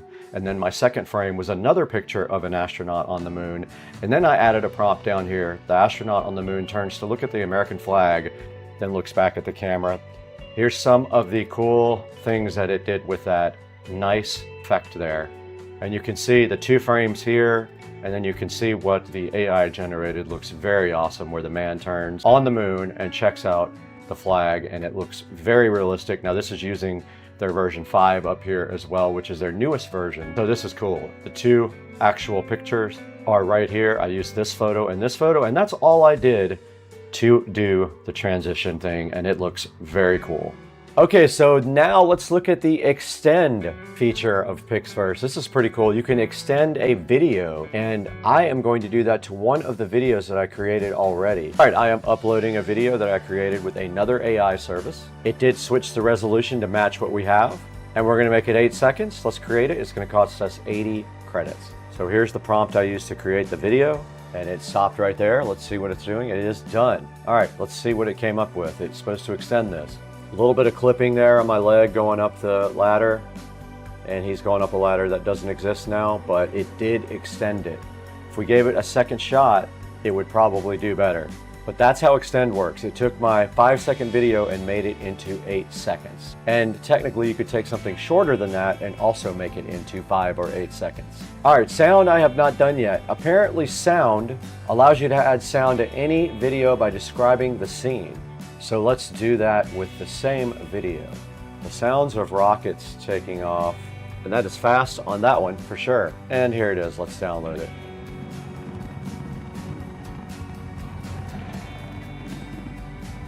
And it did work, it did put that sound in the background, that's pretty cool.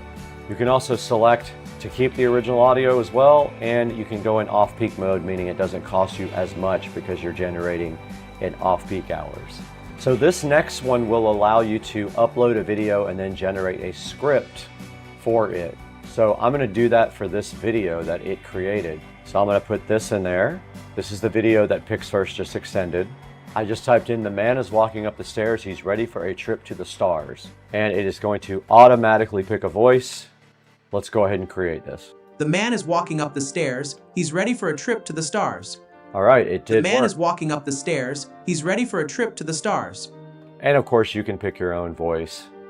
Hey, I'm Ethan, Hi, I'm Adrian, young and free. I'm Oliver, full of energy and... I'm James, been through a lot. I'm Liam. With time, I've gained wisdom from experience. All right, I'm going to reproduce this with Liam.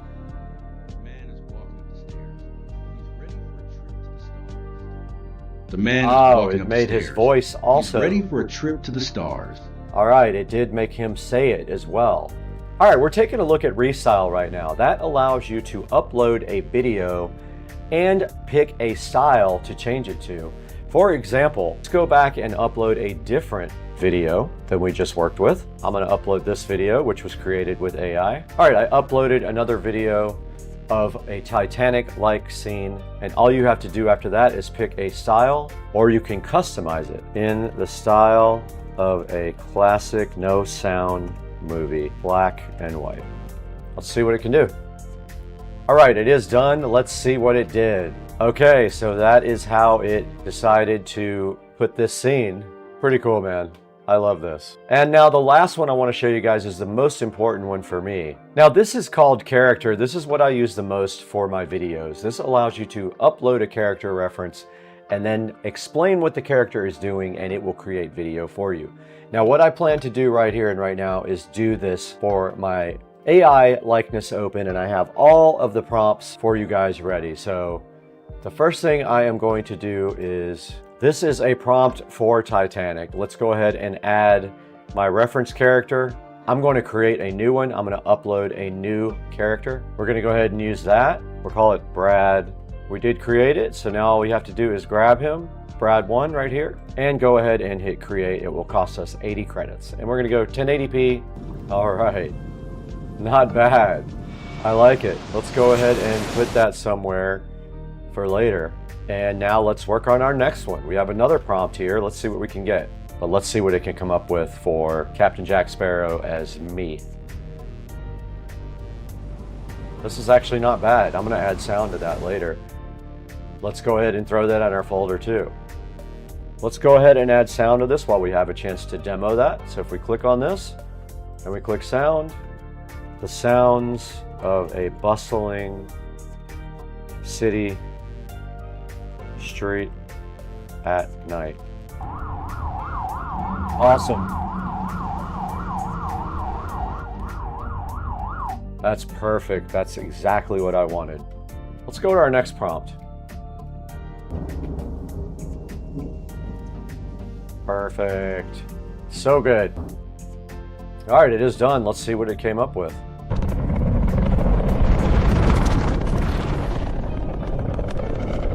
It is at 720p, so it did downscale that when I downloaded it. So it is not the original resolution. All right, now you guys have had a good look at what Pixverse can do. Now let's take Pixverse into our editing program and make a new open. All right, we're back in front of DaVinci Resolve right now, and here is our first clip drug into DaVinci Resolve. What I'm going to do is go ahead and super scale that. I'm not going to do that to the end because it puts a load on the CPU.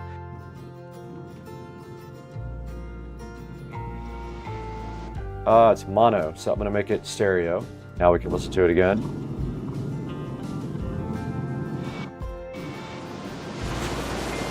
Cool. Next one is this, Captain Jack Sparrow. I put the sound of ocean waves with pirates. Let's see if it knows what that means.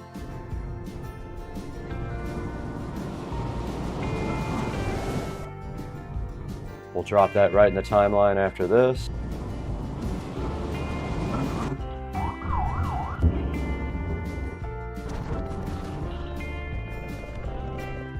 All right, now all we need is an ending. All right, we're all done with our awesome, cool, brand new open, and this is what it looks like before we render.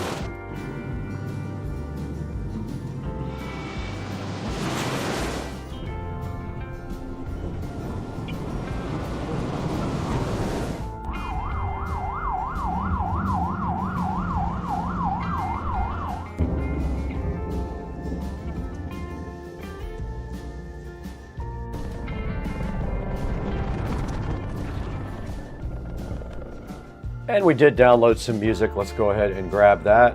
All right, here's the video.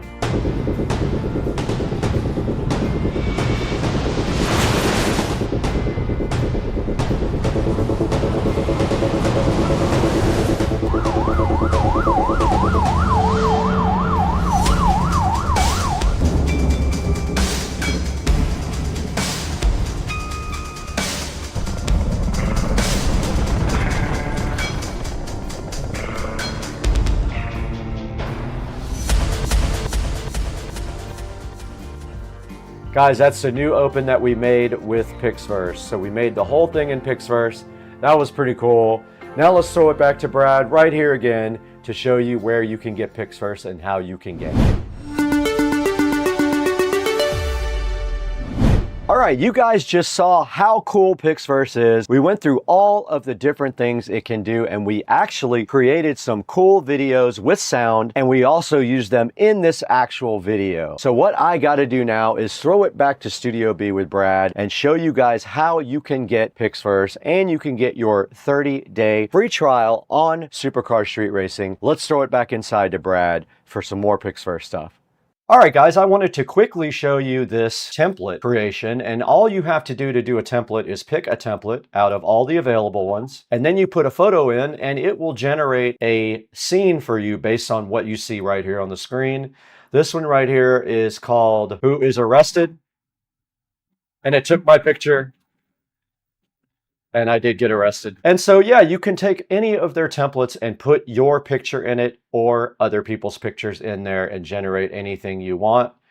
This one's called Welcome to My House. It says a sip of red and the rich life appears. That's pretty cool. I love templates. Now, also taking a look at the rankings, check out where Pixverse stands Here's your AI leaderboard here. Pics first is at number 2, image to video, and then text to video. Check it out. Look at that. Pics first is also at number 3 on that. They wanted me to show you guys those rankings as well. All right, guys, we're right in front of the PC now in Studio B, and you guys just saw how we made that brand new open with the cool Pixverse AI. It was pretty cool. We made a new AI open like the old one I made in another AI program, but this time we did sound and new music, and it came out great. I encourage you guys to try out Pixverse. The first 30 people will have a code down in the description. You got to get there fast though to get a code. Check the description out in Supercar Street Racing down below in this video and go ahead and get your 30-day trial for Pixverse. And guys, thank you for supporting the channel. Thank you for 200,000 subscribers. We have to get out of here right now though. We have to go to dinner.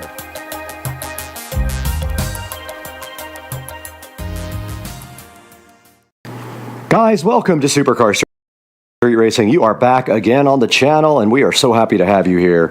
And yes, we have some more of these junky mainstays lights because we are going to return the ones that broke and replace them with these because they broke after a couple of weeks in the warranty period. So yeah, let's get these things replaced tonight.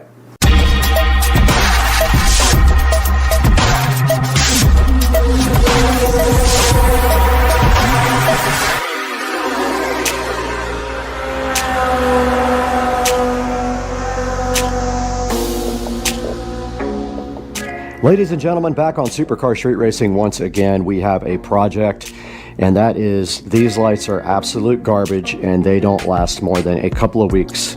Some more, some less.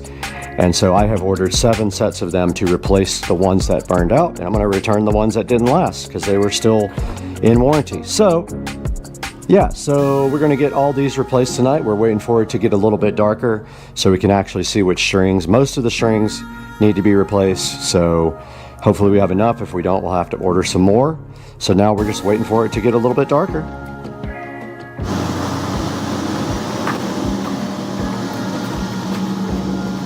All right, we're out here in the Supercar Street Racing backyard with one mission tonight, and we're actually waiting for Dukes of Duval to come over and help. But we're going to be replacing all the light strings that are bad. I keep looking to see if he's sneaking up on me, but we have all the new strings right here, so we got to get all these unboxed, make sure that we save the extra lights from them, and then go replace all of the fixtures that have issues. So let's get one of these guys unboxed real quick. They're kind of a pain.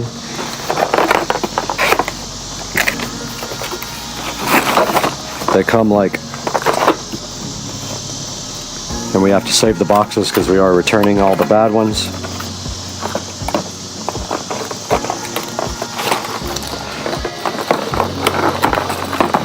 And that's not too bad.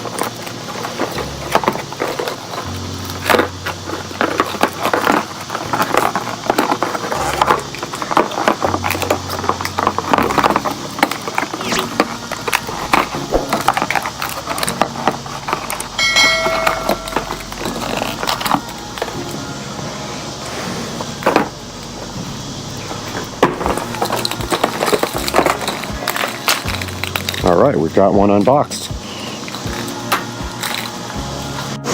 And right here next to the Supercar Street Racing studio, we have our first set that we might be able to fix. We'll try new bulbs first on this guy right here and this guy.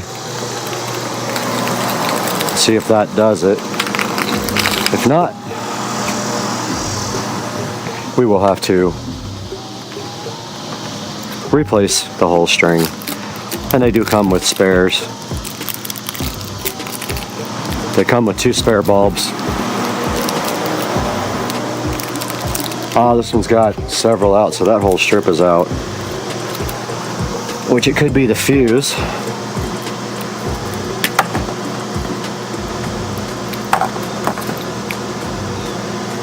We're gonna need pliers for this.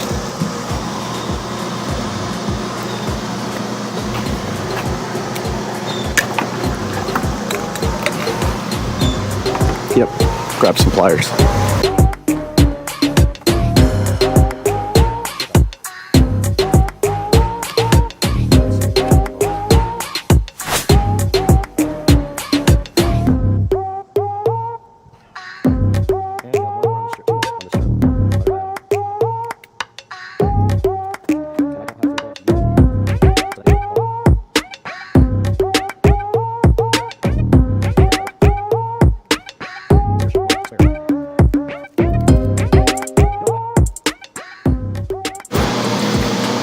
All right, we got company to help fix the lights, and so this whole string is bad. We're gonna replace this whole string and then start moving down the line. That one just needs a new bulb. Pull it straight off. And then we got pliers to take the bulb out, but we need a spare. I don't have any yet until we open another package.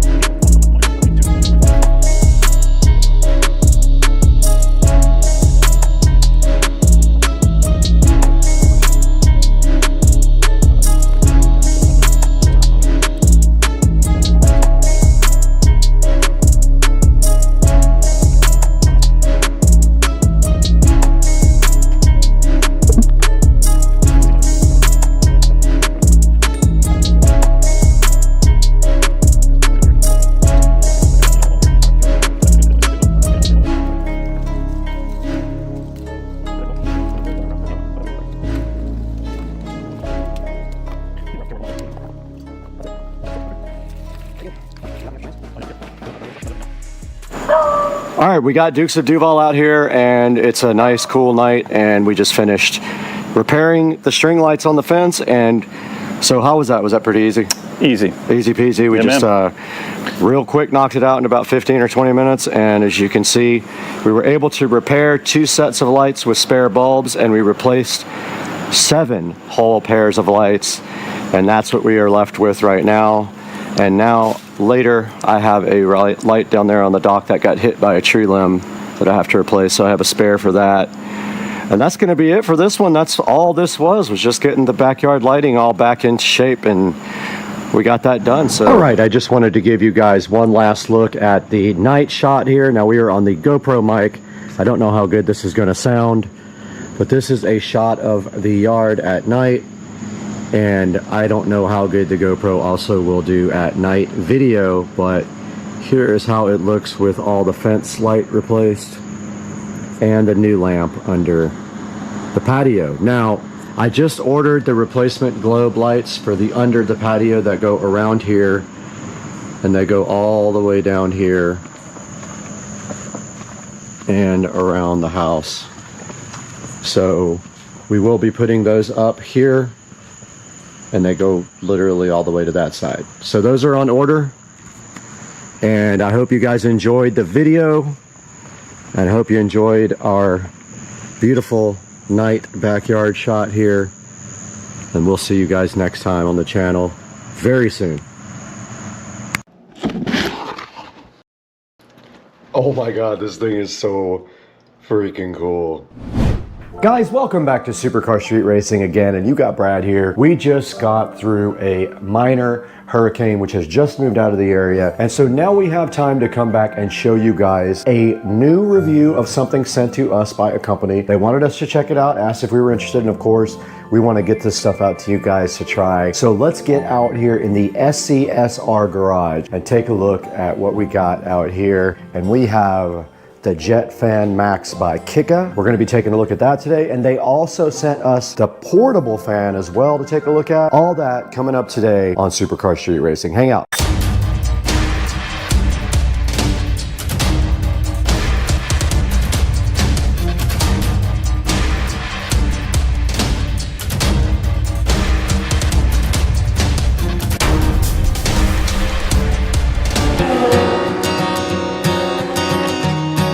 Out here in the SCSR garage, we've got a very special product for you today. I'm wearing green for absolutely no reason, but today we have the Jet Fan Max sitting here, and you guys have no idea how cool this thing is. We're going to be taking a look at this today for the very first time, and the challenging part is that the instructions are in Chinese or something, and so I had to try to translate them to figure it out.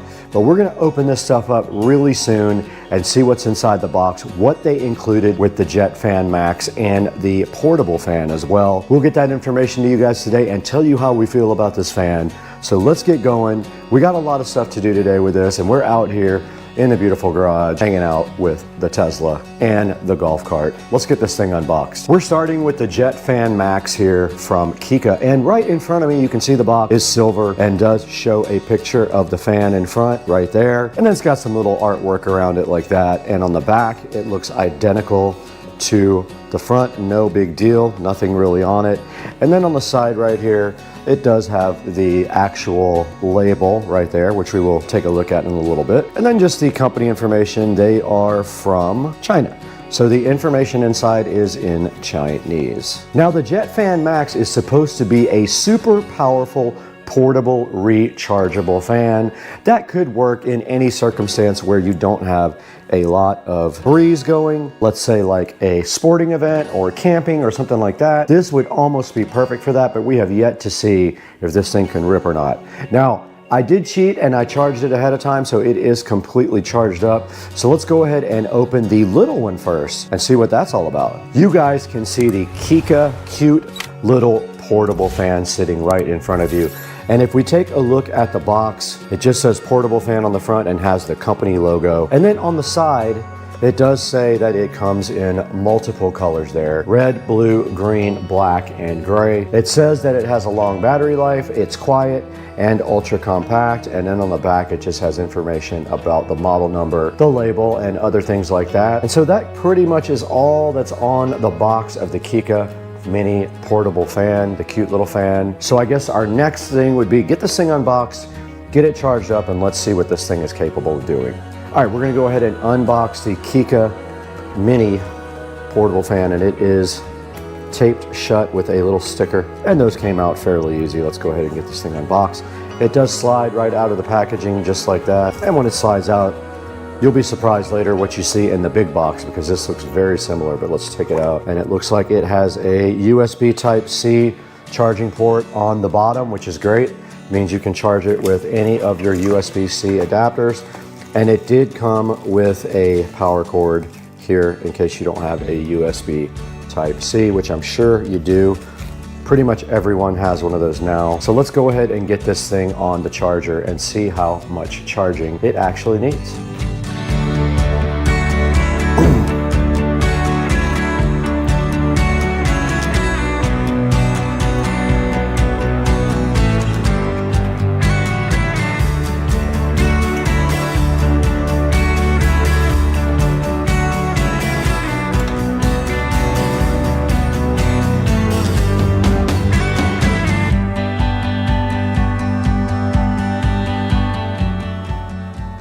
All right, you saw right there that we turned on the eco battery inside the golf cart. We did switch on the 12-volt system, and now we have plugged in the mini portable fan to the club car precedent on the 12-volt system here, and it is charging with this USB Type-C cable. It is on a single LED, so we're gonna go ahead and let this guy charge up until it is fully charged. And while that's charging, we can go ahead and open the big one. Let's get over here and open the big monster size fan from Kika, which is chilling on the golf cart. Right in front of the Kika Jet Fan Max now, while we got the little guy charging over there off of the golf cart battery, we can go ahead and take a look at this guy. So let's go ahead and get it opened up. It actually opens up backwards like that.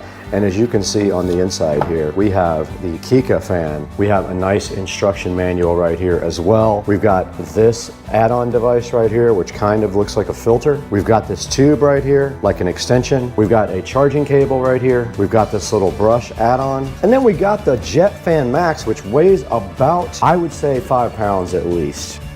All right, we're sitting in front of the Jet Fan Max packaging content, and unfortunately, the entire manual is in Chinese, so I did have to translate the few things that I could figure out. But obviously there is a type of filter here that you can put on it with a screw on this thing.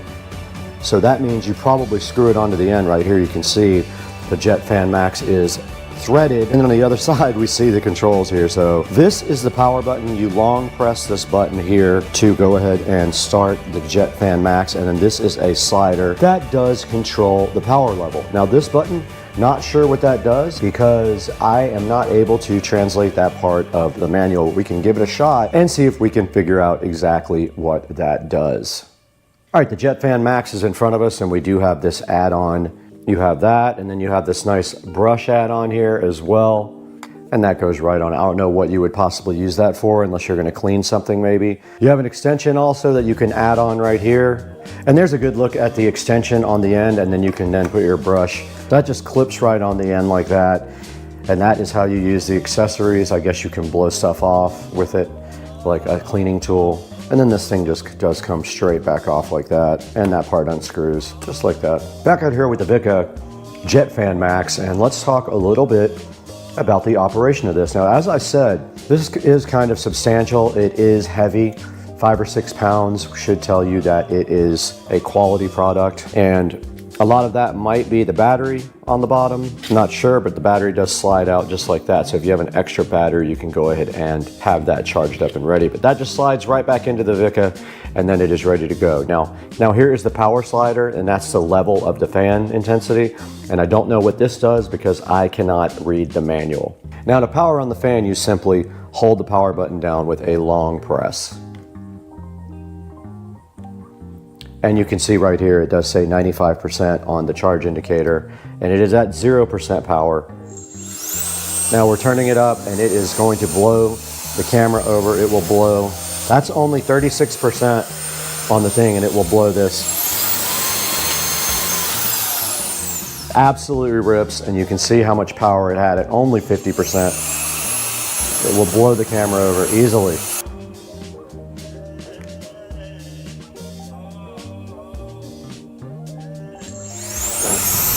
60% power.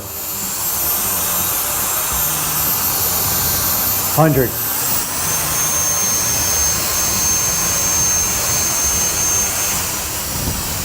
So strong. Wow.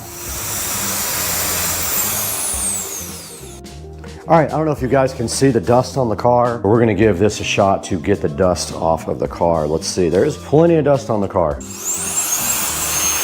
Here we go. Blew it right off.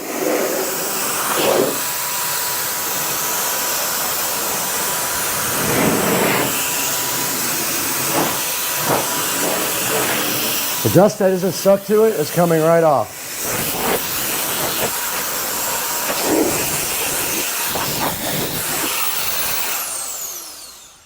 Now here's a look at the indicator from 0 to 100% on power is what you see right there. It's on 0 right now. And I still don't know what this button up here does. Let's give that button a shot. Oh, it's a turbo button. 100 and this is turbo. Oh, it won't let me do any more turbo. Oh, there it goes. All right, it would not let me go on turbo the second time. I don't know why. Maybe the fan will overheat the motor. Let's see. That time it did. That's the turbo button right there, the top button. All right, we determined that the top button here is the turbo button, and it will not let you keep that on for long, and I suppose it is because the fan motor will probably overheat. Now we were on 95% power. Let's go ahead and plug this in again and see where we are after using it briefly. 77% charge after using it for about 2 or 3 minutes. So you're not gonna get a whole lot of power time out of this, it looks like. That went from 95 to 77 in not too long a period, but also we used the turbo button 5 or 6 times, so that probably sucks down extra battery. I would say you probably could get a good 10 minutes out of this if you really needed to, but we would have to test that completely. Once it gets fully charged up, we'll see how long we can get this thing going for. But we can get 10 minutes out of it. In the Supercar Street Racing kitchen, over an hour and a half has gone by, and you can see that the fan has now charged up to 100% on a standard USB outlet right here. It is a 20-watt USB outlet, and we use regular USB Type-C. Now this thing was down at 77% after around 3 or 4 minutes of usage and also using the turbo button. Now that is probably going to be tested here very quickly because we are going to turn this thing on and see how long it takes to go all the way down to 0%. But first, we need to head on out to the Supercar Street Racing garage and check on the other fan, the mini fan. So let's go. The mini fan has also been charging for an hour and a half, and it is on the 4th dot of charging, so it is not quite done yet. Let's let that fan get all the way done, and then we will test the power of it to go all the way to 0. The Kika Jet Fan Max is fully charged at 100%, so the next step is to turn this fan on and see how long it takes it to go down to 0. Set a stopwatch. Okay, stopwatch started. Now we have started, we are 2 seconds in. We're gonna go ahead and power this fan on at the bottom. You hold down the button, it is on, and then what we're gonna do is just turn it on high and see how long it takes. It is. The only way we could get it to stay was with a 2-liter bottle of Coke and our tequila. So we're gonna let the battery run down now. I can't see the battery, unfortunately. Let me turn it where we can see it. We've got 1 minute, 18 seconds.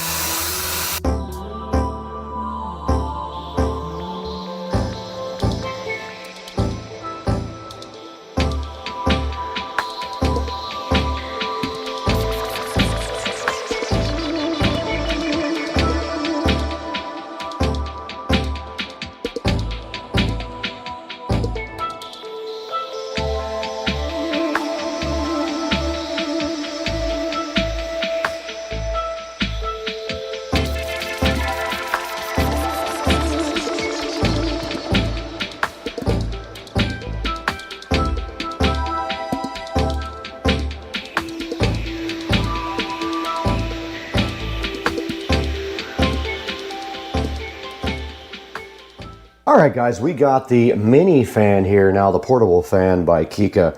And you just saw how the Max, JetFan Max did in the endurance test. And now we're gonna test the mini portable fan here from Kika and see how long this goes. All right, guys, we have our stopwatch running right here on our device. And so we're gonna put our fan right here, start it up and see, we're already 10 seconds in, let's go. Fully charged right here. Let's let this thing run.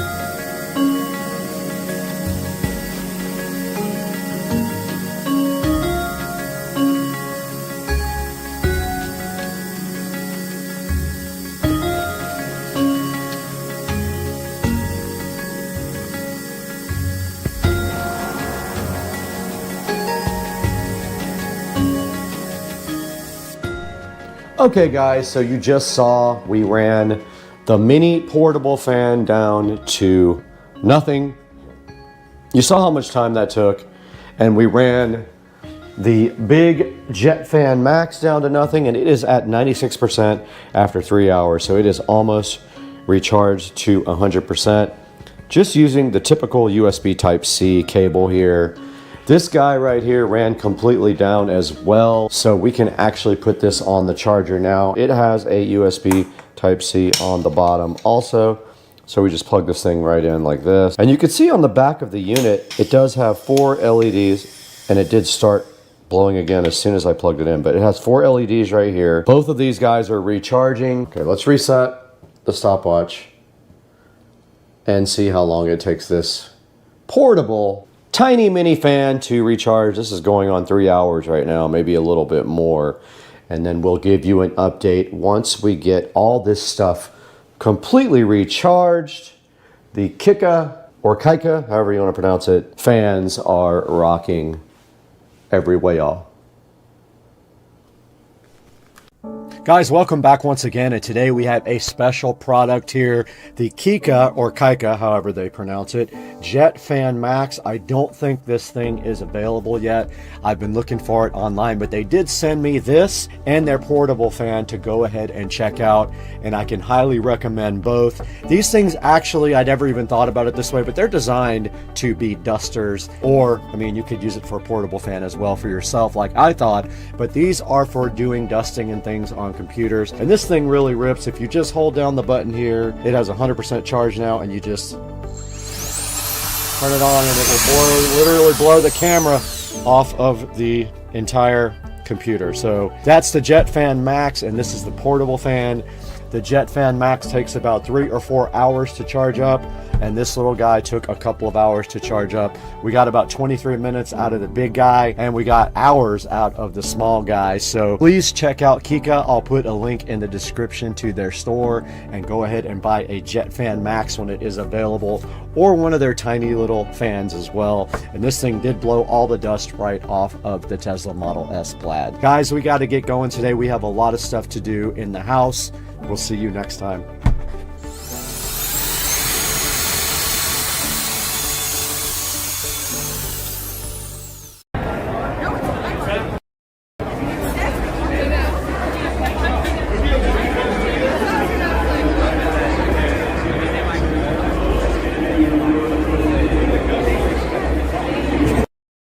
Welcome back to our street racing garage.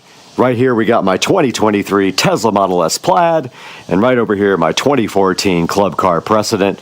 And today we have been blessed by Shine Armor again, who as our sponsor has provided us with this nano glass coating.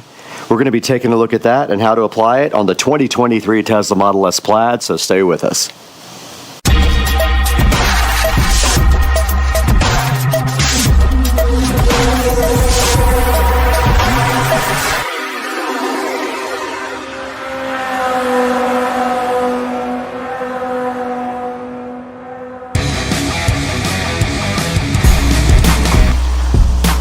Welcome back to the Supercar Street Racing Garage. Right here next to me, we have my 2023 Model S Plaid with less than 700 miles on it. Over here on this side, we have my Club Car Precedent golf cart. This is a 2014 Club Car Precedent that was completely remodeled. And today we are lucky enough to be joined by Shine Armor again, who is sponsoring the channel, and they have provided us with this nano glass coating. So today, if we can get a break from the traffic, we're going to show you guys how to apply this on the 2023 Model S Plaid windshield. There is a special way you have to apply this, so we're going to show you how to do that, how to get it perfect, and that way your glass is protected from now on. Guys, welcome back to the Supercar Street Racing Garage again, and today we're going to show you how to install the Shine Armor nano glass coating onto your windshield. But there's some preparation steps, and the first thing you're going to need is some invisible glass. This is going to completely clean your windshield to get ready for Shine Armor, so just spray that on there. Take a clean terry cloth towel and go ahead and wipe your windshield down completely. And make sure that you get under the windshield wiper. Again, sorry for the car going by. Not much I can do about that. And that side is completely clean. Let's go around and do the other side with a new towel.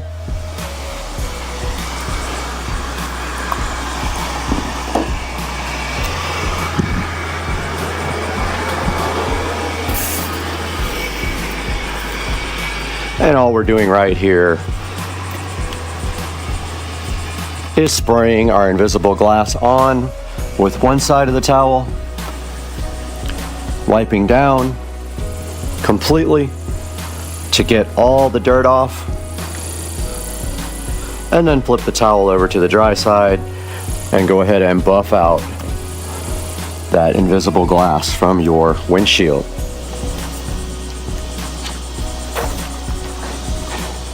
And as you can see right here and right now, the glass is completely clean.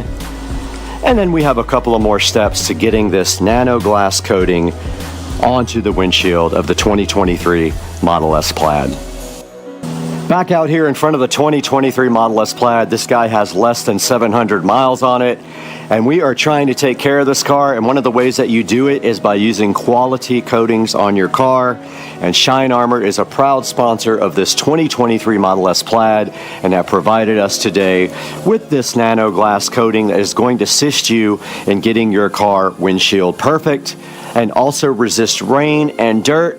And we're going to have to show you how to put it on now. So Shine Armor graciously provides you also with a pump spray. So let's go ahead and take off the cap. And there is foil inside there, and we will put their pump spray in there, and then we are ready to start on the next step. The next step of this process is to apply the nano glass coating on one half of the windshield at a time. And so we're going to start over here and just spray on the nano glass coating like so to half of the windshield. All right, for this next step, you do need a clean cloth, and Shine Armor was so gracious to provide us with this bag of their nice terry cloth towels, which are super soft, super absorbent, and perfect for the 2023 Model S Plaid. And what you want to do is buff from the bottom up. So you start at the very bottom of the windshield and buff it until you work the haze out. Don't forget to get under your windshield wipers, just like this,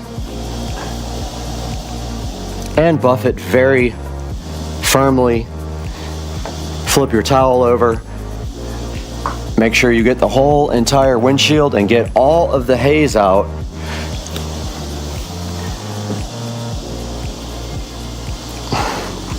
Flip your towel over again and prepare to move to the other side.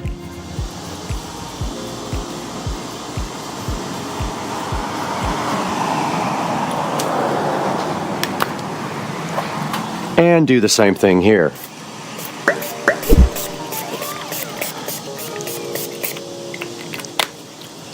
Apply a generous amount.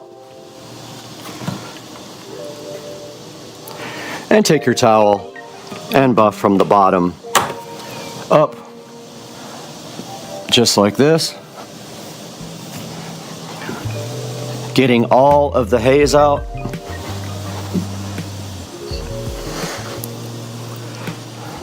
Flip your towel over if you need to. And get that windshield nice and clean. Just like that. And we're ready for the next step, guys. All right, guys, for your final step here, now you're gonna take your one last clean terry cloth towel and you're gonna buff out that windshield one more time. Don't forget to get under your windshield wipers. And move to the other side. Flip the towel over.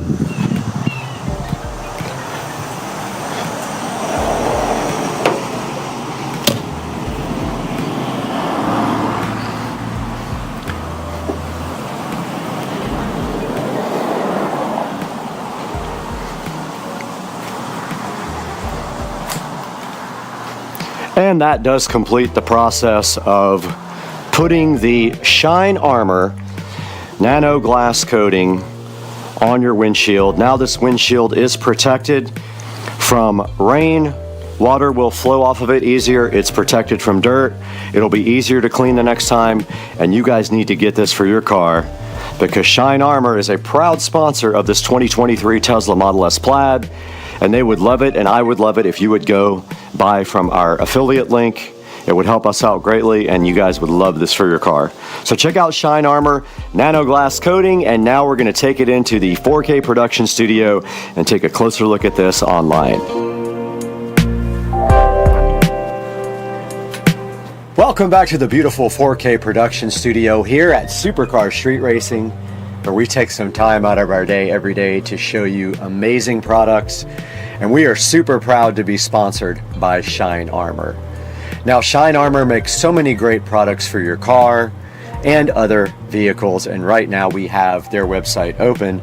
There's a number of things for the outside of your vehicle. Shine Armor did ask me if I wanted to try their nano glass coating, and we're taking a look at that right here. It is $20.95. And when we click on the nano glass coating, we can see here that it is a coating for your windshield that basically protects it from rain and dirt and makes it easier to clean. It says right here it's perfect for owners seeking window protection and enhancement. It says that like car windows are currently and always exposed to road grime and water, and so putting this coating on your window will make it so much easier for you to deal with.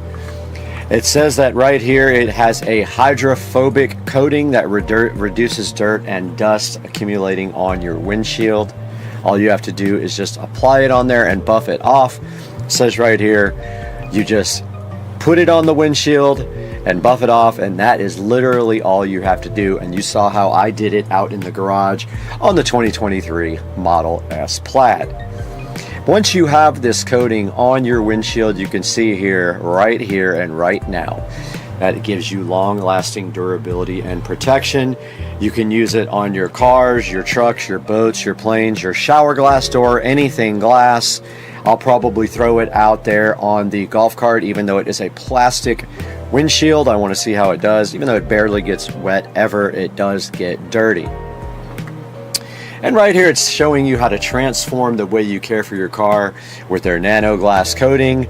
It's a game changer. It revolutionizes the way that you care for your windows. It is a much better thing than just Rain-X. It says with its innovative formula and exceptional features that it stands out from all the competition. We will be giving you a little review here in a few months when we actually get to use it more, but we do have it on the windshield right now outside my garage. And it says that you can use this stuff for 6 to 12 months, and in my case it might be 6 to 12 years because I hardly drive the car. And it creates an ultra thin, super hydrophobic layer that repels dirt, water, and other contaminants, as everything will just then roll right off your vehicle. It will keep your window free from streaks and water spots, and a protective barrier safeguards your windows from scratches and damage. It also says if you like this, there's some other products you can check out. We do have their interior cleaning product that we're going to be checking out soon, and I actually want to try this on Dukes of Duval's golf cart when we do the detail. So going back to their home screen here, and here you can see all of their products shown, and we would love it so much if you would order through our links. It would help us out greatly. And Shine Armor is a proud sponsor of us, and that will keep them sponsoring us if you buy their products through the Supercar Street Racing links provided in the description. Guys, it's so good to have you on the channel. We love your support. We appreciate everything you do, and the thumbs up and the subscribe button are a must here. So really appreciate it when you can do that for us. And we will see you next time on the channel, hopefully very soon, on Supercar Street Racing. Peace out.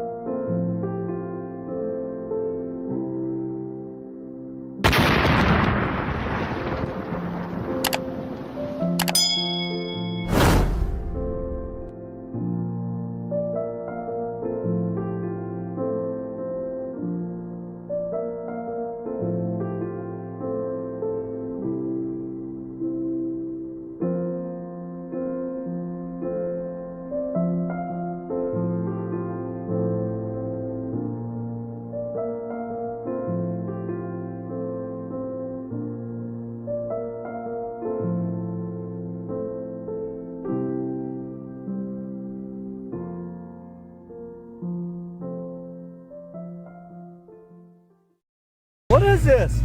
5.0, baby. 5.0.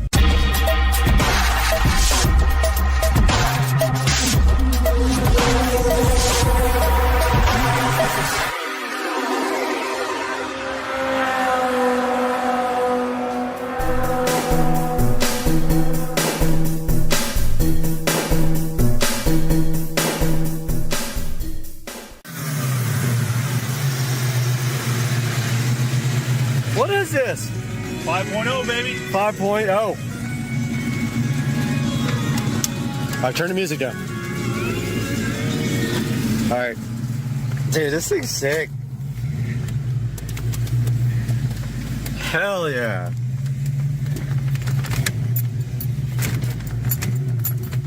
This thing got no horsepower, but all the torque. Tons of torque. Turn the lights on. I gotta remember, they're on the left. Dude, it's so good though. It's a great car. It's peppy. Yeah, it is peppy. And you can do some pretty cheap stuff to it to get it going. You know? Supercharger? Whose car is this? Ryan Wallace. Oh, Ryan's. Yep, Ryan's car. Yep.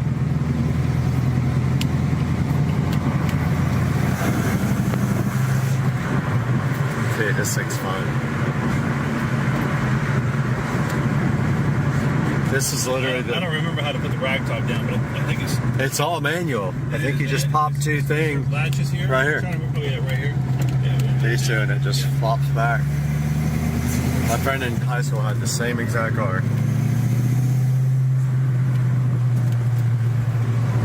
It's stock, right? Completely stock? Yep, completely stock. And it's so funny because, like, when you were growing up, you were just like, this car has so much horsepower. This is crazy. Yeah. And then when you get older, it's in the 200s. Yeah, when you learn that it's only like 270 something, you're like, what? What? Oh, look at these two.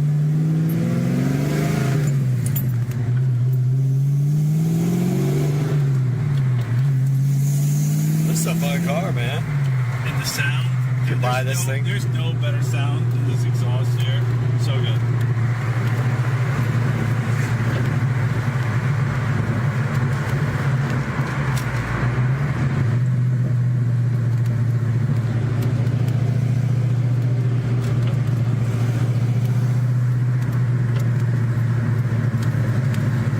Got a boost gauge, but no boost. Yeah,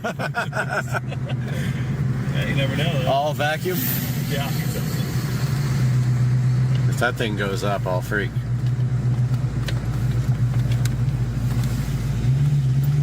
No, no boost. Zero. Is that floored? Remember when this was like the fastest car ever? No, it's peppy. It's good. Yeah.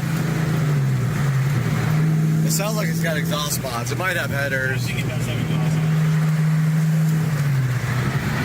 We just need to do a burnout. That's all we need to do. Now that's what this thing will do for sure. Oh, fuck yeah. Let's do a burnout. Now I'm going to do a burnout. We'll take it for a quick little trip, but that's it. All right.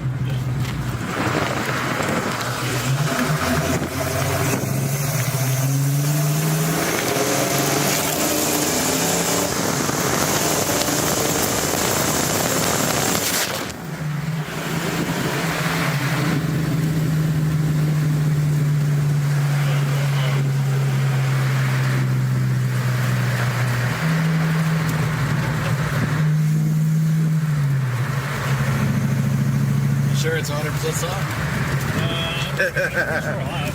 We never got the bit popped. Yeah, I'm almost positive.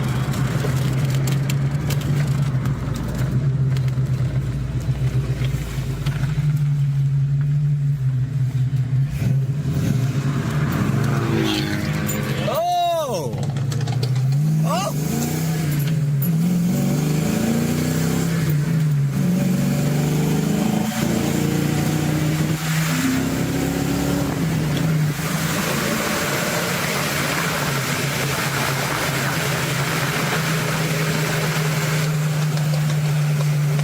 thing is like, got the burble tune.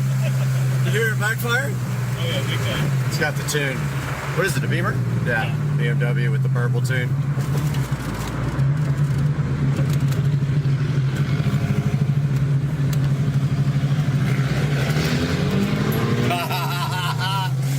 Oh, perfect.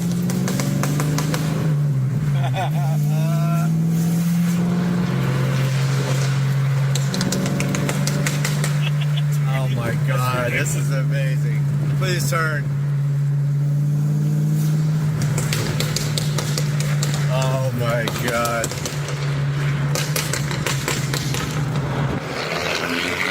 Yeah, it's stuck up.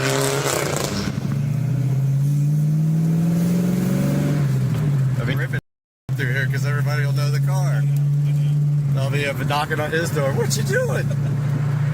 Burble tuning.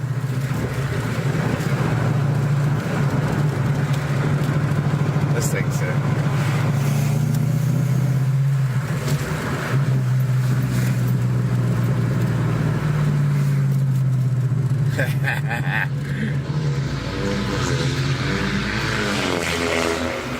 Thing is so. That thing sounds like utter crap. It does. Seriously, sounds bad. No boost. All the gauges, none of the boost. Dude, I can't wait to put this on the channel. 5-0.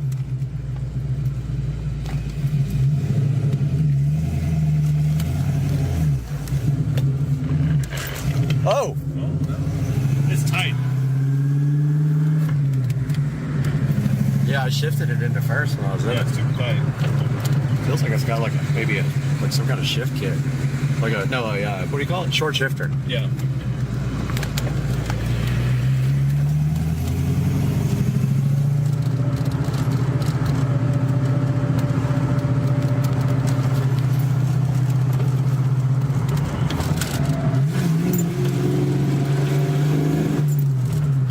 This sounds so good. Boost. It's ready in case there's ever any supercharger. This thing with a little bit of boost would be fun as hell. Just like 6 or 7 PSI, like lower on it. Oh my God. Go on and tear this place apart.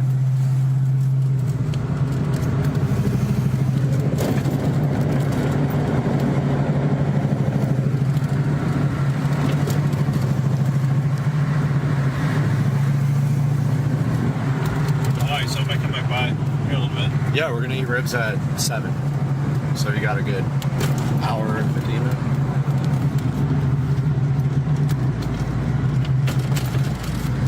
Over here at these places. These two.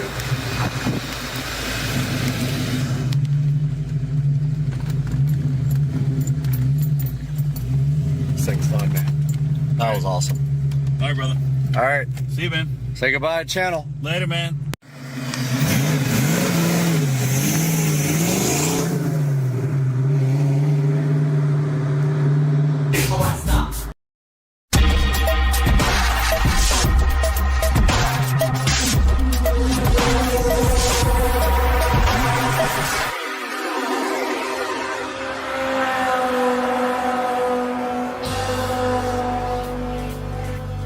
Alright, a little update. I got the first wall partially up, and I just put a coat of black paint on it just in case you can see between the foam tiles. And this is just going to dry real quick, and then I am going to start laying the foam work at the top and see what happens, and hopefully I don't mess it up. I'm just trying to decide whether I should go all the way up or leave a gap for the board at the top.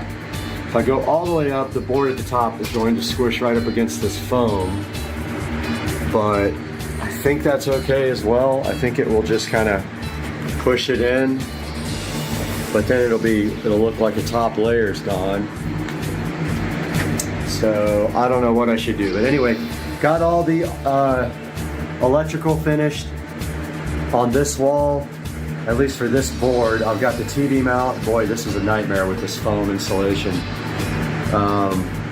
Didn't think it was going to be this bad, but yeah, it was really tough to put these boxes in because of the foam. But yeah, what I'm going to do next is try out some of these acoustic tiles. Hey guys, welcome back to the channel, and I just wanted to give a quick update video and let you guys know that we are live online right now on Supercar Street Racing channel with the studio build, but I kind of wanted to go over everything that I have done in here before I keep working. So stepping back towards the door of the studio, this is kind of what it looks like. It's kind of a mess right now, but as you can see here, we basically have all the wiring done for the speakers. So we're gonna have 7.2 audio. So there's speakers. My main speakers are these Harbinger powered monitors that will go up in that corner and that corner. We have a center channel going there. We have side surround here and side surround there. And then we have the rear surround there and in the other corner. You can also see here that we have HDMIs run for the 50-inch 4K monitor there and the 50-inch 4K monitor there. We also have all of our Cat 6 cabling run. So we have all the Cat 6 going up here to the corner where there will be a switch. We have a Netgear, I think 25 port switch that goes up in that corner, and Ethernet runs here for a television there, and I don't know what I'm putting there yet, probably one I already have. It runs back here for 2 workstations, one there, and it runs to the TV up here. Now I had some issues here with the wall box because I had never done it in foam, and now I understand how to do it a lot better. So I've messed that one up completely, but it'll be covered. You won't see it at all. It'll be covered with the wall plate. All right, so yeah, so long story short, 43-inch television here. This power here is for a wall light. So just like a regular, regular old wall light goes there. That's a little bit poking out, but that's okay. It'll be covered too with foam. And this will be a wall light. I still have to do the power for that. I haven't done that yet. That will be power for the Echo Show 15. And I still have to make a mount that comes across here for it. It's going to go right there, Echo Show 15. Down here is the other workstation, and we're going to have HDMI available here. That goes up to this 43-inch TV in case someone wants to have a second monitor, or I want to do a second monitor up here from a workstation. I can do it right there. There's power right there. There's going to be Cat 6 there. Again here, there will be power Cat 6 for that TV. I think I already said that. And up here, this is actually moving. We're going to have a webcam either in that corner or in that corner looking down at the studio all the time so we can go live. And I have all the power pretty much run everywhere. AC unit is going down here at the bottom, right at the very bottom. It is remote controlled, so no big deal. And I want to be able to plug it in right here. So super easy, reach over there, plug in. Futon will go over here. This whole wall will be completely covered. I already started sealing the door up. It is mostly sealed. I foam sealed all the bottoms of the joists down here, all the way across there, and all the way across there, and then out here in the rafters. I ran out of clear silicone caulk, but I started sealing all of these joints up here. You can see it's still kind of wet right there, and it did shrink, so I got to fix that. Yeah, all that was caulked in yesterday. I'll probably come back and do a second coat there. And that is it. There will be power down there, but you can see here all my wiring runs down here where the editing PC will be. The editing PC will sit right here in the center with 2 4K monitors and then the 2 50-inch monitors there and there. And we'll have 7.2 surround with a 7.2 home theater receiver. So that is what we have going on now. And by the way, the Harbingers are powered. So I ran RCA cables up from the preamp. It's going to hit the preamp output on the receiver to run front speakers that are powered. And they will actually be hanging from these corners up here with chains and bicycle hooks. This power is for the Harbinger to be powered, and that power up there is for the Harbinger to be powered. Now all I have to do is finish a lot of power work, a lot of no fun cutting of drywall because it's very hard to cut. I don't have the right tools or a nice big long straight edge. I really need to go buy like a drywall T-square super long one, because this cut right here, I got lucky because it's on the ground and it'll be covered up. Oh, I forgot to show you guys. So the plan is for the walls is going to be foam sound insulating tile. Now, yes, I know that this stuff is cheap and it doesn't really insulate sound, but I like the look. And so as soon as the roof gets on, we will start right here on the side and start laying foam tile all the way up against the ceiling, all the way across in one pattern. You know, like we'll start with this pattern and then on the next row, we'll go up and down like that. And notice it's going to cover the whole wall. It'll be glued on. And then when we get up to these switches, we just literally cut around them or either cut holes in the actual foam. But it looks like we'll be able to just cut around the switches. It'll be pretty easy. These cut with scissors. So that'll be the whole entire studio will be covered with these foam sound tiles, including the ceiling. And that is it. I have ordered a bunch of these already and I wanted to see if they were going to work out, and we're going to add them to the wall with this Super 3M multi-purpose adhesive once all the foam board gets up.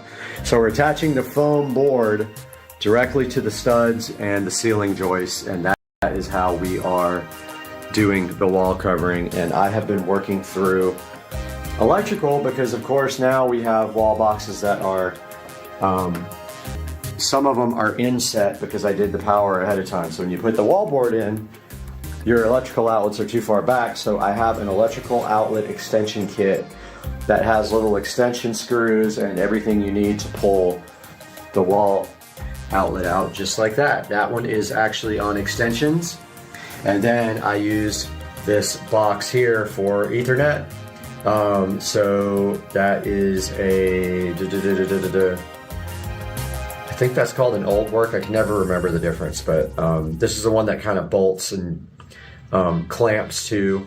This clamping to the foam just fine, but that one I really messed up because I didn't cut the hole big enough and I didn't have a template. I have a nice template for these guys. So that is going to do it. We are live streaming on supercarstreetracing.com, so make sure, not .com, Supercar Street Racing YouTube channel. Make sure you're watching the build live here with us on the channel. There's some nice music playing in the background. And I'm going to go ahead and get this uploaded, and we will see you guys soon with another update. And we will be moving into the studio within a couple of weeks. Hey guys, welcome back to the channel. I'm giving another studio update today. And today we got a lot of work done in the studio. Probably another 5 or 6 hours worth of work, so I kind of wanted to go over what I did and what I'm about to do. So I got the TV mounts fixed. So what I did is I spanned across these joists, or actually studs, and I made mounts for the TV that look just like that mount. And so basically on the outside of the foam insulation, the TV will mount directly to these boards, and they are bolted to these boards, and the TVs really don't weigh that much anyway now. So I've got like 4 screws in each one. That should be fine. I've got them bolted to the studs on the side. So I got that done today. I got more Ethernet run. So I made another run from the switch is going to be up here down to where I'm going to have an HDMI cable here running up to the 50-inch monitor and an Ethernet jack, so that you can actually plug in another computer here and feed this monitor.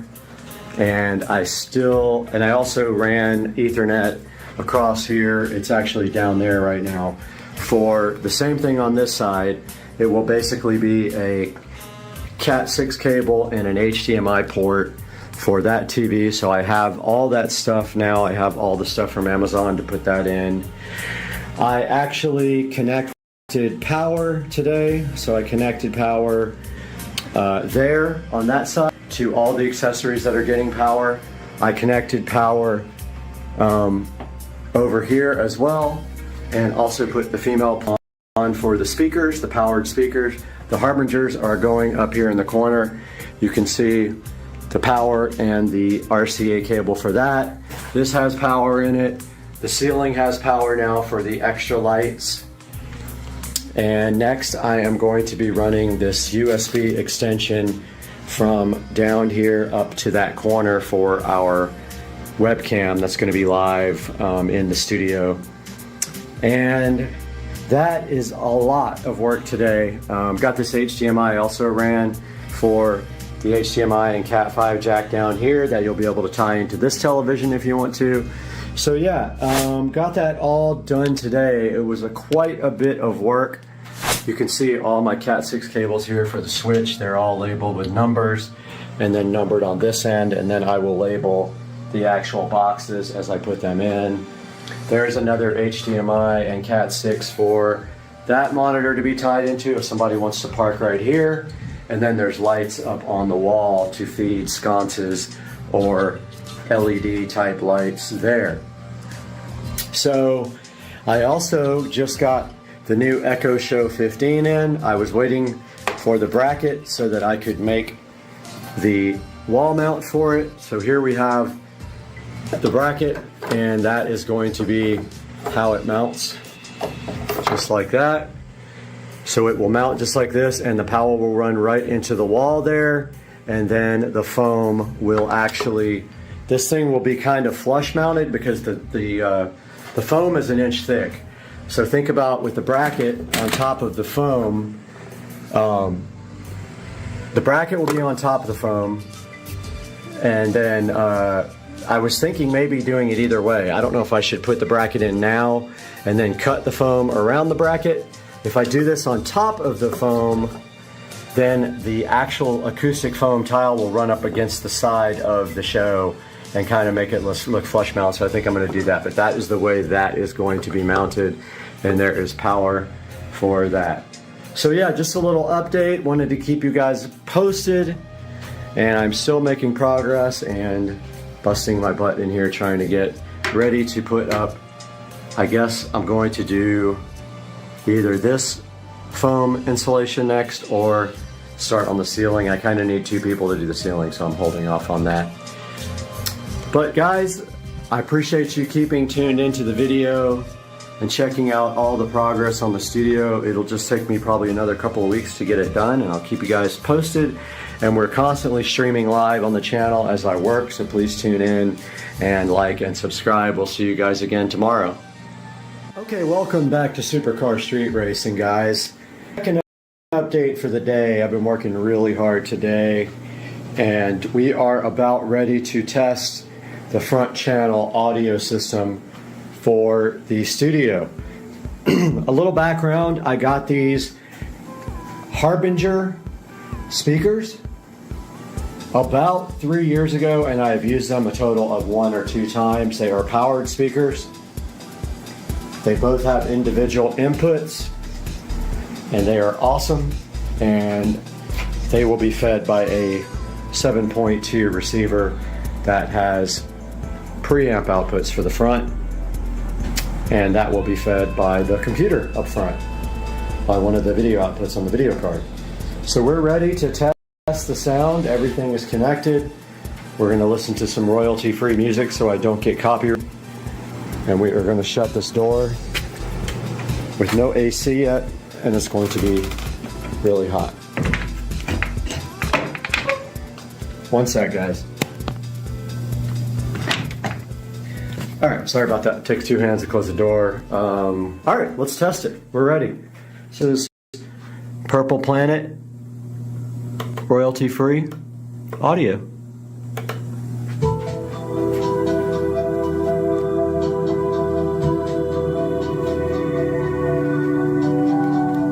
The phone is stereo, so you should hear the actual representation.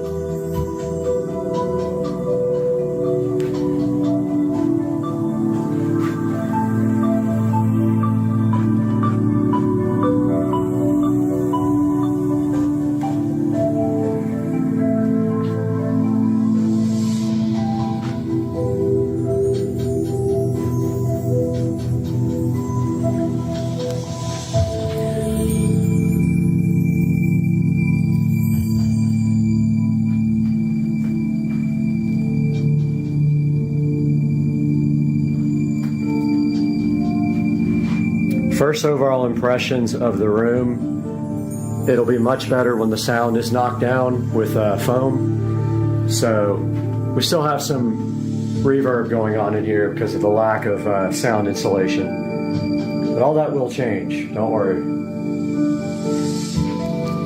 They actually sound really good. They're turned down almost all the way. So those will be flying up in that corner. We'll have hooks into the studs there, and they will be flying from the top corner, angled down at you. And then the center channel will be in the ceiling. You'll have side surrounds there, and then rear surrounds back there for the ultimate surround sound studio. And we'll either have, most likely we're gonna have a futon right there for guests, and then 2 workstation setups here for guests if they want to sit.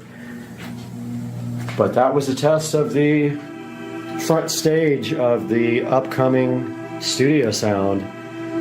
I did get some more wiring done. I got the HDMI cables run for the second output of these monitors to feed a workstation if we want to. Same thing over here, got everything labeled really nicely. And now all we have to do is put the wall boxes in when we put the foam insulation up. Guys, thanks for watching. We'll see you next time.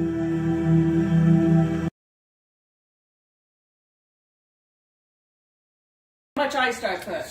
I'll do the 6 or 7 cubes. apple cinnamon.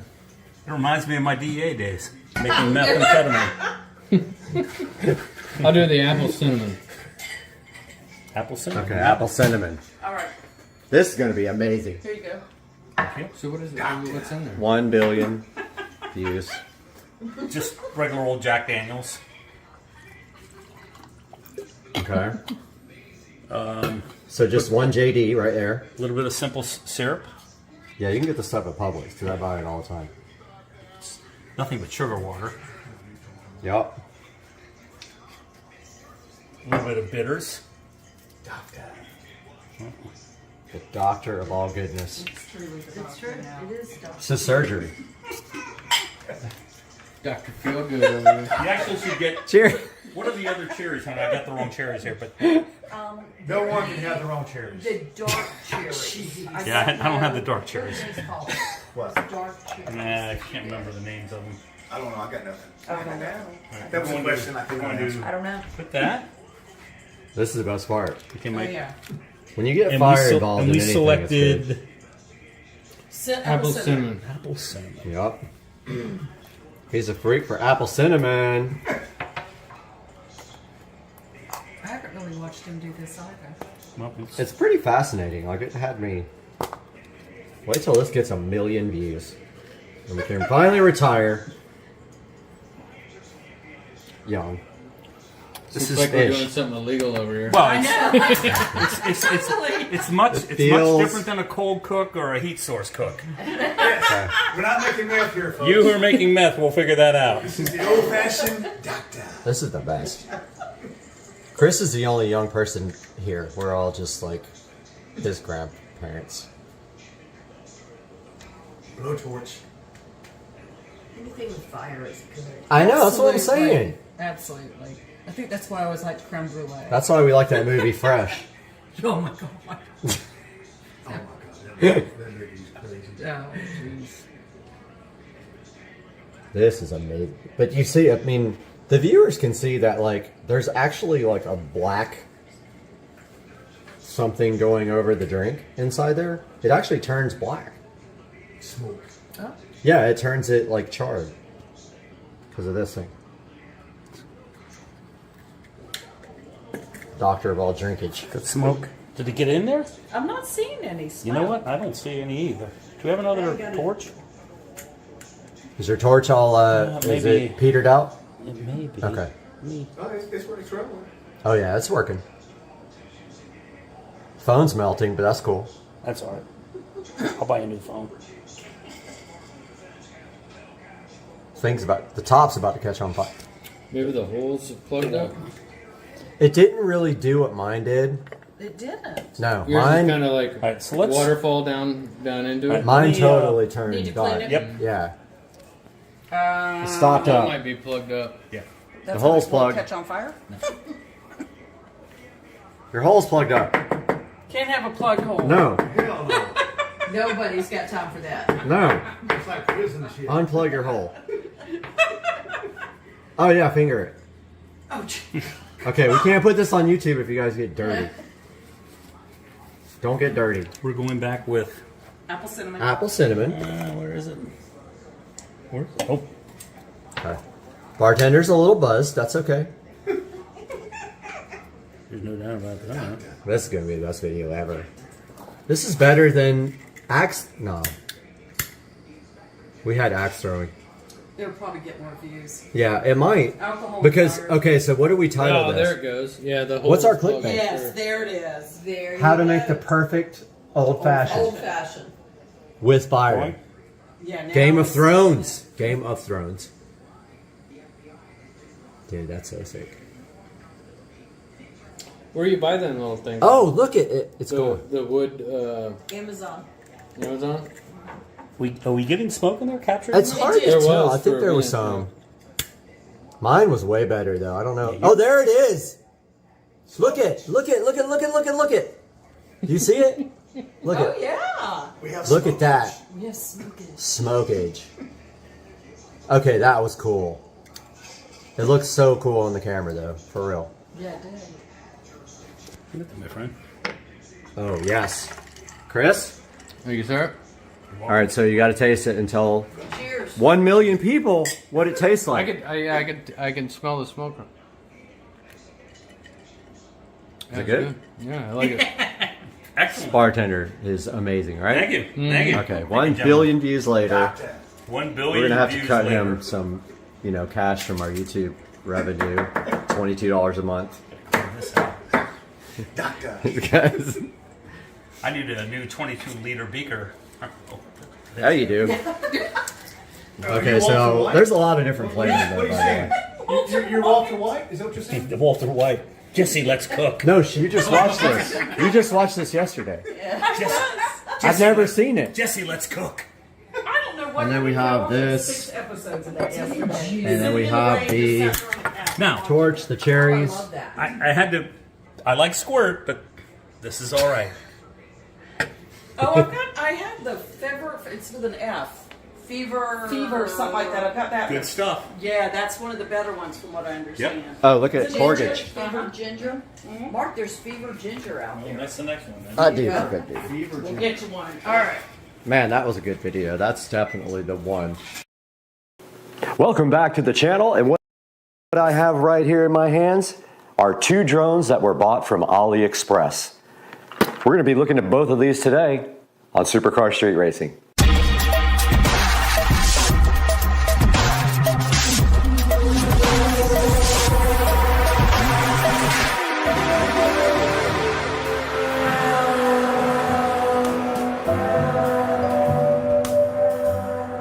Guys, sitting right here on top of the Supercar Street Racing mini bike, we have the S116 drone and the E99 Pro drone, and these were both bought off of AliExpress for under $70. We're gonna see if one is better than the other, get them out, charge them, unbox them, do everything fun today, so hang on. Now, one of these drones was more expensive than the other one. I believe the bigger box was more expensive. I'll have to go back into AliExpress and update you guys at the end of the video. But the goal here is to see if we can get decent quality out of both of these drones and finally have a drone for Supercar Street Racing. Now let's go ahead and get these things unboxed. We have the E99 Pro right here, and we have the S116 here, and I don't know why they both say Dion on them in multiple places, but they do. Not sure what that means, but we're gonna go ahead and get these opened up. See, it says Dion on both, or Dion. Let's get these opened up and see what's inside. I'm hyped. They came kind of damaged, but the box was just damaged and hopefully not what is inside. And so inside of the S116, we already see a nice carrying case for the drone. And looking further into the carrying case for the S116, let's see what's inside. All right, now we are inside of the carrying case for the S116. We do see some instructions right here. There's an operating guide right here.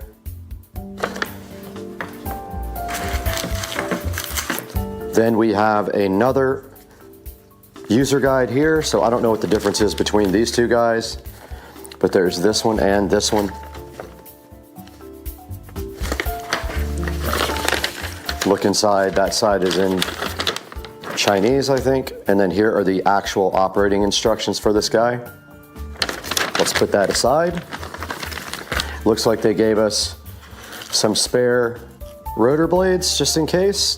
Four spare rotor blades, a USB cable, and a small screwdriver included. And then here is the actual drone. Good look at the top and the bottom. There's the camera. And I don't see any plastic peel on the camera, so no peel satisfaction for you. But I do see this.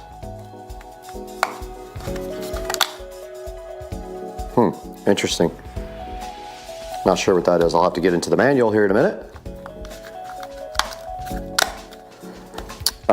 And then I'm guessing this is the battery. Looks like that is the battery. It does have a yellow sticker over the ports that put it in the drone.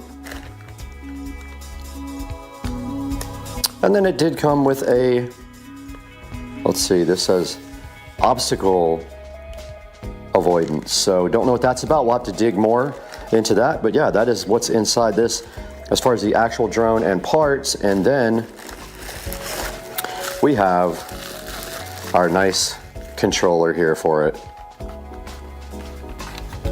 There's a good look at the front of the controller and a good look at the back.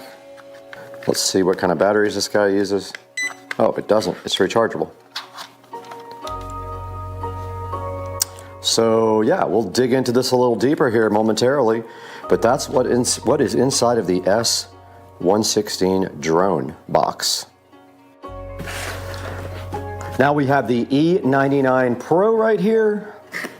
We'll take a look and see what's inside, and we do have another nice case here with an E99 sticker on the top. Go ahead and get rid of that. Get this guy opened up and see what's inside it.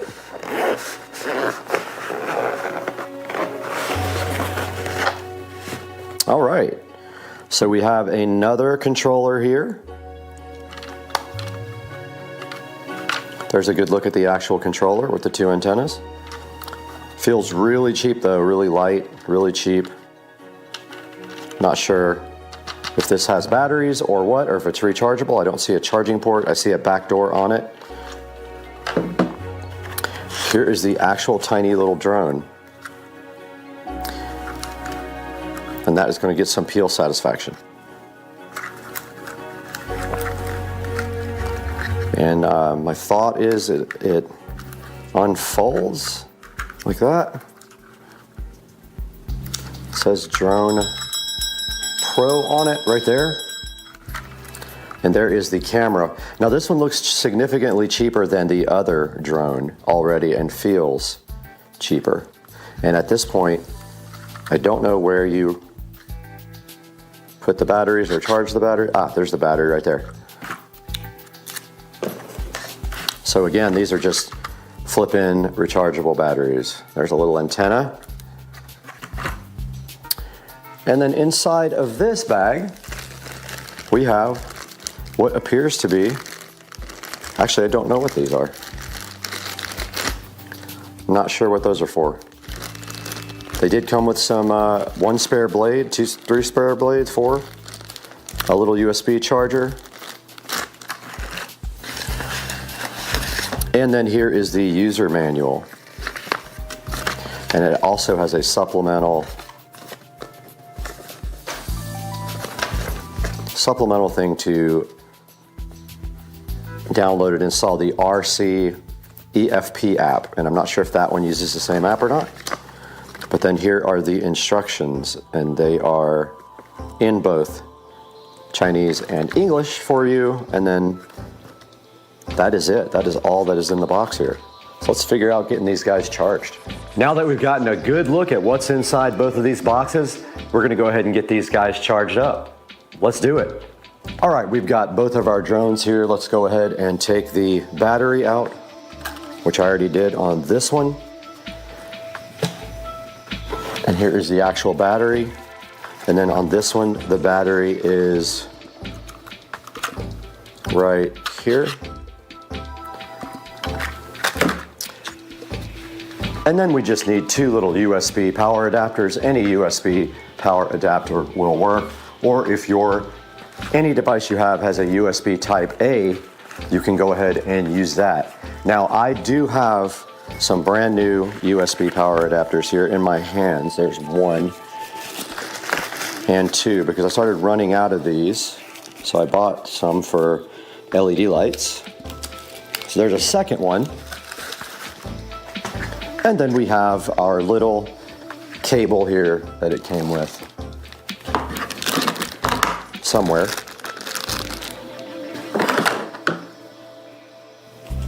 Here is one cable.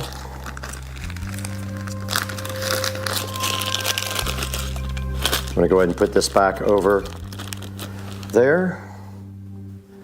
Get this out.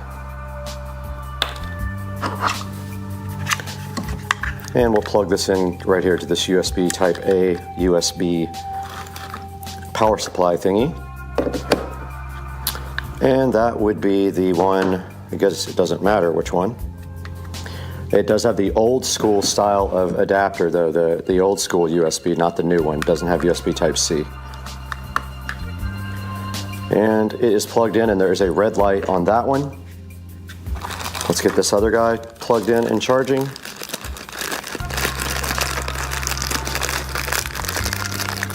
So here's the other cord.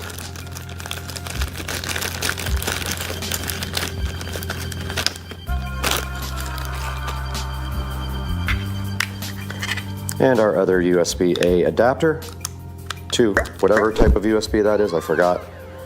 And we will plug that right into where? Oh, there it is, blind.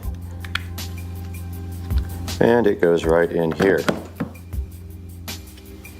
And we do have a red light on the back indicating that these are charging. Now let's figure out if we have to charge our handsets.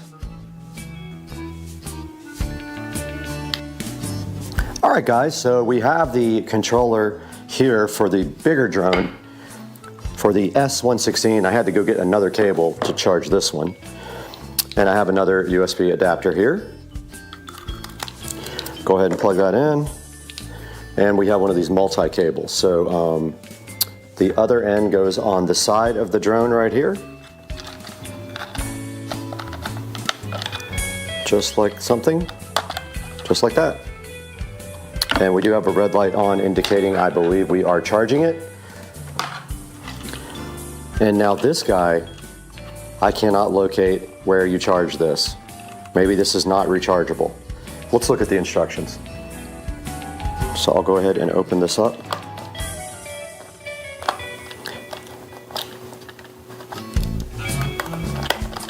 It's kind of annoying to have to take a screw out to put batteries in, but that's the way this one works. 3 AA batteries, which we will now insert into the drone.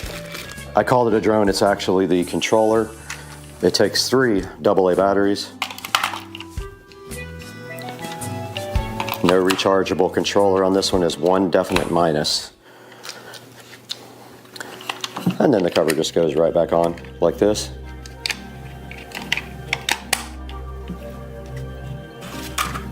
And the tiny little screw that will get lost for sure goes right back here. I decided the screw isn't that important because it clips back in without it, so we're just going to go without a screw there. All right, a little update of frustration. And you can see that these drones are once again packed up in the box, and there is a good reason for that. They don't work. So the first drone here, the E99 Pro, uses a certain app. And basically how these work is you connect to a Wi-Fi network on the drone, and that is how you get pictures and videos and everything and control them. This guy generates a Wi-Fi network that says something like 8K something or another. And the app, no matter what I did, I tried on 2 different devices. No matter what I did, this would not say it was connected. It would open the app and it would say disconnected from Wi-Fi. That one did not work. Now I did start this one up and outside and watch it. Sorry.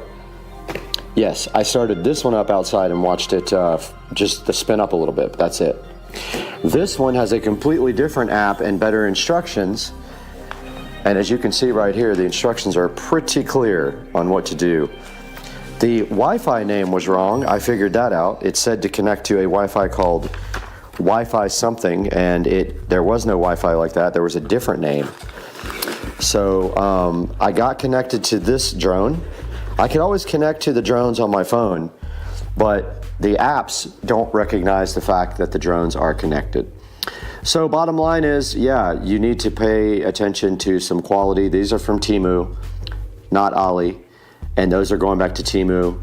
And I don't know why I said AliExpress in the earlier video, but I was wrong. So these are going back, and it's time to buy a good drone. And now for a final conclusion, we're going to throw it to Brad in the Supercar Street Racing 4K production studio.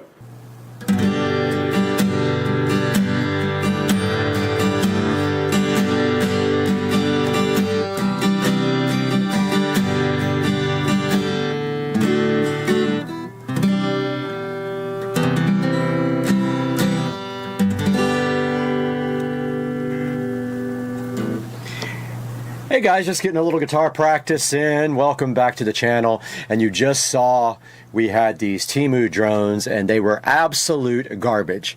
It just goes to show you that you get what you pay for. If you want a good drone, you need to go ahead and go get a DJI drone. Do not mess around with $30 and $60 drones from Temu or AliExpress, because you are going to get what you pay for. Both of my drones that I bought from Temu did not work. Both of the apps did the same thing. They both said not connected to Wi-Fi. You could fly it with the remote control, but it is absolutely worthless if you cannot take video. So here's my advice to you. Do not buy a cheap drone.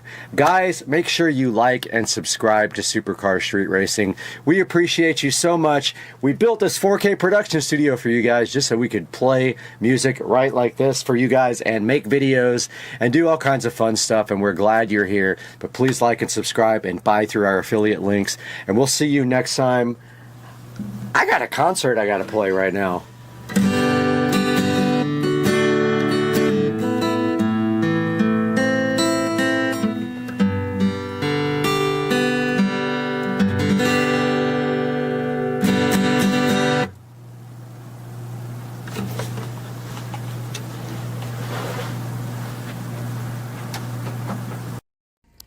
Ultimate Tesla peel satisfaction.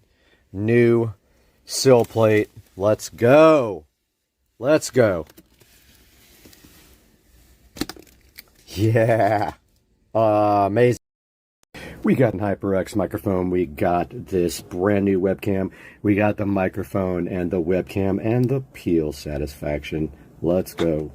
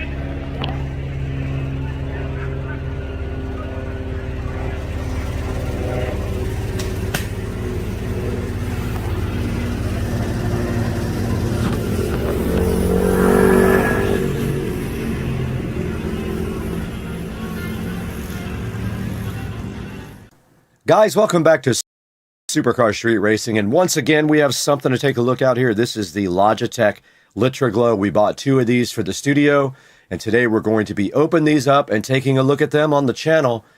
Hang out with us. It's going to be fun.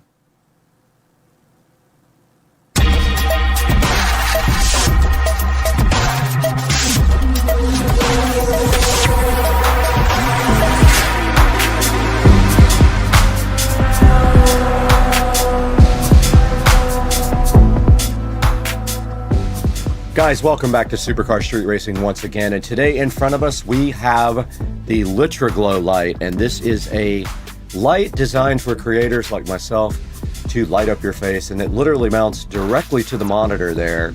So I did buy 2 of them for the studio because our ring light did go out and we needed something so we can do content from inside of the studio.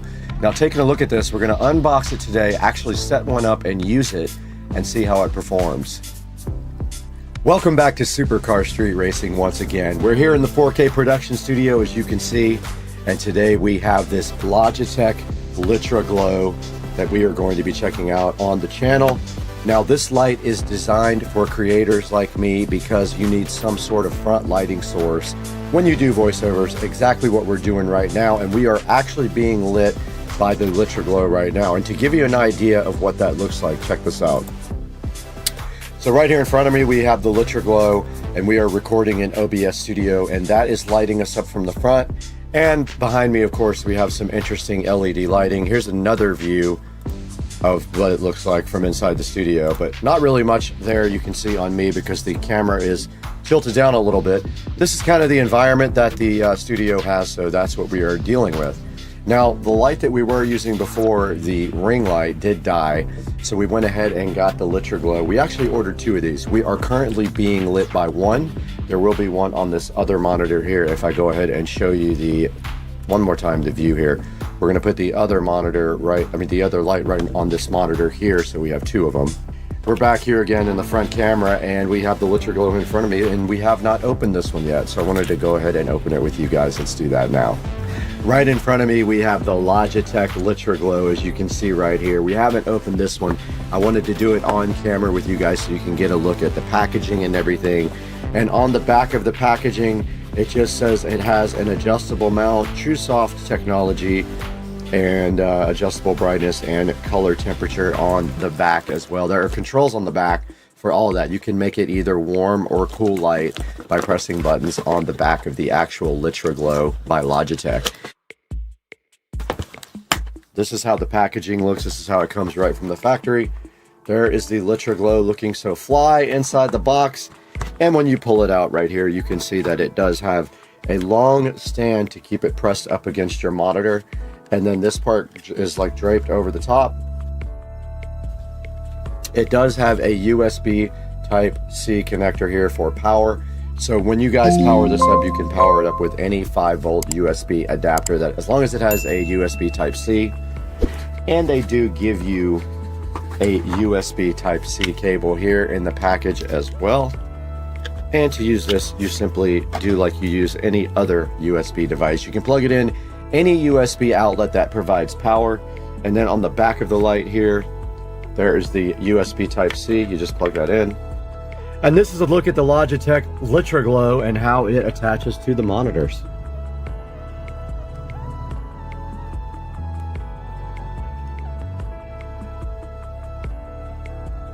It will not stay on for some reason, and I'm going to have to test this on another power outlet. It's not staying on. That's live video for you.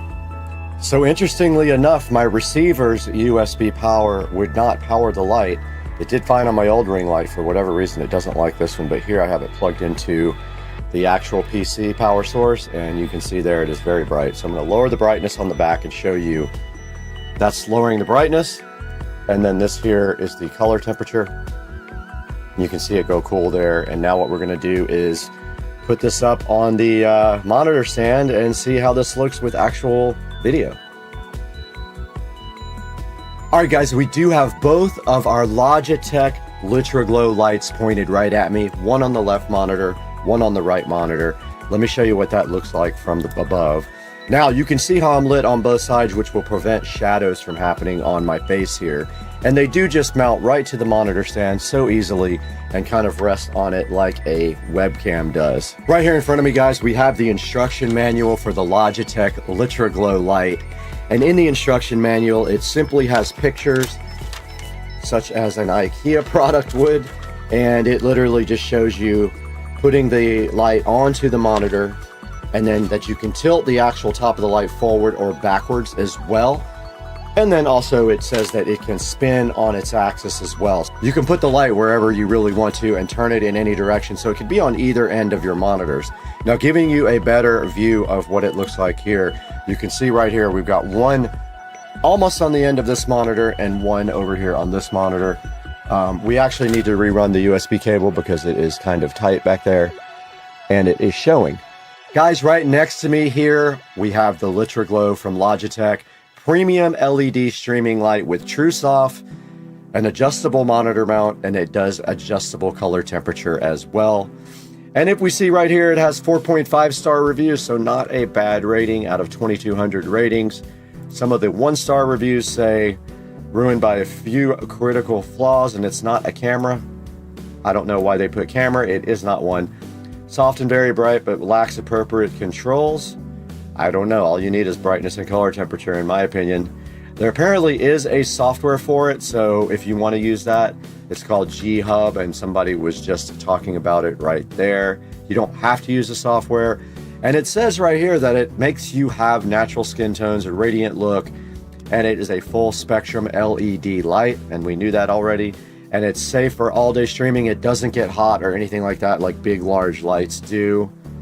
It says it's got a freedom of light placements because basically it's really easy to place anywhere on the monitor that you want. Now they're fully customizable, it says, with your keyboard and mouse, which I have not looked at that software. Maybe we can take a look at that. And it is plug and play. It just literally plugs in for streamers and content creators with absolutely no drama whatsoever. So right here in front of me, you can see the Logitech G-Hub software that you can download and install. And this lets you be able to program the light and control it from the keyboard. However, I did notice in one review someone was saying that to really control this the proper way, you need the Logitech keyboard, and you can't really do function keys or whatever on a normal Windows keyboard. So just be aware, it's not easily controlled unless you also have the Logitech keyboard in front of you. Alright, so you can see right here, there are a lot of other options for lights if you so wish to. There is one here for $17.99 from Letwing. There is a Nexaglow right here as well for $37.99, and there are plenty of other choices available on Amazon that have okay reviews. Alright guys, right in front of me here, you do see the Logitech G-Hub download available from Logitech. Let's go ahead and download that for Windows. And we do have it. Let's go ahead and install that right now. So you just click install. It says please wait while we install the G-Hub. Now we want to see what kind of functionality we're going to get with our lights when we have the G-Hub software installed on the PC. Alright, we got the G-Hub software open in front of me right now, and you can see that you have 3 different options here. Now if you click this edit button, you can name them, and you can see I've renamed them right and left. It will not let me drag them into the appropriate positions like you can a monitor though, unfortunately. But if we go here and double click the right one, you can see that we can change the color temperature, and it did change to a yellowish hue right there. We can also change the brightness. You can see it can go from no brightness to quite a bit of brightness. And then on this side here, we can go to the other one, change the brightness. And those are about the same color temperature. You can see I'm oversaturated here, so we don't need that much light. Let's go back and lower the brightness a little bit. And that's better, but still a lot. The camera seems to be oversaturating the brightness levels when I crank up these. Now you have this activation with camera here. It can turn on the lights whenever you get your camera turned on. And it does say camera depth tech webcam. We can choose which camera we want this thing to bring the lights on when we turn it on. And then you can change the tile view, or you can change to a list view here. And then you can actually create an account with Logitech to go ahead and log in. So there's no way to set this up with a keyboard or anything like that. You can see if you double click it, there's some manual adjustment here. where you can just pick your colors instead of using a slider. But you can see there's no way to associate this with a actual keyboard shortcut, so it just does it automatically. So yes, the camera is in use with another application, which is actually why we can't see it. So yes, the camera is in use with another application, which is actually why we can't see it. Guys, next to me right now, you can see the Supercar Street Racing channel, which is growing greatly, and I really appreciate all your help and your viewership. But I just want to ask you for one thing, if you could please like and subscribe and click the bell icon so you get notified when I put out a new video. I do try to do daily videos. It doesn't always happen. Sometimes there's not enough content, but I really strive to do daily videos. And do me a favor, when I give you an Amazon link, go ahead and click through it. Let's give you an example. So if we go into YouTube Studio here, and we just go to one of my videos, and inside of my video link here, there will be a link to something like these Hexaglow lights. Now, you don't have to necessarily buy the Hexaglow lights. Buy anything through that link, and it does hook me up with just a tiny amount of money to keep the channel going and to keep bringing you guys great content from Supercar Street Racing. I'm really happy you guys joined us today, and we will see you next time. We got to get out of here and go find something to do on Christmas.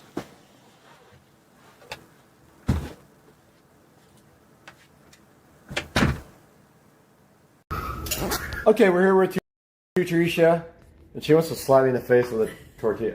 Yes. Oh my god, why do you use your fist, dog? Twice, though.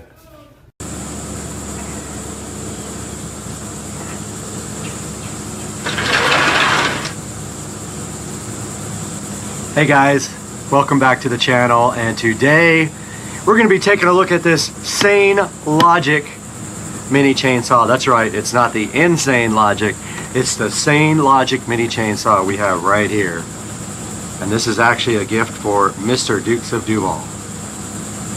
We have the Sane Logic mini chainsaw. Sane Logic was kind enough to send me this chainsaw in order to take it out, take a look at what's included in it, and show you guys how good this chainsaw can be. And once we look inside the box here, we do see the main brushless Sane Logic chainsaw here, looking so fresh and beautiful. I like the color blue.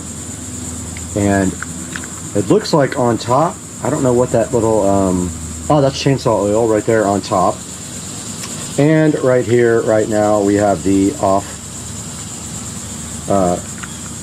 yeah, okay, we'll have to come back and see what that does, but I think it locks and unlocks the actual head there so you can turn it. And then of course we have the battery connector down here at the bottom, but we will take a look at all that stuff here momentarily. And right here inside the box, you also do get 2 gloves for free. You've got the Sane Logic battery, and it doesn't indicate whether it is 21 volts, but right here on the packaging it does say it is 21 volts. And then right here, right now, you have an extra chain for your chainsaw. You have some safety goggles. You have the plug there for the wall outlet. And you have this little bottle here where, assuming you would have to add oil to it, you could use that.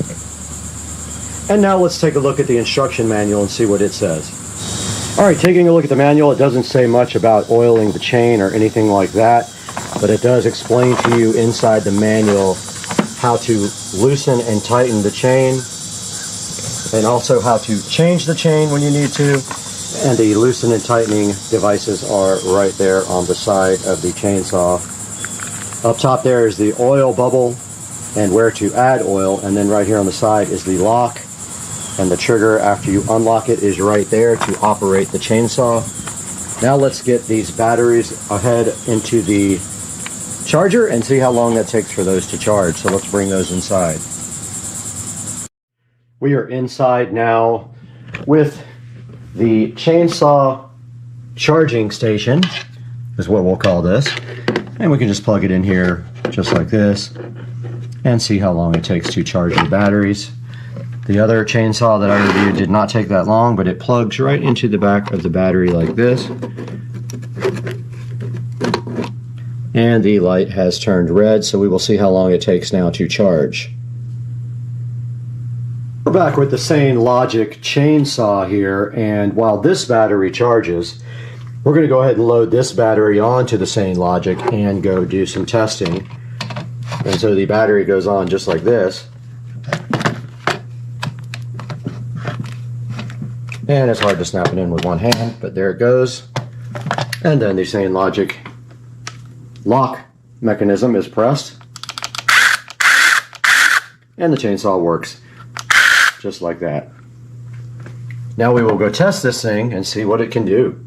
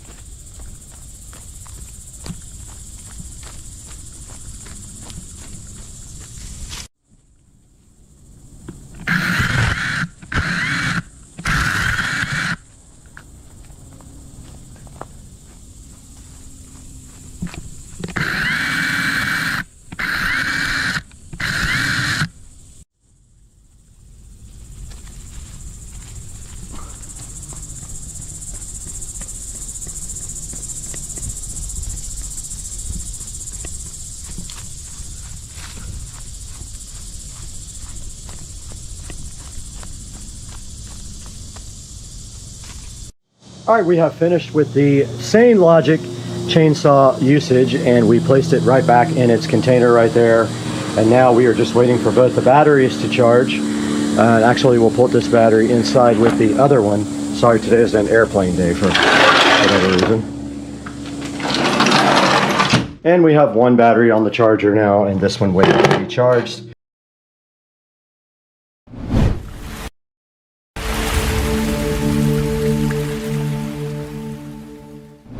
See the UPS guy out there, and I think there's something on that truck for me. Pretty sure there's something on that truck I've been waiting for 10 years or more. Let's see if he's coming up. He is.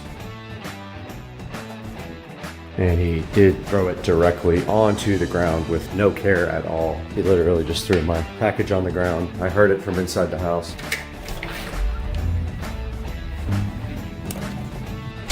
What in the world do we have here? Let's find out.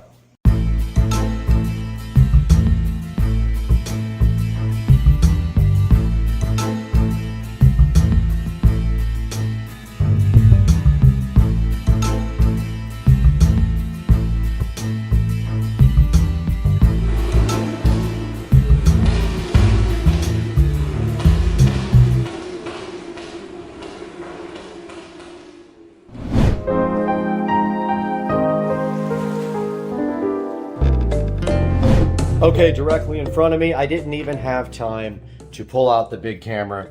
I only have the phone. We need to get the patented SCSR knife to get this thing opened up. I didn't even pull out the good camera, but I will for some pictures. Let's go ahead and get this opened up. Notice who it's from. Let's see, let's flip it over on the other side here.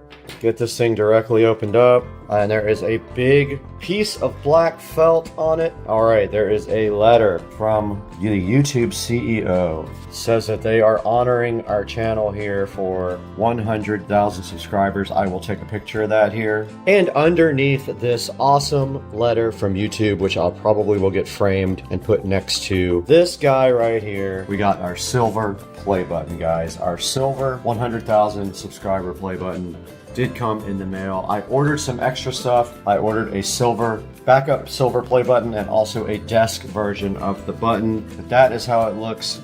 So fresh and so fly. 100,000 subscriber play button, and we need to get something for this guy to get that framed up as well. Let's figure out what size this is and go ahead and order a frame. This guy right here is 9x7, so that means that is 9x7 as well. Let's go ahead and get a frame ordered for this. All right, guys, we went ahead and ordered a 7x9 frame for our nice letter there from the YouTube CEO that I'm sure was just cut and stamped out, but fine, I don't care. It's a big moment for the channel. So here is the 100,000 subscriber silver play button, looking so fresh and so fly, ready to be hung up, and it is going, I'm not going to tell you yet. Let's go ahead and take a look back at one of our original videos first. Let's see what started the channel.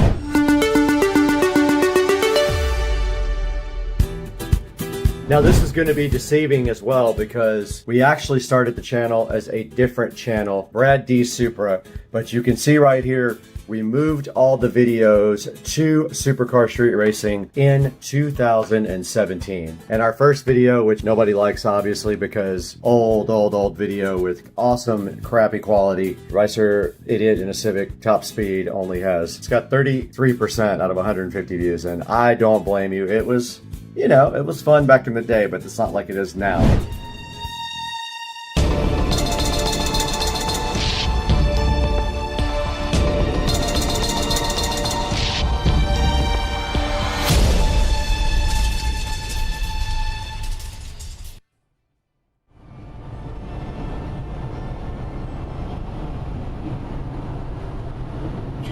Top speed in the Civic.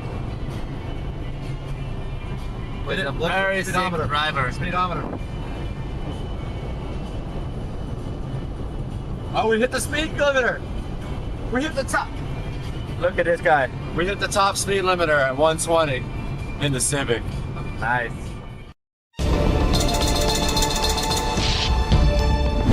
Now let's move forward a little bit further in the channel, maybe a couple of more years. Let's go see when I bought my Mercedes SL65 AMG. Let's take a look at that video. It's right here. let's see what we did. And there it is, folks. So I bought a 2005 SL65 AMG. This car is in amazing condition. It doesn't have barely a scratch on it. It has someone put SL55 wheels on them, had it chromed. So there it is. The SL65. And the thing is just spotless. Interior, exterior. Just in really good condition. 49,000 miles on it when I bought it. Fast forward to 2018, a big step in the channel. I bought a new car. Right here it says, new car reveal, Supra, GTR, McLaren, maybe. Let's take a look and see what it was back in April 24th of 2018, 3 days before my birthday. So we're gonna see if you can drive a twin disc clutch. I think you should come up and try. You want me to do it? Yeah. All right, I'll come. I kind of wanted to get video of it coming off though. I'll video you. Okay, all right. All right, Take it's your already time, on. walk up. Yep. There he goes. Alright. New owner of his new toy. Yep, gonna see if I can even drive it. Awesome. Yep. Really pretty inside. Look at that. Yep. Short boy.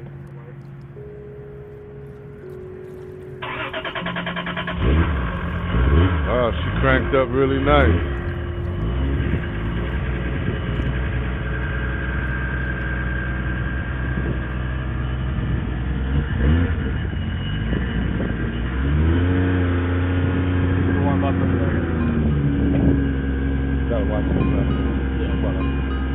You got it?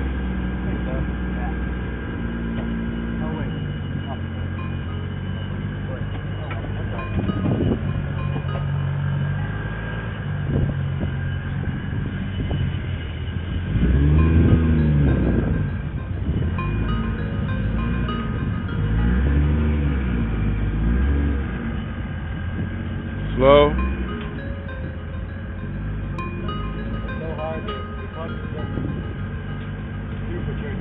Yeah.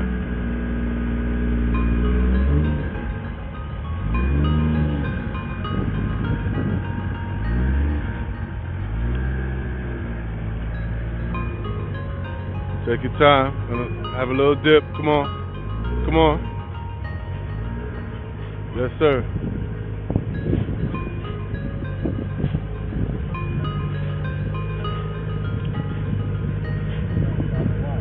Come on.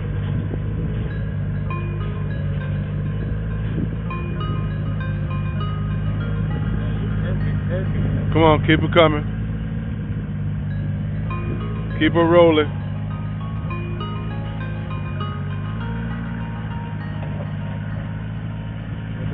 Yep.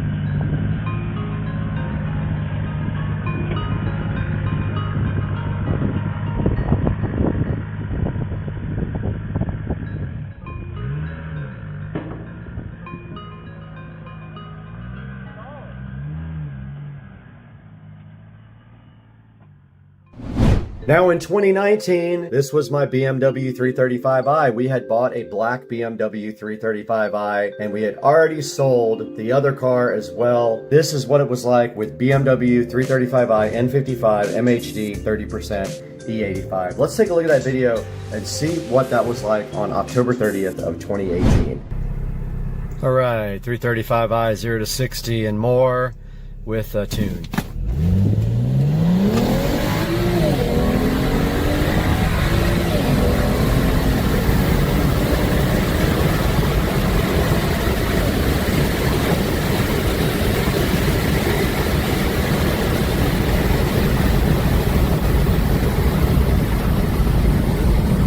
So that's transmission XHP flashed, stage 2, E85 30% mix with just downpipes and a tune.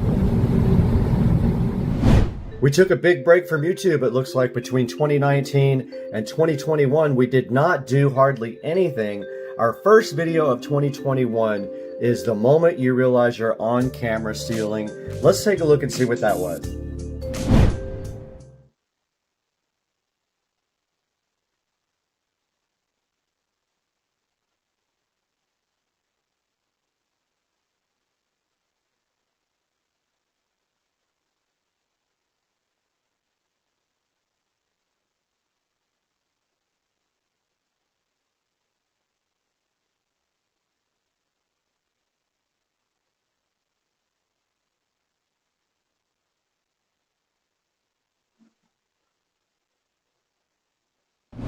Now, on December 2nd of 2021, we published a video about the ID4 digital dash for the BMW. That was pretty cool. That was one of the best upgrades I ever did to the BMW. So I want to take a look at that with you guys. It's ID4 dash conversion for the BMW, December 2nd, 2021. Let's roll the clip now. We're going to do a power on right now and see if it was worth it.